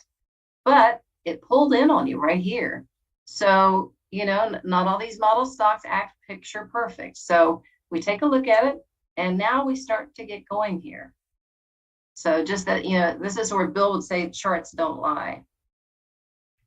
Let's go to John Deere. They began selling plows and moved on to other farming equipment. They had a difficult time during the Depression, but they came out of it, and this came out of a 29-week cup. And the move was from July. This is about a 2-year move here, 24 months. And it made a 361% gain. So any of these names, you know, these big gains can change your life if you get some of these. Okay, it ran up 21% the week that it started to move right here. So this is a 21% move. Volume was 274% on the breakout. And look at the clusters of blue. You have a few red weeks here, but you have more blue than you have red. Let's go to Shenley's. All right, this one made a monster gain. Why? This was one of those gotta have it. Now we think of Shenley, if you look back at them, as the distribution and sale of liquors, beers, and wines. But this is what really did it. They manufactured synthetic penicillin for World War II. And you know what happened in December 41? We had Pearl Harbor. So, there's a reason why these stocks move. There's always a good reason why they're moving. So the ad campaign here says taxes are high. Yeah, but they're the tools for victory. Drink to that with the best, Shinley's whiskey. So here's your ad campaign during the wartime. I never knew that whiskey and turkey went together, but here's a guy eating turkey and his whiskey. America makes the best of everything. That's the ad campaign. Okay. Tight, orderly trading, which we like.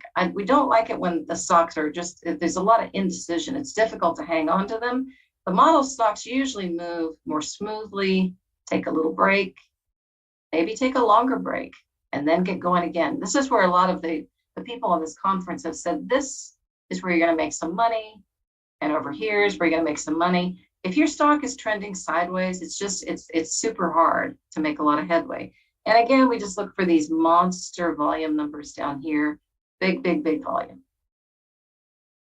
So now World War II is over with. The guy's still drinking his whiskey, and I guess he looks like he's having a good time. Outboard Marine. Now, why on earth would a boat motor be a model stock? Well, we're in 1953. And this ad campaign for her, she looks like a Monet. She's a skiing behind an Evinrude outdoor motor. Why would this boat motor be so important? Because if we're fishing, we want a really quiet motor so that it doesn't scare away the fish. So this company, restrictions were lifted after the Korean War ended in 1953. And this led to a rapid expansion. Now they had snowblowers, lawnmowers, chainsaws, everything to increase their year-round activity. But what really put them on the map is this motor right here. This is also in Bill's book on page 28. So this is 1953. He's holding his big catch. He has, obviously this very quiet motor. And the ad campaign is, you can go fish and you can catch a good fish because our motors are very quiet. So train your eye. A lot of people have given some great presentations. For me, volume, volume, volume. It just doesn't, you can't hide. The institutional player, I know there's trading in dark holes and pools and all that, but here, you're going to see the spikes in volume. You're going to see the institutional buying. And it's important as a stock breaks out of its base. It's also important to see it before a stock breaks out of its base and even after a stock breaks out of its base. Okay, so successful ad campaigns. You know what? I'm a fan of reading, some major entrepreneurs I like to read. And I was reading Richard Branson's book. Well, he's written several. But, he said if someone can take out a napkin and write out their idea in one sentence or less, that's a good idea. He can get it. It's quick. It's to the point. And so, when I saw Baidu, the Google of China, I said, oh boy, wow. They had the sponsorship, the support of the Chinese government. That is a whoa idea. That's, if you just say that, Baidu, the Google of China. What is this guy? This ad is telling us he's a professional. He lives in the city. We're in COVID. He can work out at home. It's a very compact bike. You get it. Zoom. Easy to understand. We need to talk to one another. We need to see each other. We need to have meetings. This one was really easy. When the first time I saw a cab driver use this, I said, wait, what is that? What is that? This is Square. It fits on top of your phone, swipes a credit card. Easy to understand and useful. We have some kids here baking chocolate, Hershey's, wholesome company. Move this back up here. DocuSign, obviously, we can sign documents. The Green Mountain Coffee Roasters, that's another stock that made 1,000% run. So what did they do? Instead of drinking that old coffee in the office that had been on the heater for several hours, you could make your individual cup of coffee, or maybe you and your spouse like different kinds of coffee. So you can each have a coffee the way you want it, or a tea or something like that. I used to see this, they were getting them in hotel rooms. So I was out there traveling and, it made sense. They also got into Walmart just before Mother's Day. and everybody was getting their mother one of these Keurig coffee things. So it was really great timing on them. And then Ulta Beauty, simple concept, all things beauty in one place. You can get it all in one place. So when I was a kid, I would come home from school, and these were reruns that were on. This was this was Captain Kirk from Star Trek. What a great ad campaign. Now, this is a stock that went up 1,000%. You know, he's negotiating for you. This is, you know, Captain Kirk.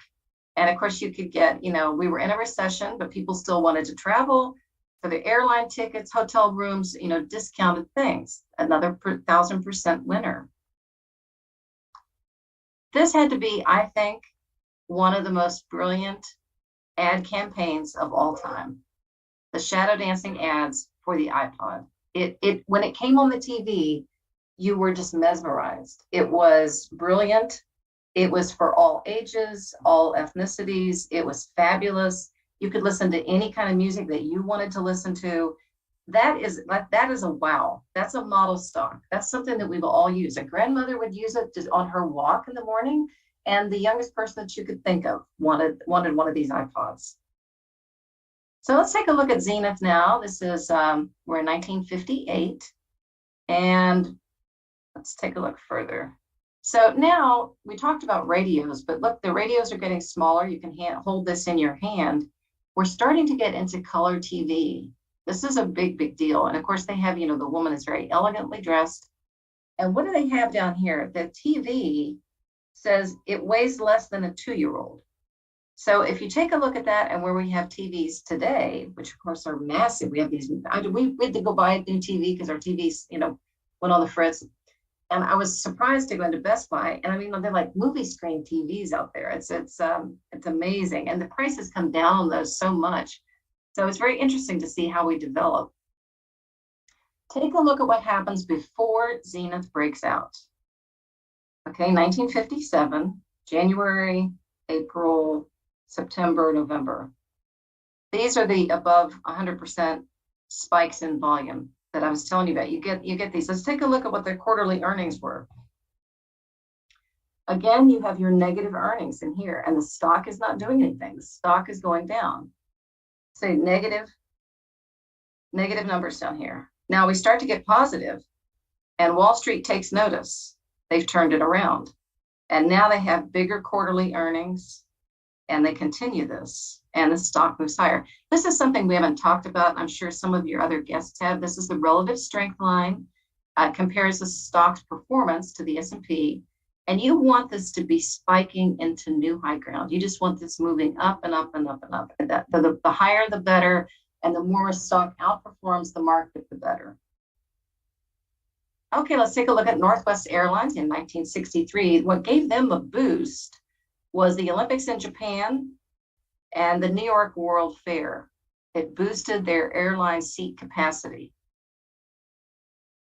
And here you have, you know, your big spikes in volume, again, as I always point out, but it's not always easy. Stock comes up, pulls in, and, you know, the stocks are going to form bases on the way, and not every breakout is going to work, but the bigger the volume you can find will almost guarantee you some success. Look at this move. Barely come in. This is the 10-week line here. This is the 40-week line here. Your RS line, what you want is it making a series of higher highs and higher lows. Higher highs and higher lows all the way up. Now let's get into McDonald's. This is fun. So this particular sign here says they have sold, I found this, I think this was in the Valley. They've sold over 1 million people. What is that up to now? Do you think it's like 1 trillion or something? I don't know. It's up pretty high. This is 1956. So take a look at these old cars. Aren't these beauties? These are just, this is an amazing look. And look at the pretty, this was the beginning of their, I think it's a pretty fast food joint. So what do we have going on? We have the Transcontinental Highway expansion, and McDonald's were built along the highway. And then they did something brilliant. They came up with the golden arches. You're in your car and you can see the golden arches. I mean, brilliant. You can see them, not saying that it was healthy food, but the marketing was really smart. So in 1961, he was just a milkshake mixer salesman. Ray Kroc buys out the McDonald brothers, who had a drive-in at San Bernardino that Bill had been in. And Bill was impressed that they had the machines where they could make several milkshakes at a time, not just one. They could have this machine that could make many. By 1963, McDonald's had 500 restaurants and was opening about another 100 a year on average. But Ray Kroc did something that was pretty smart, and he set the standard actually for the entire fast food industry. Everything has to be served exactly the same every time. The temperature, the timing. You can't have some fries being, really well cooked and some not. So he opened Hamburger University in Elk Grove, Illinois, to teach the franchise owners. Sorry about my misspelling there. To teach them what it meant to run a really successful McDonald's restaurant. The consistency and the food quality. That was really important. And the McDonald's, though, they had the final say over what the restaurant looked like, the locations, and the food preparation. So I taught at a workshop here, and this is where we stayed. This is the hotel. This is McDonald University. It's really gorgeous. It's quite a lovely place. This is where they teach, and everything is absolutely meticulously, spotlessly clean. And you notice that they're teaching them here exactly how to time everything. It's just very precise. So you're supposed to get your order the same every single time. Okay, let's do some chart reading now. Okay, so we had a long bear market, and this just goes to show you, I keep showing some of these because I want you to know that after bears, great opportunities come. So we had a bear market that ended, we had a follow-through day, July 1970. But before the follow-through day, during the bear market, McDonald's was forming a cup with handle base here. It was 49 weeks long, very long, because the bear market was dragging out. Now we've got some things we don't like within the base. First of all, as we build the right side of the base here, normally we would like high volume, showing institutional conviction. We don't get it. We get several weeks of blue, but people were a little shy because the investors were a little bit uncertain because of this long bear market. So they were hesitant to get back in. We have another problem, which is we have high volume right here in the handle. We usually want volume to dry up in the handle, showing that the trading has kind of calmed down. You've got all the weaker sellers out already. Okay, now, whoops. Now we go tight after the breakout is right here. We do get some volume on the breakout. That's good. We kind of go tight here for a while. But now things get interesting and it starts to make a move. It's coiled. It's coiled very tightly. And we go up 18 weeks in a row here. And we got a 3 weeks tight here. That's good. That's a sign of institutional, accumulation. They're staying in there. Okay, so we've got 18 weeks in a row. But now the market goes into a correction. So what does McDonald's do? McDonald's forms a little base on base pattern here. We can add right here, I meant to say, after the breakout, the first two bounces off of the line are good times to add to your position. It's safer. It's closer to the breakout. It's safer than adding way up here. Okay, so let's go back. So here's our cup with handle base. We come up. We've got this 18 up in a row. We've got our base on base, but this is actually an incredibly positive situation because the market we're in a correction. So this is a divergence from what the general market is doing. This is actually super positive. So right now, if I were, when I tell people to run screens, look for things that are holding up in the bear market or things that are not selling off as much in the bear market. Also, something that Mike and Charles talked about, the portfolio managers for Bill, we had them out to Pasadena meetup. And they were talking about how they love model stocks. They love to be in them. When you see how it just behaves the line, it's just above, above the 10-week line. It's so easy to hold them. And then if you want to get out here because we're in a correction, that's fine. Some people can hold easier than other people. It depends on your own personality and your own style of trading. So now we get a follow-through day literally right here. And the stock goes up, makes this wonderful move. Now this is a channel line. And it breaks through the channel line right through here. Okay, so you were doing fine, so you got up here and you got a break. Now you got some other things going on here. This was positive that we had 19 blue weeks here and only 5 red weeks. But now we've got a pullback here. Doesn't look so bad yet, but we got a little pickup in volume. And then over here, you could call this a support week actually, because we got big volume, but it closes right at the top of the range for the week, which is actually a positive. But after that, the stock does kind of begin to lose it here. So this is the advancement. You get a 314% gain on this one. And even though during a bear market, let's keep paying attention and notice that your RS line just vaults. It just vaults higher. It's just exploding as after we get done with this bear market, this stock is just surging higher. Okay, this is something to tell you that things can always look great at the top. By 1972, McDonald's had more than 500 million in assets, with sales exceeding $1 billion. And get this, one new store a day on average. I mean, the company is looking incredible right here. It looks amazing. Well, guess what happens? The S&P begins a 2-year bear market right in here, and McDonald's goes from 77 down to $21. So you have to be careful. This is why we don't buy and hold with CanSum investing. I know some people probably do options that are watching. Some people maybe do some shorting. So when these stocks make these massive moves, on average, they correct 72% from the top. So depending on, as long as you know how to play the market, as long as you don't hang in there too long. I interviewed a lady for my book who made over $100 million in the .com run-up. And she just thought these stocks would go up forever. So she didn't sell them, and she rode them all the way back down. $100 million. So this is why you need to have some sell rules. I don't like to take big losses. I don't want to give up very much when I've got a good gain in a stock either. None of us can predict exactly what's going to happen. Now see what happens to McDonald's. It is flat for years. Just years here. It took a long time for it to get going again. I thought this was fun. This is McDonald's around the world. This is in, let me see if I remember here. This is in New Zealand.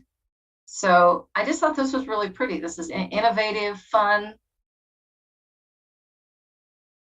This is an Art Deco. This is in Melbourne, Australia, which I think is it's just very unique. Over here we have, we're Houston, we've got the astronauts, of course. So this is the McDonald's in Houston.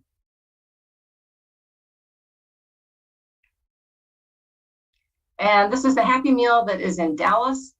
But I think this one is my favorite one because this is in Roswell, New Mexico, and this is a spaceship. So those kind of fun. We were in Miami recently for a workshop, and this is a McDonald's in Little Havana.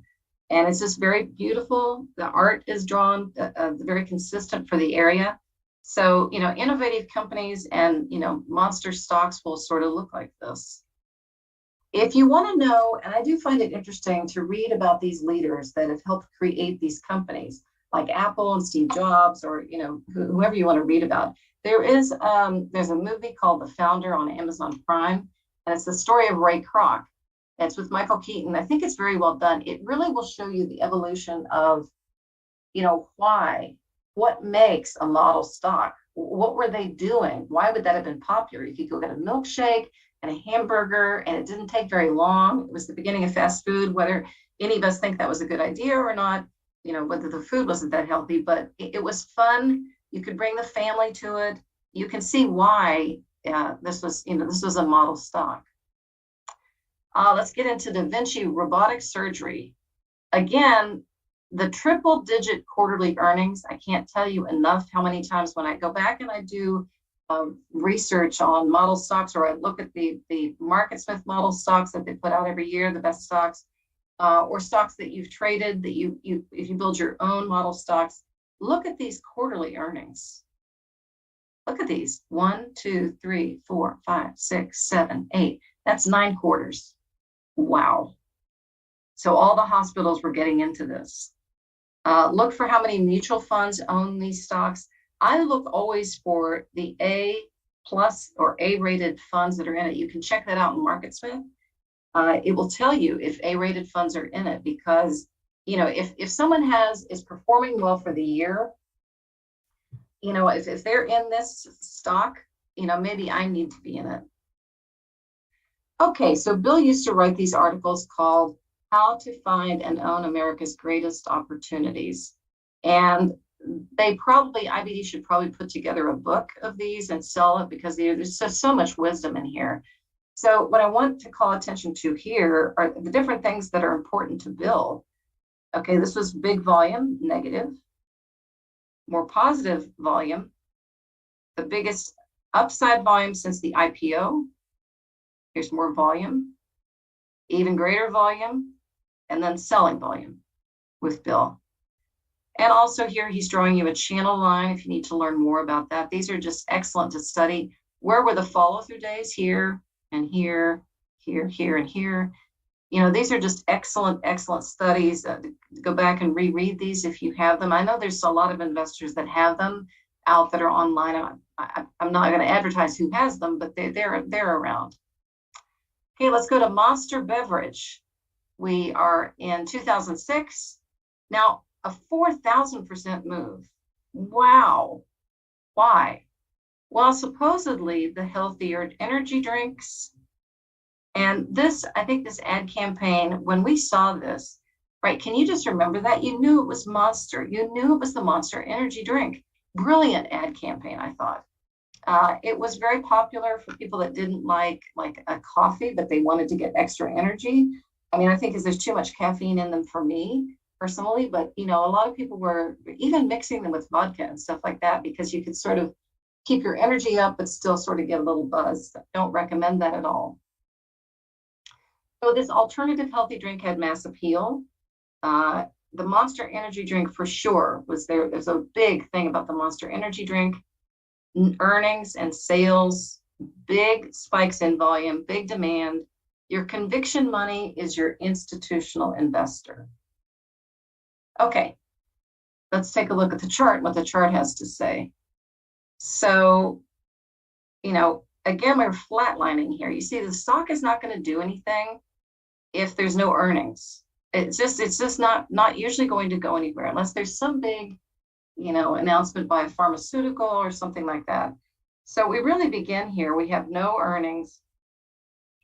Now we have 100%. These are quarterly, 200%, 200%, 700%, 350%. You can see this is why the stock began to take off. These explosive RS line as we moving higher here, and your triple digit earnings that I can almost guarantee you, if someone can go find me triple digit earnings, not on a penny stock or something like that, on a real legitimate name, find me several quarters of triple digit earnings and you will find a winner. It's almost always like that, unless the market falls apart. We have a difficult, failed bear market or something, but almost always this is going to give you the big winners. Okay, Bill circles these triple digit earnings right here. This is Bill in Bill's article. He circles these here. He's circling these big earnings. He also notes, as I mentioned, the stock hugging this 10-week line here for the large part of the move. And notice, whoops, here we got some heavy duty selling. You need to be really careful. Make sure you have some sell rules for this. The biggest CANSOM rule is that we never take a big loss. I mean, 7 to 8% from what you paid for it. You don't even have to take that big of a loss. You could take a 5% loss. The idea is really not to give back. If you're wrong, so what? You can try to buy the stock back to see if it works again, but your ego is not involved. The market is not doing something to go get you. It's just that your stock didn't work out, and maybe you need to go look for a better stock. I want to make note what he says here in the double bottom base. So the double bottom base, in case those of you don't know, it's showing a big shakeout. So all of your weaker investors are shaken out right here. They're worn out, shaken out, and now they're out.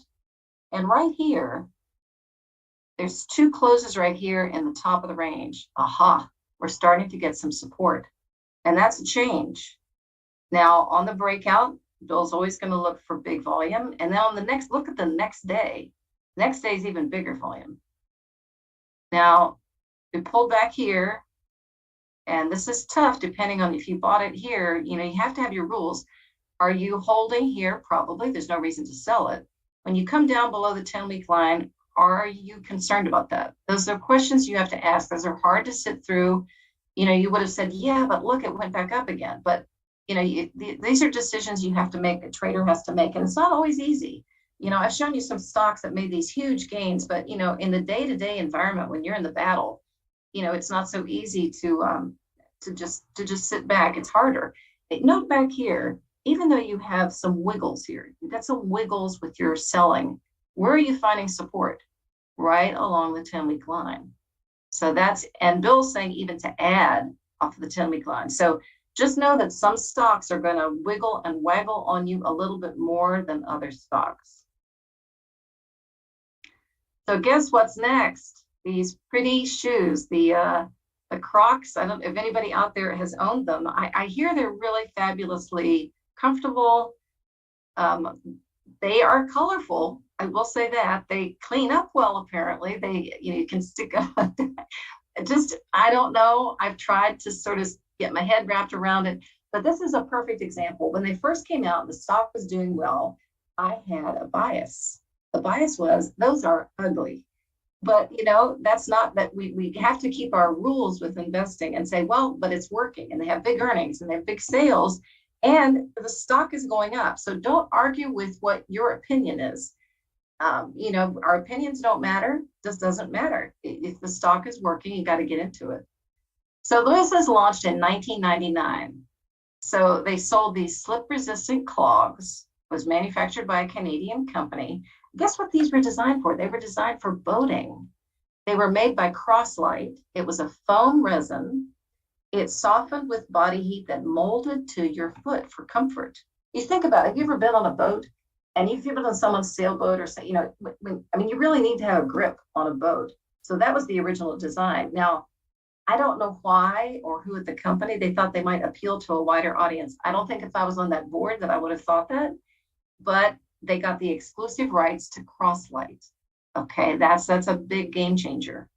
So they were so popular that Crocs had to buy more manufacturing facilities to meet the demand. Hard to believe, right? You can go get a pair of these right now from Neiman Marcus. Richard, what do you think? Okay, they're $625. I think it suits me just fine. Yeah. These are Kentucky Fried Chicken. This is for real. I'm not making these up. They actually sold these. These are women's, and look at the price of them. These are women's gardening turf shoes. This is obviously just for fun. This is for real. This is on the Neiman Marcus. I was when I was doing some of the research for this, I said, no, that's not on there. Those are not on there. They're on there. Okay, but get back to seriousness here. So some hospitals banned the initial Crocs because they had an open toe design. And of course, in a hospital, you have to be very concerned about the cleanliness. So then they said, let's make a closed toe version and let's make them in colors so that the nurses and the doctors and the professionals can have good looking shoes that are comfortable, that match the scrubs. And what Crocs did is when the particular color was selling well, then they would amp up the production. So now Crocs buys something. I had never heard of this until I was doing all my research. I don't even remember this when I was trading back in the time. Do you remember this, Richard? I don't remember these things. I think I saw them around, but yeah, I didn't quite know what they were. I didn't until I knew there was Crocs, but I didn't know what these were. So this is Gibbets. It's the maker of decorative charms. They snap into the holes, the ventilation holes, and you can decorate your particular pair of Crocs however you want to. So this was a big deal. You see, you got to look at who's doing something now, whether you like this craze or not, whether you like this design or not, whether we're just trying to buy model stocks. We're trying to buy things that it's caught the attention. Look, they made deals with Disney and Nickelodeon and sports organizations. So you can decorate it with, what do we have here? Skull and crossbones and liquor and champagne glasses. And over here we have, different kinds of stuff you can decorate your own particular Crocs with. Then they did something also interesting that I was not aware of at the time. They made a deal to use Crosslight in the Furies hockey and lacrosse equipment. That was a huge deal. So that was another interesting thing that this company did. You have to ask, what is a company doing that, that makes it this model stock? Well, what are they, and are they continuing to reinvent themselves? These are currently sold, for nurses, for chefs, hospitality and housekeeping. These people are on their feet for a long time, so they need comfortable shoes. They make women's boots, rain boots. You got to head to the subway. You've got your snow boots. So let's do some chart reading now. A lot of the model stocks will be newer IPOs. Now, I don't mean yesterday. I don't mean, but within the last 3 to 4 years, typically, Bill says up to 8 years, but I found that it's a little bit more recent than that. So we have, this base on base here, which is common. A lot of IPOs don't get going, right away. It takes them a while to get going. So what do we have in here that we like? Well, we found a 4 weeks tight down here. We have another 4 weeks tight here. We have another tight area here. And we have more tightness right in here. So then it moves up and it forms a base on base again. You'll see this sometimes, the run up and then the slowing down, the base on base. Here was a follow through day here. Here was a follow through day, and here's a follow through day right here. Now, this is where Crocs got slammed.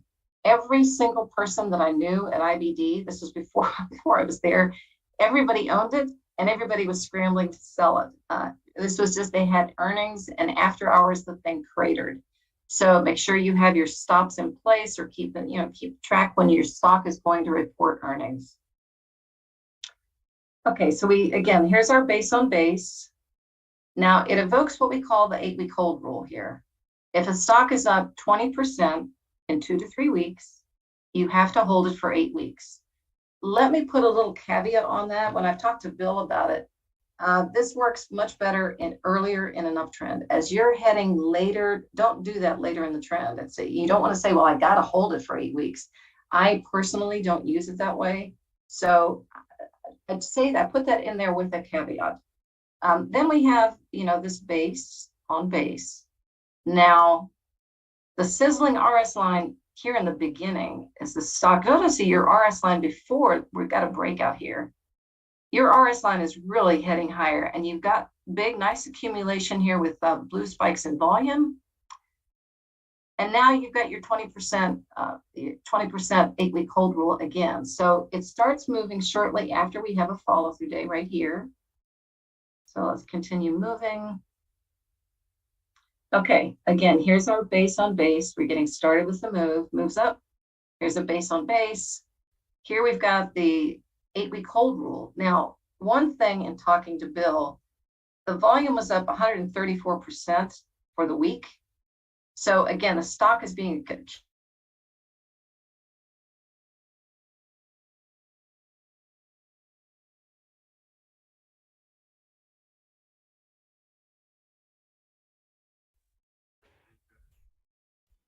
Hi, everyone. Yeah, things just cut out. Yep. Hi, everyone. We'll be right back. I'll switch back over to just the placeholder, and we'll be right back, hopefully with Amy. So hang tight, everybody.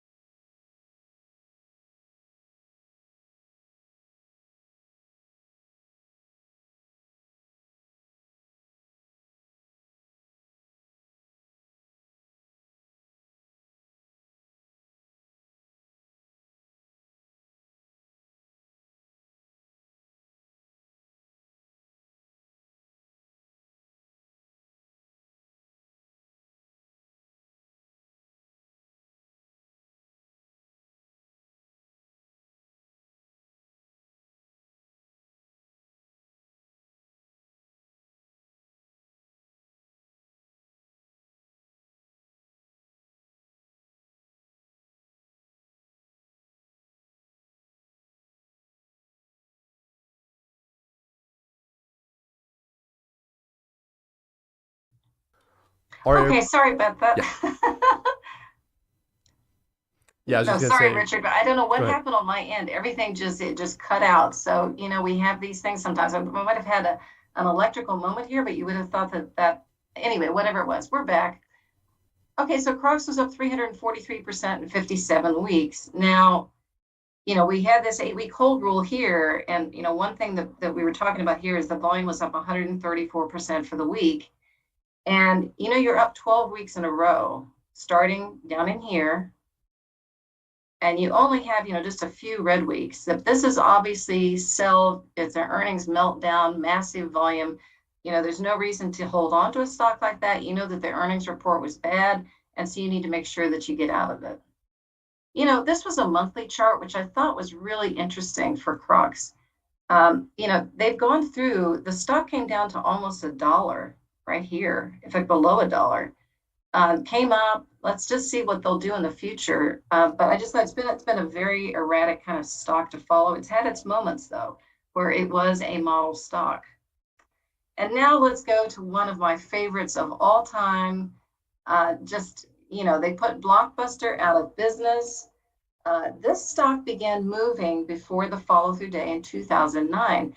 Now look at your choices. And I know you guys, everybody watching, I think knows this, but everything from Breaking Bad to The Crown, to a soap opera, Bridgerton, to The Tiger King, the most watched documentary of all time, Squid Games, which was really strange, House of Cards, the list goes on and on and on for Netflix. And so there's a lot of reasons why it's a model stock.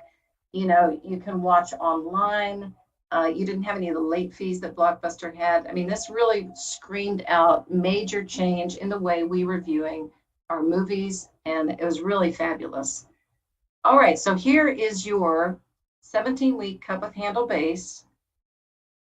It breaks out before the follow-through day. This is, we're getting into this March in 2009. So we have a nice shallow little base here. But it's not moving immediately after the follow-through day. It already had a move here. So it's already proven that it has some strength.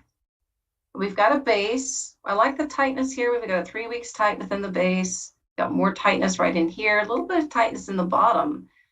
It comes out and forms another base. Now, I remember talking to Bill about this, and he said, do not sell.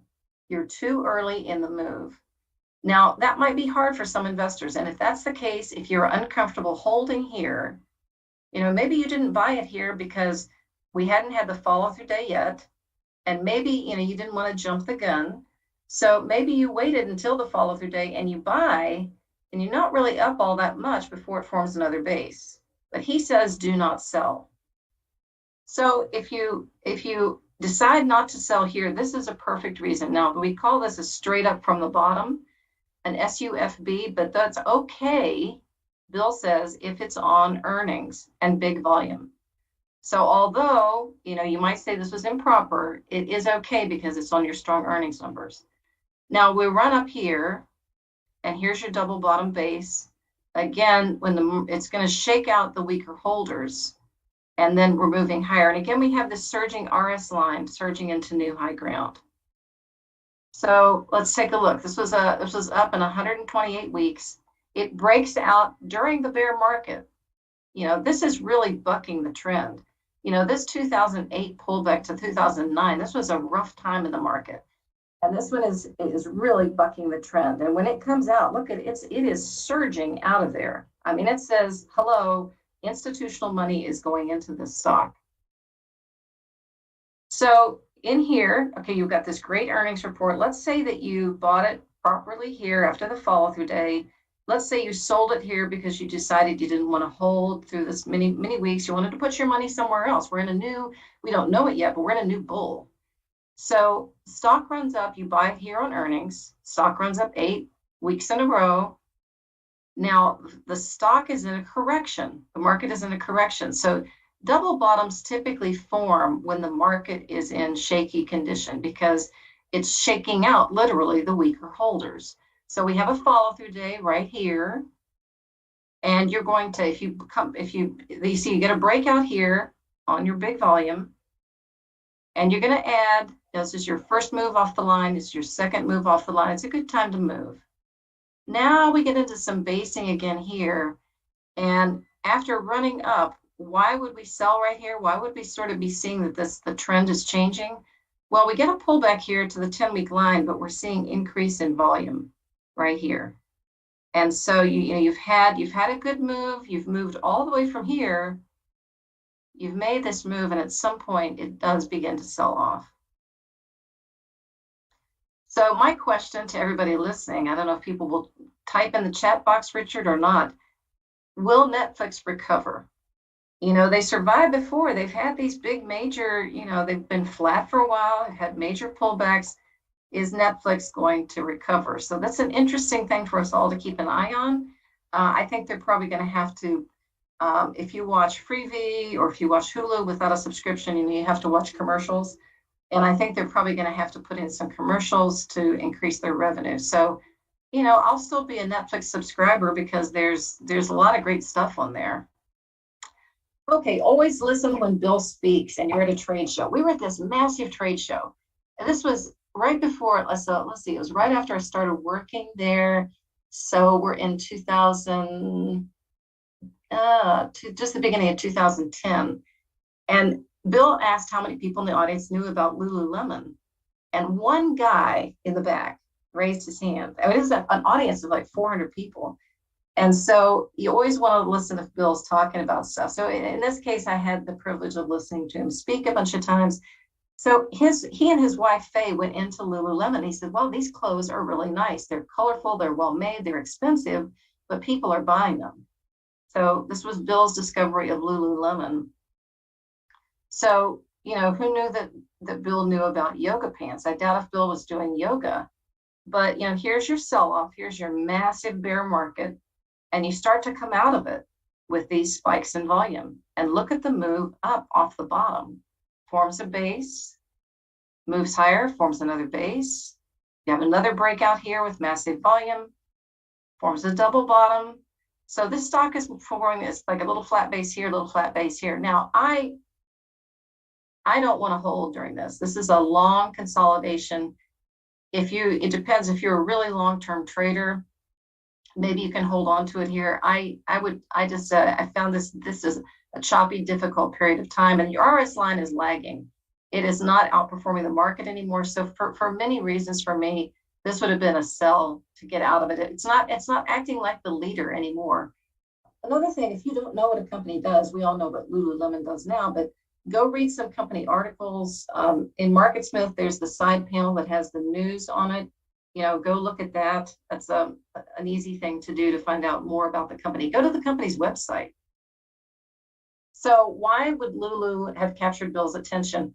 We used to talk a lot, Bill and I, not only the quarterly earnings, but the annual numbers are big. It's just really big. So, we've got a penny, 9 cents, 24 cents, 31 cents, 41 cents, 79, 126. Look at this, 163. And the 2000 estimate. Look at that growth, the annual growth year over year, starting out here. Look at that. So quarterly numbers, just to call attention to them, the stock doesn't go anywhere when it's got these weak quarterly earnings. But now we've got quarterly earnings up 43%, up 100%, 180, 114. That's what got Lululemon going. This is always, in everything we talked about with Bill, but this is also in Panerai. It's also obviously in MarketSmith, your earnings per share, EPS due date. So always know when your stock is due to report earnings, because a lot of stocks will really move on earnings. By the way, we're going to get into earnings next week. We have the banks that are reporting, and the earnings season usually sets the tone for the overall market. So let's just see where we go with the earnings in this particular reporting period. Okay, Baidu, the Google of China. And this is the article again that Bill used to write in the paper. Look at all of the weeks in. Now he's buying here. They did draw a great big cup with handle base like on this one, but it's an unusual base to say the least. But 5 weeks, look at the closes in the upper part of the ranges here. I mean, this is just telling yourself I'm a winner. Now, I might have called attention to one thing, and it bothered some of us that were, at IBDs, that you didn't have as much huge volume as you would think. Look at your selling volume over here. But remember, the market has worn everybody out. Everybody's tired. We've gone through this bear, and people aren't believing it yet. But there were institutions that knew the Google of China and the support of the Chinese government, they're in. So, again, we go through these, the stocks go through this tight areas. We like this. So now over here, obviously we get some sell signals. We have an increase in very huge volume over here, which just tells you need to get out of the stock. The other thing is at the level 4, 3 or 4 years ago, I did a stocks personality. Well, what are different types of stocks personality? Some are really rapid movers. Some of them are base builders. Just kind of know what you're dealing with. This stock has performed like this. And now this is a change in personality. You can see it right here. It's just a total change. And here again, if you weren't convinced, look at the quarterly numbers, 60, 75, 100, 114. Look at the quarter over quarter over quarter of these earnings numbers. Look at the sales numbers. Also, if you have a stock that has, like Shopify did not have the earnings numbers, you got to have the sales numbers. And then maybe the earnings will catch up to the sales numbers. But you've got to have one or the other, the earnings and the sales, and hopefully both. Okay, I took a screenshot. This is a MarketSmith chart. I couldn't live without MarketSmith. I'm not showing you, well, it does not go back in time in terms of earnings, but you can see everything you need to know on a MarketSmith chart. It's just all one place, shopping for my earnings, my sales, the whole bit, the chart. So here's the number of weeks up in a row. And you can just see, first of all, just visually take a look at this. Bill would say, Amy, what do you see?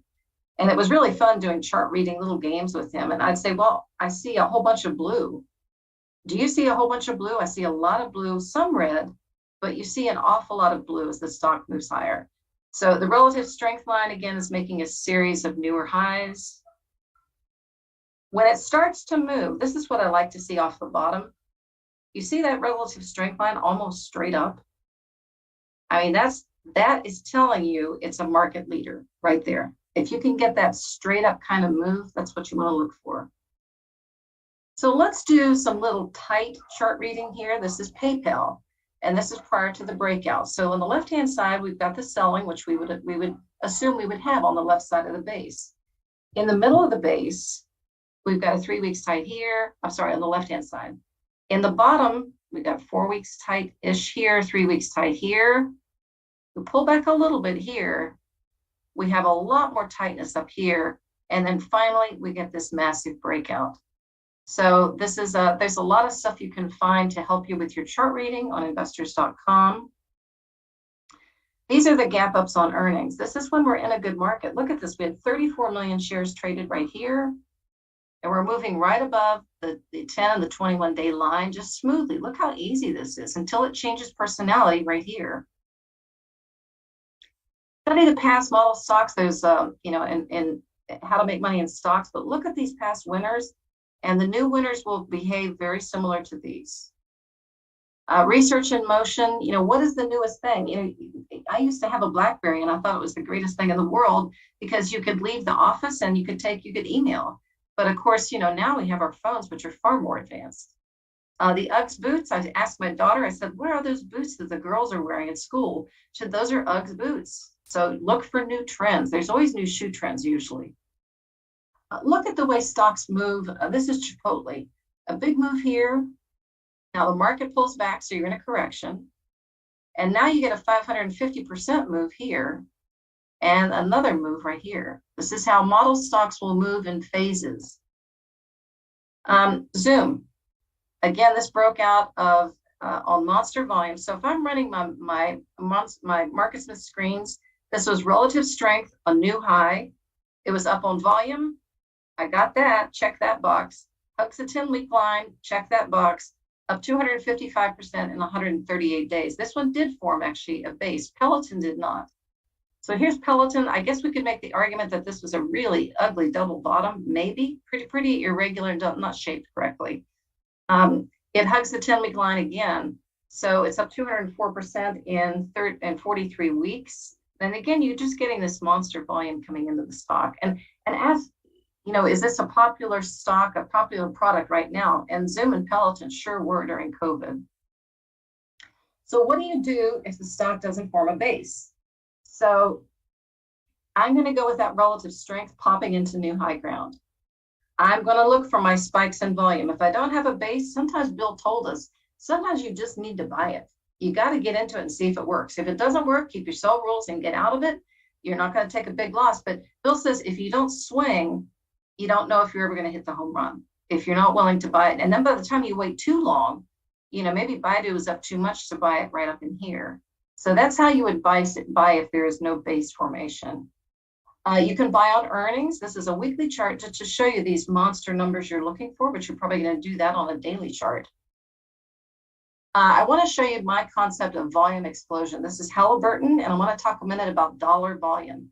So I buy on dollar volume. So I'm going to get in ahead of the breakout. So this is going to give me a little bit of an edge.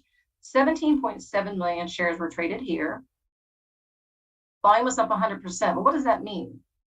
451 million shares were traded. $451 million went into it. Now we have a follow-up here, 25 million shares here. It's an increase in volume of 150%, but that means $539 million went into it right here. And then, now you want to be careful. After you break out, I like seeing the big volume up here. This ended up being 34 million, which was $1.3 billion went into it right here. That's a lot of money going into Halliburton. Keep in mind, though, this was a commodity play. And as oil began to pull back, you know, this is a stock that's not, commodities are a little bit different. So you have to be aware of the price of the commodity. Trend lines to get in early. You know, so some people say, well, the base breakout is too obvious and I want to get in early. So you can draw a trend line here. Ideally, you want to see big volume. And here's your big volume spikes here. This is a daily chart. So this is CF Industries. This was getting in early by using your trend line early entry. You really should use this in a good market or when particular industry groups are working. And we saw that the fertilizers were working, the oil stocks were working. So this is an early entry point outside of a regular base. I really encourage you. This is directly from Investors Corner in IBD. This is AMAT. And again, they did this trend line early entry. If you go through investors.com, every 4 months, they rotate through all the CanSlim topics. And if you go through Investors Corner, it's really educational. So lessons from the master. I'm watching my time, Richard. I'm almost on it. Okay, this is Bill. A few things he said over and over. A lot of big leaders in the model stock books will start with a couple handle base. Bill always marks the skyscraper volume on the charts over and over again. He would point to it when he would be teaching us. Study the How to Make Money in Stocks charts. The MarketSmith top yearly stock book, and the model stocks you might have created for yourself. Buy the gap ups on earnings, especially early in the move and in the beginning of a new uptrend. What else? Get in early on uptrends, new uptrends. Look for earlier stage bases, huge volume on the breakout and throughout the move, big earnings and sales, relative strength and new high ground. I like tight trading before and after the breakout. The return on equity, the higher the better. Here's something I have not talked about, and this is a biggie. Look for earnings surprises. A couple friends and I have done some studies about these earnings surprises, and you get these massive surprises, and it makes stocks go up. They have beat Wall Street's expectations. A game-changing product or service, newer IPOs in leading industry groups. And if your portfolio is outperforming the general market, you should be adding to your winners. Here's a couple of real good ones. Add if we're up 12 to 15 days in a row. That's usually a real leader. Add on strength. Charles Harris would probably be adding on weakness. We all trade a little bit differently, so that's okay. You should be trending above the 21-day. Here's real good advice from Bill. If your account is down 8% from the peak, get off margin. If you're down 10%, raise to 50% cash. If you're down 15%, raise your cash to 100%. And if you found the number 2 or 3 stock in a group, look for the number 1. and see if you can get into it. If you get shaken out of a big leader, see if you can get back into it. I run the Growth 250 to find the biggest winners. And I run it up on volume screen all the time. I want to see where is the money flowing. It's flowing somewhere. I do this up on volume, and I do this on stocks that are going down on big volume. I want to see what is moving either way. Bill says the biggest winners should make themselves obvious to you. The volume and the charts don't lie. Go by what the chart says, not what you want it to say. And America is the greatest opportunity. He would say this always, the greatest country in the world. Stay positive yet humble. We like other countries all over the world too. There will always be a new product or new service. There'd be something. There's always new innovations. And Bill obviously focused a lot on volume, so I do too. I can tell you that Bill had a work ethic that would exhaust most people. He says, it appears that he's a genius. He wanted me to always tell people that he was like a B student, but he was willing to outwork almost everybody, and that gave him the edge. And he said the most successful people are those who are willing to do what others are not.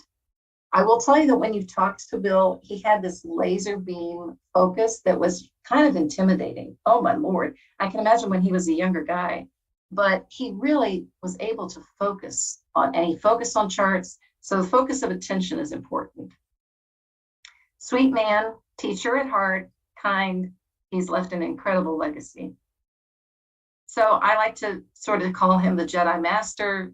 Set your goals, stay positive. Bill was always positive. And my little Yoda saying, do or do not, there is no try. We'll be doing an event with Scott O'Neill in October, so stay tuned for that. And just keep Bill's rules. You can do it and never give up. Perfect. Amy, thank you so much for running through that. There's so many incredible lessons in there that I know some people are going to have to watch that a few times through. For everybody watching, if you got some quick questions, feel free to leave them in the chat. And Amy, just along the lines of, how you close that out, I wanted to ask you kind of what your favorite Bill O'Neill story was, or what was a memory with him that really left a nice impression with you, if you got something that comes to mind. Well, I think just his ability. So my office wasn't very, IBD offices were pretty modest, and my office was not very far from his. I think my favorite times with him, he would just pop in. If he was in between meetings, he'd just pop in the office and he'd sit down and we'd pull up some charts. I mean, what a hoot. It doesn't get any better than that. So then I just couldn't believe this is my job. I have a job doing this with Bill O'Neill. And he was very sweet. He was never condescending, as if, you didn't know anything. He would always say, well, what do you see? And trying to teach you. And then when I had a question, he said, well, what do you think? So he was always, he'd kind of make you work.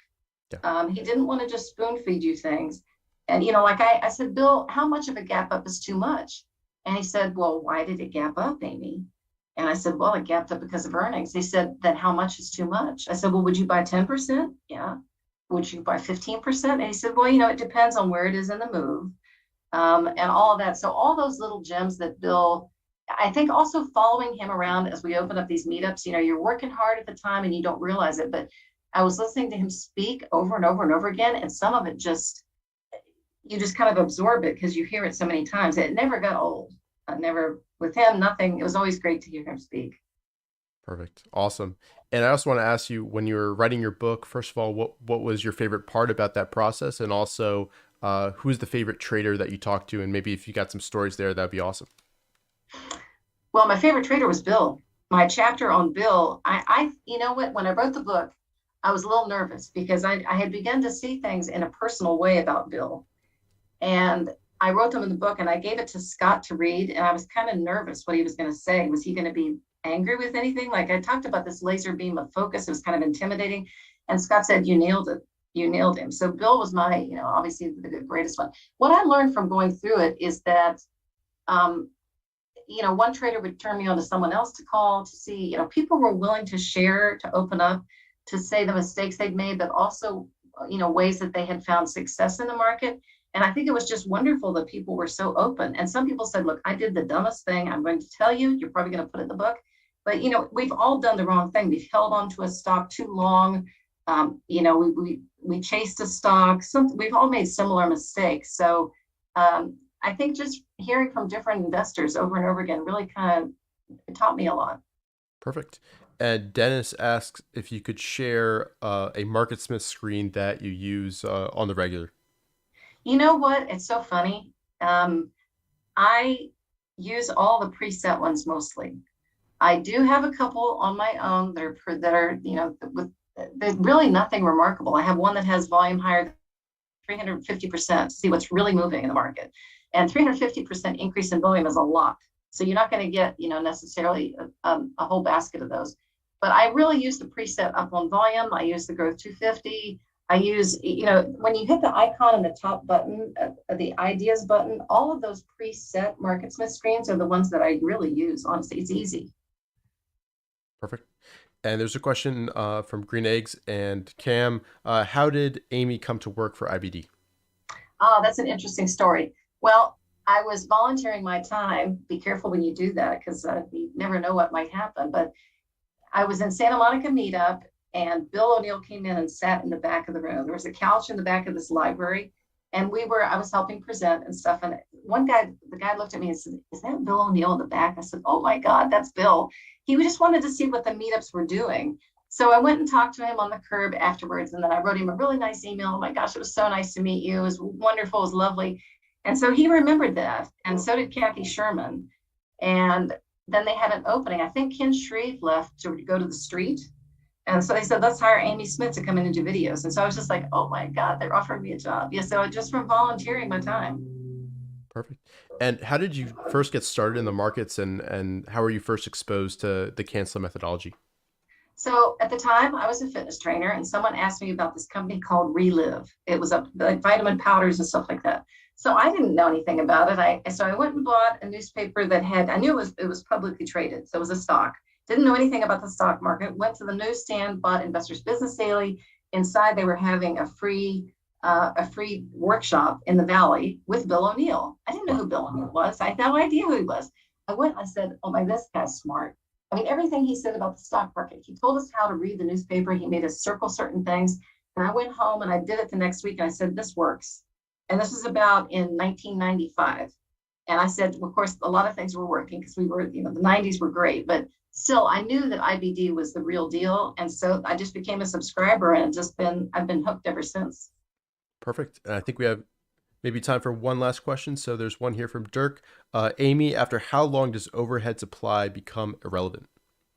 About a year and a half, I think. To me,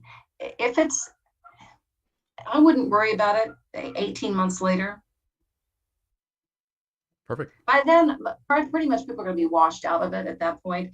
You might still have some holders that still have it from that price point, but I think that's not just, I believe that's also Bill's rule. I'd have to go back and read specifically. So I think it's 18 months.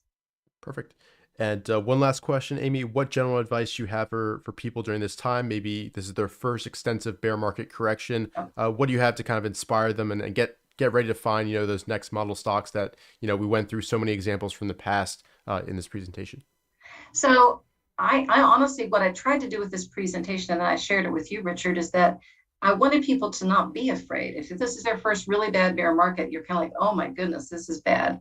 But we will come out of it. We will. I can't tell you when we'll come out of it. But the thing that people can do now, take the time to study, take the time to read, take the time to watch all the videos that you've done. Great videos, Richard, to interview people. If you're IBD centric, if that's your focus, make sure you go through all the IBD. There's all kinds of archived things on investors.com. There's IBD University.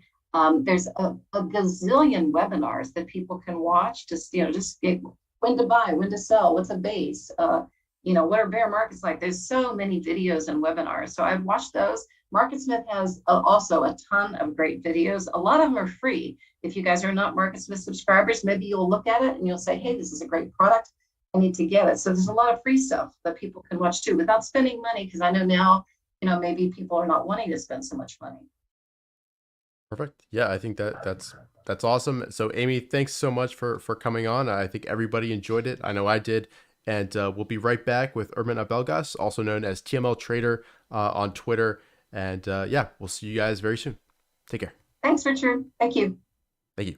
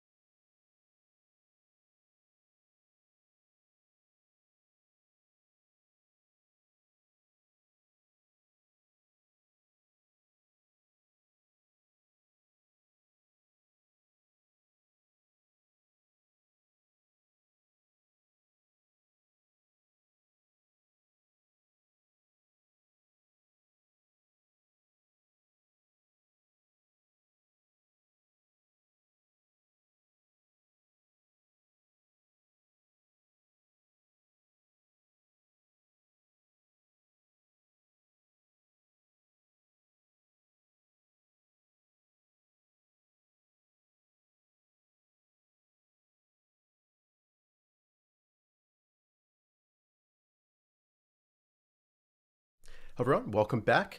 To close out the strong second day of the TraderLion Trading Conference, it's my pleasure to introduce Ermen Abelgas, and you most likely know him as TML Trader on Twitter, and he's a veteran growth stock trader and also the lead portfolio manager of the Ticker Monkey TML model portfolio. Ermen, thanks so much for being here and welcome. Thank you so much, Richard. Good evening and good evening to everyone. And I'd like to thank you and TraderLion for sending me this invite to be a part of this year's trading conference. I'm really honored, especially since you guys are doing this for a great cause with St. Jude Children's Research Hospital. So thank you so much. Yeah, it's our pleasure, and we're glad to have you, and really looking forward to diving into your topic as well. To kick things off, I'd love to just hear about your background and how you first got interested in trading and trading TML specifically. All right, so I got my start dabbling in the market. I started opening a trading account back in 2007 after watching Jim Cramer at CNBC's Mad Money. So I really liked the show. I actually bought 2 of his books, Real Money and Mad Money, and followed his recommendations on TV. What I had no idea back then was in 2007, the bear market was about to start that year. And luckily, after a few months trading, following his recommendations, I was lucky to hang out at Barnes & Noble at one point. There was a mall near our place, and I was looking for more information on trading stocks. I was kind of hungry for more information. So I was looking for ways to make money in stocks. Then I saw this book on a shelf, How to Make Money in Stocks, a Winning System in Good Times or Bad. It was the 3rd edition. It's the blue book back then. What I like about Barnes & Noble at that time was, well, until right now, if they're still open, you can try it before you buy it. So I stayed there for hours reading it there, and I just cannot put the book down. Eventually, I bought it, and that's how I was introduced to Can Slim. I subscribed to the paper, Investor Business Daily, and the website. That was in late 2007. And that was pure luck. That subscription actually saved me from losing my money because guess what? The bear market started then. When IBD went and changed their current outlook to market in correction, I went to cash on my trading account. It was a small account back then. And of course, I had no idea that the market was about to enter a big bear market in 2007. So despite not making any money for a few years, I wasn't really losing much. I decided to stick by following IBD, following their system, and going to cash whenever they say the market was in correction. So I decided to stick with the system and gave myself 4 years to learn as much as I can, treating it like a college education. I attended IBD workshops, discovered a local IBD meetup group, started in April 2010 in Irvine.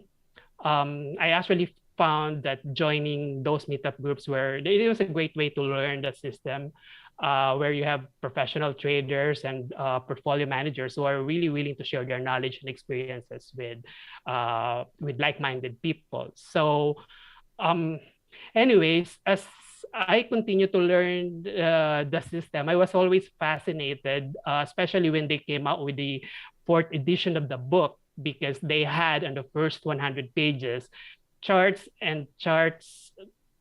of patterns of a model book stocks or true market leaders. And then what I did was to take a look at each one and try to figure out how to catch one for a big run.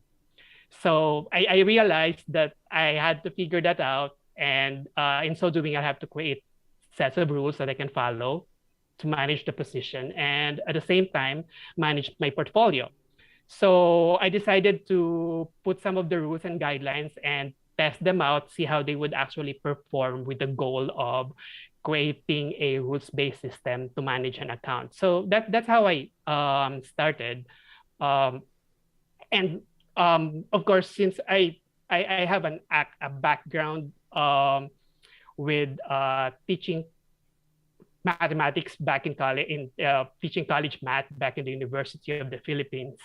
And even though I already left that career, I found another way of pursuing it. I set up like a small IBD meetup group with my family and friends and whoever wanted to listen, and in trading and investing in the stock market. And then eventually, just to help my friends out, I started the Twitter account at TML Trader back in 2014. I found it to be an effective way of getting in touch with my friends who were trading and investing with me. It's so fast that I can actually tell them exactly what I'm doing.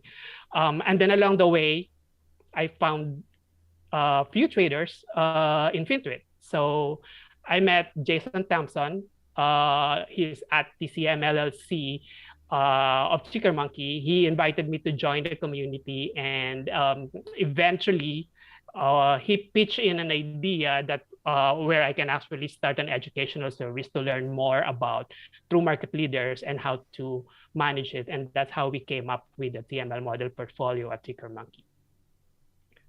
So that's basically my background. And at this point, I guess we could start with the presentation here. Yeah, perfect. All right. So let's see. Let's start off with like a quick question here. Oh, what are true market leaders?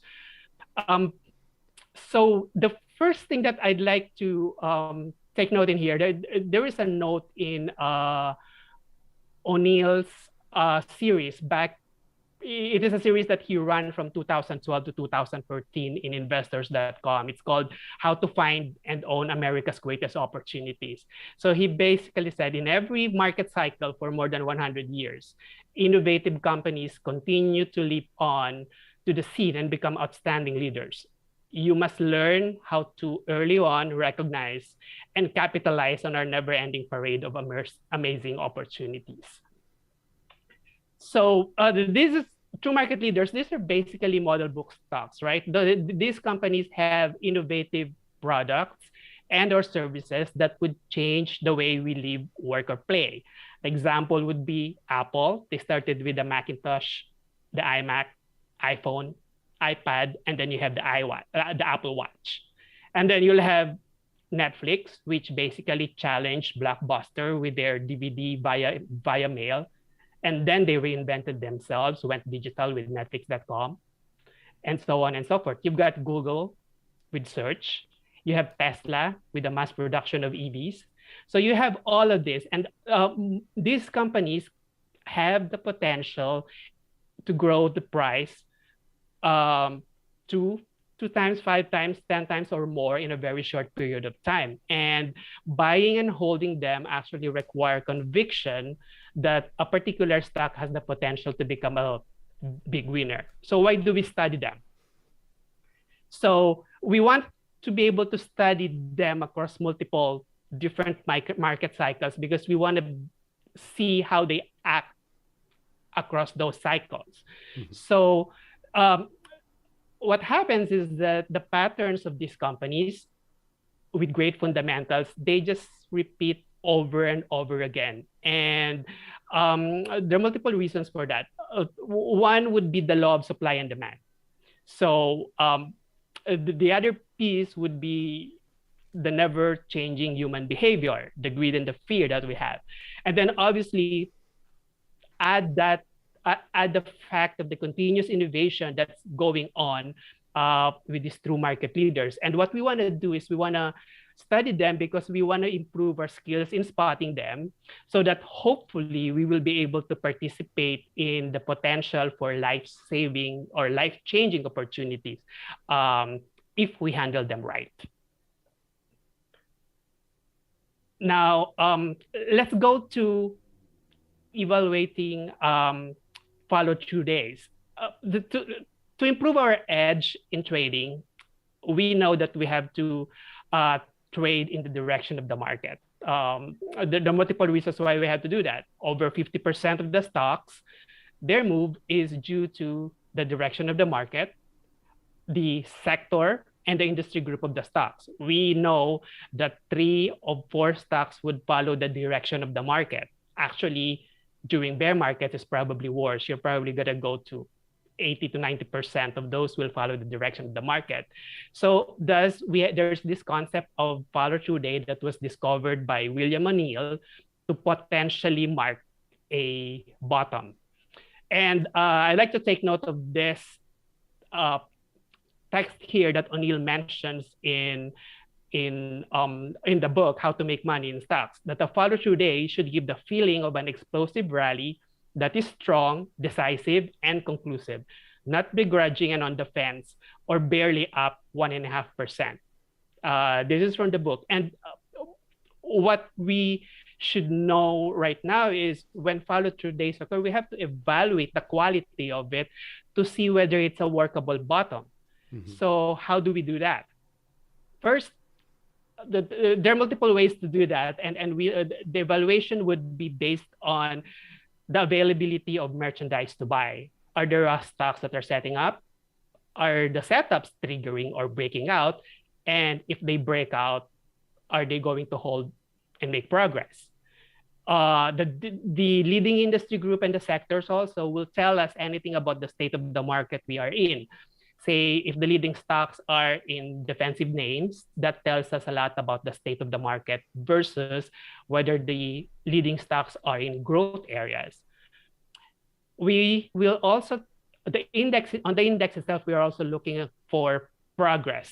So we want to see after a follow-through day that the index, the major index, as I'm talking about the NASDAQ and the S&P here, whether they are actually holding around the day of the follow-through day. Are they going higher from the close of the follow-through day? Are they making gains? Or are they just waffling around the follow-through day, or worse, losing after the follow-through day, basically not holding up? We also evaluate the price action, the price and volume. Simply, we want to see whether there are accumulation days, and by accumulation days, meaning they may have the form of subsequent or additional follow-through days in addition to the first follow-through day, or whether they are being distributed, meaning are we getting distributions down days on heavier volume than the prior day? And all of these are put together. We wanted to, this is actually going to tell us what big money is doing. Are they buying stocks to accumulate, or are they using the strength to unload their shares? And I always, with all these things in mind, I always get excited during market corrections. Why? Because we may or may not know that the basis that we are seeing on stocks, which is the jump off point on where we would want to buy them, they usually are formed when the market consolidates or make a correction. So that's why I like having market corrections, because that gives me a chance to buy a stock that maybe I missed before, or even if I held something, I want to be able to add to it. So those are the areas where I can do that. Now, what happens during a bear market?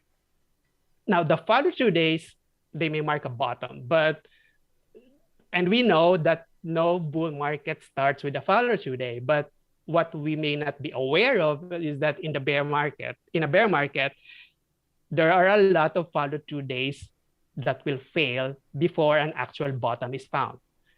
And even if you found the market bottom, you may still have a difficult time finding a stock to buy. So let's think about that for a minute. And with that in mind, we want to be able to understand how a bottom is made during a bear market, and this is what I'm going to be presenting right now. Let's just try to relieve a few bear markets and see what happened to leaders back then. So I'd like to take note of this one. I just read through How to Make Money in Stocks. This text right here. It's on page 220 in the 4th or 5th edition. When a bear market bottoms, it frequently pulls back and settles above or near the lows made during the previous weeks. It is more constructive when we see these pullbacks or tests if they hold at least above the intraday lows made recently in the market averages. I'll show this to you as we go along through charts of the indexes down the road. And hopefully I'll be able to show this within our time frame here of about an hour, but we are going to be looking at severe bear markets from, there are 6 that I want to take a look at. December, this is from 1968 to from 1968 onwards, and we'll take a look at December, the period, the bear market from 1968 to May 1970, and then 1973 January to October 1974. And then there's a bear market from 1980 to 1982. 1989 to 1990, I'd like to show this because if you look at the S&P, this is just a garden variety bear market, but with the NASDAQ, it really isn't.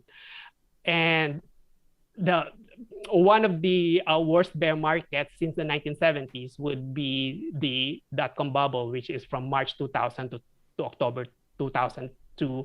And then the last one that actually started this secular bull market was from November 2007 to March 2009. So let's take a look at them and look at some of the stocks. All right, first off, December 1968 to May 1970. This is just the backdrop. It was the Vietnam War. The war started in 1954, sorry. And that war has been going on for a long time, and it's becoming too expensive for the US. And eventually, since it was expensive, in 1968, they came up with, they called it the United States Revenue and Expenditure Control Act of 1968. That was essentially a 10% income tax. It was a surcharge. They planned to have that for a year for both individuals and corporations, basically to help pay for the war. And then what happened after that is because of that, inflation began to rise. The CPI started to rise as well. It hasn't, the rise was from a level not seen in 20 years at that time. And because of the rise in interest rate, the inflation, the Fed raised the interest rates, which eventually led to the recession. The recession lasted until late 1969 for about a year. So that's the backdrop there.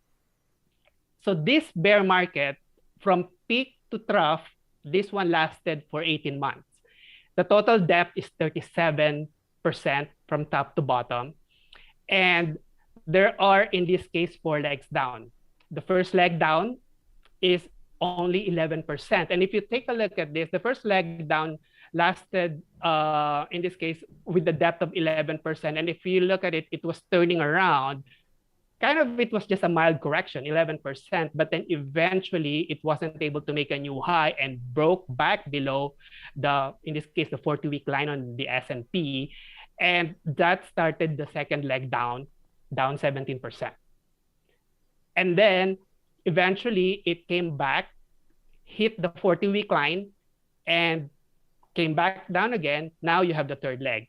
It's a 15% correction at that point from this point on up to the end of the third leg. And then as you could see, it rallied again, but the rally in here is much weaker than this. And the weaker rally actually led to a much more severe drawdown. It was down 25% on the fourth leg down. So this was the bottom. And at the bottom, there was a bounce there. It was a 2-week bounce. That bounce actually was 17%. And what you can see here, this is on the weekly chart, right? So after bouncing, it pulled back again for 6 weeks. It was an 11% pullback, but this was a retest of the low, the one that I was saying earlier. What to watch in here is that this retest did not make a new low. It was a good test, and it eventually bounced back. And then from here, if you look at this, this is more like a consolidation for a few weeks. And the whole thing lasted into a 10-month uptrend, which eventually, at this point, there's a bigger correction that happened here near the top until it actually moved a little bit higher over here. So this is how the 68 to 1970 correction looked like. Let's drill down at the bottom. So this is the daily of the S&P. sorry, it should be daily. The follow through day happened here. This was a day 4 of the follow through day on June 1 of 1970. This was the 17% bounce only in 6 days. And then you've got this pull in, 11% pullback, which eventually this ran for about 6 weeks to test the low, and then it consolidated for a few months. This is an 11-week consolidation right here. And then somewhere within this consolidation, if you take a look at this, there are, while it was pulling back, there's a lot of distribution in here. The red marks that I have here are distribution days after the follow-through day. And then eventually, when it bounced, you'll see a bunch of accumulation going on the way up.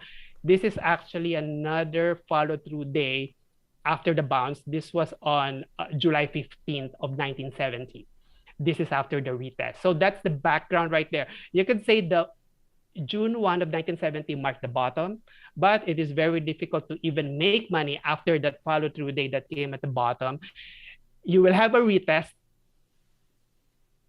As a trader, you probably would think, here's another low coming, but then it held. And then eventually you have a consolidation that likely helped the stock consolidate some more because all the stocks were probably destroyed back then. So that's basically what happened. Let's take a look at one stock, Levitz. This is a discount warehouse store. They IPO'd, I believe it was in 1965. They started in 1965. They IPO'd at the beginning of the bear market in 1968. And if you take a look at this chart, this bottom here occurred while the bear market, and this chart right here, the chart of the S&P 500, while the bear market was ongoing with their second leg, between the second leg and the third leg, it formed this 42-week cup and handle. And you can see at the bottom of this base, we call this in the chat room as a chopstick. Basically, you do have big shoes at the bottom, and then it just recovered on the same week, and that could mark a bottom of a consolidation. And this is what happened here. So coming off the bottom, you can see accumulation that is going on the right side. It tightens up. There are actually 9 weeks out of 10 weeks up on the right side of the base, which is really what we want to do, a sign of an accumulation there. And eventually it pulled back a little bit.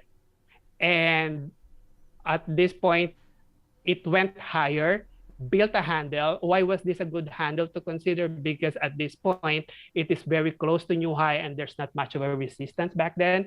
And then it broke out. It broke out on September 24th, 1970. Now, keep in mind, the second follow-through day that we mentioned earlier, after the bottom, was July 15 of 1970. This came in months later. And if you buy it right here and have some rules to be able to hold at least a few of it, this would have gone into a 608% in a little over a year, 87 weeks. Next up, McDonald's. So McDonald's, what was new back then? They were the pioneers of self-service fast food revolution back in the 1950s. Now, the thing with McDonald's, they actually had a big run prior to this, since they IPO'd. It was a leader in 1966 to early 1967. Through 1968, they already had like a 300% gain in the prior bull market. And then, off the top, they built this 42-week, this cup with handle here. All right. And if you look at this cup with handle, you would say, oh, this cup with handle is actually flawed. Look, they formed, most of the consolidation actually formed below the 40-week line. But you have to take a look at the market in context. I mean, the reason why it did that was because of the market. And eventually, it went higher. This handle right here is actually a flat base on its own. It's also you could consider it as a shallow double bottom. It broke out on the first week of December 1970, and from there it had a gain of 434% in over 2 years. Next up, Rite Aid, discount drugstore, right? So if you, this was like a very choppy chart during its time in the correction. This correction here actually lasted for, I mean, this was 56% deep back in the 1970s. And then this was so destroyed, but it really took a lot of time to get back above near highs. And then eventually, I mean, as you can see in here, it actually tightened up compared with the left side that has been wide and loose. There's a tightening on the right side of the base, and then eventually it broke above the 40-week line or the 200-day. And while it's up, it consolidated a little bit because there's like an overhead in here, and it built a flat base, or you could call it a shallow top with handle, which is its first stage. Broke out of that, and from that breakout, it gained 421% in 71 weeks.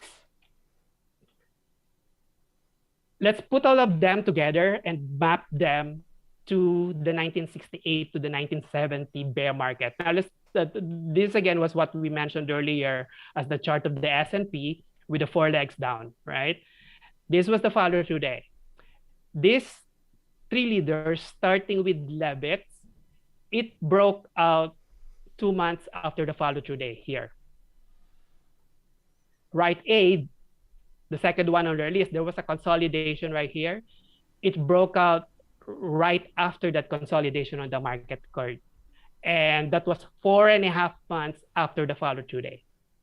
McDonald's also broke out at around the same time, 4.5 months after the follow-through day. And as you could see, the true market leaders, they may not even show up right after the follow-through day. So I think one of the lessons that I've learned here trying to study this is we don't really have to be in a hurry. What you want to do is that when you get a follow-through day, you'll have to ask, like I said earlier, are there stocks to buy? Are there merchandise to buy? Are there stocks that are setting up? If there are no stocks that are setting up, then don't be in a hurry to actually be pulled in buying something that isn't really optimal. The optimal ones will come in eventually as they go as the market moves higher, and it could happen a few months later. All right, let's take a look at the second bear market here. This is from January of 1973 to October 1974.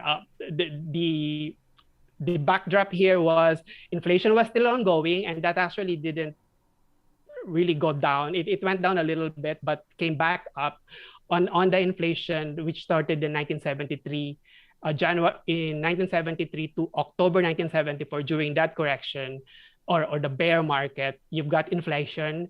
So you had a recession, economic slowdown, and this was the time where you had an energy crisis with the OPEC oil embargo, plus the Watergate scandal. So this bear market lasted from top to bottom 22 months, and there are 3 legs in here. The S&P went down 50% off the top. 3 legs. The first one was 18% long, which was like a probably an average correction. And again, similar to last time, when you thought it's gonna go up and come back, it didn't, broke the 40-week line, and then now began the second leg. The second leg was deeper from here, and it was a 21% deep from there. And then now it tried to go up. Look at the 40-week line coming in as a resistance again.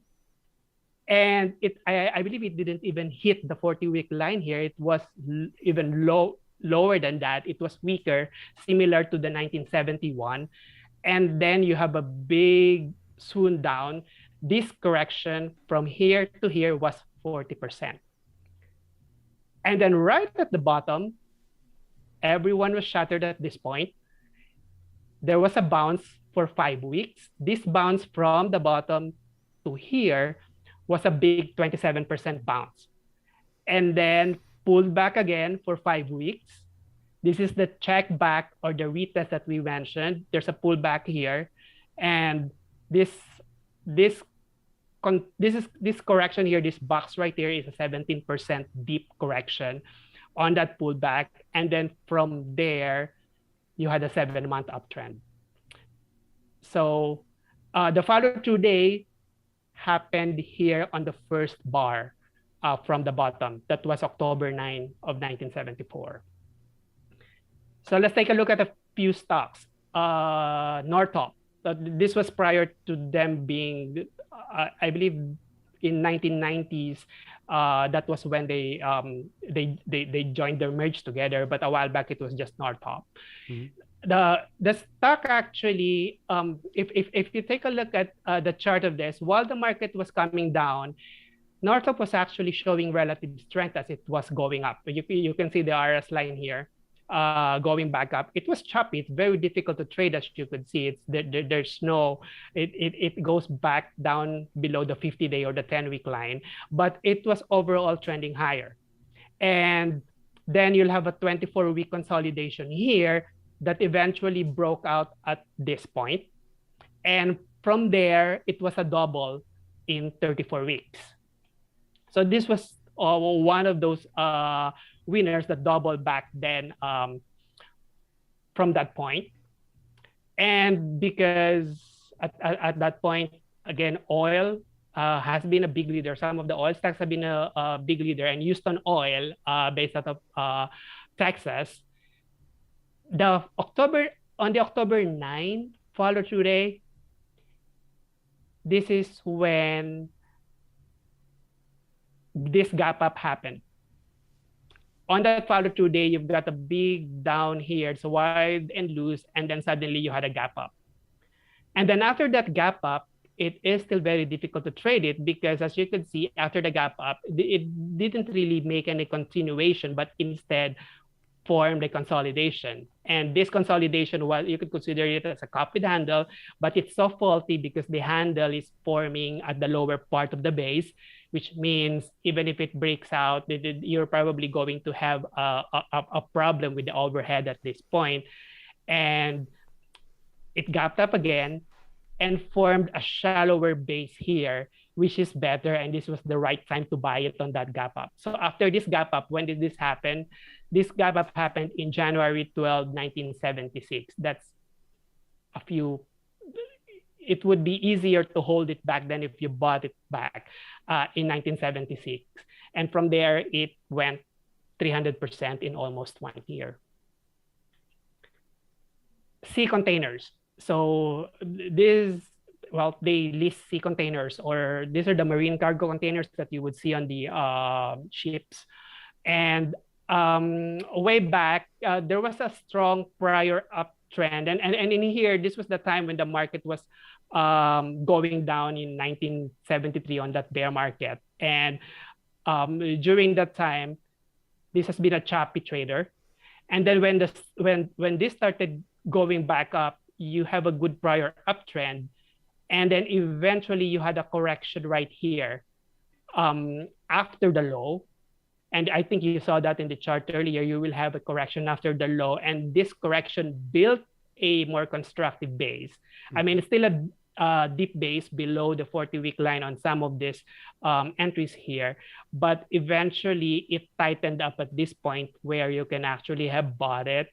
They do have earnings acceleration during that time while the market was correcting.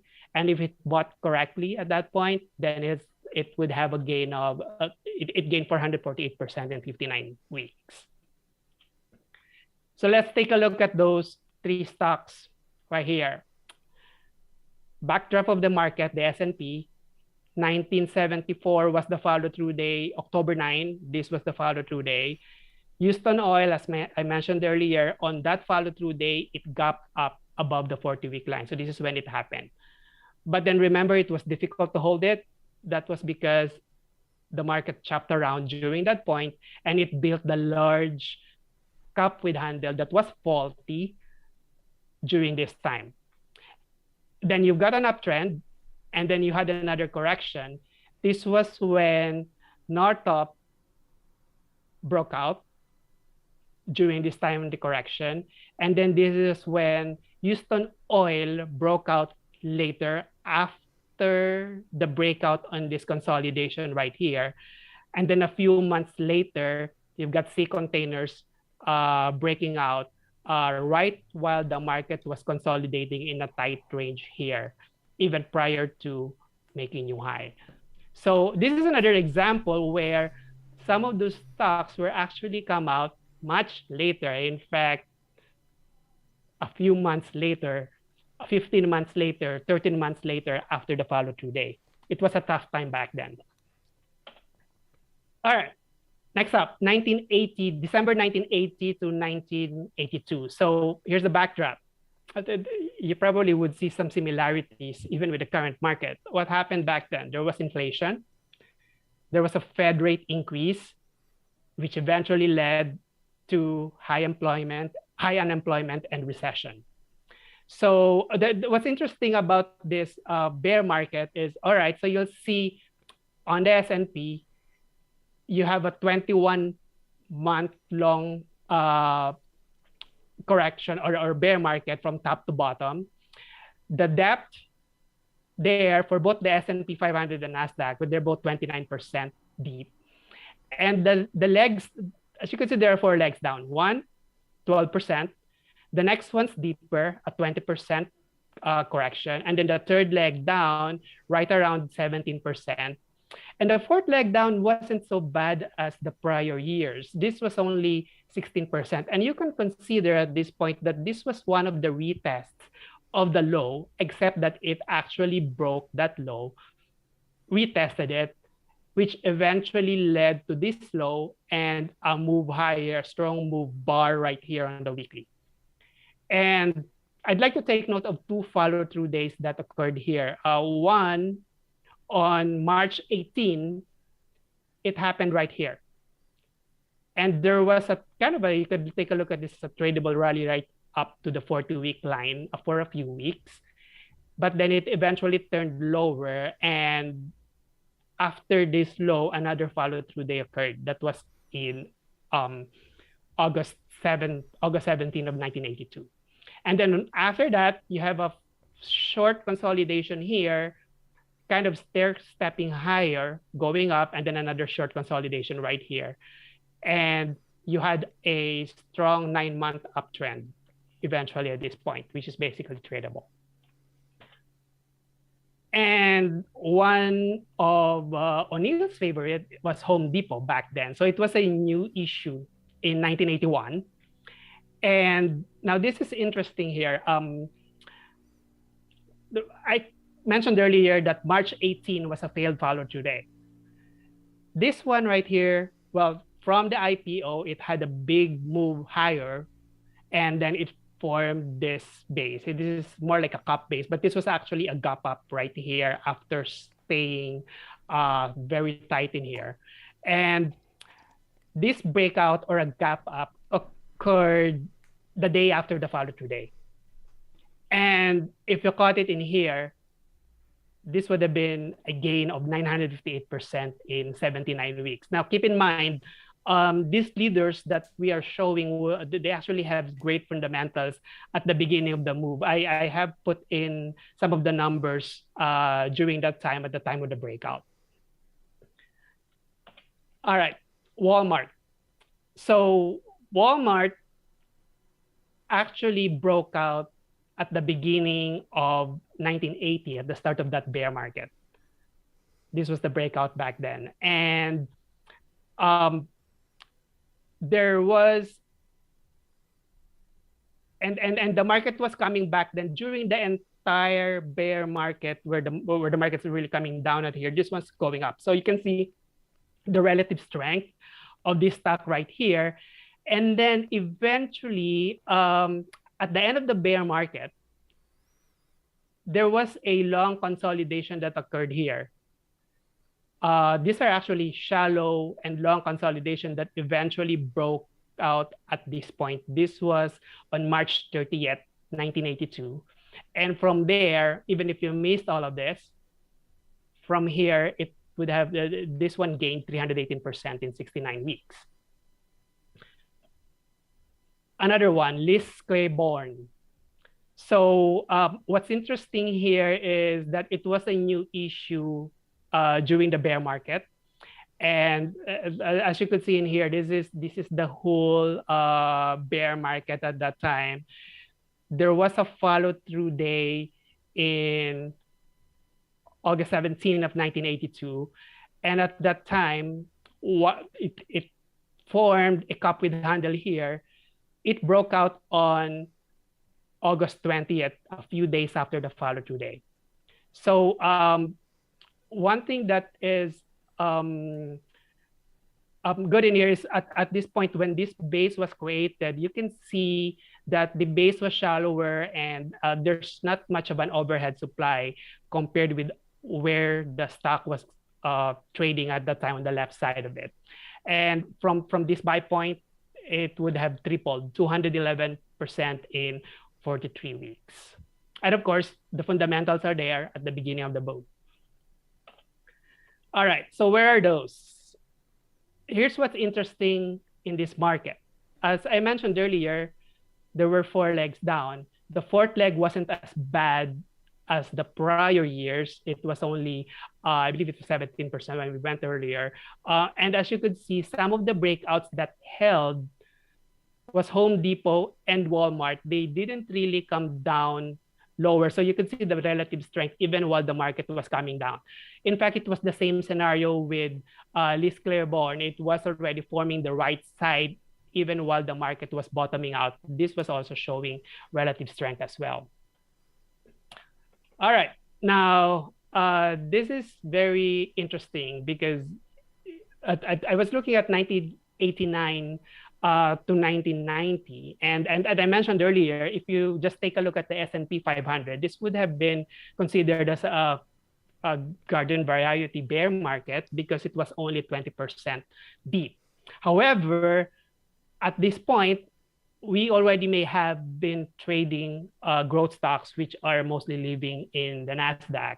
And the NASDAQ actually did worse during the same time, going down 34% in 13 months. So it's an over a year. And same scenario, 1 leg down, 2 legs down, just 2. Mm-hmm. In the S&P, it actually went higher, I think. And then it went back down further. But in these 2 legs, the first one, which you would consider it as a shallow, well, it's a correction, 16% deep. And then when you think you're really close to the new high, it broke back below and then got your second leg down. And so I'd like to take note that during this time, you have 3 follow-through days. The first 2 failed. A follow-through day right here, it failed. Another follow-through day, this was on April the 3rd, it failed. And then this 3rd one actually had a 2-month rally. And then it went back down. And after this one big down, this was 31% deep. You had a follow-through day marking the bottom, right? And then there's a rally for 8 weeks. And this was a 17% gain on this rally. And then eventually, it consolidated again, trying to test the low. It's way much higher. It's much higher back then on this consolidation. It was only 7% deep. So this was like a very tight consolidation if you consider that on the indexes. And then you have a 14-week rally back to all-time high. And then, of course, once you reach the all-time high, it probably consolidated right around the all-time high for about four months. So what are the stocks back then? United States Surgical Corp. All right. So they basically develop surgical staples, which was they were the pioneers of that back then. And the stock had a strong prior uptrend in the first 3 quarters of 1989 before the bear market started. This one right here. The market was up right here, and then you have this correction. And this is the chart of the S&P. As you can see earlier, I showed you this chart of the NASDAQ. S&P actually went higher and then failed. The NASDAQ didn't. So you had a divergence back then between the NASDAQ and the S&P. Now, during this time, while the market was just going on with its quote-unquote correction, this one broke out. And it broke out on April 6th. That was a few days after the April 3rd follow-through day that failed. And yet this one went higher. And then there was a correction right here at this point. If you did not get shaken out, that was because the market was coming down as well. And you had this shakeout. But then assuming you bought it right here, held some, and sold it close to the top, this was a 786% move in 93 weeks. Amgen. So Amgen, right in here, formed a double bottom base. And what's interesting here was there was a follow-through day on February 7 of 1990. And this one broke out the next day out of the shakeout +3 Livermore buy on February 8, just a day after the follow-through day. And the actual double bottom base occurred like 1 week later on February 15. And then from there, it would have been an easy hold relatively. And that would have been a 786% gain in 93 weeks. Next up. This is American Power Conversion, basically uninterrupted power supply, it's a UPS maker. And this is what they did. And you can see here, they within this overall correction, it formed like a cup with handle beside a larger consolidation after a big prior uptrend. And then during this new base that it created, some of the things that I look at would be like tight ranges at the bottom, and you could see 3 weeks tight here. And then there was a shakeout after the 3 weeks tight, basically putting a low and then a reversal back up. And then after that, you had 5 consecutive up weeks showing the accumulation, built a handle, and then broke out after 2 weeks of the handle. Getting it back here up to the top, that would have that was a gain of 745 in 96 weeks. Cisco, of course, this is the one of the biggest winners of the decade. New issue in 1990, you had this double bottom base, and with a double bottom base, you probably would find an early entry. Shakeout +3, early buy. This was on October 18, 1990, on the day of the follow-through day. So if you're looking to buy on a follow-through day, this would have been a good buy. And this was a big winner. For 169 weeks, it gained 1,602%. And if you were a great investor, hold it for 10 years, you had a gain of 75,000. Was a big gain. All right, let's take a look at where they are. Some of this stuff that we talked about here. I'd like to take note again. Earlier, we have these 3 follow-through days right here. February 7, April the 3rd, May 11, and then had a second leg down. And then at the bottom, you had a follow-through day. Now, the 3 that I mentioned earlier, Amgen, APCC, and US Surgical, they broke out while the market was quote-unquote correcting right here. And they did not go back after those breakouts. Even when the market went down, and at this point, after this, you've got Cisco right at the next follow-through day, shouting, screaming, buy me. So this is the setup right here. Now what can we see right here? Now, sometimes there would be scenarios where there are setups, even though the market is failing, there might be setups that could work even if the market comes undone, and some of the stocks might be holding up.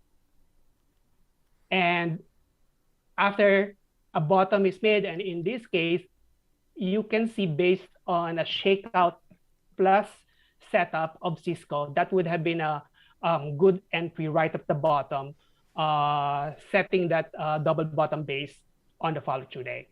So it could happen on the exact follow-through day, even right at the bottom is what we're looking at in here. All right. One of the big daddies since the 1970s in terms of bear market. You're looking at the dot-com bubble, and it was in March, started in March from the top, March of 2000, and then ended in 2002. That was 33 months long, and it was a whopping 78% deep for the NASDAQ, 51% deep for the S&P. And they say we have 3 or 4 legs down, right? This has 5 legs. And I calculated the depth of each leg. This first one was 41%. Second one, you got a big rally in here a few weeks. And then second leg, 47% down. Another rally, shorter. Then you have 44% down. And then once you, and then you'll have in this case a 40% down. And then once you think, oh, hey, is it over? Went up, went back up, went back above the 40-week line, and then failed, had another leg down, 47%. It was so bad. And then eventually at the bottom, all right, and this is all in hindsight, obviously, right? So you've got a follow-through day. There are a lot of failed follow-through days along the way, all right? And at the bottom, you had a follow-through day. That follow-through day led to this bounce. This bounce right here is a 37% gain from bottom to top. So that was a big gain. But then who would have bought that bottom and sold at the top? Eventually it corrected. This correction here was 18% deep, and 15 weeks. It was 15 weeks from top to bottom, I believe, in here, and then eventually this marked the low, and then you had an 11-month rally of 72% gain. So things to note: the first follow-through day marked the bottom. And then a few months later, this was October 15, right? A few months later in next year, you've got a follow-through day in March of 2003. That was March 17 of 2003. So a few months later, you had these 2 follow-through days after this bottom. Although this follow-through day held. One of the rare ones during the bear market. So this Taro Pharmaceutical, they're basically specialized in developing prescription drugs and generic drugs as well. So they really had a strong prior uptrend. This was back in '99. They have like a few months from April to October 1999. They have a big uptrend. And then the bear market hit late December, where they basically have come undone in late December, built this wide and loose left side of the base, and then they bottomed and eventually had a tight consolidation right here at the bottom, moved higher, and formed a shallow base in here, which is like 20% deep base right below the all-time high. Now remember, this is coming in during the bear market. And if bought here, they broke out in August 30th of 2000. There was a follow-through day on August 17, right here. And if this was bought, it basically had a big advance, held the 10-week line along the way, while the bear market is ongoing. This was going higher, and this was a 382% gain in 39 weeks. Where was that? Where did that happen? Right here. it's a bad bear market, but you have some kind of a unicorn, which would actually be a big winner on a really bad bear market. And it broke out 2 weeks after that follow-through day. All right, let's take a look at eBay. So eBay, in this case, built this double bottom base, and there's a descending trend line here. You could have bought that descending trend line breakout. There was volume on that breakout. It broke out on October 15 of 2002. That date was the bottom of the bear market, led by the follow-through day on that exact date. So pretty much at the bottom of that bad bear market, there was a stock that was buyable back then. And this was at 282% in 115 weeks. This was this basic favorite stocks to study daily and weekly. I really like going over this stock, walking through it to see whether I would have held it or where I would have bought it. I can tell you it's tough. But if you had held this for 39 weeks from the breakout, that this would have given you a 2,730% gain. But here's the story right here. So you have this big consolidation here. It was really destroyed. And then right at the bottom, it went higher. You have a big move here. This was a more than a double, I believe. And then it built a high tide flag right here. This high tide flag has that buy point below, well below the prior high. But this was like a double, broke out of that high tide flag on July the 22nd of 2003. This was after the market bottomed, doubled, built another high tide flag. The second high tide flag broke out on September 17, 2003, doubled again, and another high tide flag on November 20th of 2003. And then eventually you could have added along the way in here, this is a big flag as well. And then it became wide and loose here. But then at the top, if you got the climax top, then you would have gained this much. Next up, Apple. So Apple, actually, I'm going to show later, but this had a strong uptrend earlier. After it reclaimed the 200-day way back in May 5 of 2003. So at this point, Apple at that time had great fundamentals, triple-digit growth, and this was the cup with handle that was formed back then, broke out in March 2004, and from this had a big run. This is a gain of 1,418 in 199 weeks.